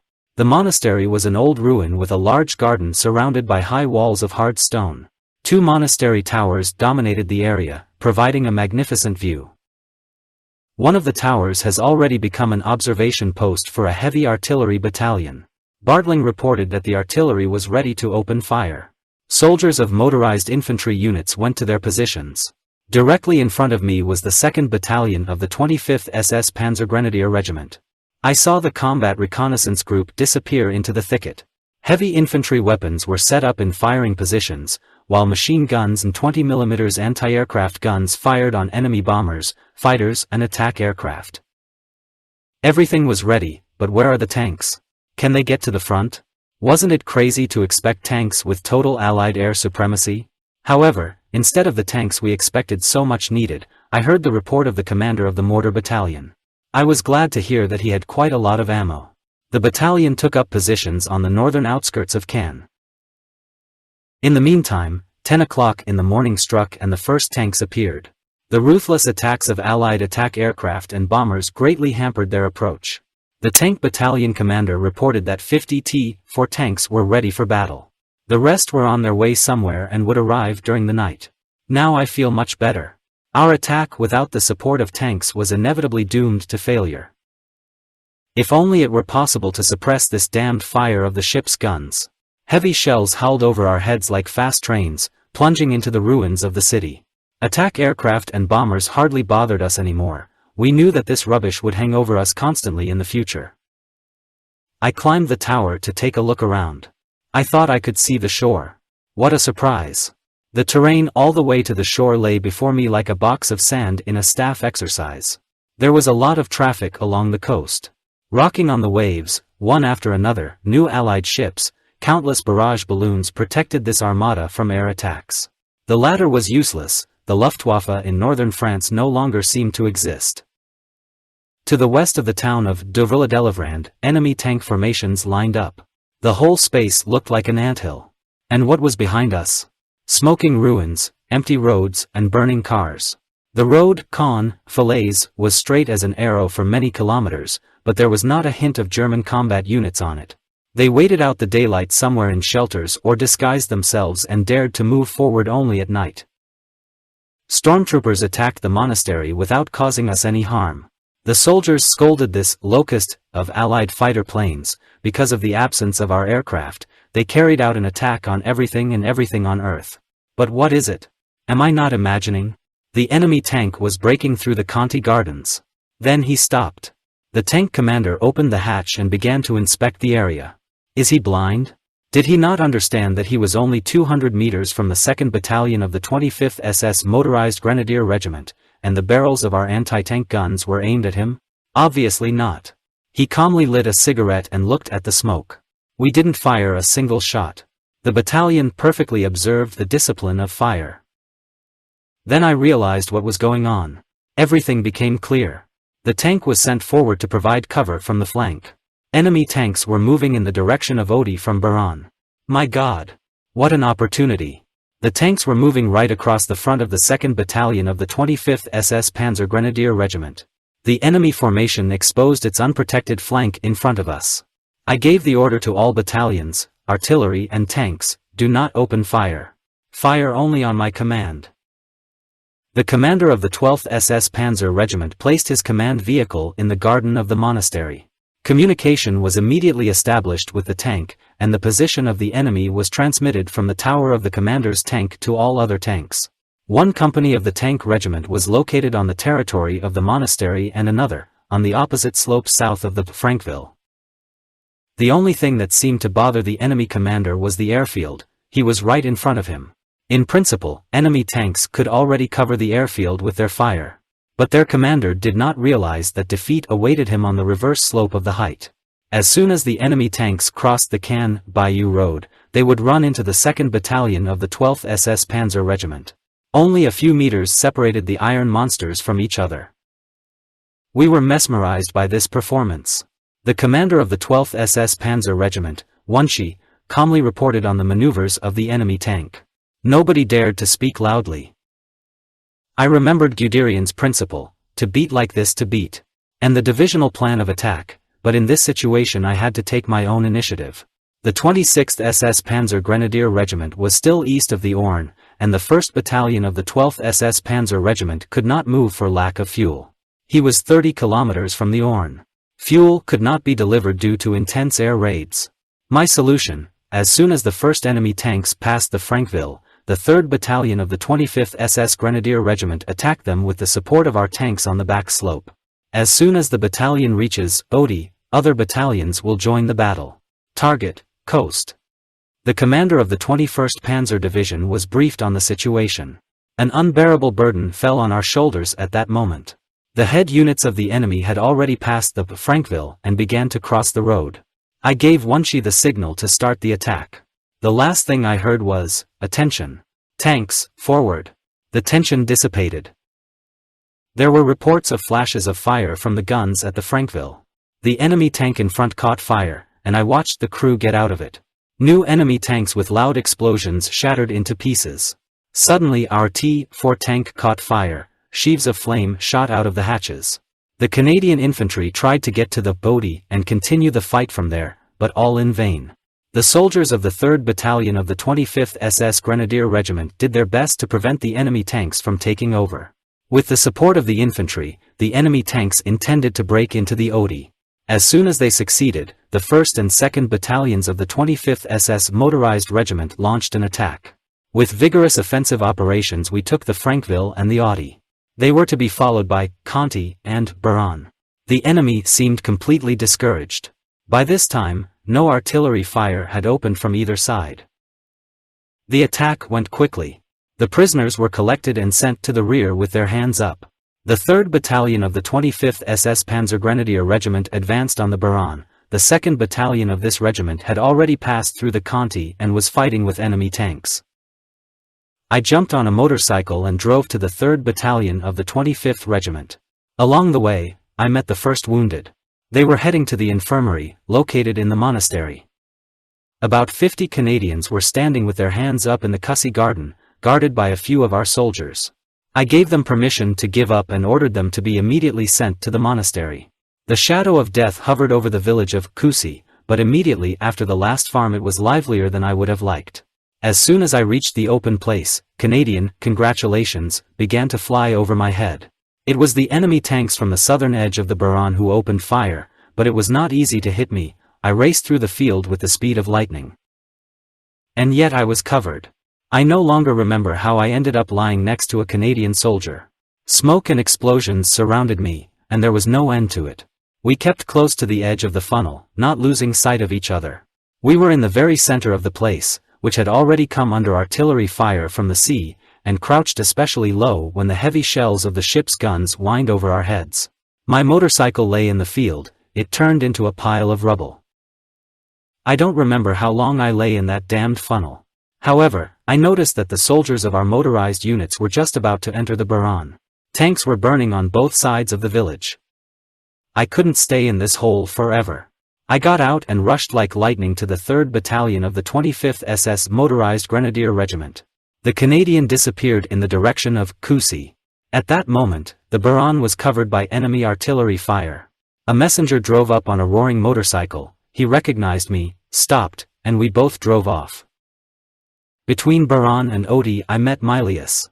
He proudly reported that his battalion showed high morale. So far, his losses have been negligible. Then a hurricane of fire was opened on the Buran. The village was no longer recognizable. Only smoke, explosions and fire marked her location. The enemy artillery focused all their firepower on the Buran, unleashing a monstrous avalanche of steel and fire on it. Never before had I encountered such a concentration of artillery fire. I remembered what I had read about Verdun and what I had seen there with my own eyes, 24 years after the battles of 1916. One company of the 3rd Battalion of the 25th SS Grenadier Regiment was in the very center of this concentrated artillery fire. The remnants of the other companies advanced in the direction of the Bissen. Milius followed his lead company. I went to the 2nd Battalion of the 25th SS Grenadier Regiment on another motorcycle. Conti was fired only from light weapons. The barrage of enemy artillery fire remained behind the battalion, and the battalion continued to attack in a northerly direction. The commander of the battalion Scapini, who was leading his soldiers on the attack, was killed. A direct hit by a shell cut short the life of a real warrior. When I was already in the 1st Battalion of the 25th SS Panzer Grenadier Regiment, I noticed with some concern that the 21st Panzer Division was not supporting our attack and that its tanks were inactive. As a result, the right flank of the 25th Grenadier Regiment was exposed and enemy tanks were already probing the flank of the 1st Battalion of the regiment. This battalion found itself in the midst of a dangerous battle crisis. After a moment's hesitation, the soldiers of the battalion remained lying. Suddenly I noticed one, then several, running back to the melon. Giving orders would not have saved the day, something else had to be done. I ran after the young soldiers and pointed in the direction of the enemy. They stopped, looked at me, and then returned to their previous positions. The T-4 tank drove into an anti-tank ditch and got stuck. Enemy tanks were approaching us, falling within the firing range of an anti-tank platoon. The first Sherman stood up, shrouded in smoke, the next one spun and was shattered in a few seconds. Then our tanks appeared and finished the job. Back to the regimental command post. 150 prisoners gathered in the courtyard of the monastery. They belonged to the 9th Canadian Brigade, which was part of the 3rd Infantry Division. The prisoners were either natives of northern Nova Scotia or from the crews of the 27th Tank Regiment. These are the Sherbrooke Fusiliers. I spoke to several officers and then climbed the monastery tower again. Forward observers constantly called fire on certain targets and corrected the fire of artillery batteries.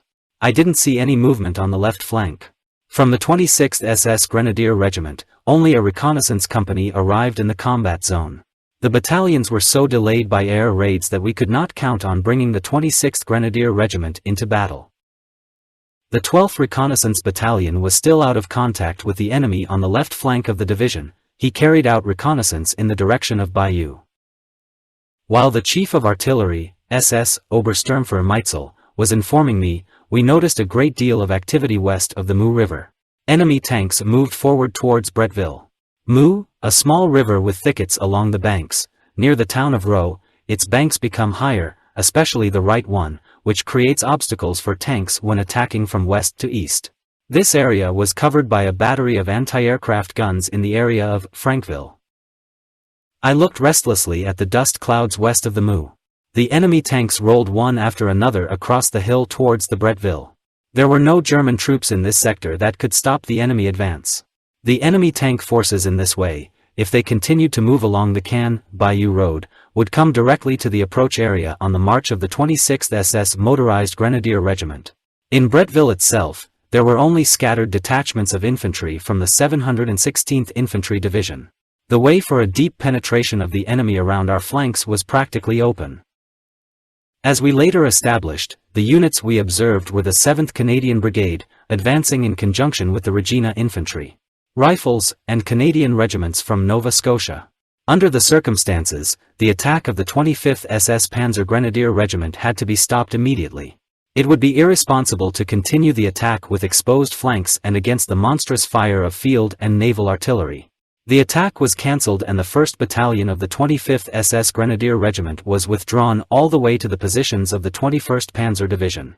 From the division, an order was received to gain a foothold in the occupied positions and, before the arrival of reinforcements, go on the defensive. In the monastery garden, medical staff cared for the wounded. Our young soldiers lay side by side and encouraged each other. The Canadians lay next to the German soldiers. Doctors and paramedics did not look at what uniform someone had. There was no difference between them here. The only thing that mattered was saving a life. It became impossible to evacuate the wounded. Allied fighters attacked every ambulance.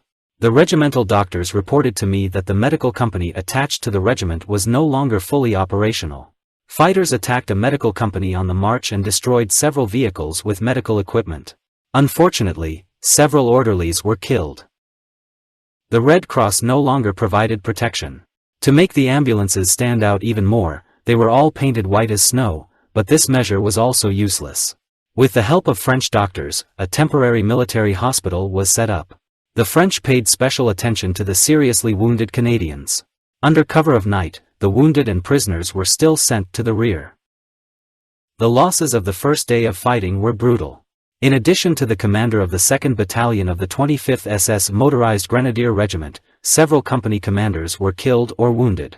The 3rd Battalion of the 25th suffered heavy losses from heavy artillery fire at the Baron. The Tank Battalion lost 6 T-4 tanks, 2 of them were completely destroyed. Enemy losses were much greater. According to Colonel General Mel Gordon, the 27th Canadian Tank Regiment lost 28 Shermans, and the Northern Nova Scotia Highlanders lost 245 men in total, killed, wounded and taken prisoner. The attack of the 25th SS Grenadier Regiment stopped the enemy advance on the Cannes.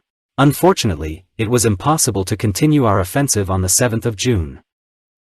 A well-thought-out combined attack by the 12th and 21st Panzer Divisions on the 7th of June would certainly have been successful, and the bridgehead north of Cannes would have been crushed if the execution of this attack had been left in the hands of able formation commanders. However, these divisions were held in the rear, and they could only be activated after the High Command of the Wehrmacht authorized it. The two divisions could have operated together north of Cannes as early as the 6th of June. During the night, the 26th Motorized Grenadier Regiment arrived at its site. The threat to our flanks was finally over. The 1st Battalion of the 26th SS Panzer Grenadier Regiment was halted when it attacked the Nore and was unable to advance further. The attack of the 1st Company of this regiment on the right bank of the Mu River, which was supposed to make contact with the 25th SS Grenadier Regiment, bogged down under flank fire from the Nore. An attack by the 2nd Battalion, 26th SS Motorized Grenadier Regiment resulted in the encirclement and destruction of 3 companies of the Royal Winnipeg Fusiliers at Putos-Besson. From the 9th Canadian Brigade, the Canadian Regiment from Nova Scotia was ordered to counterattack. Suffering heavy casualties, he pushed the 2nd Battalion of the 26th SS Panzer Grenadier Regiment to a position south of the Putos-Besson. The 3rd Battalion of the 26th SS Panzer Grenadier Regiment took up defensive positions along the railway embankment at Brange. A training tank division under the command of Lieutenant General Bayer Lin arrived at the front at the Tia on June 8. The division had already suffered heavy losses on the rapprochement march. More than 30 armored vehicles carrying fuel and 90 trucks were destroyed. 5 tanks, 4 tractors and 4 self-propelled artillery mounts were also destroyed. These were serious losses for the formation, which had not yet entered the battle. Obersturmführer von Ribbentrop arrived at my command post with a report. Von Ribbentrop was hit in the shoulder by a burst from a low-flying aircraft 2 weeks before the Allied landings. He stood in front of me with his arm in a sling. Von Ribbentrop left the military hospital and searched for his tank company. Since I knew this officer well from previous combat operations, I did nothing to send him back to the hospital. During the night I visited the battalions and checked individual positions of the companies. I was dumbfounded by the positive attitude and fighting spirit of my young soldiers. We old warriors were, to be honest, very impressed by what happened during the day. Artillery fire and enemy air raids had their effect on us. But not for young soldiers. For them, it was the baptism of fire they were looking forward to. They knew that they still had many difficult days and weeks ahead of them. Their position deserved respect. During the inspection of the battlefield, important documents of the enemy were found near Odie and Frankville. From the first downed enemy tank, communications instructions were retrieved. By the evening of June 8, Canadian vehicles coming from the Putos were crossing a mined bridge on the outskirts of the Brange right in front of the muzzles of our anti-tank guns deployed there. As a result, one of the cars burned down with passengers and crew, the other remained unharmed, but the senior lieutenant and his driver sitting in it were dead. An important map was found in this car. It accurately marked all enemy positions on both sides of the river Orne, with all the details, down to individual positions of mortars and machine guns. Instead of the actual names of settlements and features of the area, the map used the names of animals that began with the same letter. The terrain was marked on the map, impassable for tanks. A notepad was found in the possession of the dead captain, with notes regarding the order to conduct combat operations after the landing. The notebook also contained information on the conduct of combat operations and regulations regarding the use of civilians. The call sign codes that were among the captured documents were used by the enemy for more than 2 days, which allowed our electronic intelligence platoon to intercept and evaluate incoming signals. On June 8, in the afternoon, together with the division commander, I toured the sector of the 25th Regiment, and then visited the 1st Battalion of the 26th Regiment. We had low-flying aircraft constantly on our tail. I was happy to get my commander back to the command post safe and sound. The 25th SS Panzer Grenadier Regiment was then ordered to support the 1st Battalion of the 26th SS Panzer Grenadier Regiment by attacking Bretteville-lès Orgehoz from the east. The recently arrived tank company of the 1st Battalion of the 12th SS Tank Regiment and the 15th Reconnaissance Company of the 25th SS Motorized Grenadier Regiment were supposed to join his attack. The attack was planned for the next night. Daytime attacks were rendered impossible by Allied air supremacy. Our Panther tanks moved out of Cannes towards Frankville to the front line shortly before nightfall. Because of this, they moved slowly towards the place of concentration. The tank commanders were briefly but thoroughly briefed. The commanders of companies and platoons had studied the terrain before evening and knew its every fold. The tank company took up a position for an offensive wedge. Intelligence villages in their armored vehicles. I went around the combat vehicles one by one to say a few words of encouragement to the young soldiers. Company Commander von Buttner, my adjutant for many years, suddenly reminded me of a promise I had made to the 15th Reconnaissance Company of the 25th SS Panzer Grenadier Regiment during combat training in Belgium. At that time, I told the company, "Guys, the Reconnaissance Company always goes ahead of the regiment. You have a huge responsibility. I promise you that I will be with you to be a witness to your baptism of fire." That time has come. The company went to its baptism of fire. Therefore, I must accompany her. My old friend and comrade Helmut Bolk arrived on a motorcycle with a sidecar. He has always been by my side as messenger, squad leader and platoon leader since 1939. He accompanied me on all battlefields. Stiff was in the carriage. I jumped into the back seat and told Helmut to drive to the Cannes Bayou Road. Tank engines roared to our right. The tankers climbed onto their combat vehicles and hid in the tank turrets. The young soldiers were waiting for me. They patted each other on the back and probably remembered my promise. They pointed at my motorcycle and turned their heads. My transport seemed to cause them some concern. The commander of the 12th Panzer Regiment, Max Wunschy, wanted to accompany the Panther Company. He, too, had fought side by side with me since 1939. We knew each other, there was no need for explanation. A look, a sign, and the tanks rolled into the night. To the left of the road, a battery of 88mm guns took up a firing position. In a few minutes we left behind the last outposts.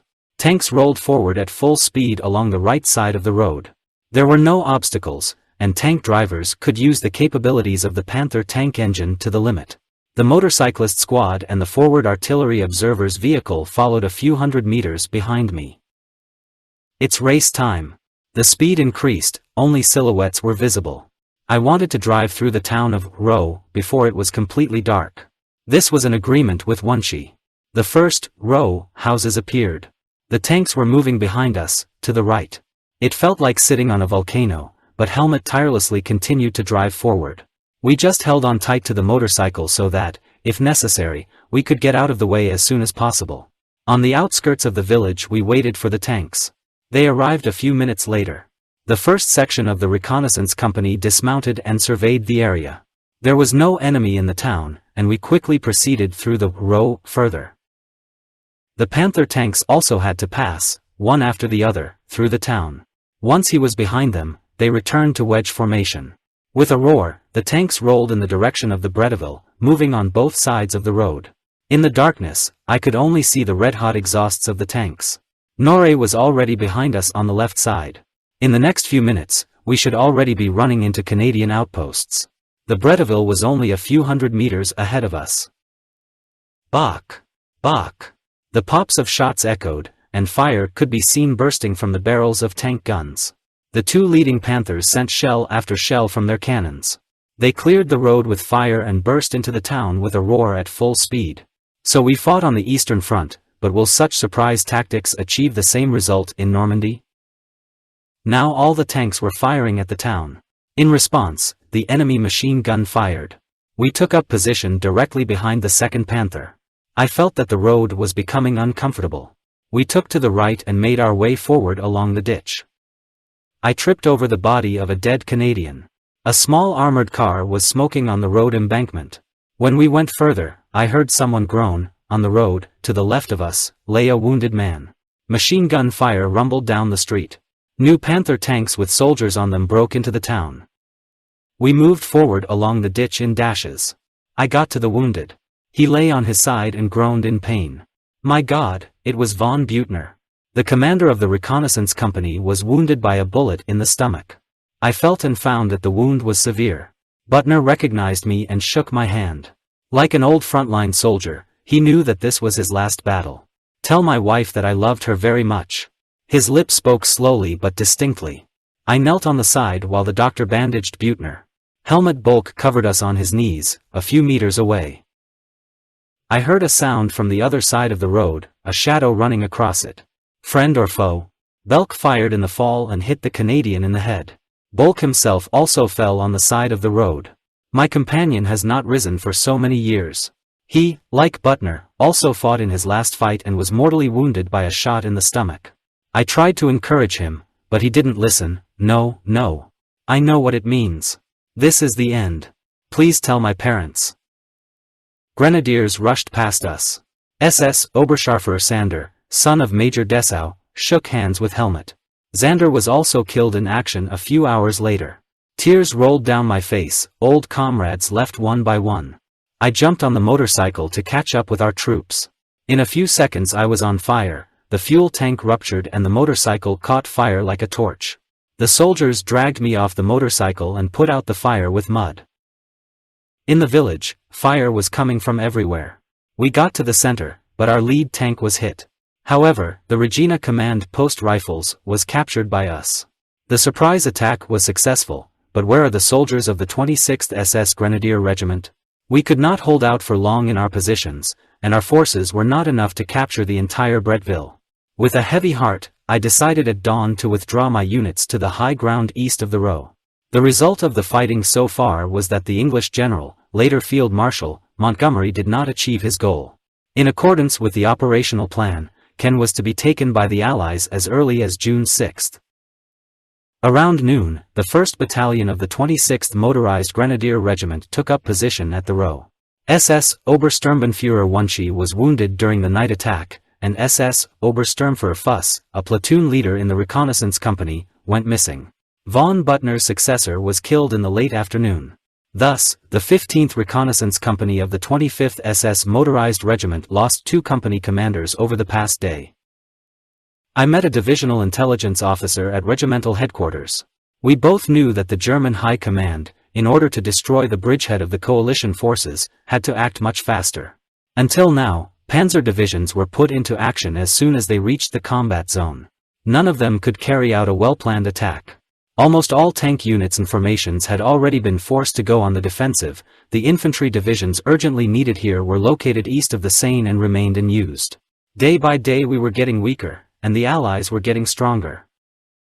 In the afternoon, the commander of the West Panzer Group, General Geir von Schweppenberg, arrived at the command post. The general knew our division quite well. He often inspected her during training sessions.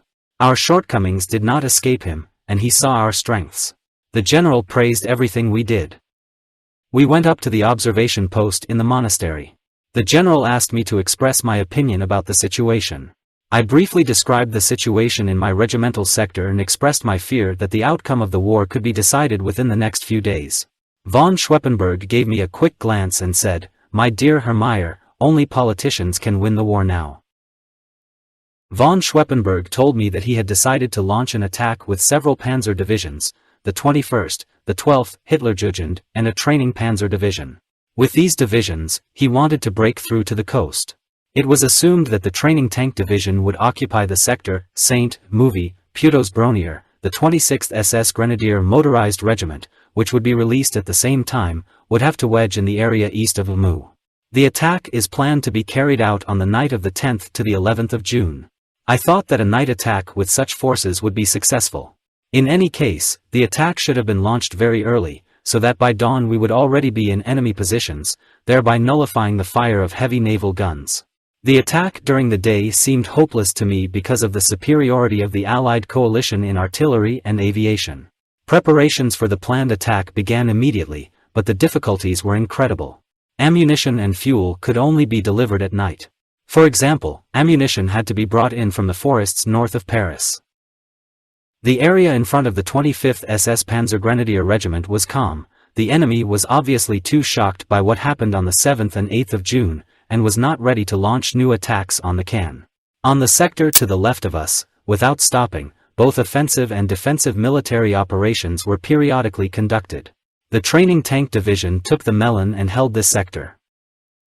I had already been informed at the beginning of the invasion that the Allies did not particularly adhere to the Geneva Convention and that the divisions that had already landed were taking few prisoners. On the morning of the 9th June, I found a group of German soldiers on the railroad south of the row. It was obvious that they had not been killed in action, since they were lying next to the road, and they had all been shot in the head. They were soldiers from the 21st Panzer Division and from the 12th SS Panzer Division Hitlerjugend. This incident was immediately reported to the division, from whose headquarters, in turn, this was reported to the Corps. The commander of the 13th Panzer Artillery Regiment of the Luxembourg Training Panzer Division was taken prisoner by the British along with the battalion commander, Major Zeitzler, Hauptmann Count Clary, and 6 non-commissioned officers and privates on June 8. They were captured by elements of the British Armoured Regiment Inns of Kott, which went behind German lines. After the German officers refused to volunteer to become human shields, the badly wounded Colonel Luxembourg was tied up by 2 British officers, beaten unconscious, and bloodied, tied to a British tank as a human shield. On orders from their superiors, the British tankers opened fire on Major Zeitzler, Hauptmann Count Clary and other soldiers who were ordered to flee. Hauptmann Count Clary was discovered alive by the SS Battalion Siebken and taken to the command post. The British tank, to which Colonel Luxembourg was tied as a human shield, was hit by a German anti-tank gun. The colonel died in a military hospital 2 days later. Hauptmann Count Clary was given first aid by an SS orderly. On June 7, we found a notepad in the Canadian captain's possession with notes on the orders given before the invasion. In addition to instructions of a tactical nature, there were also instructions on how to fight. They said, "Take no prisoners." On June 8, this notebook was handed over by the operations officer of the 12th SS Panzer Division to the commander of the 7th Army, Colonel General Dahlmann. Officers and soldiers of the 3rd Canadian Division, who were interrogated by the 12th SS Panzer Division, confirmed that they had received orders from their superiors not to take prisoners. During interrogation, one of the soldiers testified that they were given instructions not to take prisoners if they interfered with the conduct of military operations. During the trial of Bernhard Siebken, accused of war crimes in November 1948, Colonel of the General Staff Meyer de Turing, an intelligence officer at the Commander-in-Chief of German troops in the West, Field Marshal von Rundstedt, noted, eastern flank of the invasion front, from which it followed that they were not going to take prisoners. At the same trial Lieutenant Colonel of the General Staff von Zastrow, who was an intelligence officer for the commander of Panzer Group West, General Schweppenberg, testified that he had at that time received information about crimes committed by the Allied forces in violation of the Hague Declaration on the Conduct of War on Land and Geneva Convention. He then recounted one case in which a number of captured German soldiers were shot dead by Canadian soldiers. Moreover, Lieutenant Colonel von Zastrow testified about the Canadian captain. This captain was taken prisoner during the battle in the Somme region. Since he belonged to the same unit in which records of the installations, "Take no prisoners," at the beginning of the invasion were found and where specific crimes had already been committed, von Zastrow accused the Canadian captain of these violations of international law. When the Canadian was directly asked if he had heard about the executions of German prisoners, the captain replied, "I did not participate in the invasion, I arrived in this unit with replenishment and did not serve there for long. However, I have heard of atrocities. But then there were very strict orders that in the event of a repetition of such cases, the perpetrators would be punished." I cite these cases here because they illustrate how the Allies fought and also because they had a decisive influence on my own destiny. I would like to dwell here briefly on the issue of war crimes before discussing them further. Preparations for a systematic attack were in full swing. We had only a couple of hours to carry out a single crushing blow to the bridgehead. If this strike fails, there will be no other chance to throw the Allies into the sea. After the attack is completed, all 3 tank divisions will be bled dry and will no longer be able to repeat such an operation. After Field Marshal Rommel, commander of Army Group B, gave combat orders to Panzer Group West in the presence of the commander of Army Group B, the training tank division reported an enemy breakthrough from the west. Shortly after this report, the headquarters of Panzer Group West was virtually destroyed by carpet bombing. Panzergruppe Zappad lost their chief of staff, General Ritter, and operations officer Edler von de Wans, along with several other officers. During the attack, we also lost our liaison officer, SS Hauptsturmführer Wilhelm Beck, who commanded a tank company. He participated in all battles since 1939, was awarded the Knight's Cross for participating in the battles for the return of Kharkov. The communications battalion was disabled. The general in command, who was slightly wounded, fled with a few men. As a result, until the 26th of June, the control of the West Tank Group was violated. As a result, a coordinated counterattack failed in the next few days.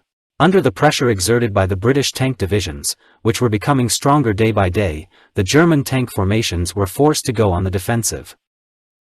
On June 11th, the front came to life on the left flank of the 25th SS Grenadier Regiment. I immediately went to the 1st Battalion of the 26th SS Motorized Grenadier Regiment and found Bernhard Krauss at his battalion observation post.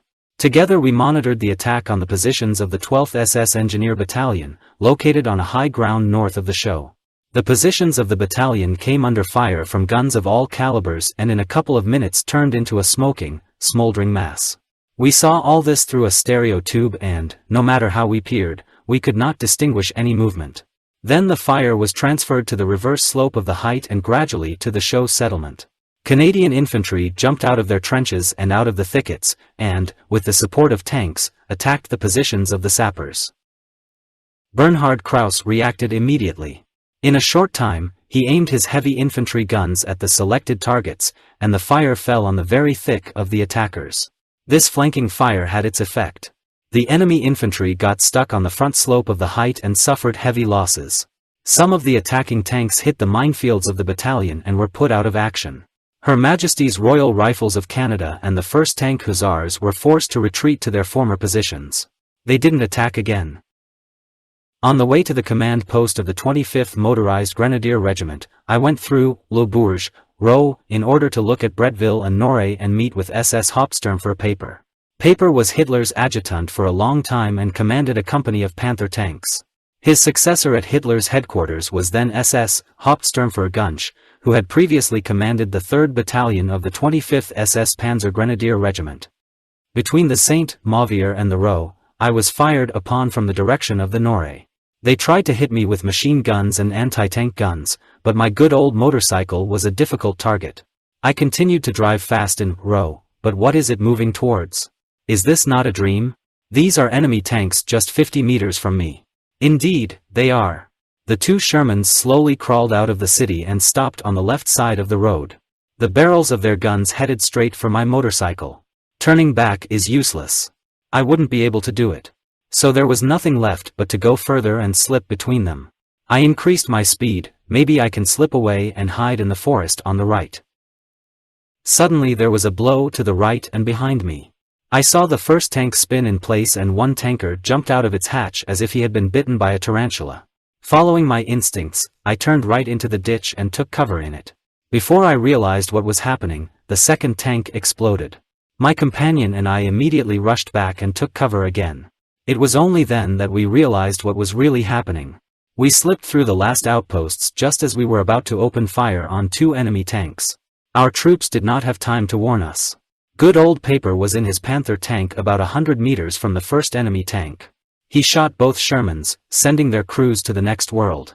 A day later, SS Hauptsturmführer Paper died a hero's death, having received a mortal shrapnel wound. At the dressing station of the 25th Motorized Grenadier Regiment, I again found many wounded. The constant influx of wounded in the absence of actual fighting made us all think. So far, the fighting has been going on basically in such a way that our tank divisions were doomed to death under the fire of naval guns, underbombs, and attack aircraft of the Allied aviation, which did not allow us to carry out offensive operations. It shouldn't have gone on like this. Our panzer divisions had to gain freedom of maneuver. On June 11th, the 2nd Battalion of the 26th Motorized Grenadier Regiment was attacked by HM Royal Fusiliers, reinforced by the 1st Panzer Hussars and heavily supported by artillery. The attack was repulsed. Our battalion held its positions. The enemy lost 12 tanks, while we paid 3 in the course of these hostilities. Elements of the 8th Canadian Brigade, supported by the 46th Airborne Commando and tanks, attacked the Rowe. Several enemy tanks were destroyed. The village was abandoned under the onslaught of superior enemy forces. A threatening situation developed near Tyersar, Cell on the right flank of the Tank Training Division. By order of the 1st SS Panzer Corps, the last reserve of the 12th SS Panzer Division, a divisional escort company, was urgently assigned to the Panzer Training Division, which was sent to the right flank of the Panzer Training Division, where the situation then stabilized. The situation at the front at the Caen from day to day became more and more menacing. The center of gravity of the fighting has shifted to the positions of our neighbors on the left, the Tank Training Division. The enemy managed to break through the Bourgeois in the Commontelevant. The enemy's 7th Panzer Division was making its way forward to the Livry. The encirclement of the 1st SS Panzer Corps began to assume more and more menacing proportions. I was ordered to come to the division. There I met the commander of the 1st SS Panzer Corps, Colonel General of the Waffen SS Sepp Dietrich. Dietrich described the situation on the invasion front as a whole, frankly admitted to us that there were no reserves left and that he no longer believed in the possibility of a systematic attack. He complained, "They want to defend everything, but with what? Those who defend everything defend nothing." This axiom was first formulated by Frederick II the Great as follows: "Clever people want to protect everything, smart people focus on the main goal." As night fell, I walked around the battalions of the regiment. Waldmuller positioned himself at the anti-tank ditch and gloated that all the British salvos were directed at the village behind his command post. It had no troops. The soldiers smiled at me as I made my way through the positions. Forward posts were set up in wrecked enemy tanks. The guys were not lucky, they could only be replaced by dawn. Reconnaissance groups were sent out from both sides all the time. In front of the 1st Battalion of the 25th SS Panzer Grenadier Regiment was the left flank of the British 3rd Division, with the 3rd Canadian Division positioned nearby. By the morning of June 13, the vanguard of the enemy's 7th Panzer Division had reached Hill 213, east of Villers, Bocage. The commander of the 2nd Company of the 101st SS Heavy Tank Battalion, SS Obersturmführer Michael Wittmann, who had already destroyed 119 tanks in Russia and was awarded the Knight's Cross with oak leaves, advanced ahead of his company in order to conduct reconnaissance of the area. Near Hill 213, he came across a column of enemy tanks. For the enemy, this was a complete surprise. For a few moments, Wittmann hesitated indecisively: withdraw or attack the superior forces of the enemy? His unit had suffered heavy losses as a result of the bombing of the past few days, and Wittmann understood how valuable each individual tank was now and that it was impossible to act rashly.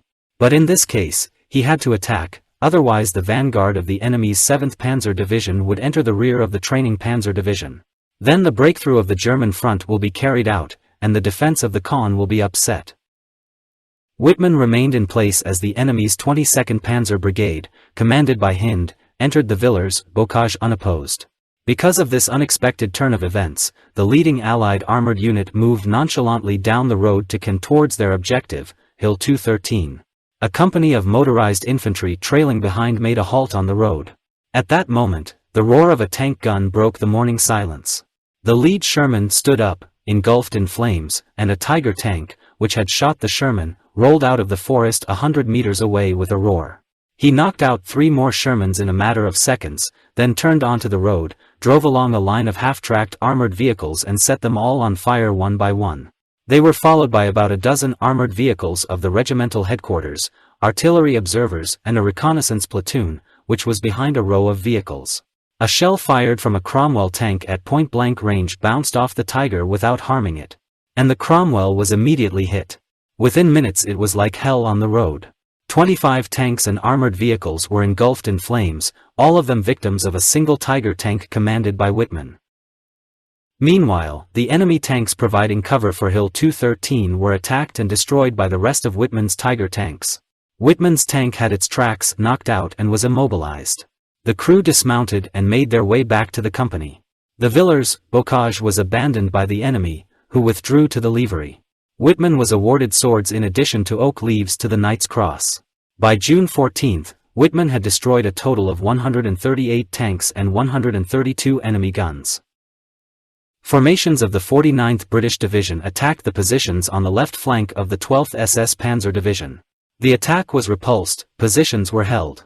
The division asked the Corps for permission to withdraw from the ledge in the sector south of the Puteaux and Bronier to the line from Saint-Mauvier to Villy.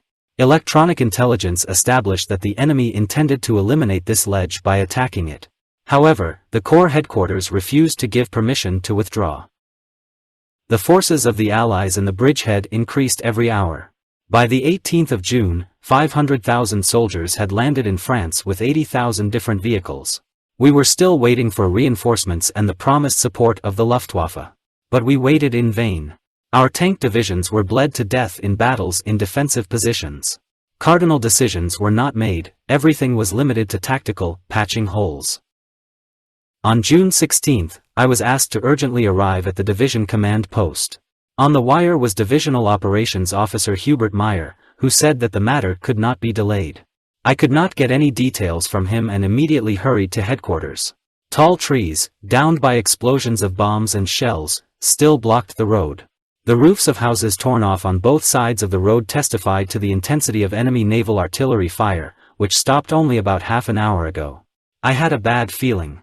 The headquarters greeted me with a discordant rumble. The faces of the military told me everything. The Chief of Staff stepped forward and reported, "The division commander was killed half an hour ago.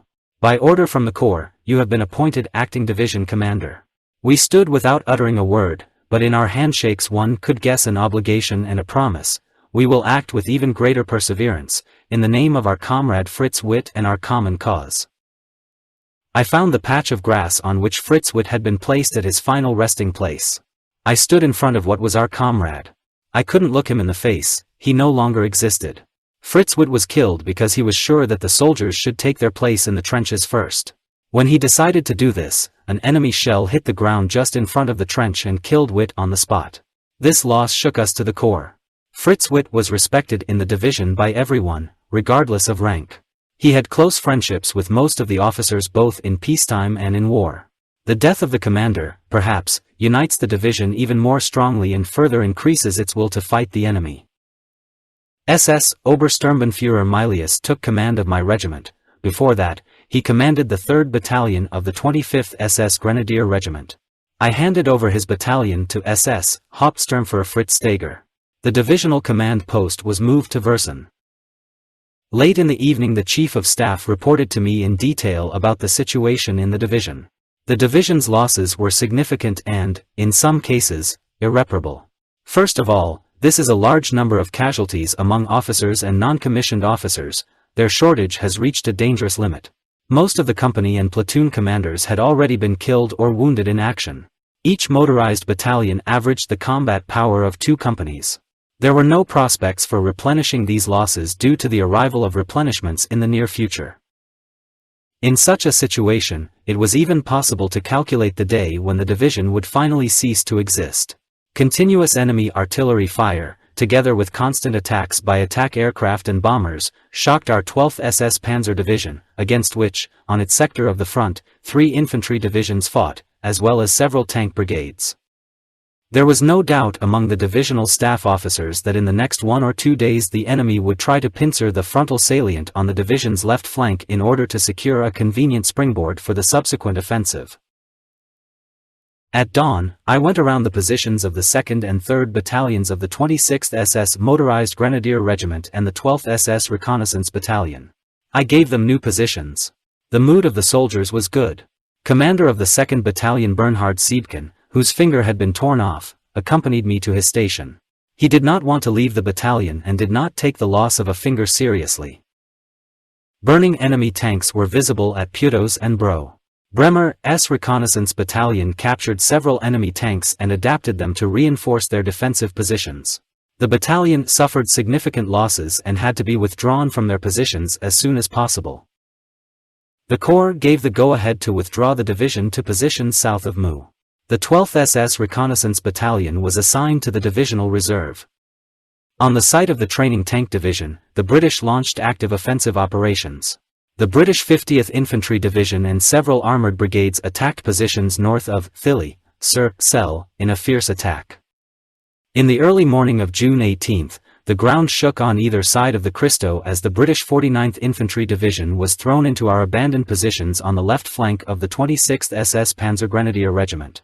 I stood next to the commander of the 3rd Battalion of the 26th SS Panzer Grenadier Regiment and watched as heavy shells cleared the terrain that had been abandoned the day before. We congratulated ourselves on the withdrawal made in advance. The forces of the 49th Infantry Division, Cristo, was occupied fairly quickly.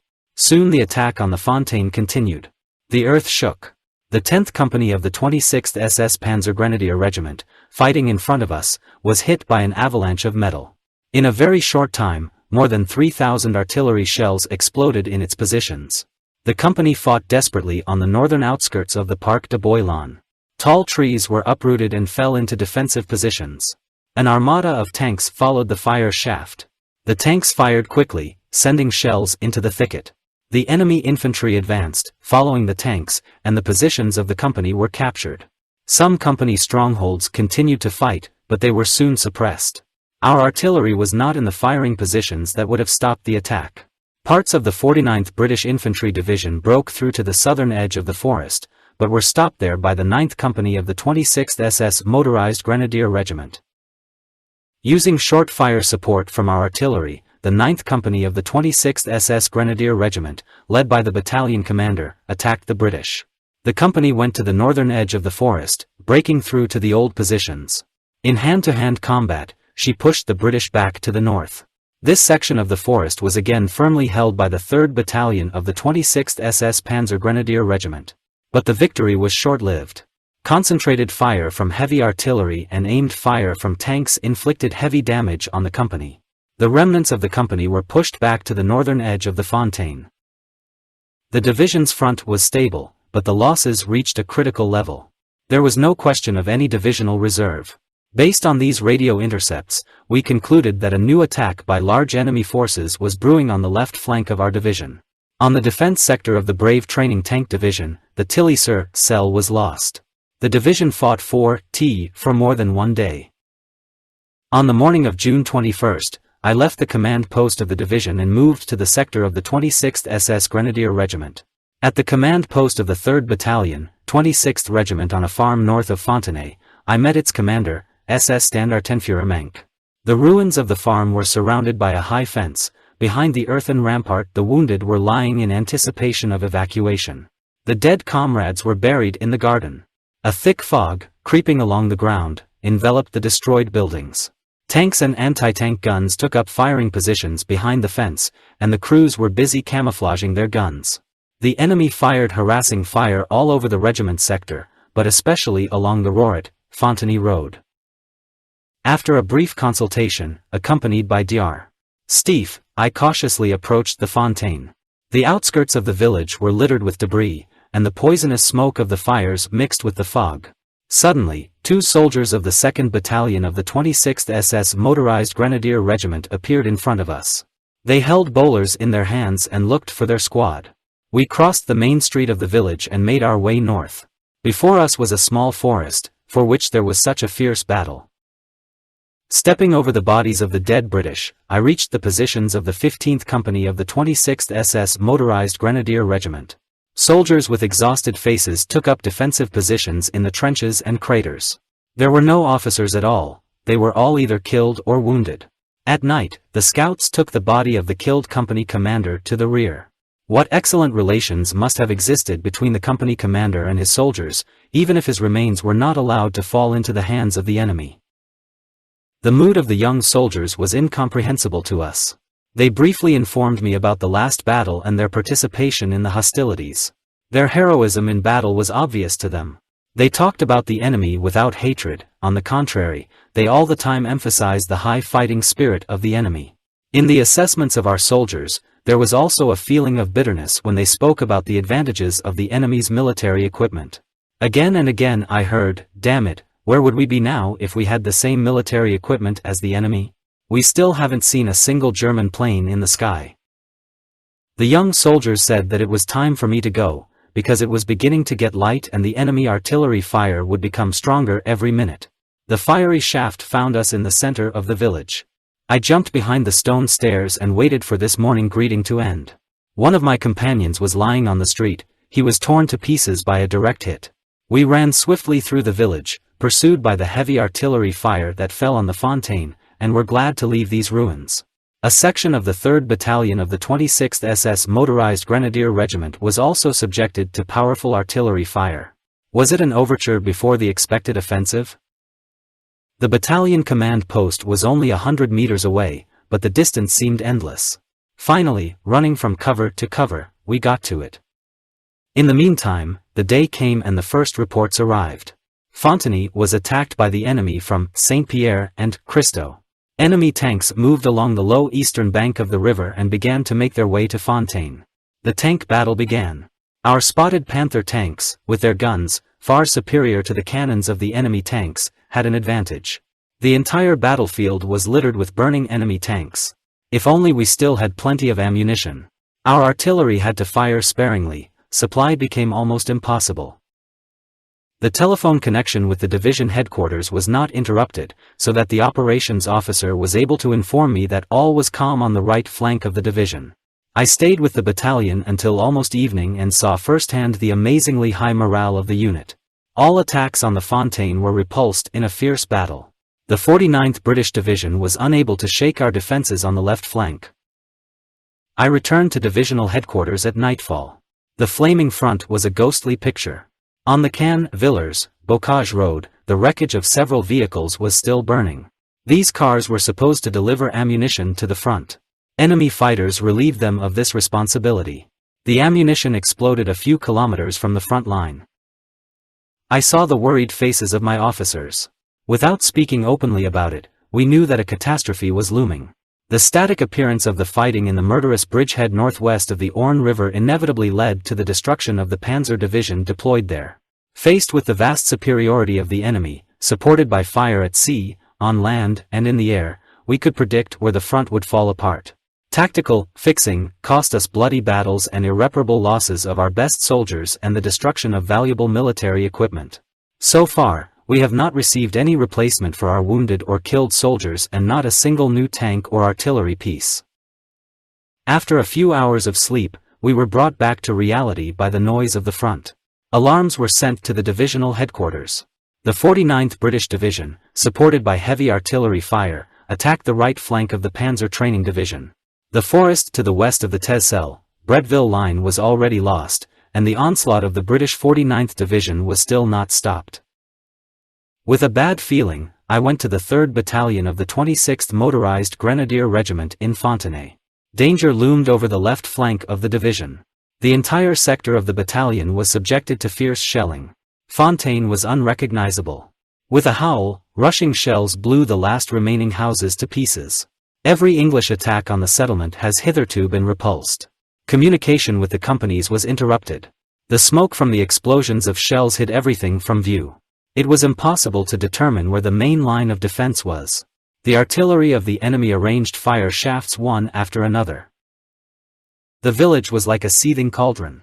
Heavy shells dug deep into the ground and, as they exploded, left behind huge smoking craters from the shells. Taking as a basis the old soldier saying, "A shell does not hit the same funnel twice," I jumped into the funnel and watched from there how the enemy tanks attacked the Fontaine. Constantly firing, feeling safe, the steel monsters slowly moved towards the ruins of the Fontaine. Our anti-tank guns were destroyed by the fierce artillery fire of the enemy. Our soldiers tightly clutched their Faust patrons. Man versus tank. What a contrast. And what a heroic spirit was manifested in this contrast. At that moment, the first tank began to smoke. I saw soldiers jump into cars. Enemy artillery shells flew over our heads. The commander of the 1st Battalion of the 12th SS Panzer Regiment jumped into my funnel and reported on the counterattack of our tank company. Her tanks were about 100 meters behind us and moving forward. Shells from tank guns whistled over our heads. The front tanks of the enemy were fighting against the grenadier soldiers in the ruins, and the tanks following them had not yet noticed our tanks. The counterattacking company had to cross the road Fontenay, Chaux, in order to take the best positions for firing. The tank battle has begun. There were casualties on both sides. Thick, black smoke from burning tanks covered the battlefield. I wanted to see the soldiers in the Fontaine, so I ran after the company commander's tank. The battle-weary soldiers waved at me. They shouted jocular remarks, their eyes shone. It was a mystery to me where these young, 17-18-year-old soldiers drew strength from to survive in this storm of fire and metal. They assured me again and again that they would defend the ruins to the last bullet and hold their ground against anyone. The company commander's tank was hit. He turned a few meters to the left, the hatch opened, smoke poured out of the tower, and the company commander climbed out of the hatch with difficulty. He staggered and stumbled towards us, and then collapsed to the ground. The soldiers dragged him behind a dilapidated wall. Only then did we realize that SS Obersturmführer Ruckteschell had lost his arm. The bloody stump was bandaged, and a nurse was called. So, this attack of the enemy was repulsed. The 3rd Battalion of the 26th SS Panzer Grenadier Regiment held firm in its positions and prepared for a new assault on the British. The battle also flared up in the sector to our left. The advanced detachment of the enemy in the afternoon was already in Juvigny and, consequently, went deep into our positions on the flank of the division. As soon as I arrived in Rohr with the commander of the 26th Motorized Grenadier Regiment, SS Standartenführer Monk, the Chief of Staff informed me about the situation in the area of the Training Tank Division and pointed out the danger of a British breakthrough. From the headquarters of the Corps, an order was received to bring into battle at about 2 o'clock in the afternoon one of the tank battalions of the division to eliminate the breakthrough on the right flank of the Training Tank Division. The Panther Tank Battalion and part of the Reconnaissance Battalion immediately launched a counterattack. The offensive was carried out, after a short artillery preparation, through the Tezcel and Bretteville in the direction of a forest area 1.5 kilometers to the west. By nightfall, we drove the enemy out of the forest, but did not reach our former main line of defense. The enemy lost several tanks. The valiant 3rd Battalion of the 26th Motorized Grenadier Regiment suffered heavy losses during the day's action and was withdrawn to positions north of the Rohr. On the same evening, an order was received from the Corps to deploy our last tank battalion the next morning to restore the situation in this sector. The Training Tank Division should have been supported at all costs. In vain I asked to cancel this order. The report of the Chief of Staff with a topographical plan of the situation, according to which our reconnaissance discovered the concentration of large enemy forces, especially armored vehicles, in the sector of the 26th SS Grenadier Motorized Regiment, did not affect the decision of the Corps commander, and he did not cancel the order. My remark that an enemy tank attack was expected at any moment and the 2nd Battalion of the 12th SS Panzer Regiment had taken up a very advantageous defensive position was also ignored. And it turned out that on the 26th of June not a single tank remained in the sector of our division. The soldiers of the 26th Motorized Grenadier Regiment, exhausted by the last intense defensive battles, languished in anticipation all night in their trenches. They were waiting for the next attack. A thick, damp fog lay over the barriers and fields. Morning dawn. Still calm for now. Max Wunschie and I were in the Rohr, watching the last tank move to its springboard position. It got brighter and brighter. It didn't take long for the dance of death to continue. Then the German batteries opened their barrage. British planes roared over us at low altitude and fired their missiles at the Rohr. The Devil's War of extermination has begun. Our first tanks roared forward, clanging their tracks. The attack initially made it possible to occupy the area, but was stopped by a British counterattack. A fierce tank duel began. Rows of impenetrable anti-tank barriers prevented our tanks from taking advantage of the range of their guns. The lack of infantry proved to be a particularly great disadvantage. Intense enemy artillery fire made interaction extremely difficult, making effective command and control virtually impossible. From the area to the east of the Rohr, we did not hear any sounds. The whole battle moved to the west, where the tanks fought stubbornly with each other. Eloquent pillars of smoke from burning fuel and oil hung in the sky again. Each pillar pointed to another tank grave. But I was especially uneasy because of the situation in the sector of the 26th SS Grenadier Regiment. Not a single artillery strike was delivered to the right of the Rohr. Thank God it started to rain. This meant that we were protected from air raids. But what happened next? The earth seemed to split open and swallow us all. Real hell breaks loose. All that was left of the Rohr was the wreckage of shattered trees and houses. I lay down in a ditch at the side of the road, listening to the noise of the battle. Heavy fire of enemy artillery did not stop. Everything was covered with fog, mixed with the smoke of exploding shells. I couldn't discern anything.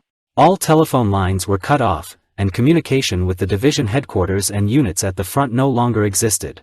A messenger from the 2nd Battalion, 26th Motorized Grenadier Regiment ran up to me and shouted, "Tanks on the right flank of the battalion."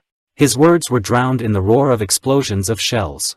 I listened unsuccessfully to make out the noise of the battle, but all I heard was a continuous whistle, crackle and cannonade of shell explosions, to which was added the clang of tank tracks. This was the attack I expected.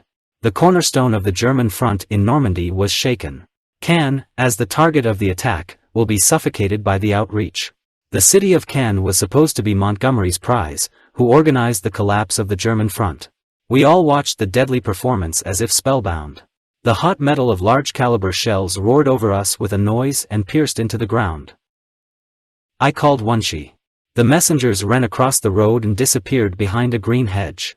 Wunshi was by my side for a while longer. I didn't need to go into lengthy explanations in front of this seasoned soldier. We were too often side by side with each other. He knew me and knew what I wanted. I briefly outlined my assessment of the situation to Wunshi.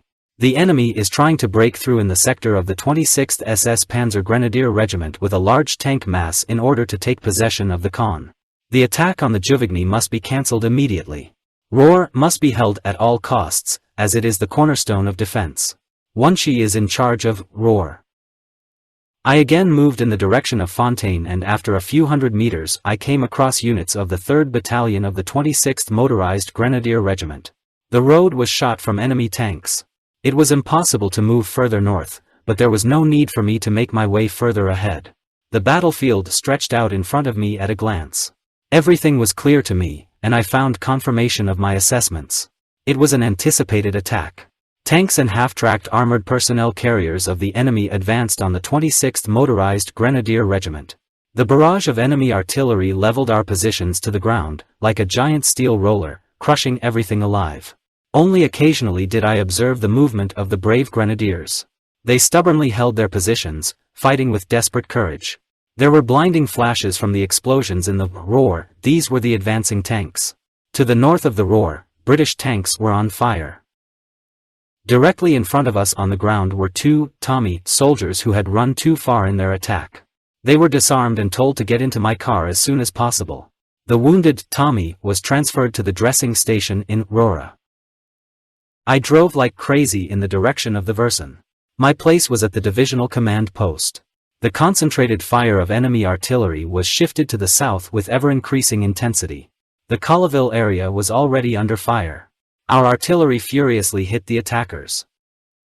I reached divisional headquarters in a few minutes.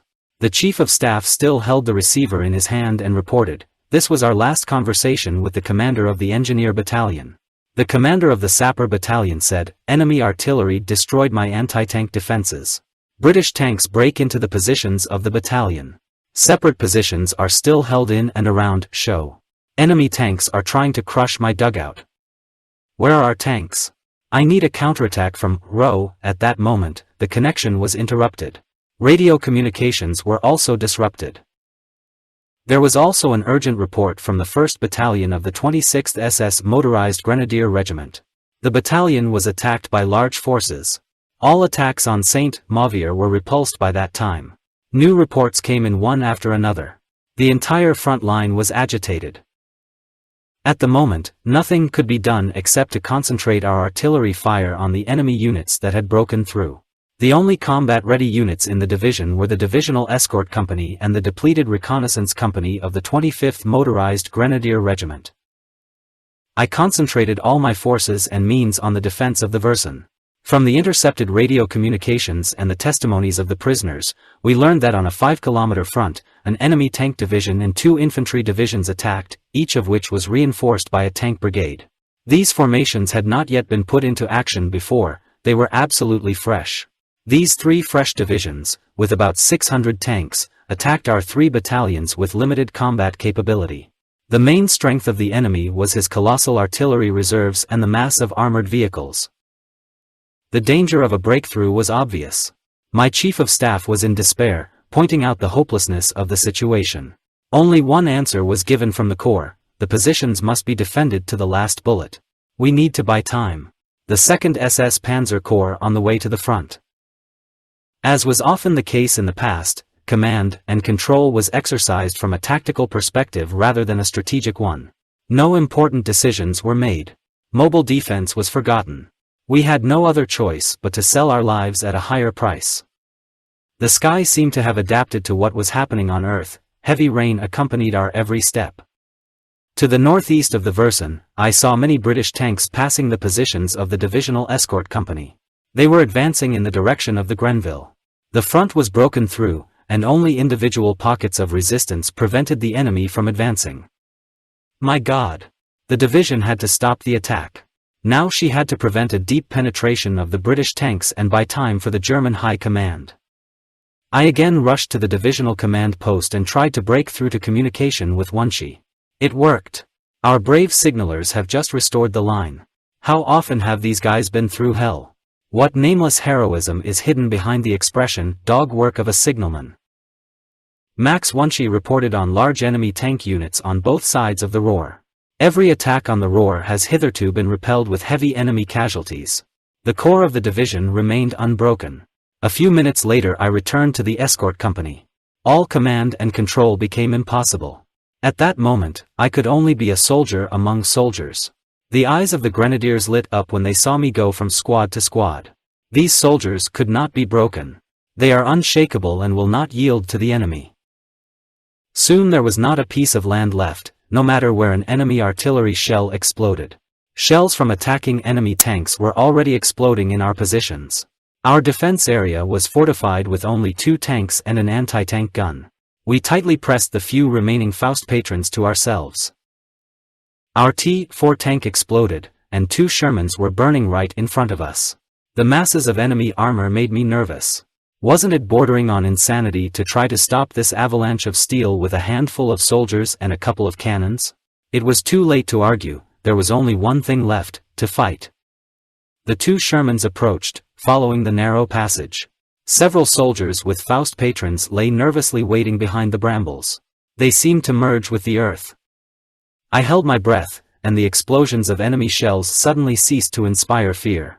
As if spellbound, we looked at the soldiers who were preparing to jump.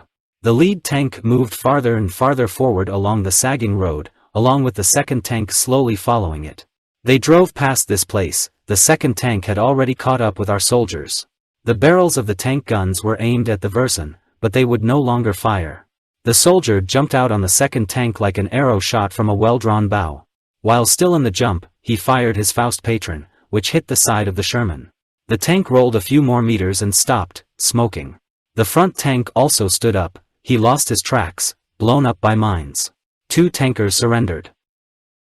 We breathed a sigh of relief for a moment. There was a feeling of inspiration at the sight of how these steel giants were destroyed thanks to the personal courage of one soldier. However, after a few seconds, the case with 2 tanks was forgotten. The reconnaissance company was fighting for its life on my right. I could no longer determine its location. Furious artillery fire lifted the muddy earth high into the air. The anti-tank gun was still in position. It sent shell after shell into the Panzer column of the British 11th Armoured Division. Another flurry of fire turned the cannon into a pile of metal. We had no more serviceable anti-tank guns. Tank shells crushed the company. The first line of trenches was taken. Here and there the soldiers unsuccessfully tried to destroy the tanks with Faust patrons, but all in vain. The British infantry escorting the tanks thwarted all attempts to do so. In vain did I try to get artillery support. The specter of lack of ammunition has haunted us for a long time. A couple of German artillery shells were not enough to stop the frenzied attack. The British tank attack continued. For the first time I felt a burning emptiness in my heart and cursed this endless carnage. What was happening at the moment had nothing to do with the war, it was outright murder. I knew each of these young soldiers. The oldest was barely 18. The boys have not yet learned to live, but, my God, they already knew how to die. The clanging tracks of the British tanks interrupted their young lives. Tears ran down my face. I started to hate the war. The rain was pouring non-stop. Heavy clouds ran over the tormented earth. Meanwhile, the British tanks were rolling towards our positions. It was useless to run. We had to stay. We clutched our Faust patrons in our hands. We didn't want to die without putting up a fight. Suddenly a new sound joined the diabolical concert. The lone tiger gave us some respite. His shells gave the Shermans an eloquent command to stop. The British turned back. They called off the attack in the direction of Meun. Upon returning to the divisional command post, we found 2 British tanks. Our messengers destroyed them with their Faust patrons. The burnt tanks were less than 200 meters from the command post. The personnel dug in, occupying all-round defense. Heavy fighting led to irreparable losses. The breakthrough could not be prevented without fresh units. In the Corps, we were encouraged that reinforcements from the 2nd SS Panzer Corps were expected the next day. The Corps insisted that the command post be moved further to the rear. I objected. Hubert Meyer supported me. In such a critical situation, the place of the commander is on the front line. From the 1st Battalion of the 26th Motorized Grenadier Regiment, I was informed that it had been under continuous attack since the morning and that there was nothing left of the combat strength of the battalion. Under cover of night, the remnants of the battalion made their way back to the Karpike airfield. Young Untersturmführer SS Emil Durr destroyed 2 enemy tanks at night with shaped charges. The tank stood in the chateau garden. When the shaped charge bounced off the second tank, he returned to the tank and held the charge with the detonator in place with his hands. The tank was destroyed, and Emil Durr himself was mortally wounded. He was posthumously awarded the Knight's Cross. With his actions, Durr cleared the way for the retreating battalion. The British were still advancing. I heard our tanks firing from the side of the Grenville. One company of T-4 tanks under the command of SS Hauptsturmführer Siegel covered the changing position of the 2nd Battalion of the 12th SS Artillery Regiment. The British broke through to the battery positions. The commander of the artillery battalion, Muller, was killed in hand-to-hand combat. Time has lost its meaning for us. We worked with the operational map by the flickering candlelight and prepared new defensive positions. I was looking forward to reinforcements. At midnight a pleasant surprise awaited me. Michael, my faithful Cossack, suddenly appeared in front of me, smiling from ear to ear. I gave him a few days off. He brought me a letter from his wife, who wrote that we would have a 5th child. Michael was stopped at a checkpoint. He was suspected of being Russian, but who could stop my wonderful Michael? In response to my question, how did he get here, he replied that he ran away.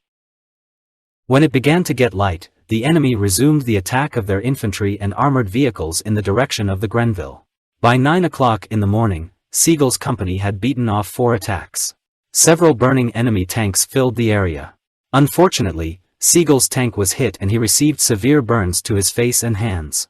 The offensive of our tanks in the direction of Show failed due to the powerful anti-tank barrier of the enemy. And although the attack was not successful, a group of 20 people from the 12th Engineer Battalion under the command of Muller was pulled out by our advanced units and saved from certain captivity. This was all that was left of the battalion. A few minutes later Muller was standing in front of me. His tired sunken eyes said it all. There was not a single piece of intact fabric on his uniform. His knees were covered in blood and flayed, the face was almost unrecognizable under the layer of dust. One arm was in a makeshift sling. He described the drama with his battalion in a few short words. After heavy artillery fire from 600 guns on the left wing of the division, the battalion was crushed by the tanks of the British 2nd Panzer Division. The battalion fought until it was destroyed. Only a handful of people survived the deadly battle. Muller personally defended his command post against all infantry attacks, but he was powerless in the face of a massive tank attack. By noon, Muller and several other soldiers were surrounded at the command post. Some tanks fired at his dugout, while others tried to crush him, but to no avail. Military engineers built a beautiful bunker that did not succumb to any attempts to destroy it. Finally, a captured German sapper was sent to the dugout to persuade his comrades to surrender. The sapper chose to stay there and share the fate of his comrades. The attackers continued to advance and passed the command post after attempting to blow it up. The dugout had been violently shaken by explosions, and now it looked like a mass grave. The soldiers who survived in the dugout eventually fought their way to our positions around midnight. They were found completely exhausted at the Les Hauts de Bosquet, where they decided to make a short halt. During the day, Rohr was surrendered. The 2nd Battalion of the 12th SS Artillery Regiment ran out of ammunition. In the afternoon, the enemy managed to create a bridgehead across the Odin River at the Baron. Our radio intelligence intercepted the message, "Are you still insisting on a quick operation against the Versen?" Obviously, the enemy was well informed about the location of the division's command post. We did not hear an answer. From our divisional headquarters, everyone who could, participated in the fighting at Fontaine. When I entered the divisional command post, a stranger addressed me. He introduced himself as an employee of the Reich Foreign Office and asked me to give me detailed information about the situation. The minister cannot understand why there are constant withdrawals of troops. Before I could give a brief account of the situation, tank shells shook our ruins. Enemy tanks were again in front of our command post. Our command post was instantly empty. Everyone crawled into the trenches with their Faust patrons in anticipation of further surprises. I never saw the so-called envoy from the Imperial Foreign Office again. What could he tell his superiors? The situation became more and more critical every hour. The British succeeded in establishing another foothold at the Gurus. The enemy was slowly but surely moving south. By this time, we had only managed to bring into battle the advanced units of the 12th SS Panzer Regiment and the reconnaissance groups of the Reconnaissance Battalion of the 12th SS Panzer Division. 2 enemy tanks were destroyed at close range by a battery of 6-barreled rocket-propelled mortars when they tried to break into the positions of the Rocket Artillery Battalion attached to us. It was obvious that Montgomery intended to cross the Orne at the Saint-André, and then, probably, advance to the Falaise-Caen road. The city of Caen, for which there were hot battles, thanks to such a maneuver, will fall into his hands like a ripe plum. We hoped to thwart his plan. We had to hold out for a few more days. The 2nd SS Panzer Corps was on the way. He was removed from the Eastern Front. The 12th SS Panzer Regiment was ordered to take Hill 112 and prevent a breakthrough to the bridges over the Orne. A battered tank company was all that was available for this task. Several tanks and the remnants of the 15th Reconnaissance Company of the 25th SS Motorized Regiment secured the area near Fontenay. The divisional command post was moved from Verson to Caen. The area facing Verson, Hill 112 and Evry was taken under control by the 2nd SS Panzer Corps from June 28. At that moment we had 4 SS Panzer divisions at our disposal. However, they were only called divisions. None of them possessed the combat power of a division. The 9th and 10th SS Panzer divisions were ordered to move to Normandy on June 11, while in Poland as a reserve against a possible Russian advance. The 1st Panzer Division Leibstandarte Adolf Hitler reached the front on June 28. This division was also only a shadow of its former power. She was withdrawn from Russia 2 weeks ago and was supposed to rest and replenish in Belgium. The division Leibstandarte was not fully equipped with either military equipment or personnel. The commander of the 2nd SS Panzer Corps, Waffen SS General Paul Hauser, with these forces was supposed to counterattack on June 29.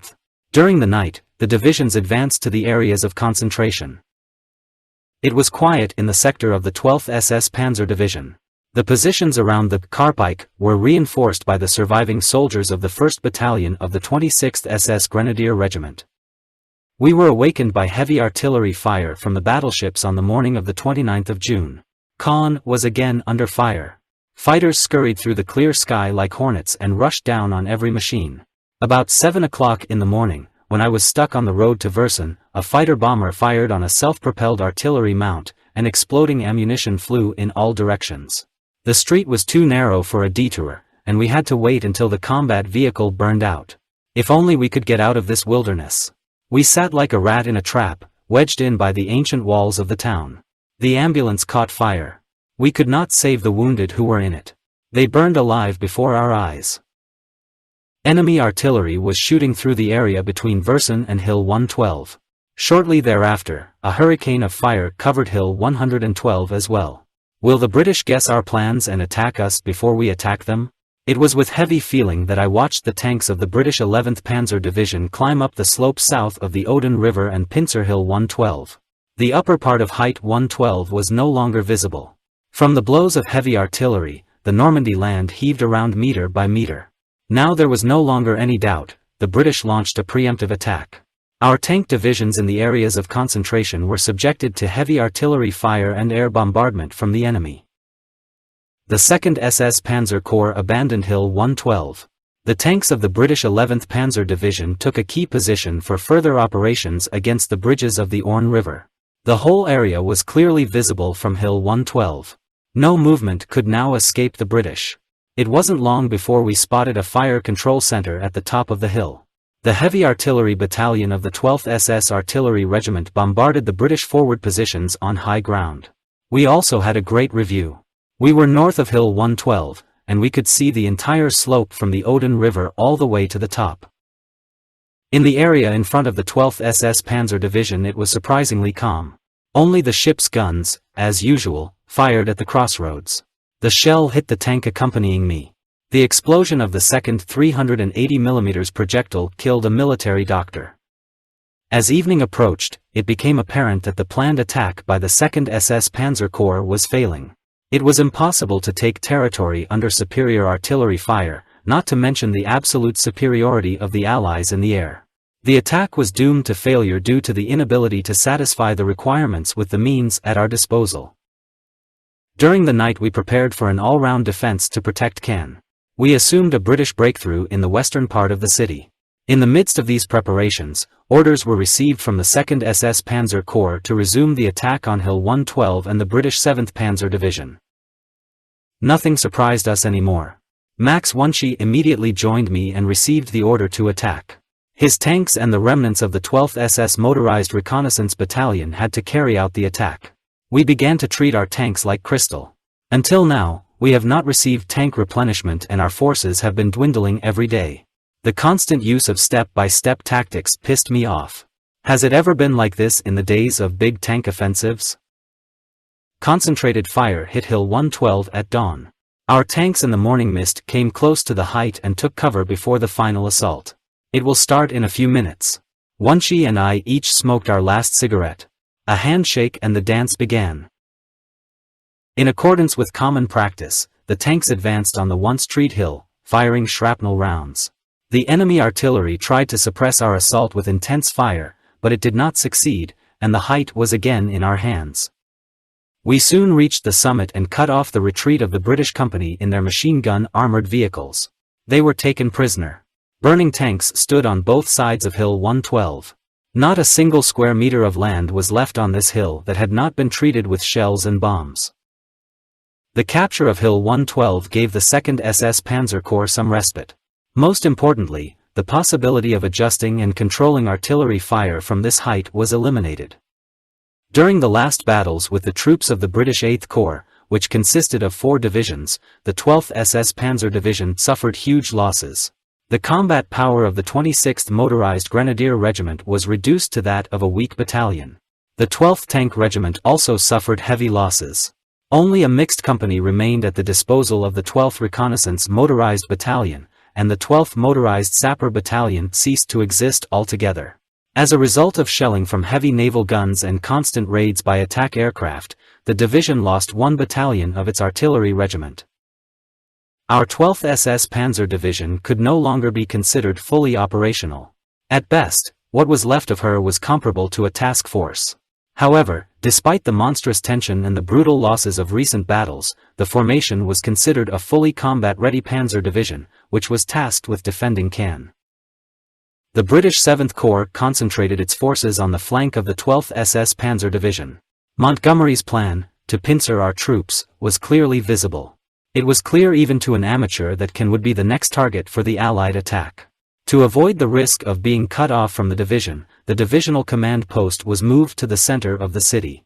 I wanted to share the fate of my soldiers. The Chief of Staff and I had no illusions. We knew that the fulfillment of the Führer's order, Caen must be defended to the last bullet, meant the end of the division. We wanted to fight. We were ready to give our lives, but the battle had to have a purpose. I was furious at the thought that my young soldiers would bleed and die in the ruins of the city. The division should be retained for a more flexible way of fighting. There was little activity in the division sector, but Canadian tactical intelligence was very palpable. Enemy reconnaissance groups constantly probed the Karpike and the western edge of the airfield. The division was given the impression that the Canadians were planning to attack the Carpiquet to break through the front north of Caen. Carpiquet was an old Norman peasant village with houses of hewn stone. The village fit into the surrounding area and formed a long passage, bounded by the Caen Bayou Railway on one side and the airfield on the other. The village was visible throughout its entire length from the observation post in the monastery in Arden. I went to the defenders of Carpike. The streets and houses were deserted. The roads were still passable, only rubble blocked the passage here and there. The empty village looked ominous. I found defenders on the western outskirts. About 50 soldiers of motorized units took refuge in several trenches and crevices dug by the former defenders of the airfield. These 50 men are all that remains of the 1st Battalion of the 26th SS Panzer Grenadier Regiment. The remnants of this battalion occupied the far edge of the airfield. And in total, 200 soldiers held the defense here. Those who defended the Karpik now had no anti-tank weapons at their disposal. Battalion anti-tank guns were destroyed a few days ago. However, there were minefields in front of the car peak. The grenadiers knew their task. The platoon leader and his men were to withdraw and conduct diversionary operations on the eastern outskirts of Karpik and force the attacking Canadians into the village. To the east of the Karpakwit, 88mm guns were placed in ambush. In addition, the outskirts of the village were in the zone of fire of tanks deployed in firing positions. After previous battles and losses, there was nothing to replenish the infantry in this sector. Our only defense option was to concentrate all the remaining heavy weapons. Our artillery and mortars have already zeroed in on the village. After returning to the command post, I was informed of the enemy's lively radio communications. Their assessment led to the conclusion that the enemy had concentrated his forces in the Bnore and Saint Mavier. Radio communications became much more frequent on the 3rd of July. Taking advantage of the favorable opportunity to disrupt the enemy's preparations for an attack, or at least inflict heavy losses on his units, clearly assembled in a limited area, at 6 o'clock in the morning this area was covered with concentrated fire from our artillery. Our attack on the assembly area proved to be very effective. While the rocket mines of our 6-barreled mortars, leaving a long enchanting trail behind them, whistled over the airfield, I made my way through the ruins of the airfield buildings to find Bernhard Krauss. Krauss chose the bomb shelter as his command post. From here he could view the airfield and the Karpakwit. In the bomb shelter bunker, I met a forward artillery observer. At a distance of 100 meters in front of us were several grenadier soldiers. Among the ruins of the destroyed buildings of the airfield, 5 tanks took up positions. They were well camouflaged. Enemy attack aircraft in the area were very active. As soon as Bernhard Krauss began to report to me about the progress of the battles for the Saint Mavier, there was a roar and piercing screams all around us. When 380mm and 406mm battleship shells exploded nearby, the bunker shook violently. The 3rd Canadian Infantry Division advanced to attack. Her targets were Karpik and the airfield. What a huge expenditure of forces and means the enemy needed to destroy a handful of our soldiers. The concentrated artillery fire of the enemy suppressed all the efforts of the defenders. Several artillery regiments were probably involved. Entire hangars flew into the air from the heavy shells of the ship's guns. The village at that moment was unrecognizable. Thick puffs of smoke drifted westward. Enemy fighter jets were looking for their victims over our heads. The explosions of the missiles they launched were barely audible over the explosions of the shells of heavy guns. Forward observers, who corrected the artillery fire, did not seem to be touched by this, and they remained at their stereo tubes. They asked for a last covering fire. The 8th Canadian Brigade, reinforced by the Winnipeg Fusiliers and supported by the Fort Garry Horse Panzer Regiment, charged into the remnants of Krauss's battalion. The enemy artillery fire was moved into the depths of our defenses. My comrades were looking at me. Their faces were pale. Nobody said a word. Only the voices of artillery spotters were heard. Enemy tanks rolled forward from Marseilles. The fog was very dense. The shells of our artillery fell between the advancing tanks, but it seemed that our artillery fire hardly disturbed them. Tanks slowly crawled in our direction. The grenadiers in their bomb shelters waited for the order to take up their firing positions, since during the hurricane bombardment everyone was in shelters. The first infantrymen of the enemy appeared from the forest. Our artillery covered the edge of the forest with fire, inflicting heavy damage on the Winnipeg rifles. We were still hunched over in cover, and only our tanks returned fire. They were almost indistinguishable among the ruins and airfield buildings. The tension that seized us became almost unbearable when we heard the noise of battle and began to wait for the first bursts of machine guns from our forward machine gun nests. I noticed enemy flamethrowers joining the offensive fighting on the western outskirts of the village. Climbing onto light tanks, they moved forward under the cover of Shermans. One of them hit a minefield and burst into flames. 50 of our soldiers at the Karpik were attacked by 3 enemy infantry battalions supported by tanks. The battle in the village was fierce. The progress of enemy tanks was hindered by the wreckage of houses. The tank attack across the airfield failed, because our well-camouflaged tanks and a battery of 88mm guns were here. It's only been a few minutes. The Winnipeg rifles advanced tentatively, apparently not very trusting in the deceptive solitude of the battlefield. They moved slowly in the direction of the first airfield building. At that moment, they were still about 150 meters away from him. The Canadians left the protection of the forest and found themselves in the open space of the airfield. Then we heard the long-awaited voice, "Tra, ta ta ta ta. This is our MG-42 machine gun mowed down the enemy." I jumped into the corner. The soldiers jumped out of the bunker. Not a word was spoken as they all hopped to get back to their old positions. An infantry battle was now on the agenda. Sleeves rolled up and eyes fixed on the enemy, the young warriors loaded their weapons and fired automatically. The attackers obviously suffered heavy losses. The course of their attack was broken, and their tanks began to seek cover. Krause's battalion was also not without casualties. The wounded were dragged to the bunkers and taken care of. Not all went well at the far end of the airfield. The Canadians had advanced here, and the battle was already going on in the center of the village. The fire of our artillery concentrated on its western part. I telephoned the chief of staff and prepared him for the fact that the Karpeek was lost, but that I had no concern about the southern part of the airfield. The remnants of the 1st Battalion of the 26th SS Motorized Grenadier Regiment will be able to hold their positions here. The battalion commander again, as often happened in the past, was the core of the defense. Bernhard Krause was the chief grenadier of his battalion. In a low, calm voice, he gave instructions to his soldiers and was like a father to them. No unpleasant surprises were to be expected in this section of the front line. I said goodbye and began to make my way further towards the blown-up hangars on the eastern edge of the airfield. Eric Holson was waiting for me there. A few minutes later we were again at the command post of the division and breathed a sigh of relief. It was not very pleasant to drive a Volkswagen under enemy artillery fire. Our electronic intelligence department worked excellently. These guys are to be commended. As a result of their radio interceptions, we were well informed about the movements of the enemy. This was especially true in the battle for Karpeek. The commander of the regiment, de la Chaudière, reported by radio to the headquarters of his brigade about the capture of the settlement, while in the village. He was ordered to return, but artillery and mortar fire fettered his movements. Every time he announced his departure, our new shelling followed.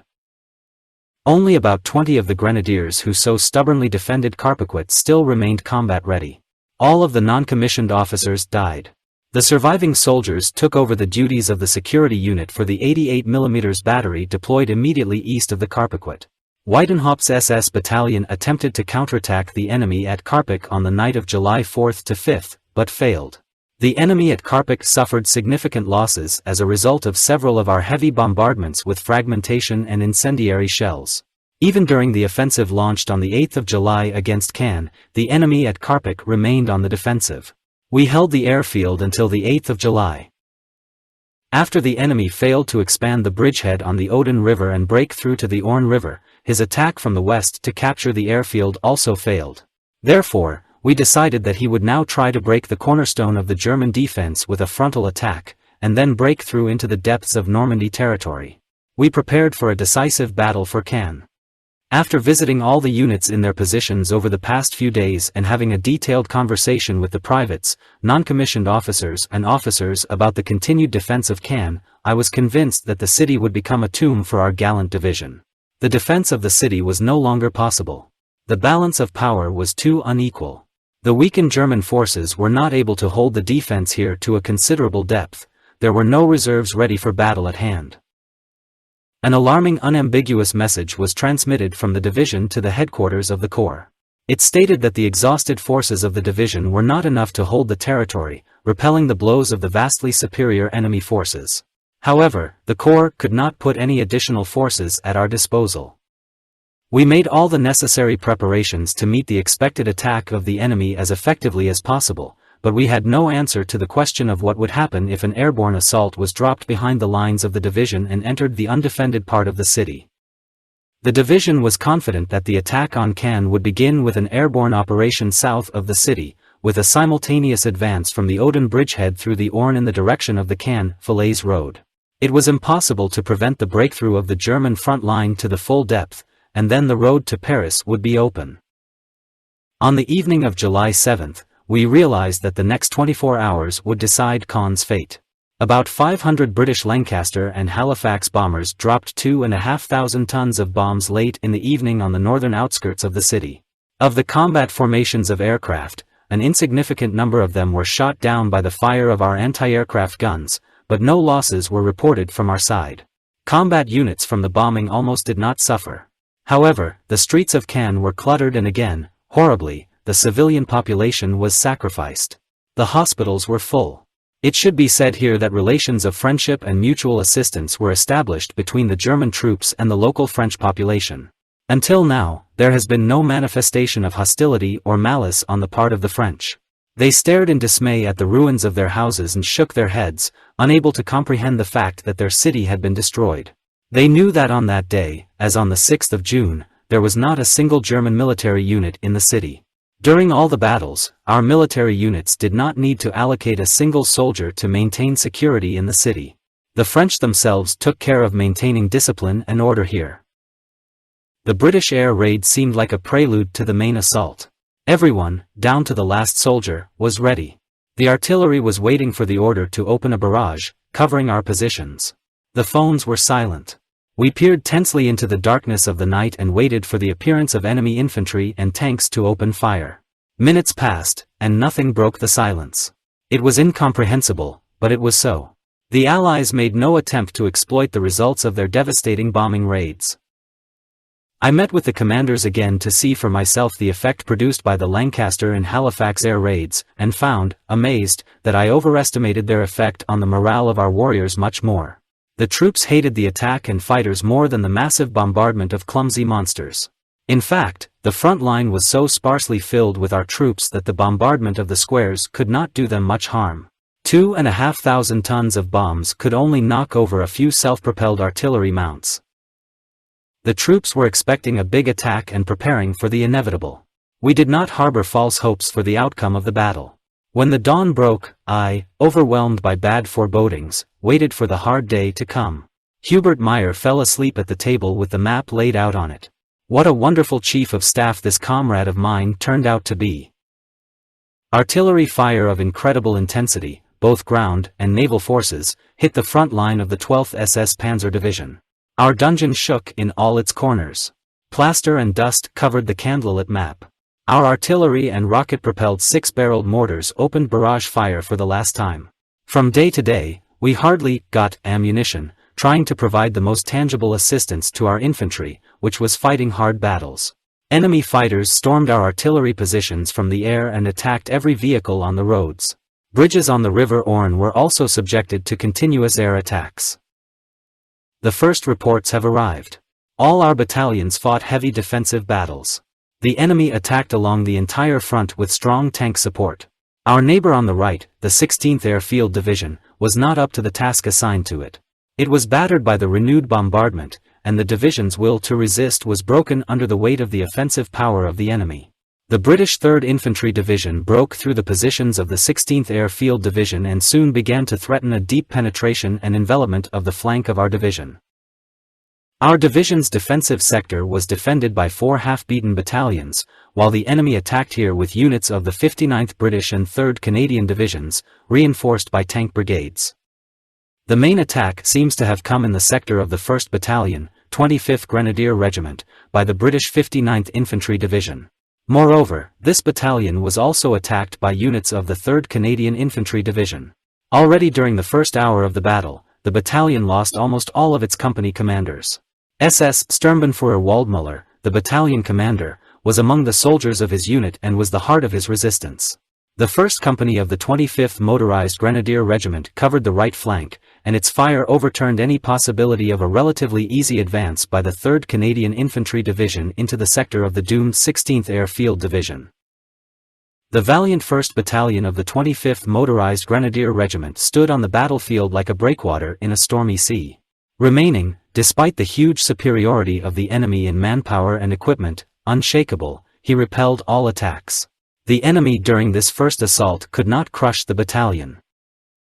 The 2nd Battalion of the 25th SS Panzer Grenadier Regiment also offered heroic resistance. His anti-tank guns had long been destroyed by enemy artillery fire. Only Faust patrons remained at the disposal of the soldiers. All company commanders were also killed. SS Hauptsturmführer Dr. Tyree personally destroyed 3 Sherman tanks and was killed while trying to send the crew of the 4th to the next world. The 3rd Battalion of the 25th SS Panzer Grenadier Regiment was attacked by the 3rd Canadian Infantry Division. He fought among the ruins of Baran and Oddi, where the battle took on a particularly heavy and fierce character. The Canadians did not forget that their advance at Buran and Audi had already been halted on the 7th of July, and then they paid a heavy, bloody price for it. The grenadiers of our battalion held out in the ruins, fighting furiously for every inch of ground. I didn't understand why the Canadians didn't continue their attack from Carpiquet. Opposite Carpiquet, which had been captured by the enemy, we had only a battery of 88mm guns and the remnants of the 1st Battalion of the 26th SS Grenadier Regiment. This battalion was practically bled white in previous battles. A vigorous attack by the enemy from Carpiquet in the direction of the bridge over the Orne at Caen would have sealed the fate of the 12th SS Panzer Division in a matter of hours. Our only combat-ready reserve was a newly arrived tank company with 15 Panthers. Urgent reports from the front line began to arrive one after another. It looks like the 16th Airfield Division was wiped off the face of the earth. Our division immediately sent part of the 2nd Battalion of the 12th Panzer Regiment and a divisional escort company to cover the area northeast of Caen at Cabaret. The 1st Battalion of the 12th Tank Regiment fought on the northern outskirts of the city. Enemy fighter planes incessantly attacked bridges across the Orne and access roads south of Caen. Any movement in the direction of Caen became impossible. We could not evacuate our wounded or get the necessary supplies. The roads have become deadly. Bombers from the north were again roaring across the sky, aiming at the city. We could hardly believe that this long-suffering city was to experience the horrors of the bombing again. The amount of manpower and equipment of the enemy involved in the assault on the city was hardly imaginable. God alone knows why this city, not yet occupied by enemy troops, was razed to the ground by massive bombardments. With the exception of the headquarters of the 12th SS Panzer Division, which had been there only for the last couple of days, there were no military formations in the city. The first wave of bombers to attack the bridges caused fires south of the Orne River. The city center was again carpet-bombed. Caen was covered in fire, smoke and ashes. We suddenly saw the last wave of bombers heading towards the garrison church and dropping their bombs. I jumped through the entrance to the basement, which served as our command post, and huddled in its farthest corner. A monstrous roar shook the dungeon, and the candles went out. I was out of breath. I could hardly see my hand before my eyes because of the thick cloud of dust.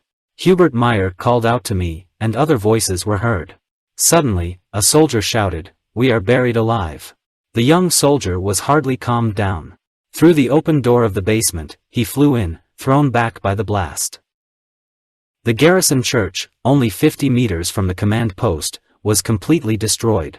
All we saw in her place was a huge crater. Blocks of stone were thrown into the air by an explosion, and they fell on the camouflage net, under which our mobile radio stations were located, thereby depriving us of any radio communication. We soon overcame this problem by restoring the interrupted communication system. Again, there were many casualties among the civilian population. A few minutes after the bombing, the commander of the 5th Panzer Army, General of the Panzer Troops Eberbach, arrived at the command post of the division. General Eberbach was the successor to General Gerd von Schweppenberg. Eberbach was able to take advantage of the lull between bomber raids on the bridges over the Orne. The commander appreciated the actions of the division. He did not yet know about the catastrophe that had befallen the 16th Airfield Division. General Eberbach immediately realized the seriousness of the situation and ordered the dispatch of the 21st Tank Division to the sector of the front, which was occupied by the 16th Airfield Division. However, only a reinforced battalion of the 21st Panzer Division was able to cross the Orne that day. While the commander was still with us, disturbing reports arrived. The enemy broke through at the junction of the 2nd and 3rd Battalions of the 25th SS Grenadier Regiment, namely between Galmanche and Buran. He took Conti and controlled the approaches to the monastery in the Ardennes. The 2nd Battalion of the 12th Panzer Regiment, with the exception of the units that were fighting east of the railway in the sector of the former 16th Airfield Division, was immediately thrown into the counterattack. He pressed the enemy, but could not recapture Conti. Due to their superiority in the number of tanks, the enemy stopped our counterattack. Panzer General Eberbach said goodbye to us. I was sure that he would do everything to prevent further loss of life in the ruins of Caen. The battle continued with the same intensity. It was a mystery to me why the Canadians and the British advanced so tentatively. Their overwhelming superiority in tanks was hardly used. Instead of quickly and deeply penetrating our defenses with their tank formations and creating a bridgehead behind the Orne, they used tanks only to support the actions of their infantry. With the exception of extremely mobile and well-controlled artillery, the attackers lacked control and initiative on the battlefield, and the enemy stormed Cannes, guided by the tactical principles applied in the First World War. You could afford to conduct military operations in this manner if you were confronted by an already bled enemy. The commander of the 16th Airfield Division, Lieutenant General Sievers, appeared at the command post of the 12th SS Panzer Division and asked for a brief briefing on the situation. He had been without contact with his units for several hours. The report was a heavy blow to him. He immediately went to the northeastern outskirts of Cannes to personally assess the situation on the spot. He tried to reassemble the remnants of his scattered division and restore a stable front. However, the morale of the fighters of his units fell so much that they did not allow this to be done. The all-crushing force continued to advance. Slowly but surely, the battlefield turned into a lunar landscape. In the afternoon, the enemy took the pairs. After a long, bloody battle, the 16th Sapper Company of the 25th SS Grenadier Regiment, which defended it, was completely destroyed. The brave Sapper Company under the command of SS Obersturmführer Werner was exterminated. The only person I later saw from this company was the messenger. The sappers died in their positions. After fighting with varying success, Auty and Frankville were lost. During the counterattack, the commander of the 3rd Battalion of the 1st SS Grenadier Regiment Obersturmführer Weidenhaupt was wounded. The battalion still managed to stop the enemy attack north of the Pardon. The position of the division was extremely serious. The 3 battalions of the 25th Motorized Grenadier Regiment were left to their own devices, nearly surrounded, and engaged in heavy fighting at Melun, Galmanche, and Baran. The wired connection has been broken. Radio was the only means of communication. The front of the division was stretched to the limit, there were no more reserves. Only 15 Panthers of von Ribbentrop's company stood on the reverse slope of the hill north of the city. I couldn't take it anymore. I wanted to personally see the current situation and in the midst of the battle to make the necessary decisions. The Führer's order not to surrender Caen was impossible. We could hold out, perhaps, for a couple more hours, but then there would be no one left alive in the division. I resisted sacrificing a division. Hubert Meyer supported my intention to leave the destroyed city to the Allies without a fight and to withdraw the division to the east bank of the Orne. Erich Holsen saddled his fast horse. Our good Volkswagen was ready to go. Michael, my faithful Cossack, was already sitting in it when I approached. We knew that a wild race was ahead of us. In a few minutes we reached von Ribbentrop's Panther Company. Her leading tanks were already in action against the Shermans at Caen. Before us was a monastery in the Ardennes. Its entire complex was subjected to artillery fire, and the high towers no longer existed. Their ruins looked reproachfully at the sky. On the reverse slope of the height, I suddenly felt uneasy and took the steering wheel. In this situation, it was impossible to stop or turn. Funnels from bombs and shells covered the entire battlefield.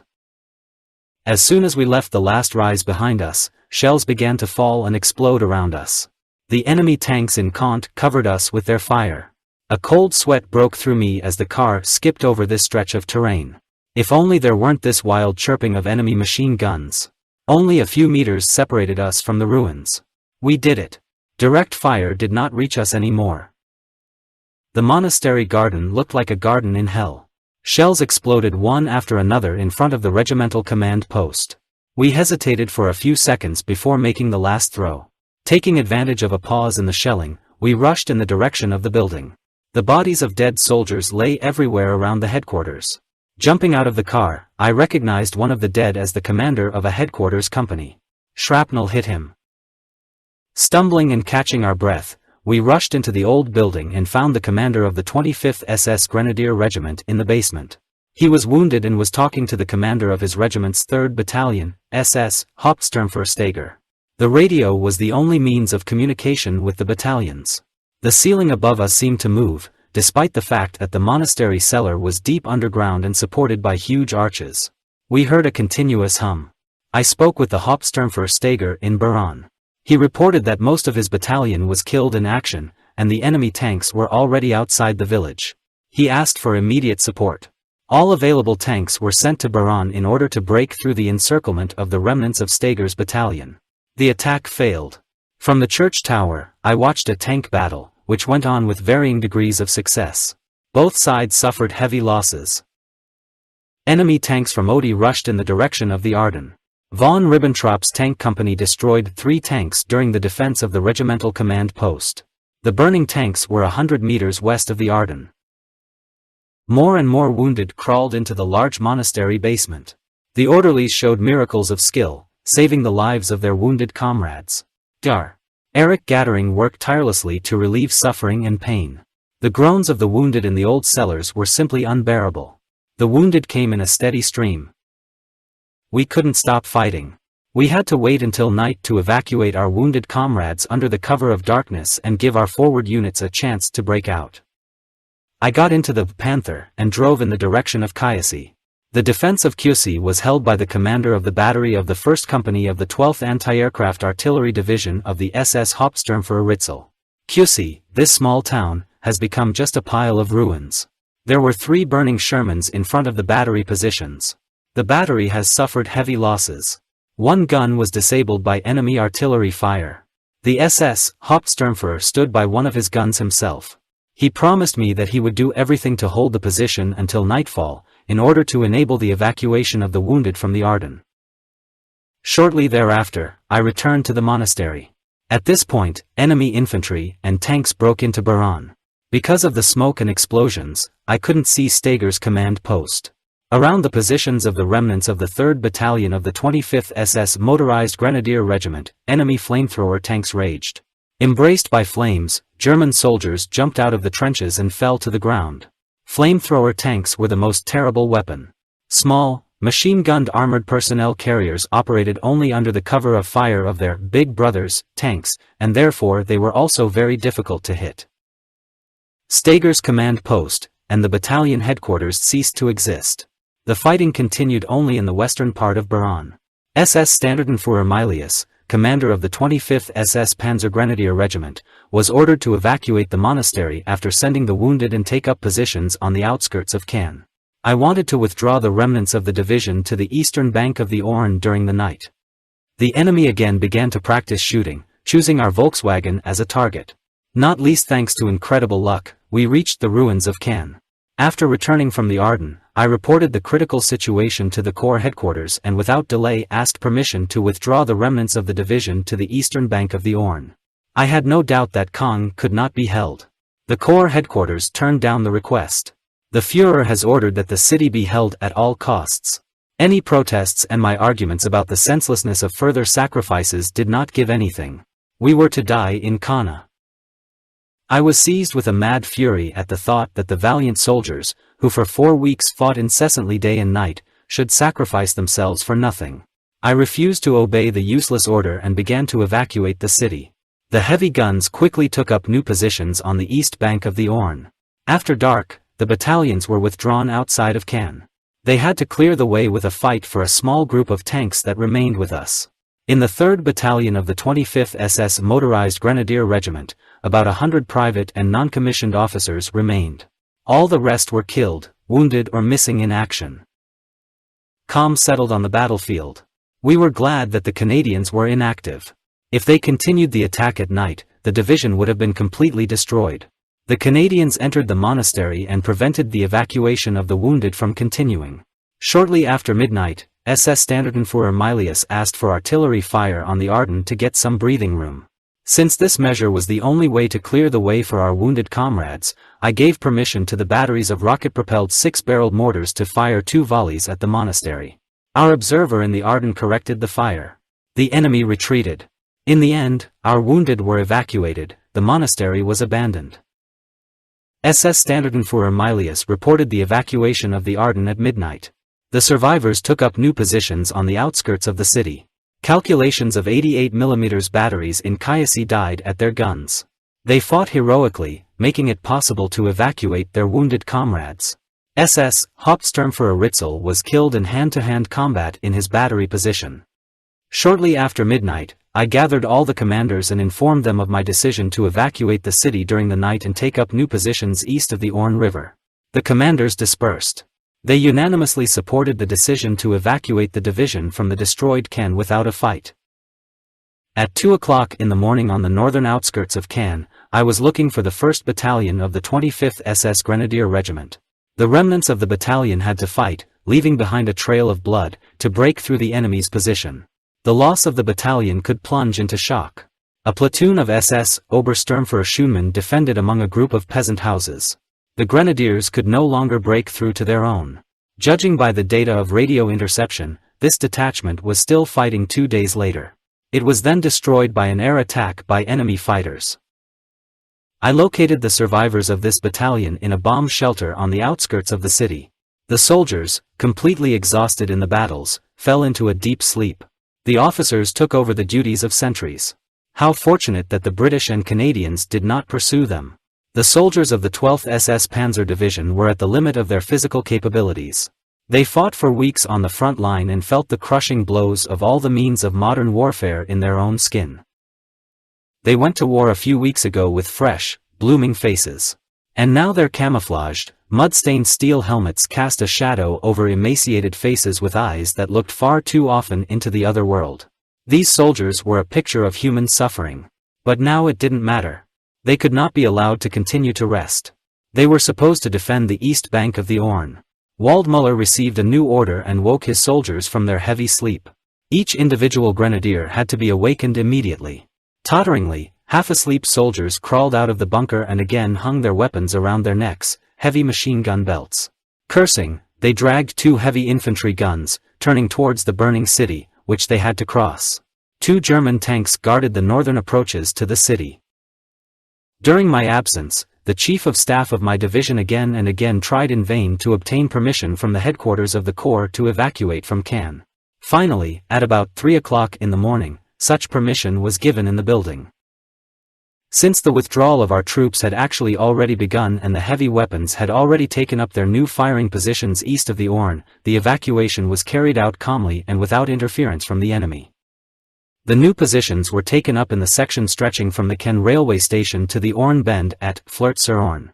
People were exhausted and unable to begin to equip new positions. After crossing the Orne and reaching their new positions, the soldiers fell into a deep sleep, relying on their comrades guarding the northern outskirts of the city. In the morning, the 2nd Company of the 12th SS Anti-Aircraft Artillery Battalion abandoned its position on the western outskirts of Cannes, facing Karpika. Even there, only 100 meters east of Karpaquet, there was still no contact with the enemy. At 5 o'clock in the morning the division headquarters left Cannes and established its command post at Carcel. Our division was expected to be relieved in position by 272nd Infantry Division. The new command post was located under the canopy of trees between ancient beech, oak and elm. A neat Norman mansion in a secluded part of the park disposed to peace and quiet. Unfortunately, we did not have the opportunity to rest. At least I had the opportunity to take a pleasant bath with 2 buckets of water and wash myself from head to toe.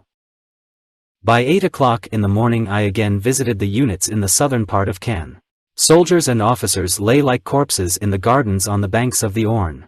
They fell into a deep sleep and slept like the dead. The troops were at the limit of their physical capabilities. Enemy reconnaissance patrols began to probe the approaches to the city only in the afternoon. In the middle of the day, the last elements of the outposts of the 12th and 21st SS Panzer Divisions had already crossed the Orne. After the commander of the 3rd Battalion of the 26th SS Motorized Grenadier Regiment Albüter crossed the Orne, the last bridge was blown up. By evening, the first shells were fired by the warring parties from each of the banks of the Orne. 3 Allied divisions occupied the northern part of Cannes. On July 11 the division was relieved by the 272nd Infantry Division. This happened without enemy intervention. Only enemy reconnaissance groups operated on the division's sector. Therefore, completely exhausted formations managed to equip defensive positions. From the beginning of the invasion until the evacuation of the 9th of July from Canada, the division suffered heavy losses in manpower and equipment. More than 20% of the soldiers were killed in action and more than 40% were reported to have been wounded or missing. The fighting spirit of young soldiers cannot be better summarized than that done by the former enemy. The 12th SS Panzer Division, which defended this sector, fought with stamina and assertiveness that were not seen anywhere else during the entire campaign. After the bloody fighting around Cannes, the 12th Panzer Division was withdrawn south to the Potany area for rest and replenishment. The 12th SS Artillery Regiment and the 12th SS Anti-Aircraft Artillery Battalion were attached to support the 272nd Infantry Division that had replaced us at the Cannes position. Since a long rest in the area close to the front was out of the question, the regimental headquarters were transferred to the Vimoutiers area. They were given the task of forming temporary companies from the incoming reinforcements and those of the wounded who could still remain in the ranks. The remnants of the Grenadier motorized battalions were merged into two battle groups. Some tank companies were transferred to the Lüneburg area for rest, repairs and replenishment. The few surviving equipment had to be restored. We worked feverishly to put units on alert, making plans and resupplying. I was ordered to come to the 1st SS Panzer Corps. Erich Holsen left me a few days ago to take part in a combat operation. The young soldiers wanted one of their seasoned comrades to come to me as Erich's successor. The idea arose to transfer Max Bornheft, my assistant in 1940 to 1943, from the 1st SS Motorized Reconnaissance Battalion to our division. When this happened, the surprise expressed on the faces of my wonderful soldiers was complete. To the cheers of their messengers, Max and Wunschie shook hands. We sat side by side again exactly 1 year after we broke up. On the way to the 1st CC Panzer Corps we were pursued by enemy fighters. The direct road of death from Falaise to Cannes was constantly patrolled by enemy fighters and used by only a few motorcycle liaisons. No supplies were transported along it. Their delivery to the compounds could only be carried out at night. The 1st SS Panzer Corps moved its command post to a densely vegetated, wooded area south of the town of Bretteville, Sur-Blaise. More than an hour late, I appeared before the Corps commander, General Dietrich. Suddenly, quite unexpectedly, I found myself face to face with the Commander-in-Chief of the German troops in the West, Field Marshal von Rundstedt. The Commander-in-Chief and Sepp Dietrich sat in the shade of a tree and spoke unflatteringly about the constant interference of the Wehrmacht High Command. The old Field Marshal expressed his gratitude to the 12th SS Panzer Division. He noted with regret the irreparable losses of the division and again expressed his admiration for the professionalism of the young soldiers. In short, he compared the young guys at Langmark, this is in Belgium, that is, where there were no fights yet, with the same young guys at Caen. He said, the young soldiers at Caen have the same ardor as their peers in the regiments at Langmark, but they are far superior to the latter in training, especially in that in which they were led by experienced officers and non-commissioned officers. It is terrible that these devoted young people are sacrificing themselves in a hopeless situation. During dinner, I listened in amazement as Field Marshal and Sepp Dietrich openly condemned the conduct of the war in Normandy. In the course of the conversation, an agreement was revealed between the Commander-in-Chief, the commander of the 1st SS Panzer Corps, General, and myself regarding the unbearability of the present state of affairs. On the 17th of July my division was alerted. The enemy broke through the defenses of the 272nd Infantry Division between Malto and Vandy. The enemy was driven back by a counterattack, and he was not allowed to go to Orne. During the operation, about 50 people were taken prisoner. In the afternoon, I was surprised by an order from the headquarters of the 1st SS Panzer Corps instructing me to report to Field Marshal Rommel. The Field Marshal expressed his gratitude to our 12th Division and regretted that due to lack of time he could not visit us. He then asked me to give an assessment of the situation. In reply I said, a British advance south of Cannes can be expected in the near future. The attack will be aimed at our right wing, the critical sector of the front in Normandy. Having crushed it, the British will begin to move into the center of France. Our units will fight and the soldiers will continue to die in their positions, but they will not stop the British tanks from running over their bodies and marching on Paris. The overwhelming superiority of the enemy in the air makes tactical maneuver virtually impossible. Allied fighter planes attack even individual liaisons on motorcycles. The redeployment of the smallest units, not to mention the formation of a strike group, due to continuous air raids, cannot be carried out without serious losses. The road network is under the control of enemy aircraft day and night. A few fighter planes are enough to obstruct or even paralyze traffic. Field Marshal, give US air cover, give us some fighter units. We are not afraid of the ground forces of the enemy, but we are helpless in the face of the massive use of aviation by the enemy. I'd better not make this last request. I saw that I touched a sensitive area. The Field Marshal said excitedly, to whom are you talking about this? What do you think? I drive around the neighborhood with my eyes closed. I send report after report. I have already pointed out the destructive effectiveness of fighters acting as attack aircraft in Africa. But they, of course, know better up there. They no longer believe my reports. Something must happen. The war in the West must end. But what will happen in the East? The field marshal and I paced back and forth for several minutes before he bid me a warm farewell. Sepp Dietrich asked the field marshal to be careful and avoid the highway. He offered to replace his big car with a Volkswagen. The field marshal refused the offer with a smile and left. A short time later, off the Foy de Montgomery, he was attacked from the air and wounded. Southeast of the River Orne are the suburbs of Caen, Foix de Vauxelles, and Cormel. There were modern industrial complexes surrounded by residential working areas. Immediately south of these residential areas lay the rich, fertile fields of Normandy. They extended all the way to the ancient city of Falaise, where William the Conqueror was born. The area between the two cities gradually went up and reached a height of 200 meters above sea level on both sides of Patigne. The hills here are covered with forest, they offer a view to the south. Immediately south of the range of hills in Patigny, the road to Falaise is crossed by the Lezin River. Caen and Falaise are connected by the National Highway 158, a straight road that turns slightly at Patigny. On both sides of the road stretches a rare forest. Montgomery planned, after the capture of Caen, to break through the front and reach the heights between Falaise and Caen. In order to implement this plan, the British 8th Corps with 3 armored divisions and the Canadian 2nd Corps with 2 infantry divisions and a tank brigade were allocated. The attack was to be supported by the U.S. 9th Air Force and the 2nd Tactical Formation of the British Air Force. This superior force was opposed by the 272nd Infantry Division, without a single tank or anti-tank gun, the badly battered 21st Panzer Division with the remnants of the 16th Airfield Division and part of the 1st SS Panzer Division. 2 battle groups of the 12th SS Panzer Division were in reserve in the Patigny area. The German leadership expected in the near future a major enemy offensive south of Caen. The attack at Malto was considered only as a red herring. In order to prevent the enemy from breaking through to the east, 1 battle group of the 12th Panzer Division was advanced to the Lisieux area. On the evening of July 17, I visited the commander of the 5th Panzer Army. Panzer General Eberbach was confident that an attack was to be expected within the next few hours. All units in the Caen sector were brought to a state of combat readiness.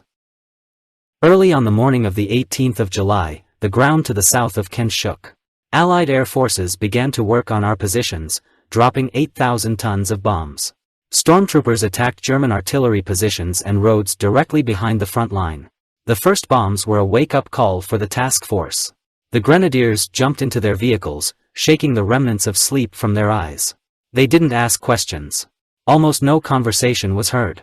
The soldiers silently prepared for the upcoming battle. We had no illusions. Officers and soldiers knew about the futility of the battle. They awaited the battle order in silence, but with the determination to fulfill their duty to the end. The battle group operated on both sides of the Cagny-Vimont Road in the area where the 21st Panzer Division was fighting stubbornly. The enemy tanks were stopped at Fernuville, and all further attacks were repulsed with heavy losses on the enemy. The rest of the 12th Panzer Division had to take over the 21st Panzer Division sector of defense on both sides of the Cagny-Vimont Road during the following night. In the adjacent area, the 1st SS Panzer Division destroyed more than 100 tanks of the 11th British Panzer Division. Johann Piper with his Panthers again saved the day. Montgomery's large-scale offensive did not achieve its goal. The high ground that was his target was still controlled by the Germans. The battles that took place were by their nature an exact copy of the previous ones. A well-planned operation and a huge amount of military equipment, followed by an uncertain tank attack without a purposeful and decisive onslaught. By that time, the British armored units occupied only rough terrain. Where did the spirit of the Light Brigade go in the battle near Balaclava in the Crimean War? On October 13, 1854, near Balaclava in the Crimea, a Guards cavalry brigade led by Lord Cardigan arrogantly went deep into the location of Russian troops, where they ran into a Russian battery and came under fire from cannons, and then was attacked in the flank by Russian lancers. Having lost most of the brigade, Cardigan retreated. Enemy tanks crawled across the terrain like turtles, the power of their numerically large mass was not used. In the shortest possible time, our division improved its positions. The enemy did not attack in our sector. On July 20, together with the commander of the 12th SS Reconnaissance Motorized Battalion, I visited the positions of the division, conducting reconnaissance of a reserve position on the line from Vimont to St. Sylvain. The new position was immediately equipped with strongholds. We could no longer afford the luxury of a continuous defense system, because now the combat power of a division was at best equal to that of a reinforced regiment. I returned to the divisional command post at about 7 o'clock in the evening, and I was informed of an assassination attempt at the Führer's headquarters. It is not true that we were informed about this from the military representation in Paris, as was later claimed. We were not informed by either side.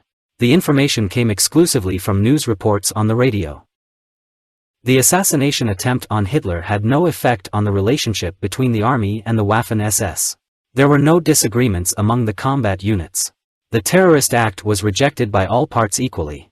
The soldiers were not at all sympathetic to the participants in the conspiracy of July 20th. They longed for the end of the war and themselves looked for ways and means to put an end to the useless slaughter. However, the German soldiers never thought about breaking the military oath. Early on the morning of July 21st, the commander of the battle group, Waldmüller, reported that Field Marshal von Kluge had gone to the front line in the sector of the task force and was inspecting the positions on the front line. Field Marshal von Kluge tried to form his own impression of the state of his forces and chose the 12th SS Panzer Division for this purpose. The Field Marshal got acquainted with the state of affairs and agreed with my assessment of the situation. He expressed his gratitude to the young soldiers for their admirable courage and announced that an infantry division would soon relieve us. Von Kluge was a very open person and was completely frank with me. He considered the situation in Normandy to be very critical. He sharply criticized the static defense of the Normandy territory. The Field Marshal remained at the command post for several hours and spoke with the commander of the 5th Panzer Army, General of the Panzer Troops Eberbach, as well as with the commander of the 1st SS Panzer Corps, General Sepp Dietrich, and the commander of the 21st Panzer Division Feuchtinger, who had also arrived by then. After inspecting the front, von Kluge sent a detailed report on the true state of affairs to Hitler. During the previous week, the enemy had carried out attacks on our division sector. Radio intercepts gave us reason to expect another attack along the road to Vermont. Major General Peltz, commander of all our combat aviation on the Western Front, unexpectedly arrived in the division to coordinate the actions of the Luftwaffe with the operations of the ground forces. Fighter formations were supposed to take off from airfields in Holland and Belgium. There were no forward guidance posts needed to point the planes in the right direction. Communication was established only with the help of signal lights. Aviation formations had to get to the front, flying at low altitude. We were most worried about whether these measures would achieve the desired result. A few days after the reconnaissance, the first sortie of 20 to 30 vehicles followed. In parts, they could not believe their eyes that the German planes had finally appeared, almost 2 months after the start of the Allied invasion. German planes flew over the front at an altitude of about 50 meters. Unfortunately, the planes of the second wave dropped their bombs directly on the positions of the 1st Battalion of the 25th SS Motorized Grenadier Regiment. Major General Peltz and I had the pleasure of laying low under a hail of our own bombs. Fortunately, there were no casualties. Such an operation was never repeated. On the night of August 4th to 5th, our division was replaced by the 272nd Infantry Division, which settled down for rest and replenishment in the area east of Falaise. However, due to recent events, the order was cancelled, and the division was already in reserve north of Falaise. We waited in vain for large reinforcements and received only a tank destroyer company, which was only partially motorized.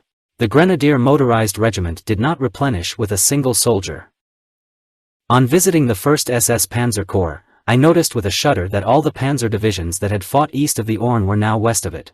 The 2nd, 116th, and 21st Panzer Divisions, as well as the 1st and 9th Panzer Divisions, were all concentrated west of the Orne. The remnants of my division, with some 50 fighting vehicles, were our only armored forces east of the Orne. This meant that the 2 battle groups of the 12th Panzer Division were the only operational reserve east of the river. This exposed the German front south of Caen and caused great concern. In the event of a renewed attack by the Allies, a gap would inevitably form on the eastern flank of the German front, and the path into the depths of France would be open.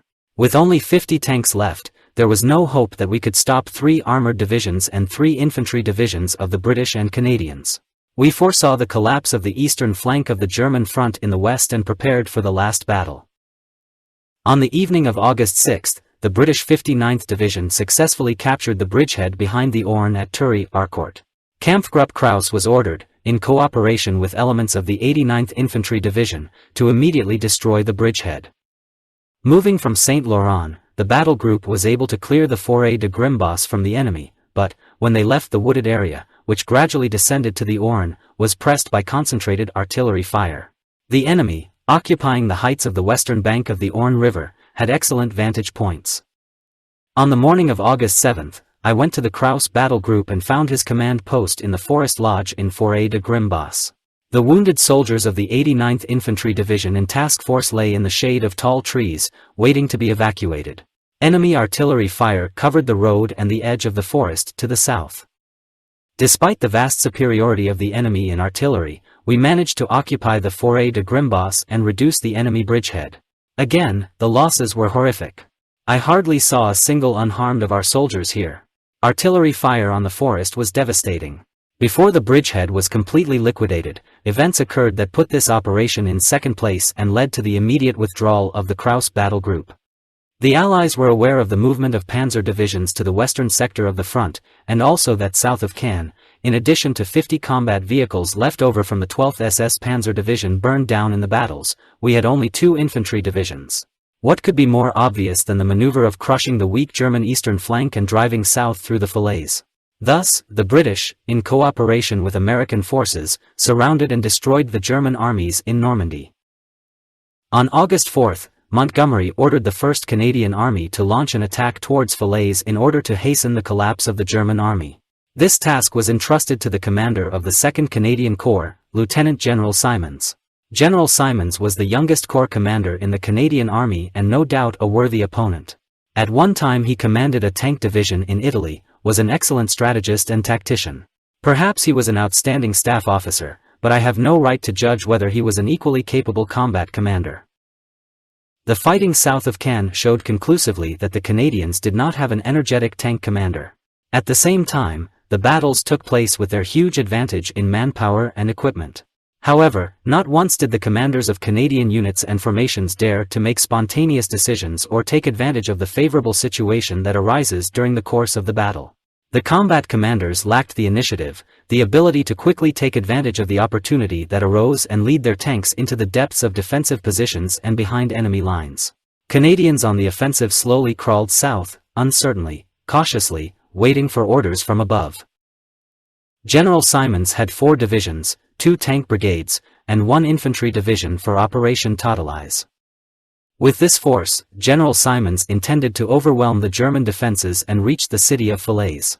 According to the commander of the Canadian First Army, General Crerar, August 8, 1944 was destined to be an even darker day for the German army than August 8, 1918 in the battles east of Amiens. Simons' plan was to attack in the dark without artillery preparation and break through the strongholds of the German defenses using long and dense armored columns. The infantry accompanying the tanks was to follow in armored personnel carriers and attack the alleged second line of the German defense.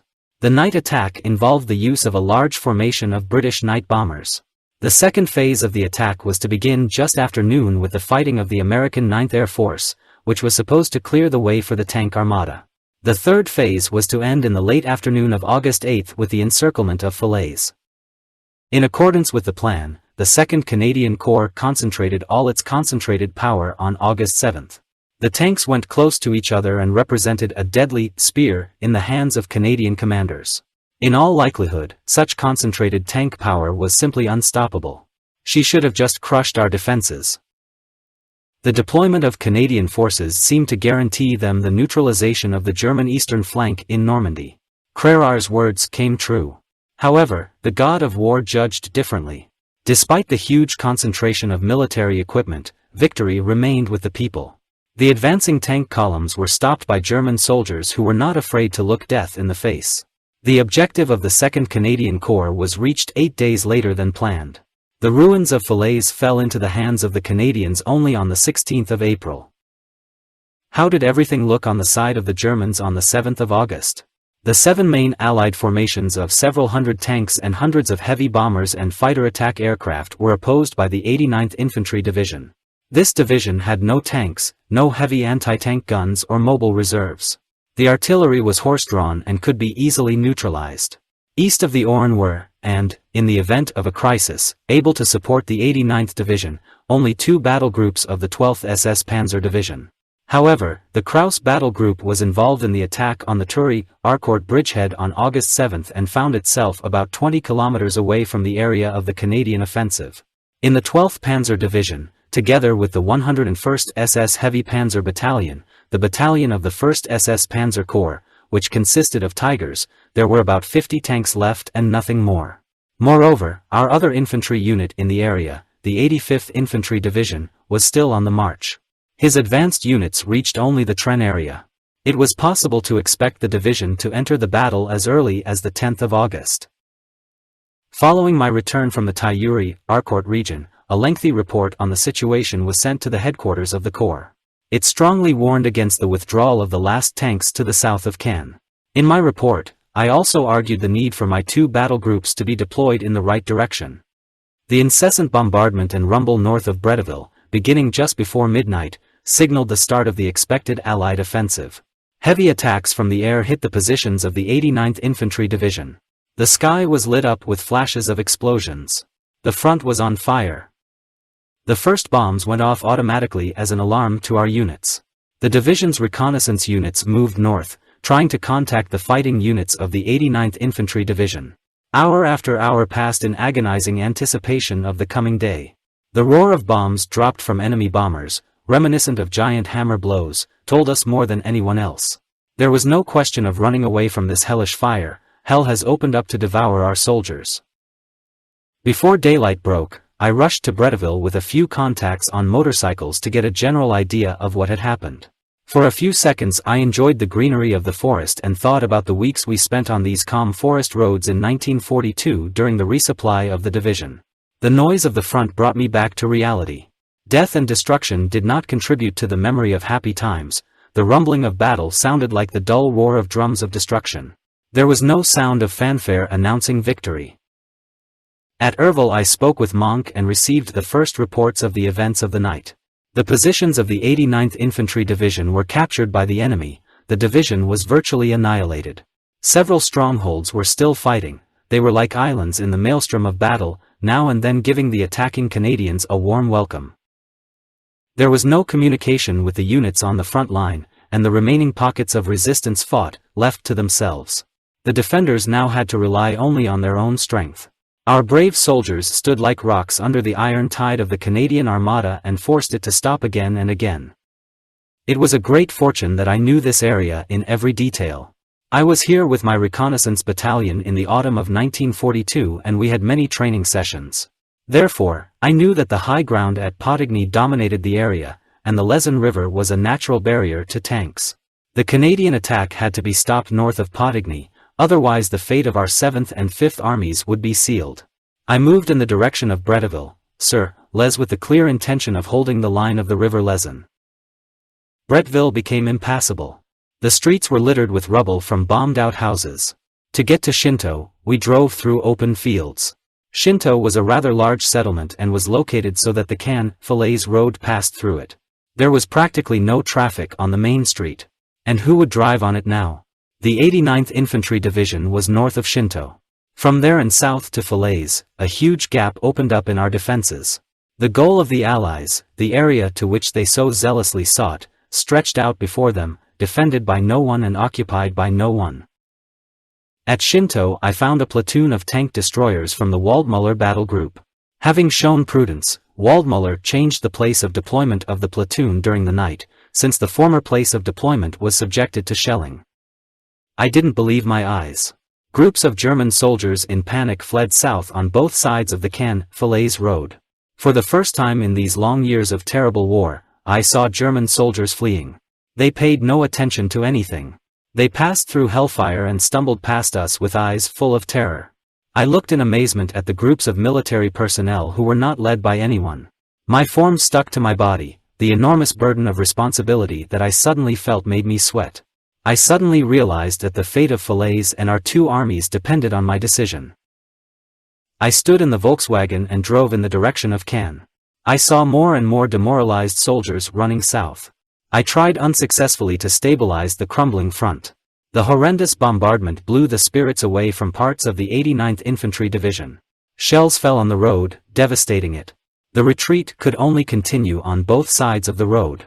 I jumped out of the car and stood alone in the middle of the road. I slowly drove up to the front and addressed the fleeing soldiers. They hurried and stopped. They looked at me incredulously, surprised that I was standing on the road armed with only a carbine. The young soldiers probably thought I was crazy. But then they recognized me, turned around and began to wave to their comrades, urging them to organize a defense around Shinto. It had to be held at all costs in order to buy time for the approach of the task forces. Speed was imperative. I got to Monk's headquarters after the bomb attack. He sat among the ruins on the roof of a mobile radio station and looked worse than ever. Monk put his head in his hands. He heard nothing. All messenger motorcyclists were injured. At Monk I saw the commander of the 5th Panzer Army, general of the Panzer troops Eberbach. The general came to see firsthand the aftermath of the recent Allied attacks and make decisions based on personal observations. The commander gave me complete freedom of action and agreed with my assessment of the situation.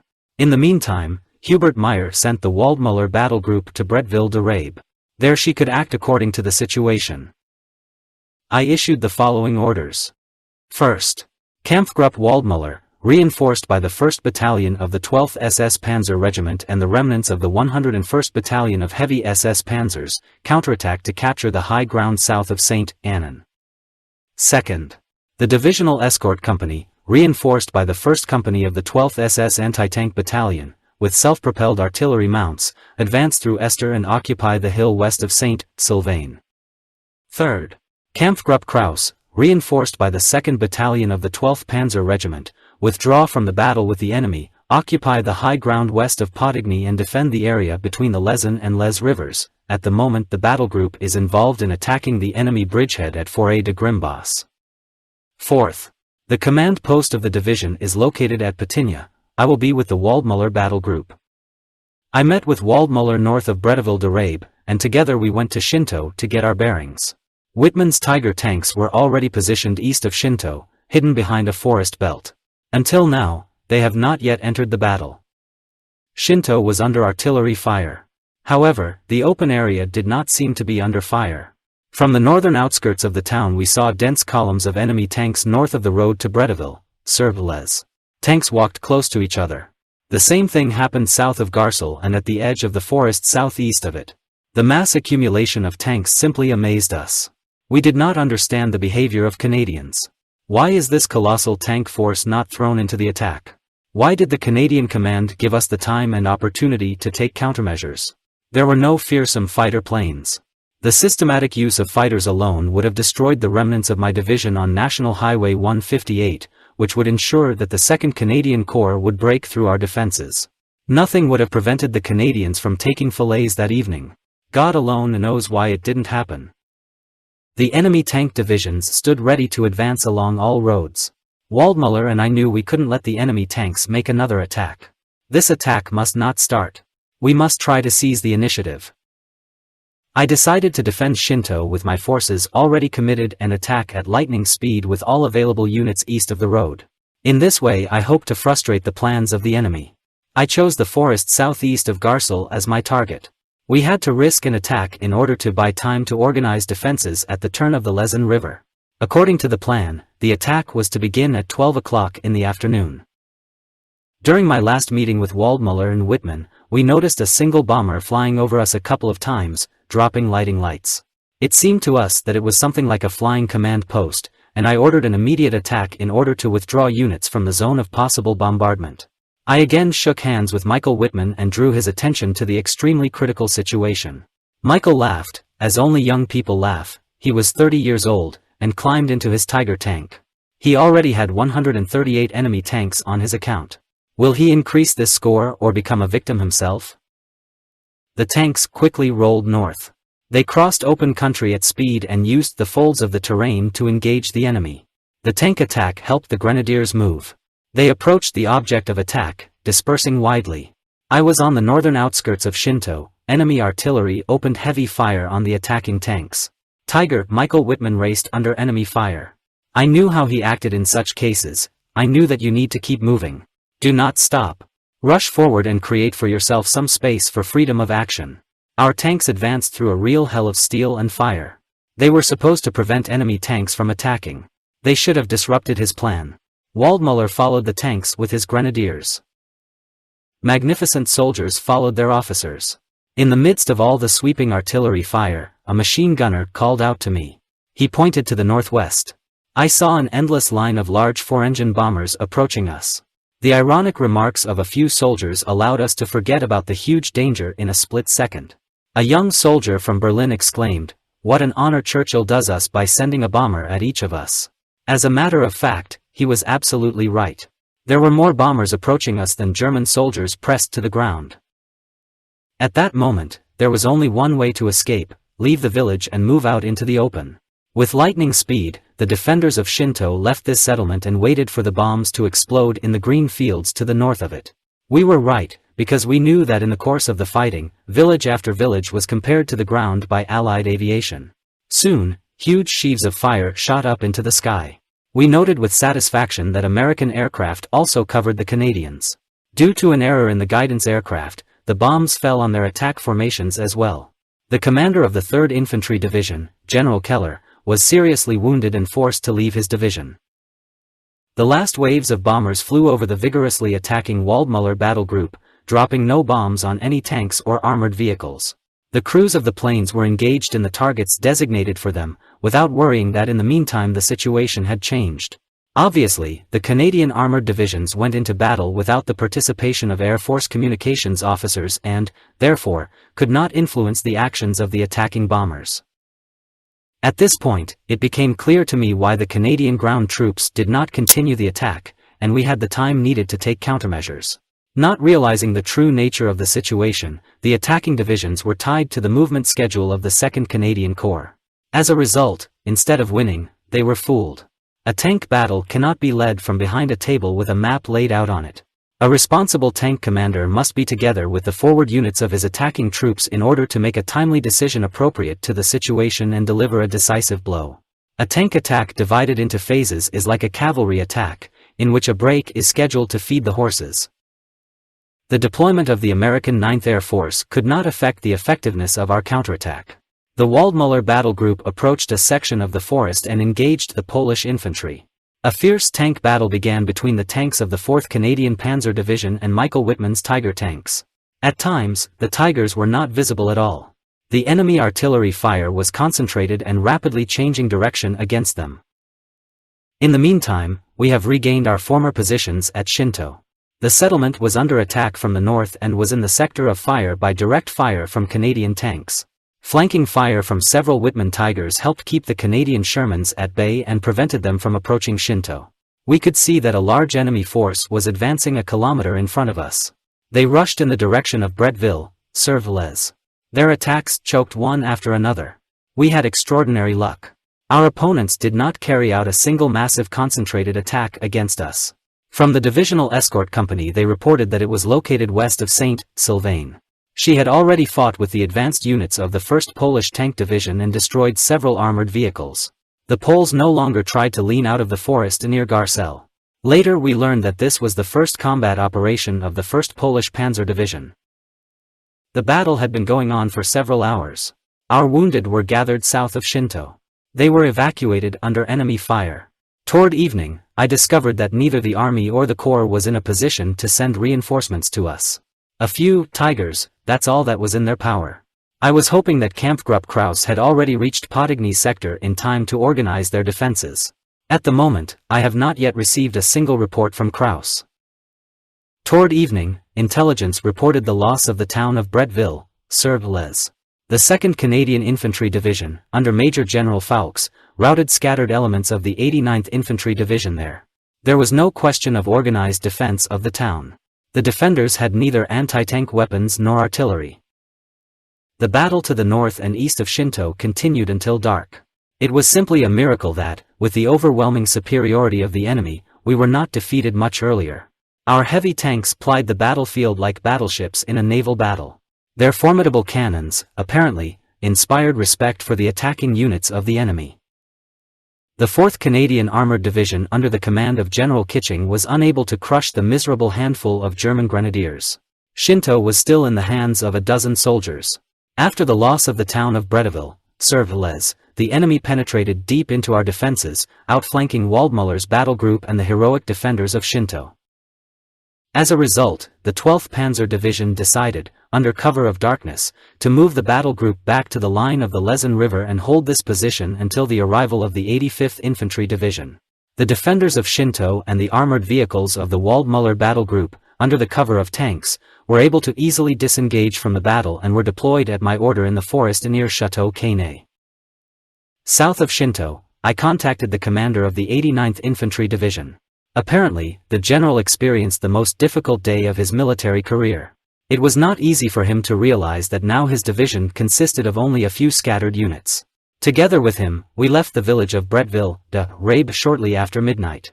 Together with the tanks providing cover, we were the last of the German soldiers and officers to leave the combat area on August 8. When I arrived at the command post, Hubert Meyer reported to me that it was not until the evening of August 8 that the Krauss battle group was able to disengage from the enemy and reach the position it was ordered to take. The privates and officers were a pitiful sight. The soldiers had been constantly involved in heavy fighting since the 6th of June and were at the limit of their strength. Exhausted bodies yearned for a few hours of sleep on the firm Normandy ground. We have been talking about the inability to win the war for the past weeks already, deploring this protracted armed conflict with all the horrors that it brought to humanity. Why didn't we call for its end? Why do we continue the useless slaughter? In desperation, we searched for answers to these questions. Soldiers and officers saw the turn the state of affairs was taking. However, no one thought about laying down their arms or trying to find safety in any way. We saw the political goals of the Allies as much more terrible than the most terrible death. Death has long since lost its power of terror for us. We saw in death the providence of God and, as a result, liberation from all worries. We continued to fight in our right mind. Even in such a hopeless situation, we believed that we had to fulfill our duty to the fatherland. By the light of a candle, I wrote a birthday greeting to my daughter. A few days later she turned a year old. The division issued the following orders for the defense of the line of the Lezin River. Battle Group Krauss to defend the high ground north of Mezières and Rouve, including Hill 132. Kampfgruppe Waldmüller to defend the sector from Hill 140 to Hill 183 on the Falaise, Ken Road. The 3rd Battalion of the 26th SS Panzer Grenadier Regiment to defend Hill 195, 2 kilometers northwest of Potigny, and gather all the scattered soldiers of the 89th Infantry Division. All the tanks of the 12th Panzer Division and the 101st SS Heavy Tank Battalion are to be deployed in the forest near Kenny under the command of the commander of the 12th SS Panzer Regiment. The divisional artillery take up positions south of the Lezin River to provide effective support to the entire division. The divisional escort company remains under the command of the divisional headquarters at Potigny. The command post of the division should be located 1 kilometer east of Potigny near Tambo de Marie Jolie. Albuters Group entrenched itself in a defensive position on Hill 195. It was significantly reinforced by the men of the 89th Infantry Division. The artillery also took up their intended positions by 10 o'clock in the evening of the same day. The commander of the 12th such SS Regiment reported on the concentration of tanks at Kenny at 3 in the morning. No reports had yet been received from the Waldmüller Battle Group and the divisional headquarters company. Dawn came. I climbed to the heights at Tambo de Marie Jolie and listened. At the defense sector near the Lezin River, it was still calm. The peace of the picturesque surroundings has not yet been disturbed. Through binoculars, I saw the height in front of me. Its slope was still covered with a veil of sleep, still green fields of grain. On the tops of the hills, slender firs swayed in the first rays of the sun. Even the brilliant dew on the grass sparkled so wonderfully, as if nature wanted to make me forget about the war for a few moments. At last the sun came out, and thousands of tiny birds chirped their greetings to it. However, the silence was deceiving. Although I did not see any movement, I knew that our Tiger tanks and Panther tanks were in the forest near Kenny and put on alert to end the lives of young enemy soldiers. My exhausted soldiers were lying at that moment somewhere among the fields of grain crops, waiting for the enemy to attack. On the opposite slope to our right, the long barrels of a battery of 88mm guns also froze in anticipation of their victims from among the Allied forces. Perhaps, on the other hand, the barrels of guns and mortars were already aimed at the exhausted soldiers of my division. And just at that moment, tank engines were started in the enemy units and the first orders were given, designed to take our lives. Yes, the silence was deceptive. The dance of death would soon begin. A small armored car left the valley and headed for Hill 140. It soon reached its highest point. It was a captured English armored car that we used to report. The pop of a shot broke the morning silence as an enemy tank fired at the armored car from a position among the trees. I held my breath as I watched the unexpected development. The armored car drove off in a southerly direction and raced across the field at breakneck speed. Soon he was already out of range of the enemy tank. I watched this confrontation in complete amazement. How could this enemy tank be on the hill? With the thought that something was wrong, I rushed to the phone and called Wunschie. Wunschie had already alerted his tanks and was waiting for the return of SS Obersturmführer Meitzel, who was to make contact with Task Force Waldmüller. Meitzel reported, "There are no German forces on the hill. Enemy tanks on high ground." Everything inside me went cold. If this report is correct, then the entire Waldmüller battle group and divisional escort company are lost. It could be true. One thing was clear, they still had not made themselves felt. Meitzel drove his armored car back to get a more accurate picture of the enemy. As soon as he crossed the ridge, his car was hit. He threw himself through an open hatch, was immediately surrounded by enemy infantry and taken prisoner. Intelligence soon clarified the situation. The enemy battle group occupied a height dominating the valley of the Lesen River and was now able to shoot through the entire district. This threat had to be eliminated immediately if we were to hold this line for the rapidly advancing 85th Infantry Division. The Lesen line was the only option for a successful defense north of Falaise. The situation called for quick action. Height must be ours again. With the exception of Kampfgruppe Kraus, which did not even have the combat strength of a company and was in position east of Hill 140 and Hill 183, not a single German soldier was around. And on the main road Falaise there were only a couple of our tanks. The defense of Falaise was again not adequate to the current situation. Wunschie shouted a few words to his battle-hardened tank crew and pointed to Hill 190. We decided to attack it with several Tiger tanks from the west and 15 Panther tanks from the east. While the Tigers slowly left the forest and approached the crest of the height, the Panthers clanged along the road in the valley towards the Kraus defense sector, driving into its limits. During the advance of two tank groups, the height was covered with artillery and mortar fire. Our only battery of 88mm guns waited in vain for their targets. Enemy tanks did not dare to stick out because of the height ridge. But now two Tigers entered the firing position. They made their way through the underbrush unnoticed by the enemy and ended up on his flank. The first 88mm shells burst out of the barrels, and immediately two Shermans exploded with a roar. The enemy began to shoot at the Tigers, which he discovered. 5 Tigers participated in the battle and literally nailed the enemy. Our tanks preferred to suppress the enemy from a distance with fire, using the advantage in firepower. More and more enemy tanks caught fire, the smoke announcing this rose into the sky. I was with the Tiger squad and suddenly I saw the first tanks of Jurgensen's Panthers. Now the enemy tanks had a very hard time. Death and destruction fell upon them from the east as well. Suppressing it with superior firepower ensured our success. Shells of our tanks fell on every bush, on every suspicious place. The fire of tank guns covered the entire height. Clouds of smoke merged one after another.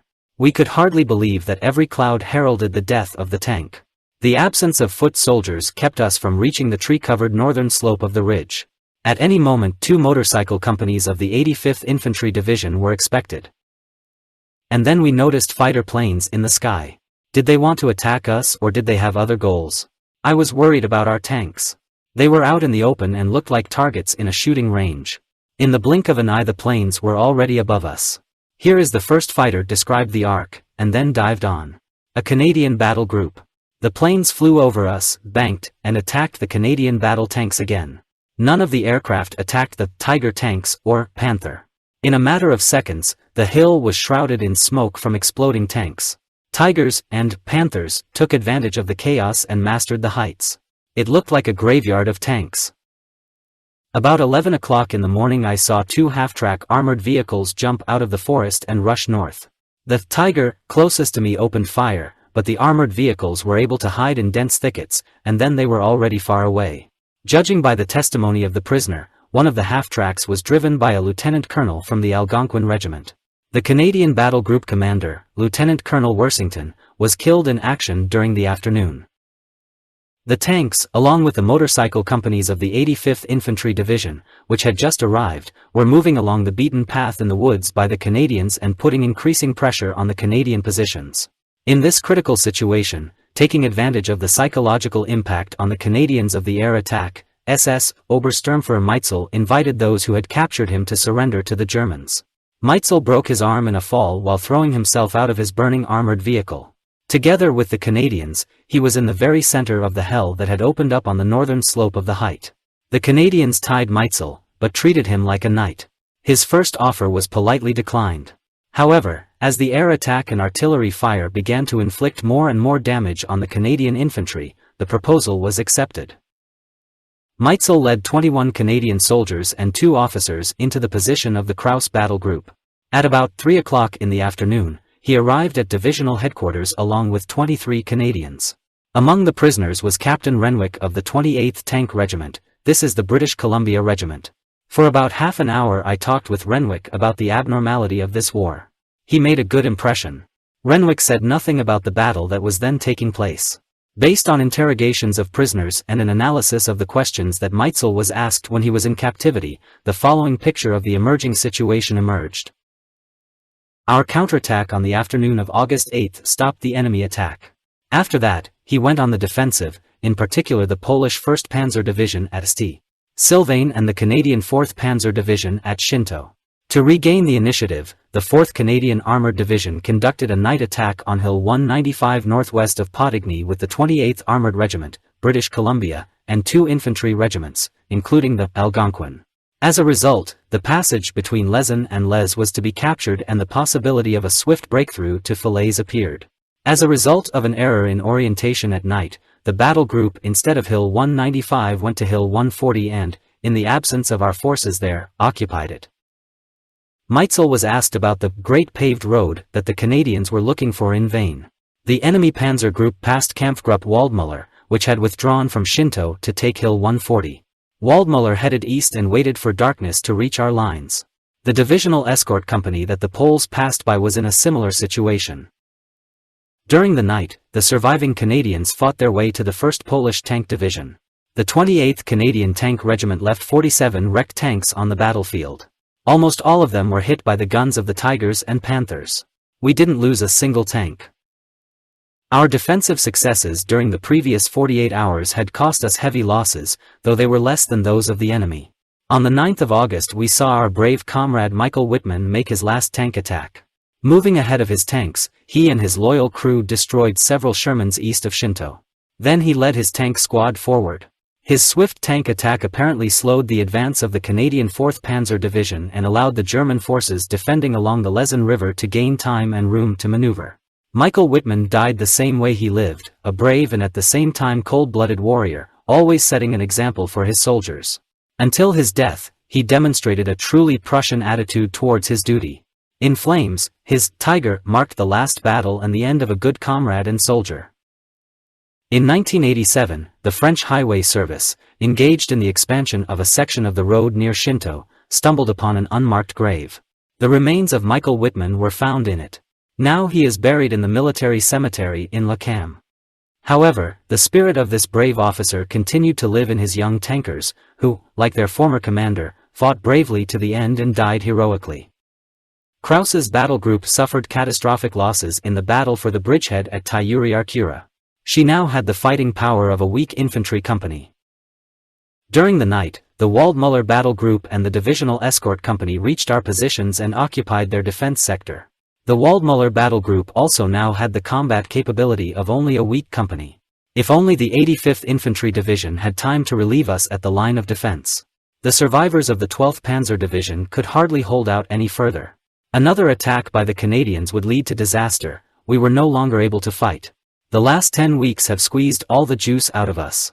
Completely exhausted, the soldiers fell to the ground and fell asleep. But we didn't get to rest that night either.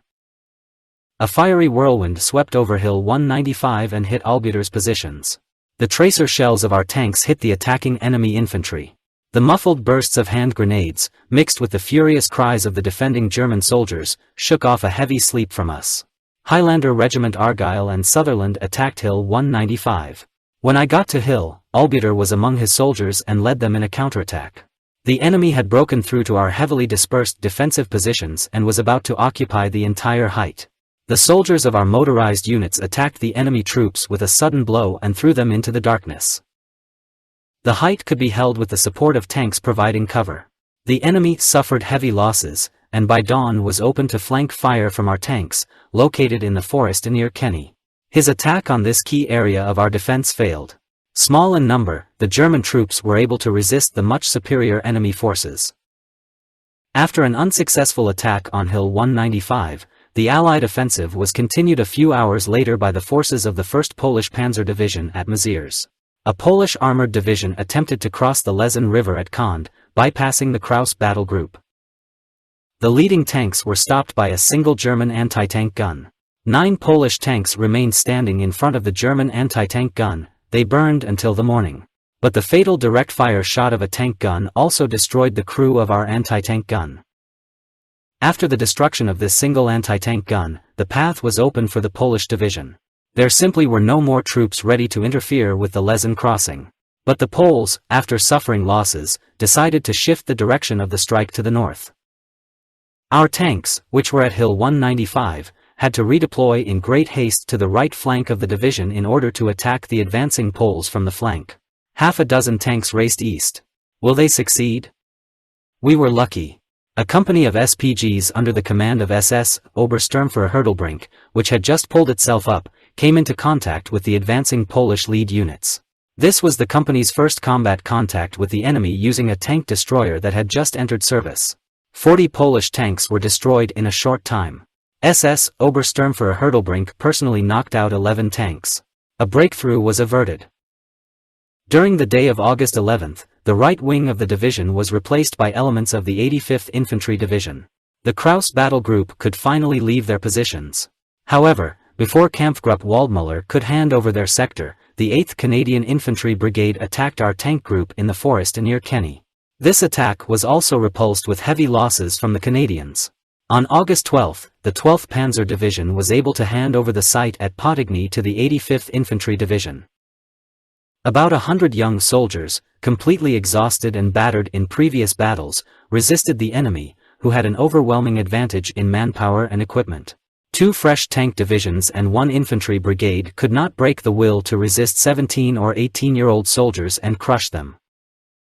In the books published after the war, the failure of the 2nd Canadian Corps is associated with the presence of defensive positions in the depths of the German defenses and a significant number of anti-aircraft batteries of the 3rd Anti-Aircraft Artillery Corps under the command of Lieutenant General Pickert. This argument is incorrect. Yes, the position, consisting of single trenches, was indeed prepared along the line stretching from Saint-Sylvain to Bretteville, Sur-les. It was to be used as a fallback position by the 89th Infantry Division in the event of a planned withdrawal. However, the course of the battle on August 8 shows even the amateur that the use of the prepared position was impossible. Who could take this position? Maybe a few hundred soldiers from the Waldmüller battle group? This so-called position did not affect the course of the battle. There simply weren't enough troops to occupy it. Moreover, it should be noted that units of the 3rd Anti-Aircraft Artillery Corps were scattered along the entire front in Normandy, and its guns were used mainly against enemy bomber formations. Throughout the entire sector of the 12th SS Panzer Division from the beginning of the invasion to the Falaise Bag, not a single gun of the 3rd Anti-Aircraft Artillery Corps was used against enemy tanks. I saw the last battery of the Corps on the morning of the 8th of August, south of Bretteville, Sur-les. This battery advanced to a position west of Falaise. The 88mm guns could undoubtedly serve well in the anti-tank role, but they were under the control of the Luftwaffe and were not subordinate to combat divisions. The 2nd Canadian Corps failed to succeed because the command of the 2 divisions that carried out the attack was inexperienced and used their tanks inconsistently and indecisively. An experienced tank commander would lead the 4th Canadian Armoured Division to victory during the first day of Operation Totalize. The uncoordinated attacks of the 9th and 10th of August were as inexplicable as the hesitant advance of the 8th of August. Our division took up defensive positions between Perrier and Falaise. Several Tiger tanks from the 502nd Heavy Tank Battalion were placed under the operational control of the 85th Infantry Division and operated on both sides of the Patinia. The situation on the western flank of the front in Normandy was not fully known to me, but it seemed necessary that the front should be immediately pushed back to the Seine. The commander-in-chief of the troops in the west had neither the troops nor the equipment to conduct containment operations. It became impossible to resist the enemy divisions, armed with the latest technology, bled white by horse-drawn German divisions. Where this has not yet been done, the headquarters and personnel of the division's bloodless units, as well as the rear units, were transferred to the Evry and Bernay areas. Preparations were made to transfer fire support units to the east bank of the Seine. The surviving officers and soldiers from the Waldmüller battle group entered the Kraus battle group.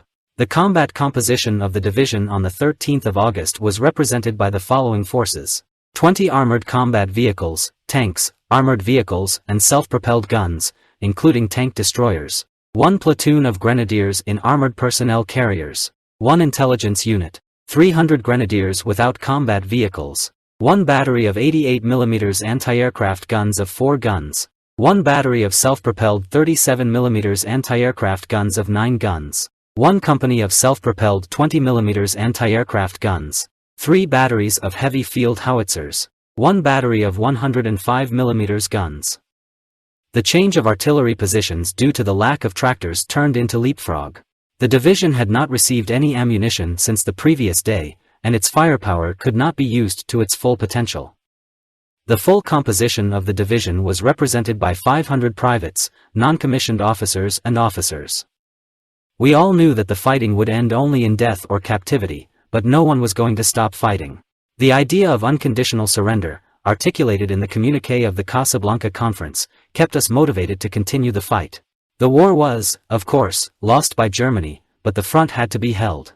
The Allies should not have doubted that the absurd decision to demand unconditional surrender would not pass and that another basis for peace negotiations should be found. My comrades were not fanatics. They wanted to live and, if possible, return home in good health. No, it was not the fanaticism so often declared by the enemy that forced us to continue fighting. We did not drop our weapons because we still believed that we must fight for our homeland.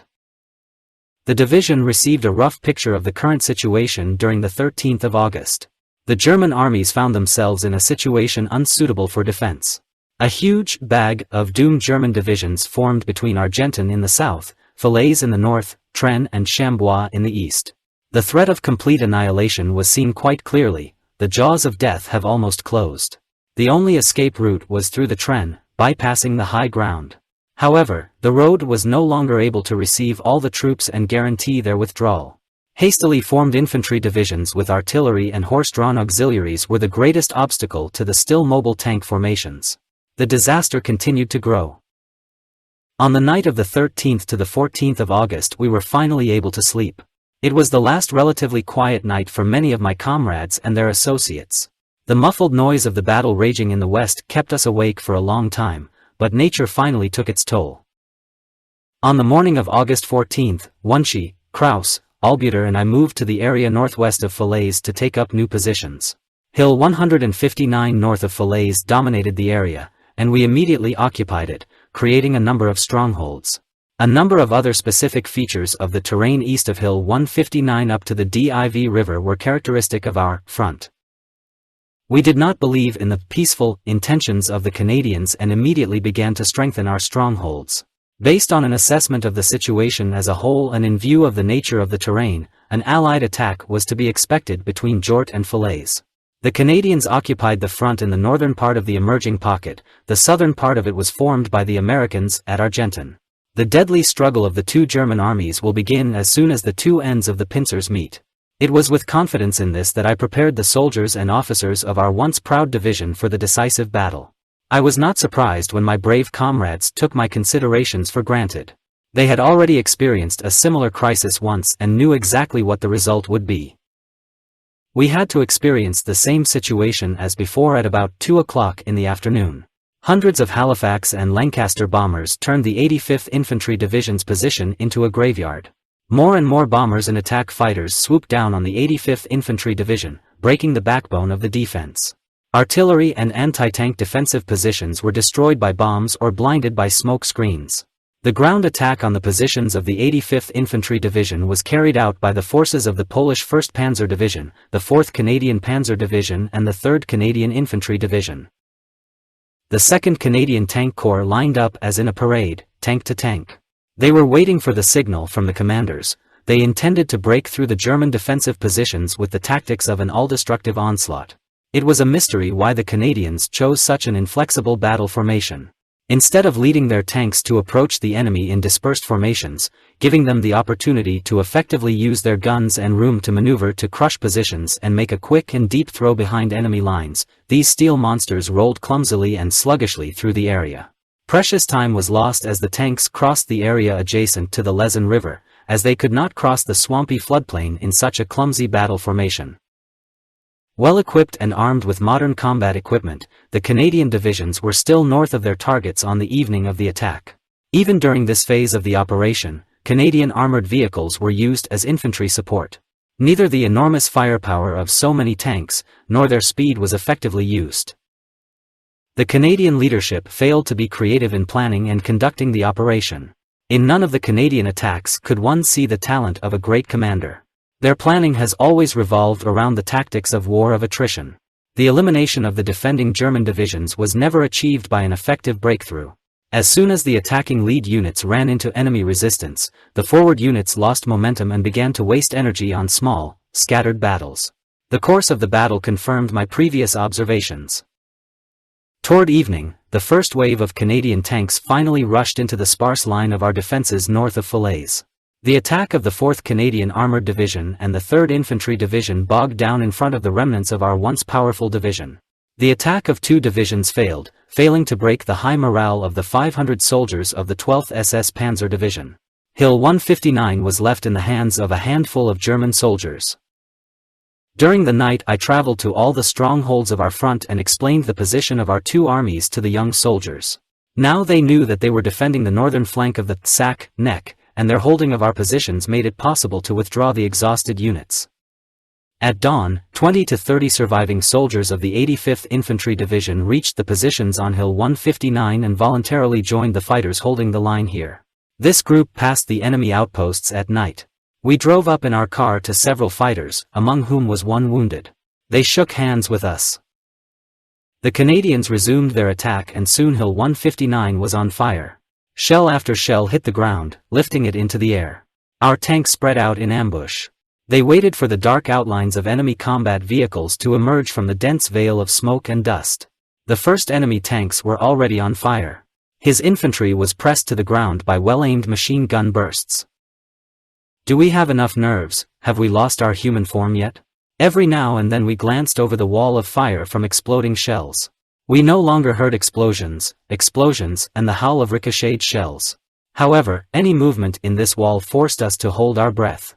What if now a tank armada appears from the wall of fire? What if yesterday's performance is repeated? Will we find ourselves in the next few seconds under the clanging tank tracks? Nothing of the sort happened. The enemy tanks kept their distance and did not run into us. They stopped in front of Hill 159. The enemy again attacked at Jort and Perrier, trying to break through and cross the Div River. Our few tanks, still ready to fight, were thrown into those sectors over which the greatest threat loomed, and the attack was stopped. The 3rd Battalion of the 12th SS Artillery Regiment made a significant contribution to our success. He accidentally discovered a small ammunition depot near Falaise and soon no longer lacked them. The positions north of Falaise were still in the hands of the German soldiers. It was still a long way before sunrise, but we expected new enemy attacks east of Falaise. We did not understand the enemy. Why is he wasting such a huge amount of bombs and shells on the weak remnants of the 12th Panzer Division? His tanks, which outnumbered ours many times over, simply had to drive at us at full speed to finish us off. But nothing of the sort happened. All attacks during the first half of the day were repulsed. During the fighting around Hill 159, the commander of the 2nd Battalion of the 12th SS Panzer Regiment, SS Sturmbannführer Prince, was killed. Once again, before my eyes, a real warrior and friend completed his military career. The Prince has been with me on all fronts since 1940. He died under artillery fire. The fighters dived into a small patch of forest near the Bois du Roi, launching rockets into the already long-broken forest. Several of our tanks east of Hill 159 were attacked by Hawker Typhoon fighters. I met Max Wunschie between Versonville and Hill 159. He informed me of the hopeless situation on the hill. Enemy tanks were rushing towards us. The shells of their cannons burst on the road. Max Wunschie disappeared from sight. I felt a burning pain, blood was flowing down my face. I ducked headlong behind a small hedge. It turned out that a fragment had exposed my skull. I looked at the road, my head was spinning. Our passenger car disappeared, and Max Wunschie was no longer visible. I was alone, but in no way did I feel abandoned. I knew that my comrades would not leave me. The tanks moved closer and closer. I crawled along the ditch to get out of the direction of enemy combat vehicles. Shermans acted against several German tanks, which took up a convenient position on the opposite slope. This is apparently the work of Max Wunschie. Tank shells whistled over my head. I couldn't believe my eyes. Max Wunschie was back. Under cover of tank fire, he raced down the road to pick me up. I waved frantically at him. The road was visible and shot through by the enemy for the entire length. Shells exploded around Max, but this did not stop him. He held the steering wheel firmly in his hands. I was waiting in the ditch, ready to jump into the car. With lightning speed we returned to the opposite slope. Wunschie encouraged me. It was he who directed the fire of the tanks. I continued to fight with a half-shaved head and a couple of stitches on the spot. Hill 159, so desperately defended, fell in the afternoon. The survivors withdrew back to Oddi sector. SS Obersturmführer Hawk, commander of the reconnaissance patrol in armored vehicles, reported on the attack of the Polish 1st Panzer Division at Zorda. The Poles again tried to break through to the crossing over the Div, but so far all their attacks have been repulsed. Parts of the 2nd Canadian Infantry Division entered Falaise in the late afternoon. The 6th Brigade, under the command of Brigadier General H. Young, was finally able to capture the city of William the Conqueror. The battle in the ruins of the completely destroyed city continued. The division emerged from the encirclement after nightfall and withdrew to positions at Oddi. The new front line ran from Morteau-Culeber through Damblonville to Falaise. On August 17, new attacks by the Polish Panzer Division began on Zort. The 3rd Company of the 12th SS Anti-Aircraft Artillery Battalion was practically destroyed. The commander, SS Untersturmführer Hartwig, was mortally wounded. The rest of the gunners retreated with a battery in an easterly direction. The enemy crossed the Div and advanced to the southeast. In this place, the 1st Polish Tank Division was not opposed by a single cohesive combat unit. The road to Tren and Chambois was open to the Poles. The Falaise bag could be tied up. Intelligence Department SS Obersturmführer was destroyed in the late afternoon. He himself was wounded and taken prisoner, but was able to escape and report to the division about the threat from the large enemy tank force, wedging deep into our right flank in the direction of Tren. About 60 of the division's soldiers were still tied up in the heavy, vicious fighting at Falaise. These soldiers, exhausted from the ongoing fighting since June 6, fought against the 6th Canadian Infantry Brigade. The 2 Tiger tanks were the backbone of the defense, but the soldiers were already stamped with death. That evening, 2 grenadiers, chosen by lot, none of the comrades wanted to leave the group, delivered the last report and news from the brave detachment. All of it perished shortly after midnight among the ruins of the École Supérieure school. The remnants of the division from the last forces held the defense at the line of Div, Ness. This is 8 kilometers to the southeast along the road from Falaise to Argenton. In Ness, 2 damaged Tigers did not allow the armored vehicles of the head units of the 53rd British Infantry Division to advance. On August 19, at about 2 in the morning, the 4 heads of the Tiger tank were finally put out of action. SS Obersturmführer Meitzel and other surviving soldiers were taken prisoner. All crew members of the Tigers were injured. During the night of the 18th to the 19th of August we abandoned the last mobile radio station and all other machines of secondary importance. We only left a few cars, armored personnel carriers and tractors. The command post in Ness was captured by enemy tanks and infantry shortly before sunrise. My contact fell, a bullet hit him in the stomach. We took the young soldier with us. Taking advantage of the morning twilight, together with the remnants of the Kraus battle group, we fought our way south and occupied a new line of defense southeast of the railway tracks. During the night, the Wunschie battle group stumbled upon the advancing enemy units. Most of the personnel of the battle group were wounded and taken prisoner. Max Wunschie and 2 other officers were captured 6 days later. We are faced with suffering, indifference to the cruel tragic fate of people in the environment. By the middle of the day, the commander of the 84th Army Corps, General Elfeld, and his chief of staff, Lieutenant Colonel von Kriegern, appeared at our command post. Our division no longer had any connection with higher headquarters. The personnel of the 85th Infantry Division separated from the Corps. As a result, General Elfeld had to command only the remnants of the 12th Panzer Division. The suffering that we saw around was simply beyond. The refugees and soldiers of the defeated German armies were helpless in the face of the bombers constantly flying overhead. It was impossible to hide from the explosions of shells and bombs. Concentrated in such a tight space, we were excellent targets for enemy air forces. Wooded areas were filled with wounded soldiers and dead horses. Death hung over us at every step. We were like targets on the range. The guns of the 4th Canadian and 1st Polish Panzer Divisions could target us. It was impossible to miss. By chance, in a garden, a kilometer southwest of Tren, we stumbled upon the command post of the 7th Army. General Elfeld and I went to the Army headquarters. The roads were impassable. They were crammed with motorized units and the convoy of an infantry division on horse-drawn traction. Burning cars and exploding ammunition, and more shells fell among cars and wagons, marked this road. We ran, stumbled and jumped over, making our way to the headquarters in dashes. The area was subjected to continuous artillery fire. The mass of fighter planes that stormed the road had many targets. We found the headquarters of the 7th Army in a trench behind the farm. Our esteemed Colonel General of the Waffen SS, Obergruppenführer, Hauser sat on the edge of the trench, studying the map.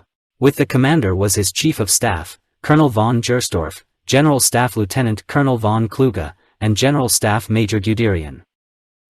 The exploded car with ammunition sent us its greetings. Colonel von Gersdorf was wounded. The issuance of orders continued. The colonel stayed with the general. General Hauser gave the order to break through the coming night. The 1st SS Panzer Division was to break through at dawn at Chambois, and the 3rd Paratrooper Division was to break through at St. Lambert after midnight. At first, she was not supposed to use weapons. The remnants of the 12th SS Panzer Division were to hold the northwestern edge of the Sac until midnight, and then join the 3rd Parachute Division. We said goodbye to the commander with a final handshake. He looked at us gravely with his one good eye. He lost his other eye in a battle near Moscow. We raced through the hail of shells again and took cover in the quarry. Many German soldiers lay huddled against its sheer walls. They were waiting for the saving night to break out of this hell. From a direct hit of a shell on a group of infantrymen next to us, several soldiers were mortally wounded. One sergeant lost his right leg above the knee. We quickly dragged him closer to the wall. The cries for an orderly were drowned out by the roar of artillery fire. We found General Meindl, commander of the 2nd Airborne Corps, and Lieutenant General Schimpf, commander of the 3rd Airborne Division, in one of the houses. The paratroopers discussed with us the upcoming night breakthrough. Support for the 3rd Airborne Division was to be provided by 2 Tiger tanks.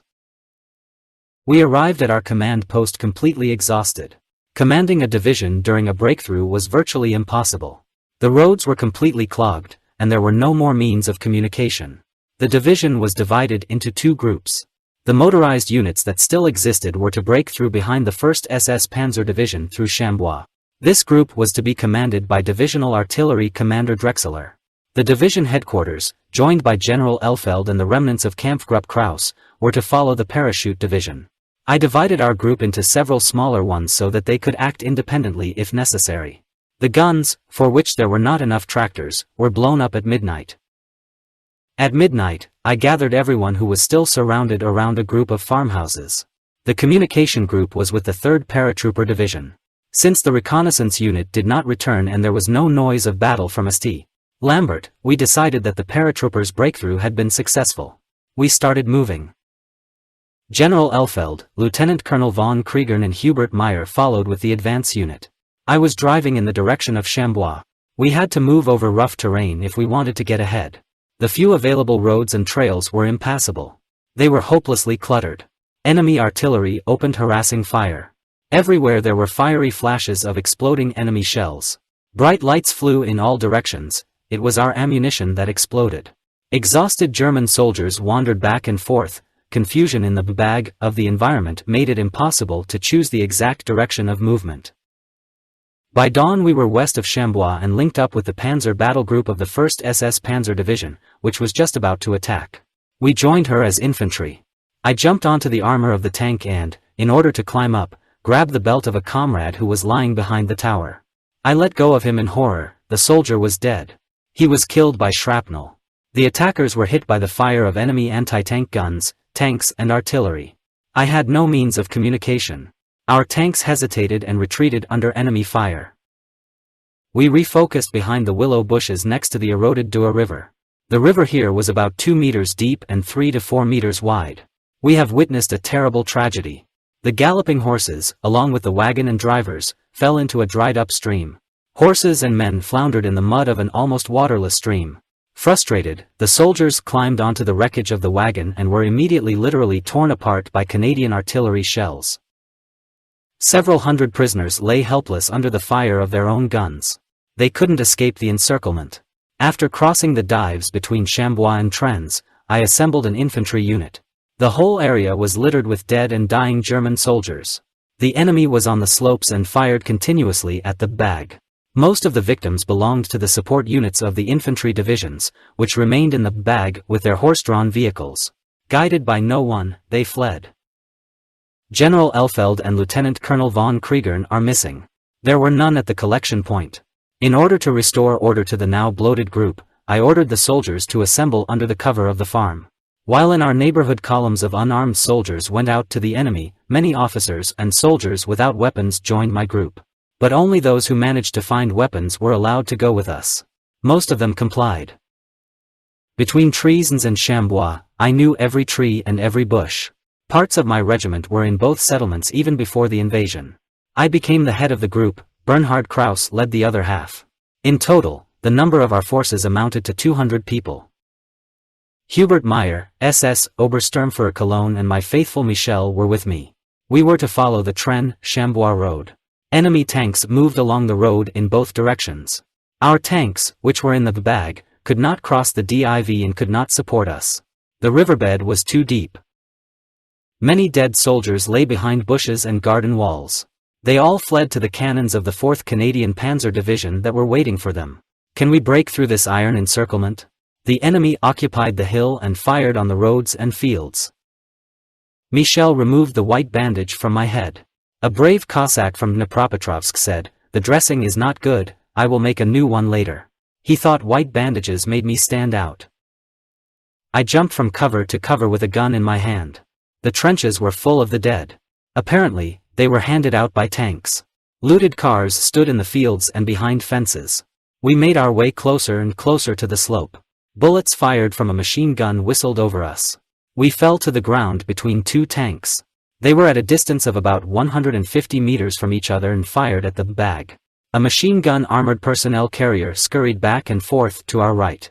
Suddenly he disappeared, and with the speed of a cannon shot we rushed between the two tanks in an easterly direction. Machine gun fire mowed down our ranks, but we were unstoppable. We crushed the Canadian infantry in a few seconds. All this happened almost completely silently, only the whistle of shells flying overhead and explosions were audible. We were soon to break through the enemy's barrier. I couldn't walk anymore. Sweat burned my inflamed eyes, the wound on the head opened, but it was impossible to stop. We had to break through. Sherman tank appeared 30 meters to my right. Hubert Meyer called out to me. I ran almost straight at the gun of the tank. We rushed, making incredible jumps and leaps like weasels. Green growth shielded us from the enemy. I could no longer walk, the last few days have taken too much energy from me. Hubert Meyer took command and urged everyone to keep moving. Soon everyone was walking past me. SS Obersturmführer Cologne and Michel stayed with me. Machine gun fire whistled over our heads. Tears ran down Michel's face, he couldn't drag me fast enough. He encouraged me like a mother of a child. Every now and then I heard, "Commander, let's go. Commander, let's go." Only a few hundred meters remained. "Please, Commander, let's go." We moved through the field alone. I stopped trying to find cover or make double runs. I now trudged slowly eastward and finally fell into a ditch. My comrades were already lying there, waiting for me. We crawled across the road and made our way to the ridge stretching from Chambois to the northeast. Without saying a word, we looked at the bag behind us and with an unkind word commemorated the people who so recklessly sacrificed the remnants of the two German armies. In total, the Allies surrounded over 8 German divisions, about 100,000 people. About half escaped from the encirclement, like most of the 5th Panzer and 7th armies before that. Initially there were up to 20 German divisions in the Falaise bag. We discussed the possibility of reducing the front line, which had to be withdrawn to the Seine River, even after the loss of Caen. We believed that a preemptive evacuation from West France to positions along the Seine was possible. Beyond the Seine, the infantry divisions, which were now so mediocrely sacrificed in the Falaise bag, could prove their usefulness, and the Panzer divisions could get time to rest and replenish. We continued to walk along the ridge, being bombarded from time to time. With complete ignorance of the situation, we did not hope to connect with our units until we were on the other side of the Seine. However, south of Memoirs, we ran into an outpost of the 2nd Reconnaissance Battalion of the SS Reich Motorized Division. At the command post of the German Grenadier Motorized Regiment, we were informed that the regiment and other formations were participating in an attack in the Chambois area in order to break through the encirclement. The initial attack with small forces failed, but on the 21st of August it was successful. The encirclement front was broken through, up to half of the encircled German troops managed to get out of the Falaise bag, the rest were captured. Before the attack, I had the opportunity to bring to the attention of the regiment important information about the situation. Part of the motorized divisional group was able to slip out of the bag in the afternoon of the 20th of August, other units did so the next day. The gunners lost several of their heavy guns. A battery of 37mm guns managed to break through with almost no losses. The commander of the 12th SS Signal Battalion, SS Sturmbannführer Pandel, was killed while trying to save a valuable signal vehicle. The battle for Normandy was over. The German soldiers again did the seemingly impossible. They did not deserve the terrible defeat in the Falaise bag. The officers, non-commissioned officers and young soldiers of the personnel did their duty to the end. The frontline soldiers could not be blamed for the defeat. They had to drink a bitter cup, having received it from the hands of political players. The way the German soldier performed in Normandy will forever be inscribed in the history book. And here is the assessment of our former enemy, the only guys who really deserved medals in this war, said one of the soldiers of the Allied infantry units, were the guys from the SS troops. Each of them deserves a medal for bravery. They were a gang of bad guys, but always real soldiers. They acted in such a way that our guys looked like amateurs compared to them. There are few other such divisions, both among the Allies and the Germans, that could surpass the achievements in battle achieved by the 12th SS Panzer Division in Normandy. I have repeatedly mentioned that the Canadian commanders were very indecisive and attacked only by far superior forces. This was especially true of their actions in operations Totalise and Tractable. During these operations, the Canadians not only lost the initiative on the battlefield, but also any chance of completely destroying the defeated German armies. After August 4, the 2nd Canadian Corps fought only against the 12th SS Panzer Division. Our division barely reached the combat power of the battalion. But precious time was lost by the Canadians. A single Canadian division would have been enough to hold the northern flank of the bag and put pressure on the German troops stationed there. The 3 remaining divisions of the Canadian 2nd Corps, including 2 superbly technically equipped panzer divisions, could close the sack at Trens and Chambois by the 16th of August at the latest. Our units would then find themselves in a position where they would hardly have been able to break through the encirclement. If the Canadians had done this, our offensive in the Ardennes in December 1944, in all likelihood, would not have taken place. The panzer divisions, which were the decisive force in this offensive, could not have been rebuilt in such a pitifully short time if a corps of veteran personnel had not broken through the ring of battle between Trens and Falaise. In my opinion, it was possible to break out of the encirclement mainly due to the indecision and hesitation of the Canadian command. I believe the Allies came to the same conclusion about the 4th Canadian Armoured Division when they made the change of command. But the fault should not lie with Kitching alone. The Canadians could not have been unaware of the nature of their adversary. They had good reconnaissance, and aerial reconnaissance was always on top. The commander of the advanced battalion, Major Currie, went out to St. Lambert, sur Div itself on the 19th of August, thereby blocking the only way out of the Falaise bag. This battalion performed brilliantly. His dead and surviving soldiers deserve our respect.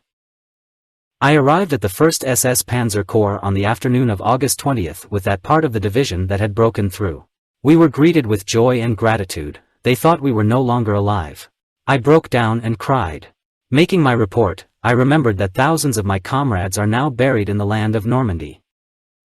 A brief summary of the situation indicated that there was no stable front west of the Seine, but there were no lines of defense to the east either. The prospects were disastrous, and we could only pin our hopes on the west wall along the German border. I was pleased to hear that those units of the division, which had been removed from the front line even earlier and reserved for rest and replenishment, detained the enemy at the Laguel, Verneuil-sur-Avre, Dreux line and thereby prevented the formation of a new bag to west of the Seine. These connections acted completely independently. SS Sturmbannführer Gerd Bremer was awarded the Oak Leaves to the Knight's Cross for this. The personnel of the division headquarters, moving through Le Neubourg, reached Louviers. From there, he would command the combat-ready units of the division. The rest of the division fought as a mobile rearguard against American armored formations advancing northward from Dreux and Verneuil. Meanwhile, German troops, escaping from the Falaise Bag, crossed the Seine near Rouen. The personnel crossed the Seine at Elbeuf without loss. I arrived in Rouen with a report to the Commander-in-Chief of the troops in the west, Field Marshal Model. The Field Marshal had no illusions about the situation and talked about the need to have from 35 to 40 divisions, if it was just a matter of stabilizing the front. Since we all knew that there were no 40 divisions on the Western Front, again and again our thoughts turned to the Western Wall. One hastily assembled battle group held Elbeuf until the 26th of August. After evacuating the left bank of the Seine, this battle group defended a bend in the Seine south of Rouen at Forêt de Lalande, thus allowing our forces to disengage from the enemy. Our soldiers fought for the last time with the Canadian units at Forêt de Lalande. They held off the 2nd Canadian Infantry Division until the 29th of August. Only in the afternoon did the battle group under the command of V. Moncke finally withdraw. After standing for 2 days in the Beauvais area, the division withdrew to the Urson area, near the Belgian border, since rest and replenishment so close to the front were impossible. We traveled under cover of darkness, over the blood-drenched fields of World War I, the same roads we had raced in 1940 as we advanced west. Our marching column looked wretched, individual columns rolled into the night, and each combat vehicle took several others in tow. In Urson, the division came under the command of the commander of the tank forces in the west, General Stumpf, who was personally briefly informed about the personnel of the division and the state of military equipment. General Stumpf told me the good news that I was awarded swords to the Oak Leaves of my Knight's Cross. The division immediately began to replenish and re-equip its depleted units. Military equipment was supposed to come from Verdun and Metz. Losses in manpower and equipment were horrendous. Combat units have lost more than 80% of the personnel with which they began the campaign. Combat support and support units also suffered heavy losses, mainly as a result of enemy air activity. The division lost more than 80% of its tanks, in battle and during the withdrawal. She lost about 70% of her armored vehicles and armored personnel carriers, 60% of her guns and 50% of her vehicles. Such gigantic losses could not be made up in a few days, but we had no other choice. The division had to become combat ready as soon as possible. We didn't like the Urson area or the general environment. Combat support units and units not ready for combat were immediately transferred to the area east of the Meuse River. By August 31st, the Americans had reached Soissons and Lannes and were moving northeast. The task force of the division delayed them near the River Thun until the night from the 1st to the 2nd of September. In the meantime, the Monk battle group had arrived at the division. Since the enemy troops threatened the division from the rear, it withdrew to the east, where it took up a defensive position. We had to take the fight to enable our infantry to cross the River Meuse. During the retreat to this position, the commander of the 3rd Battalion of the 26th SS Motorized Grenadier Regiment, Knight's Cross holder Erich Albuter, was mortally wounded when he ran into a mine planted on the road by partisans. Both of his legs were torn off, and he died at night in a military hospital in Charleville. In Erich Albuter I lost another hardened warrior and an old friend who had fought alongside me since 1939. He was an assertive soldier and an ideal commander. During the night from the 1st to the 2nd of September, together with the remnants of the 116th Panzer Division, we held a defensive position near the town of Beaumont. Under pressure from the enemy, the division retreated through Philippeville to Florin. Shortly before arriving in Philippeville, the commander of the 26th SS Grenadier Motorized Regiment, SS Hauptsturmführer Heinz Schrott, was treacherously killed by partisans. The heroic struggle of the so-called partisans was nothing more than vile, ordinary murders from around the corner. The organizers of the guerrilla war were real war criminals. They acted contrary to all humanism and were guided by naked instinct. I had never before dealt with a guerrilla war, nor did I feel the proverbial hatred of the French and Belgians. On the contrary, I have always witnessed good relations between the troops and the population of the occupied territories. This is especially true of the long-suffering population of Normandy. The so-called partisans raised their heads only when they did not need to fear for their personal safety and for their lives. They didn't fight. Instead, they treacherously and vilely killed individual members of the German army. From a military point of view, the actions of the partisans had practically no effect on the course of the war. As a result, the population that did not participate in partisan wars suffered the most, from the punitive actions of retaliation by the German troops. It was not the champions of guerrilla warfare and the violators of international law who suffered. According to the same plan, they kindled hatred between peoples. It deepened for a long time due to the criminal actions of the partisans. No one will deny either that with their policy of supporting the partisans, the Allies actively planted communism in Western Europe. Without the perfidious actions of the brave guerrillas, there would be no reason for trials of war criminals. We crossed the Meuse at Yvoire on September 4 to take up defensive positions across the river. The 2nd SS Panzer Division occupied the area on both sides of Dinant. The combat composition of the division was represented by about 600 infantrymen. She was divided into 2 battle groups. There were no more tanks. The tanks that remained with us were being repaired in Luttich. There was no ammunition for a battery of heavy field howitzers. One battery of 88 mm anti-aircraft guns was placed at the road junction northwest of Sponton as ground support. The Americans immediately tried to force the Meuse at Godin and Yvoire. Their attacks were repulsed with heavy losses for them. However, they managed to create a bridgehead. The Americans took up positions in the forest there. In the course of our counterattack, the bridgehead was reduced and it was assumed that it would be liquidated before dark on the 6th of September. I conducted a reconnaissance and discussed the further defense of our positions on the Meuse with Milius and Siebken. Our vehicles were often fired upon by forest partisans. There were no casualties on our side, but we found the bodies of 6 dead soldiers from the reconnaissance battalion from Luttich. They were shot during a halt. The reconnaissance party was fired upon between Sponton and Dinant. The perpetrators were not found. On the night of September 5 to 6, the Americans managed to force the Meuse at Namur and restore the bridge, which was not completely destroyed. The commander of the unit defending Namur withdrew to the east without informing the neighboring units and thereby opening the way for the enemy into the depths of our defense on the Meuse. The reconnaissance group of the 12th SS Reconnaissance Battalion came across the American Forward Battalion on the Namur-Chiny-Sine road at about 11 o'clock in the morning. I was returning from the Siebken command post when this bad news arrived. It seemed incredible to me, but the report was confirmed by another reconnaissance party at 11:15. Parts were immediately alerted and ordered to retreat across the Ert River. Withdrawal could only be carried out at night. Speed was the deciding factor. The Americans would soon be at Durnal, and then in a matter of minutes they would reach the crossroads.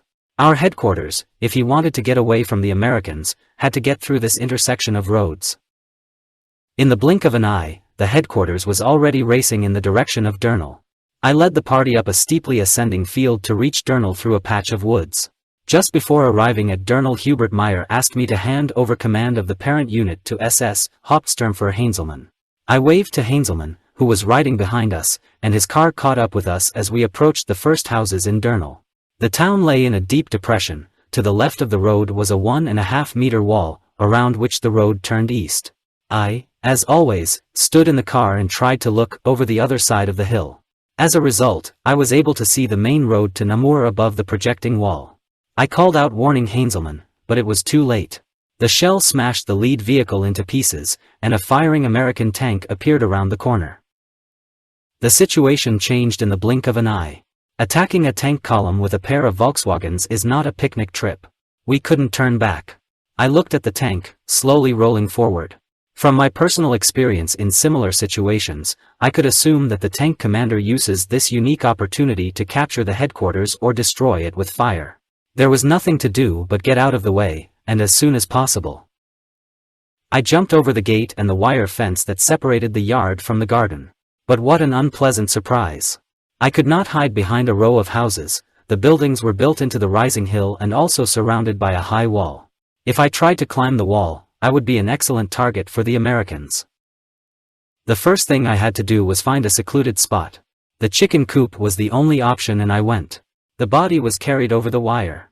Max Bornheft saw me before I disappeared. Now we were both trapped. At least, the chicken coop for some time hid from the field of view of the enemy.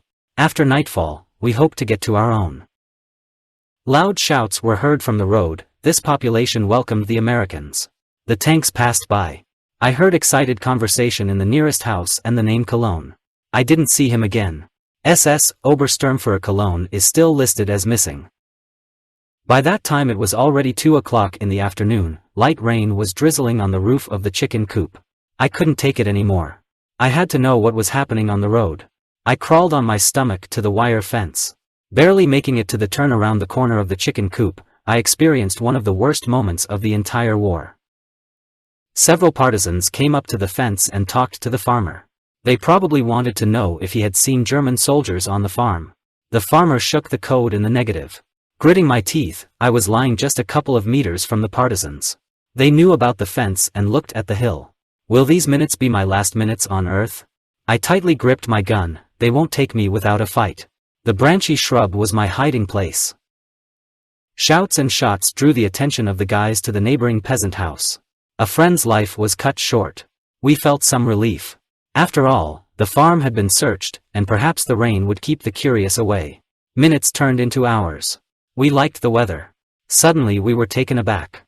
The chickens gathered in front of the chicken coop and wanted to enter it.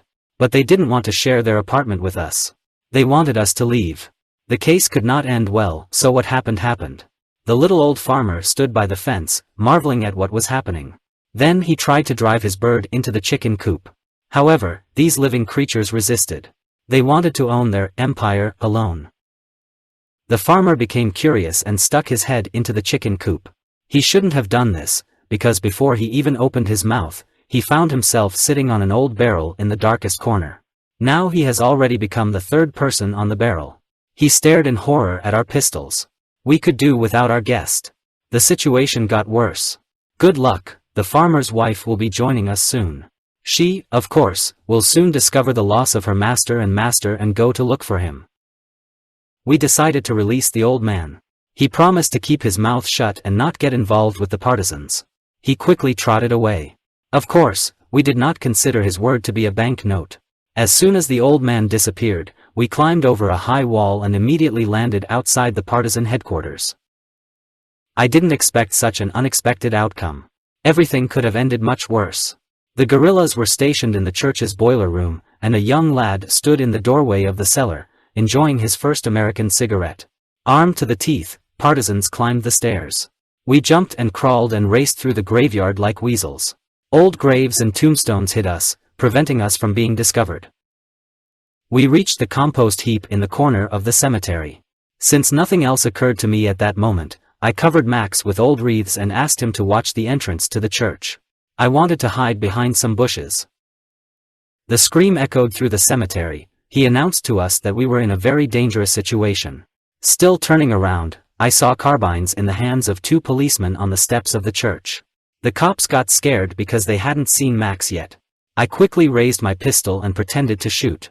The police hid. I had to leave. I rushed to the southern edge of the cemetery, and again the muzzle of a carbine was looking at me. It was held by a man standing in the aisle and removed it when I rushed straight at him, threatening him with a gun. We were surrounded. The old farmer still got everyone to their feet. I jumped over the cemetery fence, landing on the village street, which was about 4 meters away. Max, panting, followed me. God! I just can't believe how quick you get when your life is at stake. The street went uphill. My lungs seemed ready to burst. Bullets whistled over our heads. I heard Max scream. I turned around and fired a couple of shots. Max was on the road. They shot him. My shots forced the brave freedom fighters to hide. I turned onto the road towards the exit of the village. Just in time, I noticed 2 more partisans who were on guard there. Where was I to go? I saw a small door, locked only with a large stone. I hid behind her unnoticed. I sat in the corner of the barn in complete exhaustion, peeping through the cracks in the door. The partisans appeared in a few seconds. They ran excitedly up and down the road and searched every bush. My disappearance was inexplicable for them, and they began to blame each other. One of the partisans in a loud voice demanded that I come out of my hiding place and surrender. He promised to hand me over to the Americans and respect international law. I did not answer his call. The gun in my hand seemed to get heavier and heavier. Once we swore that we would never surrender alive. Severe trials in Russia forced us to take this oath. The time has come. There was one cartridge left in the chamber and the last one in the magazine. Should I keep my vow? Did it matter only on the Eastern Front? Were the current circumstances completely different? Minutes passed. I looked at my gun again. I thought about my family and the child that was born. It was difficult, very difficult to make a decision. The partisans stood only a couple of meters from my shelter. I studied their faces. Some were embittered, others seemed quite harmless, maybe they were handed weapons just a few seconds ago. The leader of their group again asked me to surrender. Next to him stood a boy of about 14. Obviously, they were father and son. The little imp was holding a carbine in his hands. The boy suddenly excitedly pointed to his father at the door and the stone, shifted to one side. He understood everything. It was dry where the stone lay, which means it had been moved a few minutes ago. My father again asked me to surrender. The partisans shot at the door and took out hand grenades. 2 more shots splintered the door and forced me to hide in a corner. I turned to my father. My gun is pointed at your son. Will you keep your promise? He immediately pulled the boy close to him and repeated his promise to treat me properly. Everything was over. All hope was for a counterattack by my comrades. I tossed the pistol magazine into one corner and the pistol into another. What a terrible feeling to be taken prisoner. I slowly opened the door and went to the partisan commander. One of the guys jumped on me. Several pistols and carbines were pointed at me. Not a word was spoken. I ignored the threats with weapons. I looked into my father's eyes.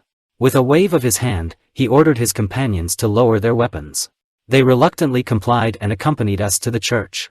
The partisan commander told me that he had been in Germany during the First World War as a worker and that he had only good impressions. Therefore, he had no reason to be the leader of a gang of assassins.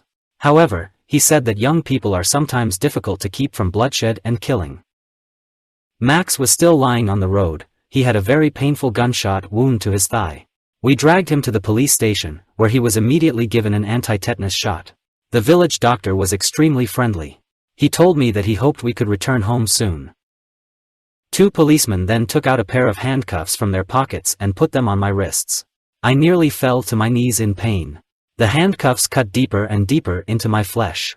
The police looked at me expectantly. The guerrillas just stared with their mouths open. Those 2 must have practiced this torture often before. They obviously expected me to scream in pain. Max looked at me and said, "Bastards." The leader returned to the room and gave the order to take me out. We hobbled through the cemetery and back to the boiler room, the partisan base. Max was placed on a straw mattress. To my astonishment, I saw 2 policemen open the door of the boiler room and take off their uniforms. They soon left, dressed as partisans. I silently scolded the German military field police unit, which was located next to the church. These guys, apparently, were asleep at the wheel, and we, the frontline soldiers, were now paying for their dilettanteism. Max suffered from unbearable pain. He asked me again and again to contact his father if I survived. He did not really hope that he would survive on his own. The hours in the basement ticked by slowly. The leader of the partisans brought me some bread. He was worried. He knew that there were German troops to the west of the village and they would probably move through Durnal at night. I listened for the slightest noise. From the conversations of the partisans, I understood that the Americans were moving in the direction of Dinant, and at the present time they were not in Durnal. We were guarded by a very restless partisan who now and then grabbed his pistol. Every time I tried to make Max comfortable, he screamed and brandished his gun at us. The young man was scared. Why? I found out a few hours later. At midnight, the partisans suddenly split up, and only our guards remained with us. Before they left, they placed a heavy table between us and them. He divided the room into 2 parts. The gun was pointed at me all the time. Sometimes I had the feeling that our guard wanted to kill me. Cars drove through the village.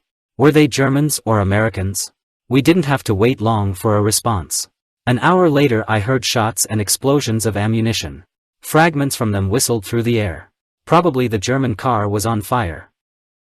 By dawn, all around us was noisy everywhere. We could clearly distinguish German machine guns from American ones by sound. We listened intently to the noise of battle. Our guard became more and more cheerful. His gun was constantly pointed at me. He even refused to give Max water. He was afraid to turn his back on us. The window panes were suddenly shattered by machine gun fire, and the Americans demanded that we surrender. It was an interesting turn of events. A frightened guard threatened us from the corner with a pistol. I had to yell at him to open the door and stop the frantic shelling of the Americans. The Americans kept firing. Machine gun fire hit the church wall. Finally, the first American began to descend the stairs to the basement. In amazement, I saw our guard receive a rough kick in the ass. He flew into a corner. The partisan turned out to be a deserter from Lorraine. He was discouraged because the Americans treated him like a tramp. My astonishment quickly vanished. The gun hit me in the stomach. At the same time, the second American shouted, "Don't resist. My friend wants to take your medals as a souvenir." Powerless with anger, I let the knight's cross be torn off. He has been with me since April 1941. The second American spoke decent German, since his mother was born in Germany. He told me, "For God's sake, don't tell them who you are. Your soldiers are being treated badly in the rear." I understood what he meant only a day later. We climbed the stairs to the cemetery and came under fire from German machine guns. We lay between the graves and waited for the ceasefire. Before I could come to my senses, they took off my watch and rings. I fell into the hands of real bandits. Behind the church, my money was taken from me, and another GI took me into custody. Angry that there was nothing more to take away, he hit me on the back with the butt of his carbine. After a while he calmed down. As we passed two frightened women standing at the door, I received another blow to my back. I stumbled a few steps and turned around to receive a strong blow from the side of the head with the muzzle of a carbine. I collapsed to the ground. When I fell, I heard the protesting voices of women. More blows lifted me to my feet, and I staggered across the street. The screams of women rang in my ears. After a few more steps, a bandit from the U.S. Army pushed me into a small garden. Blood flooded my eyes and flowed from my left ear. I didn't think about anything anymore. I saw a large currant bush in front of me, into which I was pushed. So this will be my end of the road. The image of the family quickly flashed before my eyes. The official report will sound like this: missing. In fact, they will kill me and bury me in an unknown grave. When this man raised his carbine, I looked at him with hot contempt. I no longer noticed him, I was already in another world. Suddenly, in amazement, I saw his carbine lowered. He left me with an exclamation of "damn," and left. My savior was a young lieutenant whose mother was German. At the last moment, he intervened and stopped the massacre perpetrated by the soldier. The lieutenant tried to justify the soldier's behavior. He said that the irresponsible propaganda campaign of armchair warriors was to blame for such manifestations of cruelty. In order not to stain his car, I perched on the fender of the car. In a matter of seconds, the windshield turned red from my blood that got on it as we drove. After a short drive, we stopped at an American supply convoy. There I was handed over to the head of the column with instructions to take me to the hospital. The column consisted of about 12 trucks and command vehicles. A machine gun was installed in each car. There was one driver and two assistant drivers. With astonishment, mixed with envy, I looked at how the supplies of soldiers were replenished. The American advance detachment consisted of one armored and one infantry battalion and was organized as if they were going to the parade. Tank after tank and car after car lined up close to each other in the open space. The units replenished their supplies without taking defensive measures against both ground and air attack. 5 tigers attacking from the forest would have smashed this entire battle group to smithereens. But there were no tiger tanks between the Meuse and the German border. In this zone there were only soldiers exhausted in battles. They retreated, crushed by fate. Will the Americans be stopped by the Western Wall? I don't think it's possible. I knew that there were no combat-ready divisions left. The Western Rampart was not finished and had long been ignored. Indeed, the Ruhr was practically undefended, and it seemed that nothing could prevent the Allied forces from seizing this forge of German weapons. One powerful thrust of 10 to 15 Allied divisions into the northwest of Germany would break the backbone of her resistance and end the war in a few weeks. The war for Europe was lost by Germany. The groans of another wounded German soldier brought me back to reality. He was in a nearby car and was shot in the stomach. Suddenly I saw a hand waving from the third car. It was Max. He was in a truck carrying fuel. Empty canisters served as a bed for the wounded Max. In the meantime, about 60 captured Germans had accumulated. A few paratroopers, about 15 soldiers from my division, and men from the security battalion were distributed in trucks. The column set off in the direction of Namur towards the evening of the same day. I looked carefully at the road that ran through the fields of grain crops. Understandably, I had thoughts of running away. Will such an attempt succeed? I gave the young skydiver a little push and shared my idea. He nodded in agreement and moved closer to the edge of the car. The Americans were careful. Each car was covered by a machine gun on the next car, and, in addition, an American with a machine gun sat in each cab. So only a road with many curves that ran through a wooded area could be considered suitable for an escape. We didn't have such a good chance. We arrived in Namur sooner than we thought. But the thought of escape did not leave us. We wanted to be free again. In Namur there was a revival. The bridge over the Meuse was rebuilt by American engineers without much difficulty. The population either looked at us with indifference, or behaved threateningly. Our column moved through the center of the city and stopped in front of a large building, which, as I later learned, turned out to be a prison.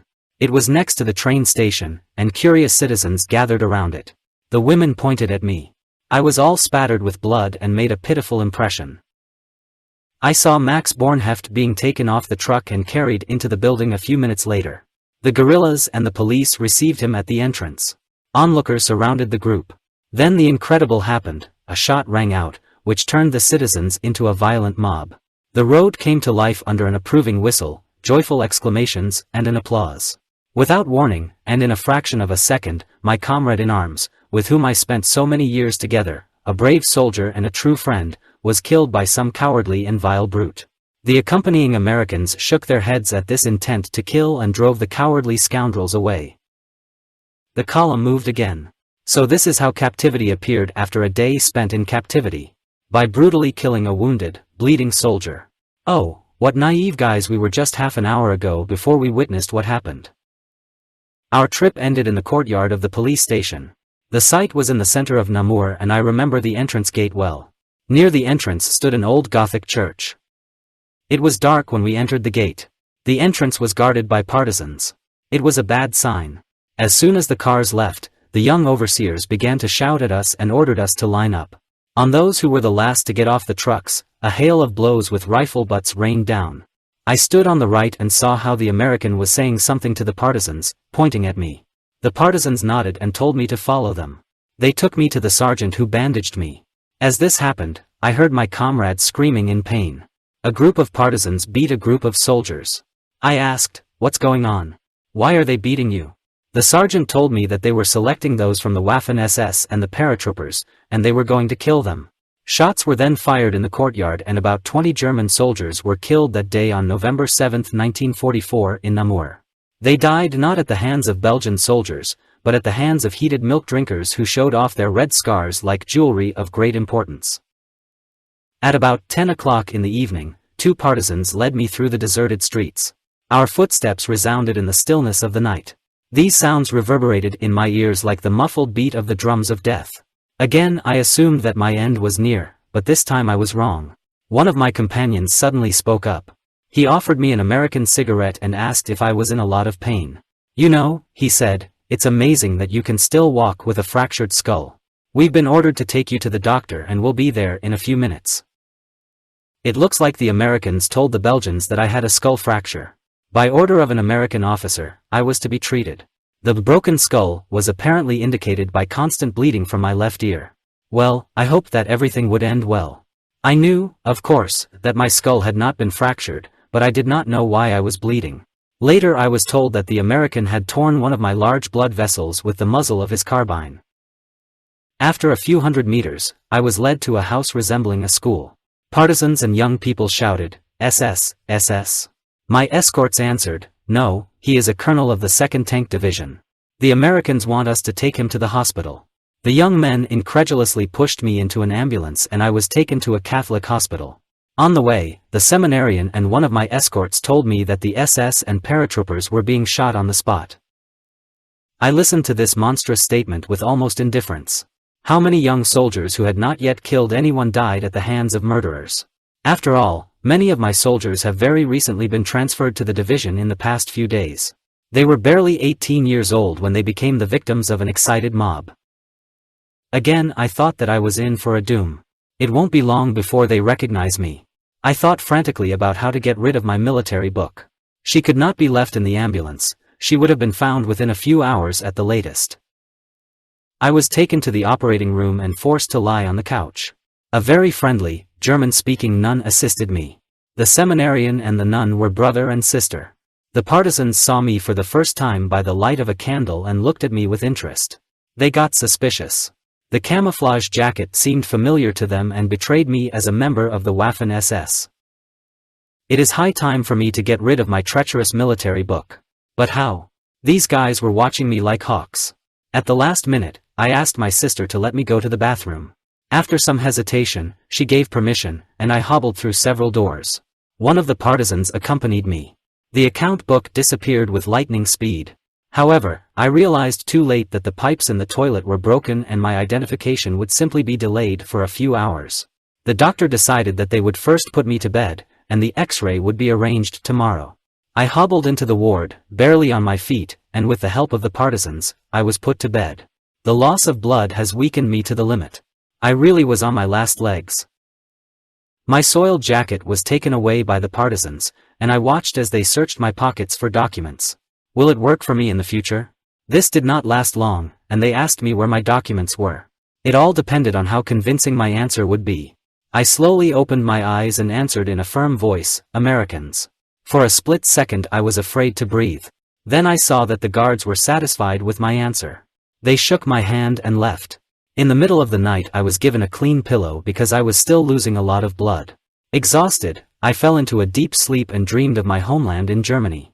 I stayed in the hospital for 2 weeks. The doctors treated me excellently.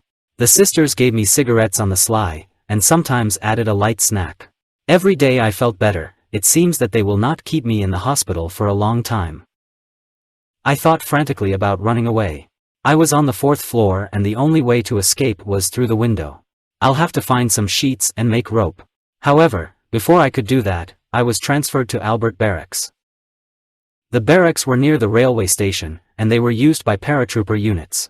I did not like that I was the only prisoner and that I was kept alone in an empty room in the corner of the barracks. My new apartment was hardly suitable for an escape.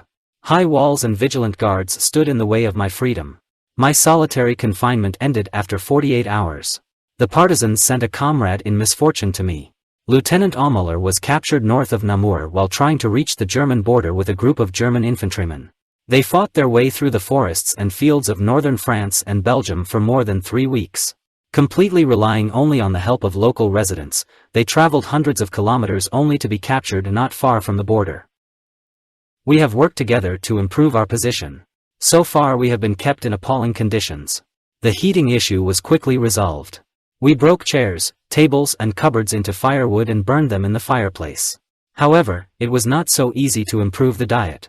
Every day we were given the same soup.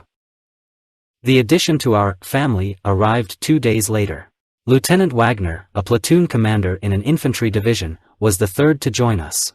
Wagner, like Aumüller, marched east for weeks in order to be captured on the River Meuse. He had qualities that we lacked. He somehow managed to withhold a few hundred francs, which helped us improve the menu. In order to find support in the implementation of our intentions, we intended to involve the guards in the conversation. We were glad that a Belgian, a former cadet of a military school, who happened to be in Germany in a prisoner of war camp before 1943 and who was released thanks to the intervention of the king, became our best ally. He was a career Belgian soldier and behaved accordingly. Expressing his indignation, he confirmed that German soldiers had been killed. The Red partisans were responsible for this. Helping a friendly Belgian deliver supplies to us was a Russian prisoner who was taken prisoner in 1942 and was able to escape from a Belgian mine in the spring of 1944. After a short time, our assistants were joined by 2 real fighters for peace, who fought for their country out of pure idealism, and spent a lot of time in the dungeons of the Gestapo. We could maintain our physical strength only with the help of these people. Of course, even they could only get bread, potatoes, carrots and fruits. They themselves had little to eat and were dependent on receiving rations. However, the decent, honest attitude of these Belgians towards us helped us more than once in difficult moments. By that time, heavy fighting had begun at Aachen, and we thanked those who cared for us from the bottom of our hearts for every scrap of information. The former Red Army soldier was not particularly happy when he learned about the critical military situation from the Germans, especially on the Eastern Front. He viewed the victory of the USSR without enthusiasm. The simple Russian soldier seems to have understood more about the intentions of the Soviet leadership than the fathers of the Casablanca Agreement. In any case, he had a healthier instinct than Sir Samuel Hoare, who replied on February 25, 1943, to a warning letter from Franco, head of the Spanish state. I cannot accept the theory that Russia after the war will pose a threat to Europe. Similarly, I reject the idea that Russia, after the end of hostilities, could launch a political campaign against Western Europe. You object by saying that communism poses a huge threat to the continent and that a Russian victory will allow the communists to march triumphantly across Europe. We have completely opposite points of view. Finally, can any nation single-handedly rule Europe after the war? Russia will be busy rebuilding itself and will be more dependent on help from the United States and Great Britain. Russia does not occupy a leading position in the struggle for victory. The military efforts of all are absolutely equal in achieving victory for the Allies. After the war, large American and British armies occupy the continent. They will consist of first-class soldiers. They will not be exhausted like the Russian armies. I dare to predict that the British will represent the most powerful military force on the continent. British influence on the continent will then be as strong as in the days after the fall of Napoleon. With the support of our military power, our influence throughout Europe will be felt and we will participate in the reconstruction of Europe. Here is what Sir Samuel Hoare, one of the leading British politicians, said. I believe that the course of history has confirmed the fears of our caring Russian friend. His fears turned out to be justified. Russia, not England, became the dominant power in Europe. Each bomber squadron flying with its deadly cargo at low altitude over the high ground along the Meuse, in the direction of the native land engulfed in fire, prompted us to hatch plans for escape. But there were no paths to freedom. We were guarded too strictly. Once the Belgians, in addition to the clothes we already had, brought us sets of German military uniforms from old German stocks. I got a tunic and an overcoat. Now we were more or less protected from the cold, but we looked more like a gang of robbers than like German soldiers. In early October, 2 Americans appeared with a commander, a major in the military police, and we were put in a truck and taken under heavy guard. Again, there was no way for us to escape. We arrived that evening in Reims, at the police station used by the military police. The cells were full of violent. They were drunk with victory, after which they were caught and imprisoned. The next morning we drove through the battlefields of Reims, further and further west. By this time we were engrossed in our escape plans and were noting the main features of the area. Now, however, we sat huddled in the corner of the car, staring in amazement at the vast Allied supply depots. There was an incredible amount of ammunition, fuel and uniforms. Supply depots one after another, kilometer after kilometer. Between them were airfields and additional warehouses with spare artillery pieces and tanks. Traffic on the roads and in the camps functioned as in peacetime. There was no hint of disguise or any precautions. We looked at it the way a beggar looks at a rich man's house. Did the Americans, when they stood on the German border, how great was their advantage in weapons and military equipment? Toward evening we proceeded through Compiègne. Long was the journey from Compiègne in 1940 to Compiègne in 1944. The road in 1944 led to a large POW camp. Where will she lead from him? The camp made a huge impression on us. The barbed wire stretched as far as the eye could follow. Before getting inside, we had to go through 2 outer gates guarded by bored American soldiers. We were immediately taken to the camp commandant, who meticulously interrogated us, each one individually. I was registered as Colonel Meyer of the 2nd Panzer Division. My account book was considered lost by the Americans in Namur. The camp commandant turned out to be an old Berliner whose law office was on the Kurfürstendamm and who had emigrated to America in the 1930s. After a discussion on a wide range of issues, I was appointed assistant commandant and was asked to look after the officer contingent of the camp. Together with Wagner and Aumüller, they gave me a small room, and we were happy that we had our own corner. We made it our top priority to do a thorough examination the next morning. The camp was divided into 3 sections, and there were several thousand people in it. As an assistant to the commandant, I could easily move from section to section in search of comrades. During my first round of enlisted personnel, I met a sergeant major from the 1st Airborne Division. He let me in on the secrets of the camp, which was infested with spies and traitors. Caution was the motto here. Not much time passed before our people penetrated all parts of the camp. For a future escape, a systematic replenishment of food supplies was organized, which were distributed among various barracks. We even became happy owners of a compass. Lieutenant Wagner managed to keep it, despite all sorts of searches. Everything rested on the way to escape. They even got dressing material. A parachutist doctor joined our group and wanted to try to escape with us. Once, several hundred prisoners, captured in the battles near Aachen, were brought to the camp. They gave us the latest news from Germany. Among these prisoners were soldiers from the Leibstandarte division, who told me what had become of my 12th Panzer division. I was shocked when I heard about the murder of my faithful comrade Waldmüller. SS Sturmbannführer Waldmüller fell victim to the partisans on September 9 at Bossbode, 10 kilometers northwest of Wilsholm. The partisans stretched a wire across the road. Waldmüller and his driver were knocked off their motorcycle.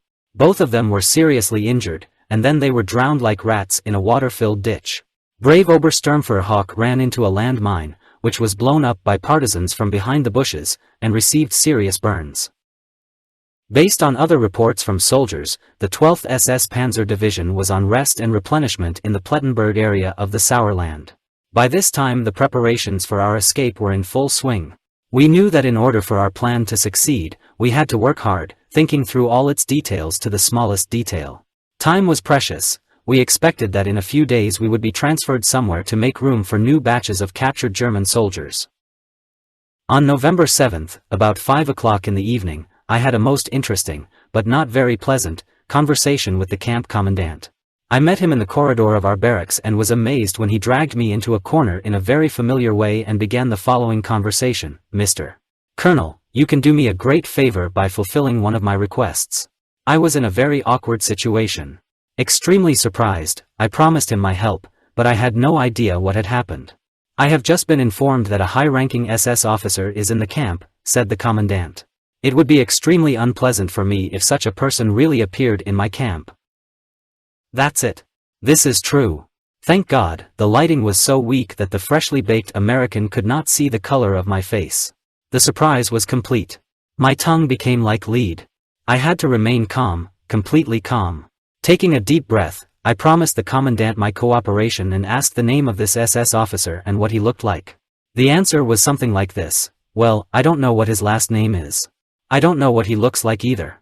I only know that he famously salutes and everyone smiles when he passes through the camp. After assuring him that I would take care of the matter, I calmly said goodbye and disappeared into my room.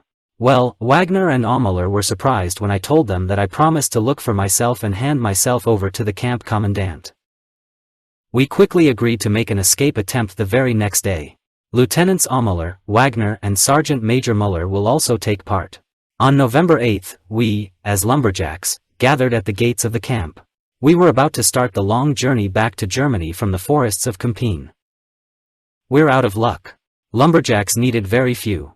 Disappointed, we trudged back to the barracks. At about 11 o'clock in the morning I was summoned to the camp commandant. I said a few farewell words to my buddies and followed the military police. The commandant sat at the table, playing with his police baton. His face showed determination. The expression on his face told me everything. However, I immediately noticed that he was not absolutely sure. I must remain calm. Military policemen, tall as trees in a forest, stood at my side. They casually held clubs in their hands. Things were getting serious. The newly minted American yelled at me, "Take off your jacket. Take off your shirt." I stood naked to the waist. "Raise your hands." My God! The camp commandant's face changed. He gasped and held onto his desk tightly. He viciously uttered a couple of curse words in English before asking me about the origin of the blood type image on my body. Only then did I understand why I had to undress. I hadn't thought about that traitorous tattoo at all. I really needed to buy time to find a plausible answer. I responded only to the repeated request. I answered with a question. I politely asked the camp commandant to explain himself. From this, the little one almost went crazy. He kept yelling at me, claiming that I was an SS pig, and that I was the wanted high-ranking SS officer. It's time for me to act. I looked at the camp commandant and said, "You are mistaken." Although the Waffen SS introduced blood-type markings, Army tank troops also began to use them for their tank crews after such markings proved useful in Waffen SS motorized divisions. You will have to come to terms with the fact that all students of the tank school were sent back to their units with these tattoos. This explanation had a bombshell effect on the military police. I was allowed to put my clothes back on and leave the room. The camp commander remained seated in his chair, exhausted by this confrontation. Half an hour later the whole camp was turned upside down. The military police were looking for radio devices. The prisoners, you see, planned to escape on November 9th and asked to drop their weapons from the air that evening. We just laughed at the fantasies of the Americans. Unexpectedly, we were told to pack up for departure. The transport for our evacuation has already arrived. For an hour we had to stomp through the city, and then climb into a waiting freight train. Wagner and Aumüller were in the same carriage with me. Wagner immediately sat down on the floor and began to make a hole in it. He began to swear at what the world is worth. The car was made of solid wood, and it